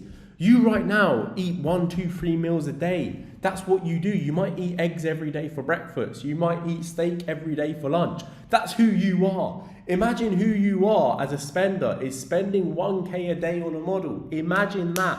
And that's what you're able to do. And that's the beauty of this, and able to coach this within your chatters. And your KPI for this is a minimum of 5K spend every single month from your locked in whales. And what are the characteristics? That's identity. It's not optional. He's the provider. Recurring rituals. He expects it weekly. He spends it without being prompted. We've sold a picture of food for $1,000 before because he expects it. It's normal to him. He's paying for her food. That's normal. You see it out here in Dubai. You see girls with $500K Croco Hermes bags. Guess what? You think they're paying for that themselves? No. It's normal to them because the guy that's paying for that is normal to him. And you want to frame that lifestyle. Again, he feels like he's doing it because it's natural. It shouldn't feel out of place. It's his duty to provide and be that husband. And this is where the long-term vision plays in. The stability, the commitment, the future goals, providing the love, the loyalty, the proof of worth, the pathway to the future. Again, you're the anchor. You're the anchor that dictates his emotions. And when you have this level of locked in, you don't understand how much you're able to extract. Now, this is an actual example of this. So this fan was sub for 3 months on our account. He had tipped $42,000 and he had spent 57K. And this is actually a screenshot from September. Since then, he's now gone on to spend about 85K. He's deleted this account, he's moved on to a new account, and he's still spending a consistent $800 to $1,000 a day. But you can see, this is $20,000 per month in spend. And then what that actually led to was, again, an example. This is a client interview, a marketing manager and a creator. And then there's a case study as well of how we were able to do this, $25,000 a month with no social media through OFTV. And again, this is what you're able to do when you learn this. And when you learn the skill and when you learn the infrastructure of spending or of chatting, you're able to get to these points. Now, this actually has gone on longer than I thought, but chat team structure. So this is what you need to understand within your chatters, so how they operate. So that covers everything for spenders, and I would definitely go back through each of these things and how you can apply them within your chatting or within your approach to chatting. Now, how your chat team structure looks. So every chatter needs an inflow auto script. You need auto scripts. If you're not using auto script, they literally click a button. That's all they have to do. You don't have to worry about bad captions. You don't have to worry about lazy chatting because you do that for them, and you use data on captions that have higher unlock percentages because that leads to more spending because you tested it based on data. You want daily KPIs that are not just based on selling. Biggest mistake, again, is that people just look at chatting as selling. No, you want daily KPIs based on unlock rate, based on response time, based on authenticity, based on nurturing for your spenders, relationship building, based on fans going through a certain point or a certain script that is a relationship building script or a certain script within your playbook. And we'll go through those KPIs later on. End of day report. So at end of day, they need to know what went well, what didn't go well, what they're going to improve on, and what they need to make sure that they get done to get to quota if they're not at quota. The other thing is your start of shift ritual. So start of shift, you want to understand like they are doing a repetitive task every single day. So logging into work, You want to create a template where they can fill out to get them in the right frame of mind as a chatter and a salesperson logging into the shift. Again, I'm going to go through so much things that you can do with your chatters, but logging into their shift, they need to go into their shift thinking they're a killer, thinking that they're going to have a whale come into their shift and absolutely fucking rip a 1K shift. And that's the state of mind they need to be on every single day. And that comes down to, I'm going to go through the actual technique to make this actually actionable data later on in this video, because you need to know certain details to make this the reality of your chatters every single day, and that comes to you as the agency owner. But I'm going to go through that every single day. But you have to think the state of mind of a killer salesperson. Think of Wolf of Wall Street. Think of when you were closed by anyone on a sales call. They got you in that state of mind because they embody that. That's their identity. And that's the thing you want to do in your chatters. 8 hours, 8 hours, 8 hours coverage, 24/7 coverage. This is so basic, and I still see agency owners do 12 hours, 12 hours. The only reason why right now you'd be doing 12 hours, or you're not doing 24 hours coverage is because you have fear about hiring another chatter, because when you hire chatters, you've never had success with them. Clear handover between shifts. Again, within your chatters, at the end of a shift, you want to make sure that there's clear communication on what fans need to continue developing the conversation, relationship, etc. And a clear handoff with those fans to make sure that, again, you are extracting the most out of these fans and you are moving these fans forward. Now, KPIs, under 3 minutes response time, fan notes updated consistently, follow-ups done when each PPV is sent, and aftercare done with each script sale. What do all of these things tie into? So all of these things tie into, we talked about the identity of a good spender. So the identity of a good spender is a provider. What is the identity of a killer chatter? Right now, you probably have a chatter that's better than your other chatters. You need to understand what is their identity. Because someone who's better at something than someone else doesn't do, they do things naturally and randomly because their identity is that person. Their identity is a chatter that makes $1,000 in sales a day, that makes $2,000 in sales a day. And that's what you need to reverse engineer to understand. The identity of a killer chatter follows up every time he sends a PPV, aftercares every time he sells a script, updates his fan notes and updates his CRM, has an under 3 minutes response time, has fast chatting because that's normal to them. This is how you need to think as the business owner. What's normal to you? If making 100K a month isn't within your identity and it's not normal to you, well, you're not going to make 100K a month. It all starts with your mindset and your identity, and then everything else follows. So these are the non-negotiables specifically within your chatters, and I'm going to go through the KPIs later. But another side of this thing is AI voice notes and leveraging them. So very simple, where people love to overcomplicate this shit. It's something so basic. You literally just need to use 11 Labs professional mode. It allows you to put about 4 hours of speaking of your creator onto 11 Labs. You can just do that from a long form video, or 1 hour, I think it is. You can just copy and paste voice notes, etc., or get her to do a long form talking, or use it on live stream, and that gives it as much accuracy to be as close to your model as possible. You can use real voice notes that you can reuse. Being real, again, is authenticity pictures, so 5 fingers, 4 fingers, 3 fingers, all of these things. If anyone knows the Bumble days, you've got this, you've got this, you've got this, you've got this, you've got all of these other poses. But again, these are all things that you can have your models create. You can have that as a folder within your vault, and you can use that. Oh, if you don't think I'm real, do you want me to take a picture with 4 fingers, 3 fingers? You tell me your number, and I'll just send you a picture. And then he said 3, and you already have that picture. Fairly straightforward, fairly basic.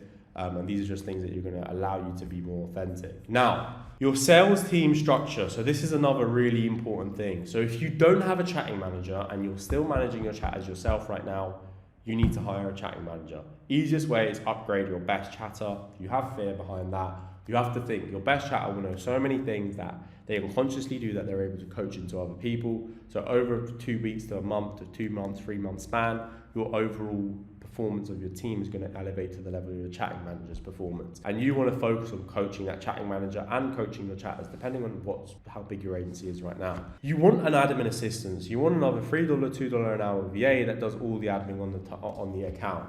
This includes uploading to the involved. This person wants to assist your chatting manager or assist you, again, with all the basic things that, as a business owner, you shouldn't be fucking uploading feed posts, having your models complain that you don't post on the feed for the whole month. You're just retarded. You just have to delegate this stuff and have clear KPIs, clear check back ins, clear ownership. These are basic things, and there's more admin things that their admin assistant is able to do. Uploading scripts, labeling content. In Inflow, you can label content so the chatter knows exactly what that piece of content is. So much admin on the account. I mean, you know this. This is probably your biggest pain right now, that having to do this when you sign a new model yourself manually.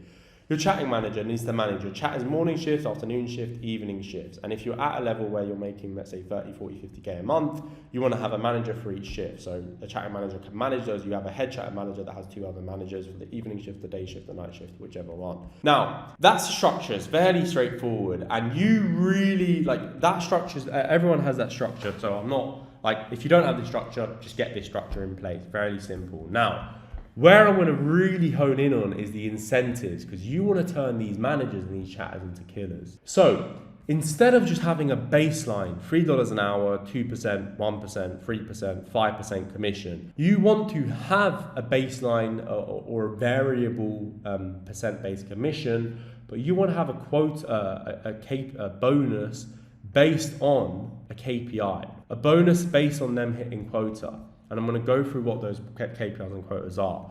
But to do that, you never just want to have a flat salary, or you never just want to have targets or quotas. To do that, you need to know your chatters. Now, another huge mistake that agency owners make is that they don't even know their chatter's real name. They don't even know about their life. They don't even know about them personally. They don't take the time to know about them and know about their family, know about why they're even a chatter in the first place.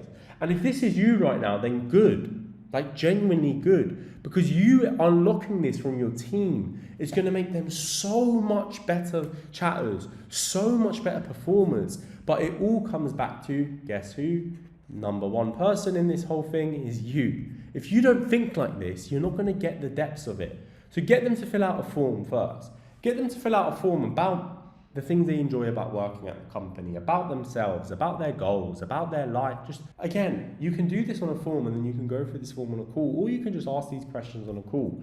You really want to help, like genuinely, like the amount of people that we've helped in the agency and help achieve their goals. We've helped some of our team members in the Philippines build houses for their families, build complexes and apartments for their families, and help them to achieve things within their family, help them to take care of their family and be the breadwinners in their family, because we understand that, and we understand how important that is to them, and we help them do that by performing and achieving their targets and achieving their goals as a chatter or as another team member.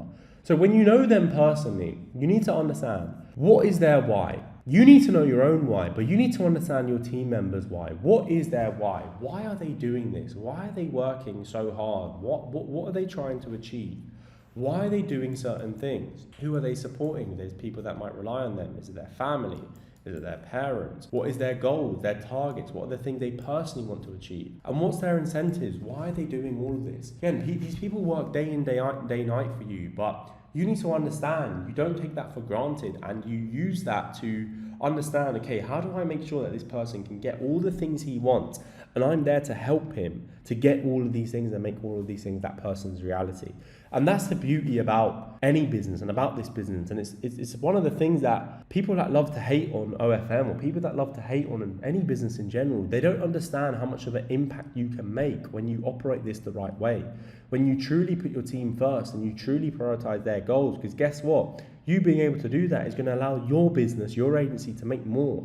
It's going to allow you to impact more people, and it's going to allow you to perform better. But it all comes back down to you.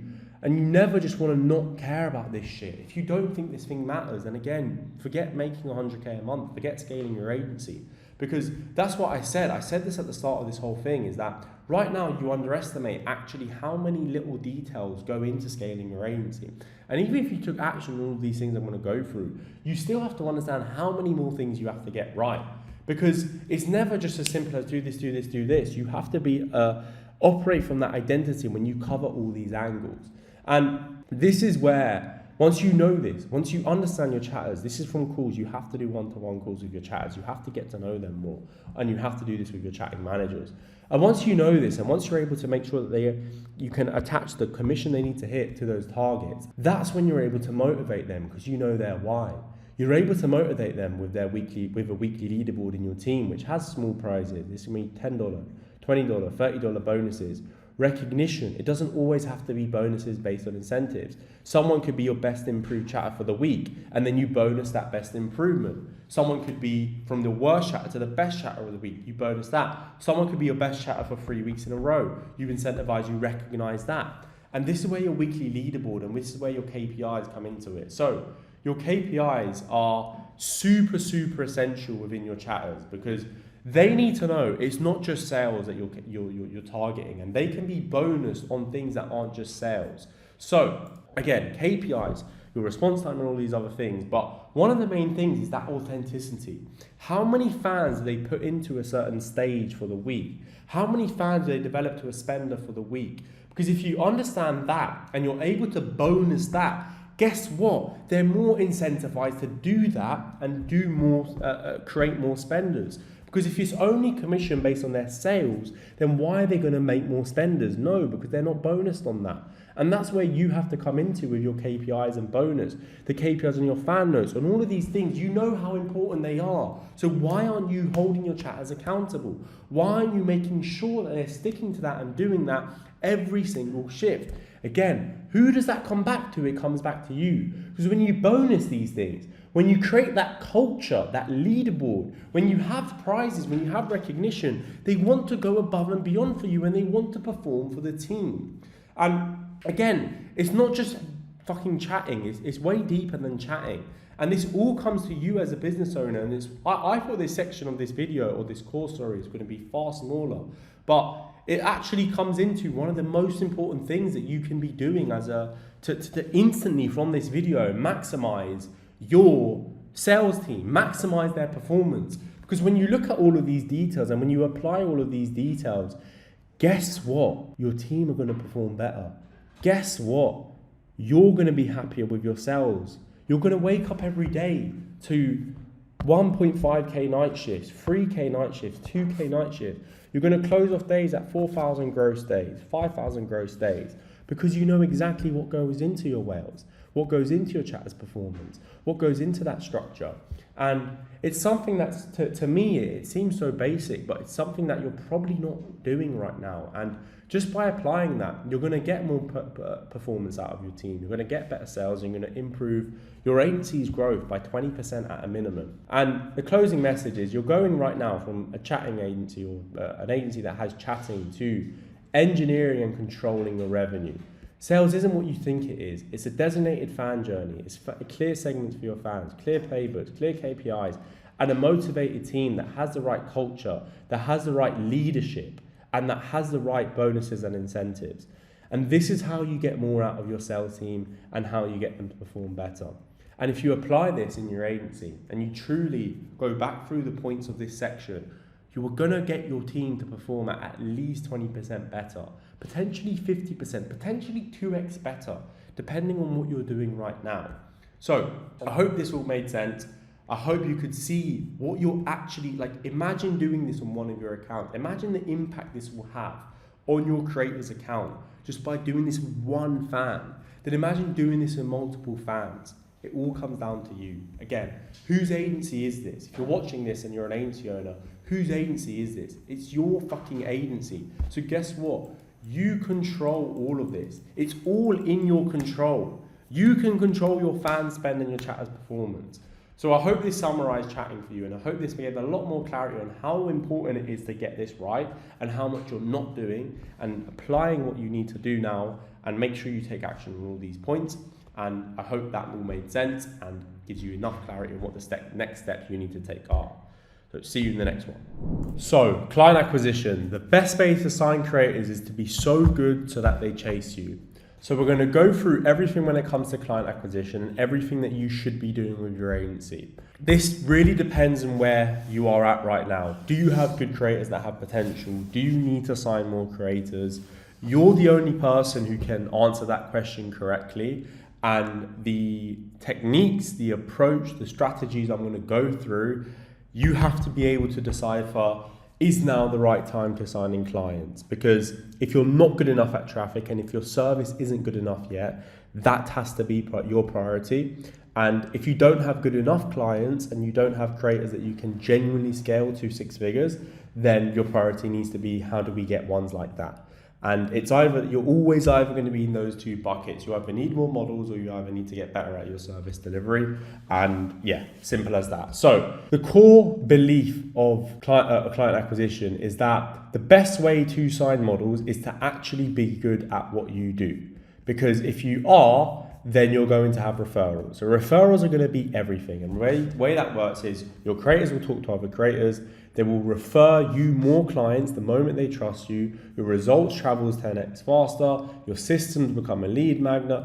And when your pages grow, your pipeline grows without effort. And this is the end goal. This is like, imagine if right now you had 3, 4, 5 creators all consistently earning and you had changed their lives. You had got them insane results. Imagine how many more creators they would bring you because you're actually good at your service. So your objective of this is always to get good at your service, because then you're not relying off just outreach. You're not relying off just referrals and recruiters. You're relying on your actual skin in the game, your actual quality of a service.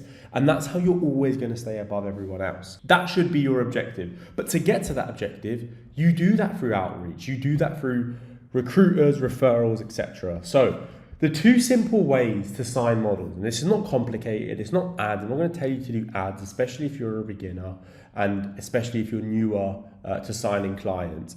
The 2 most simple ways is going to be through DMs, it's going to be through cold outbound, through DMs, and it's going to be through referrals, so recruiters and your own creators. So outbound DMs. So the key points, you've got 3 possible pages. You've got your agency page, your personal page, and your model page.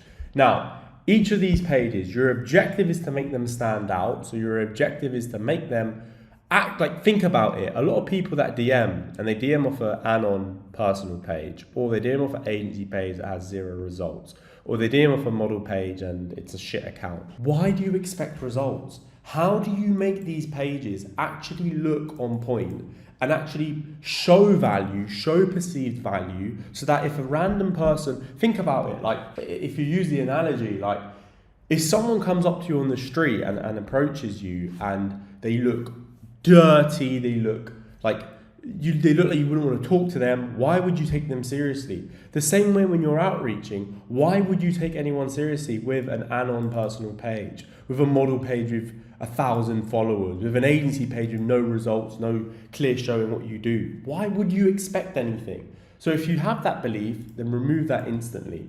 You need to understand the objective of each message, and then you need to understand the journey of a cold lead. It's a stranger at the end of the day with cold outreach, and how you turn that into a call, and then utilizing voice notes, videos, etc. So the whole journey is, what's the job of a DM? A DM's job, so an outbound message job, is to start the dialogue, to create curiosity, and eventually to book a call. And that middle point from the curiosity, sparking that curiosity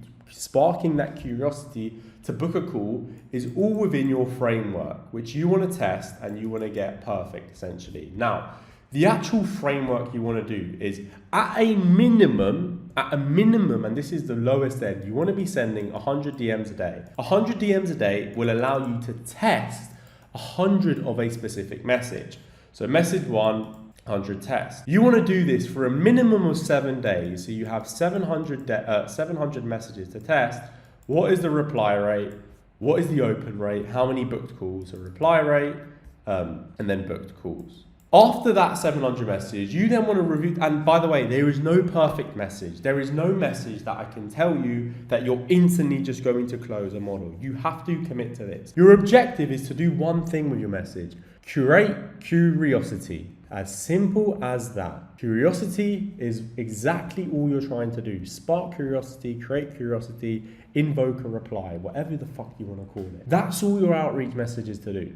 And all you want to test is test that response rate, test that over 700 messages, and then find data from that. Now, once you have a better understanding of something that worked, You can have split tests. So for example, you can up this to 200 or 300 a day or allow you to make your test sooner. So let's say you're on 200 messages a day, you can do 50, you can test 4 different messages, variations of something that already works, 50 different times. And then after doing that for 7 days, so 350 each, you now have data to see which is the best. And that's literally what you do in terms of your messages. Now, in terms of your framework, so that's for your outbound message itself. In terms of your framework, you never want to instantly pitch in the DMs. All you want to do is spark curiosity and within your framework, show that you have some kind of value to offer. You have to think. It might be something you personalize to the model's page. It might be something within what you do. It might be something in terms of a result that you've done with your own models. But you need to showcase that value to give them a reason why they're even messaging you.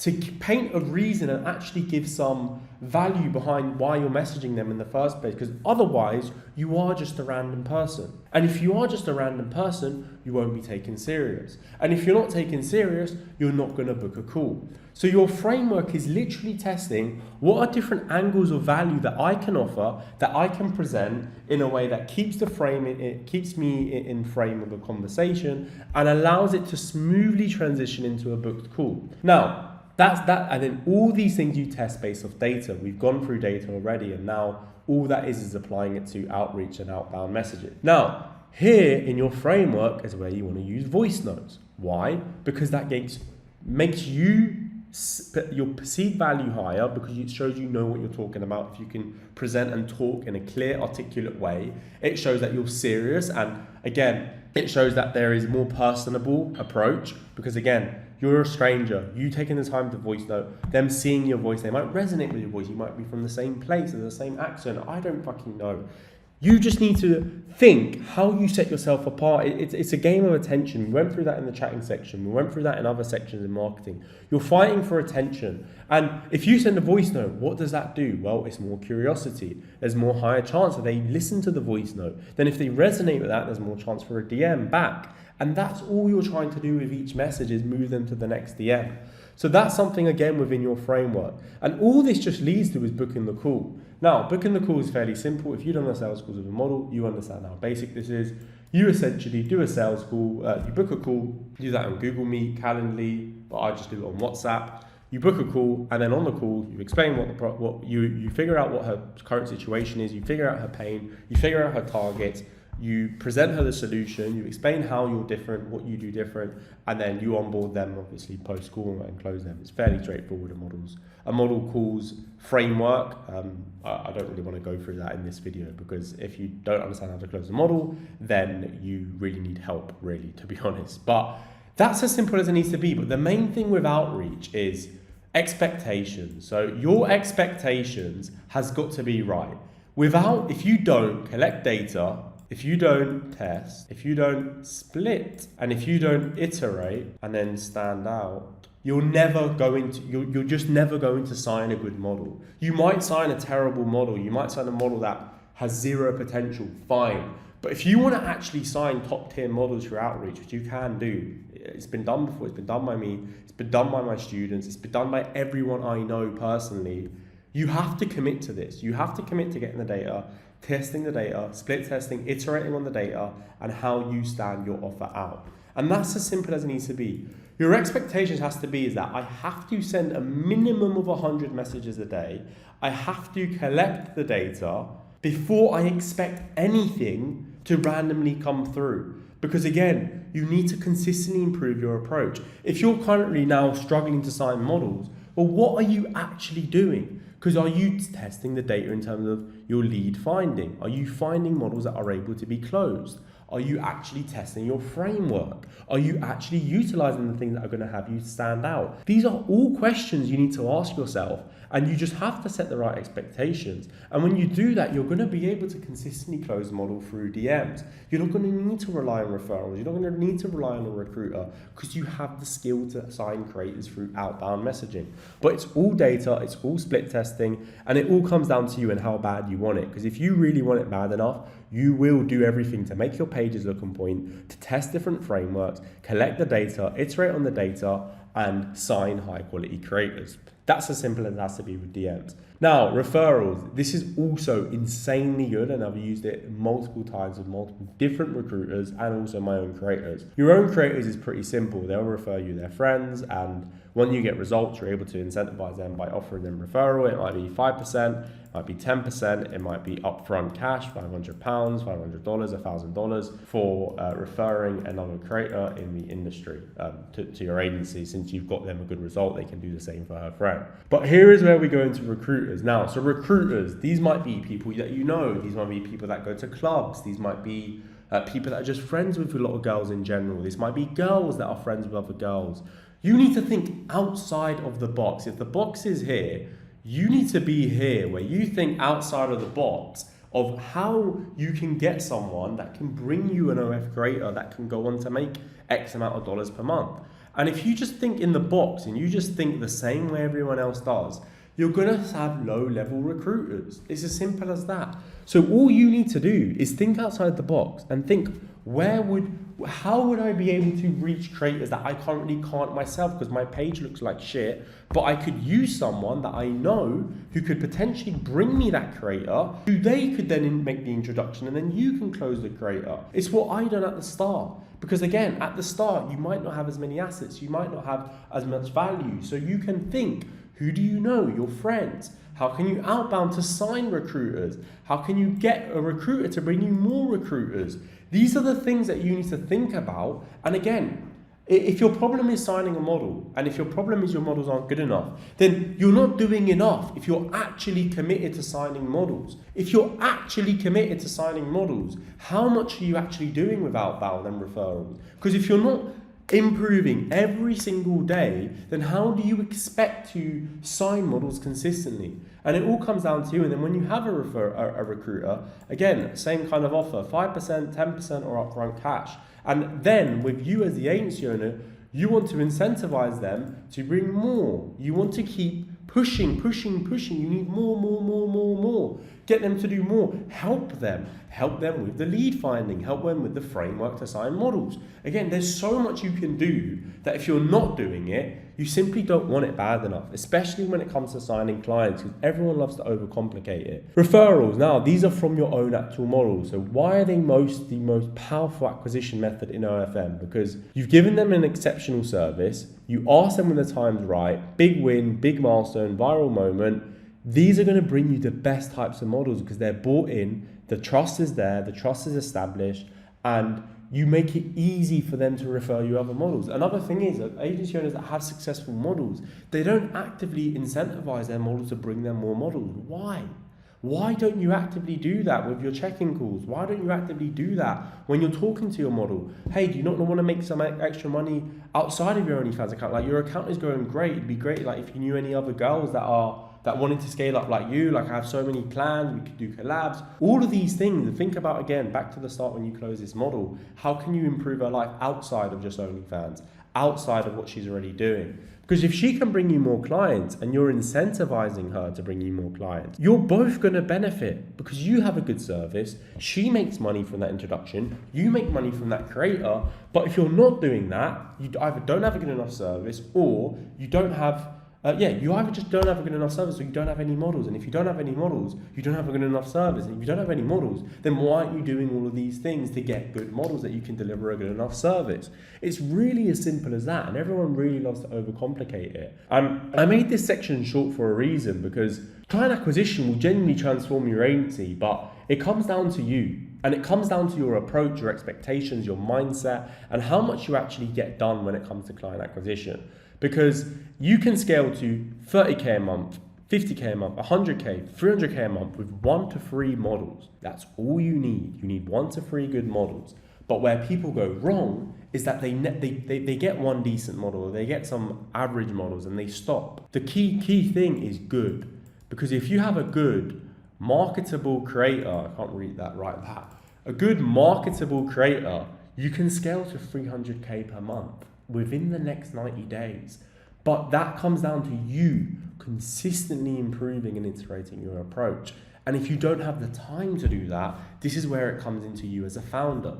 This is where it comes into you with your time and your focus and how you systemize your business so that someone is on this. Because every month your agency can grow if you sign the right model, every single month. But that comes down to you as the operator, because if you're not putting the right people in place to have this be consistent, it comes down to how you operate the business.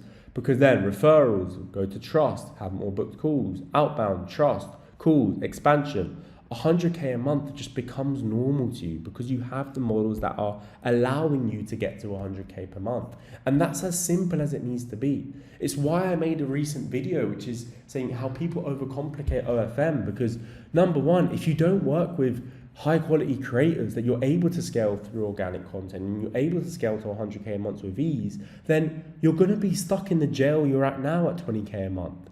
But that comes down to you because you don't have that belief system that you have the belief system right now that, oh, outreach is dead. It's not dead. It's not dead. You have the belief system that it's impossible to sign a good model. It's not impossible. It all comes down to you. And once you remove that belief system, once you look at data and you iterate, it actually becomes easy to scale your client acquisition system and department in your agency. And you can do that without begging, without chasing models, without just always spamming DMs with no hope of closing a model and without failing at it. And it all comes down to competence, leverage with data, and then inevitable, you sign a high quality model. And that's as simple as it needs to be. I kept this short for a reason, so you understand how all these hurdles you're going around client acquisition, you don't need to, if you just take action on what fucking matters. And that's as simple as it needs to be. So if you're not doing this already with your DMs, implement this with your DMs and your pages. If you're not actively got referrals and recruiters, work on getting referrals and recruiters. And guess what? You're going to get to 100k a month if you focus on that and delivering a good service. Easy as that. It's literally that simple. So final mindset and closing. And what I wanted to actually make this section is because for you to understand in business that business rewards the one who never get comfortable. And all I'm really going to cover is exactly what a lot of people's issues are and exactly what mine was as well. And that's what the number one enemy is. And the number one enemy for you scaling is comfort. Because it's not knowing the information now that you know it. It's not knowing how to apply it, what to apply it, when to apply it. It's actually the comfort that's going to hold you back. Because every agency will hit a wall, whether it's a 10k, 50k, 100k. And the reason isn't that you don't have the skill. It isn't the market. It isn't that it's harder. It isn't that there's competition. It's comfort. Because that's where your creators get comfortable with the money they make. You get comfortable with the money you make with your creators. Everyone relaxes, systems decay and growth die. And comfort is the death sentence in OFM and in any business. Because the exact moment you relax, the exact moment you say goodbye to any of your targets or your goals. And that's why you've probably been stuck for so long. You've been stuck for so long because of that comfort. And because you don't know what you need to do to get out of that. And once you have that clarity, which you should have that clarity from watching this whole course, you should understand exactly, fuck the comfort, I've got so much I need to do. And my own case study is that I hit 100k and got stuck for like 6 months. And it's not because I wasn't good. It's not because the industry was saturated and not because creators weren't performing traffic-wise. It's because it didn't come from a secret tactic. It understood that I was stuck because I wasn't hiring properly. I was doing tasks that I shouldn't have been doing. I didn't have a chief of staff. I was operating like a 30k a month business owner and I wasn't building systems. I was the bottleneck and I was comfortable. And that's the biggest thing that you need to fix. Because if you're not comfortable and if you want to actually grow, you will do all of these things. You will hire the right A players. You will bring in an assistant or a chief of staff. You will delegate everything except your core responsibilities. You will track data and you will treat yourself like a 7-figure founder before you hit 7 figures. Because that's what you will do. That's what you will do when you're not comfortable. You understand what these business owners do. You understand what I do now. And you understand what you need to do. The only thing that's holding you back is the comfort. It's going to be the comfort of you not taking action or not understanding the amount of action you need to take. And your duty as the owner of the business, you have 2 duties realistically, is to provide the best service in the industry, Morally, of course, not lying, over promising. You understand business. You don't lose your creators' trust, and you don't become another agency horror story. If you don't understand why, and this actually goes into if you don't understand business. If you don't understand why you don't lie, you don't lose trust, you don't become another horror story, then you don't understand business, because in OFM, a lot of people like to approach this business with a short-term mindset, which is fine. But why would you shut yourself off to creators referring you six-figure clients? Why would you shut yourself off to growing your agency exponentially with 2, 3, 4, 5 A-tier creators that are going viral consistently, that are bringing you more creators because you want to scam your creator, or you want to take 80 or 90%? It's just retarded. If you understand business, you understand if you provide a good service, guess what? You are going to attract other good clients. You are going to get more better creators and scale month on month, quarter on quarter. And if you lose their trust, if you get a bad name for your agency, then guess what? You're stuck. You're making it more difficult for yourself, because creators stay for the right communication, results, care, clarity, competence, and your obsession with their brand and arguably the results that you can provide. And the more results you're able to provide, the better you are at traffic and delivering results, the more you're able to scale. Because your duty as an agency owner is to make as much fucking money as possible. More money, more staff with more money, more infrastructure, a better service, working with bigger creators, better lives for your team, for your clients. It's your fucking responsibility. It's your responsibility to be the best person for everyone around you. Why? Because it fuels stability. It gives you freedom, your clients freedom, your team freedom, quality, innovation, and the ability to out-execute everyone in this industry. Because remember, you're competing with kids that don't understand how to run a business. So imagine you just delivering a better service, how much more you're able to grow and scale. And the ability to build a real agency and not just a group chat. That's what money fuels. Because at the end of the day, it's your duty to fucking win. Your team depends on it. Your creators and your clients depend on it. And even then, your family depend on it. Because your ability to provide value to your creators, to your team, to everyone around you, directly links to how much you get paid. The more value you can provide links to how much you get paid and how much your agency scales. And the better you are at providing value, growth, responsibility, just the better you are at your service, the more value you provide. And again, we go back to it. You need to act like you're already making 100K a month, like you already have it. Think about it. You track your data, your subscribers per day, the models that you sign every week, your reply rate, your unlock rate, your LTV, your view to follower ratio, your chatters performance, your models performance. You care deeply about your model's brand, their frameworks. You check in, you communicate, you build trust. The problems that they have that you better than they do. You care about these things because you want to scale and get the best out of your creators. You build systems and people. You don't just do random tasks. You build systems that do the fucking tasks. You hire the people who run the systems.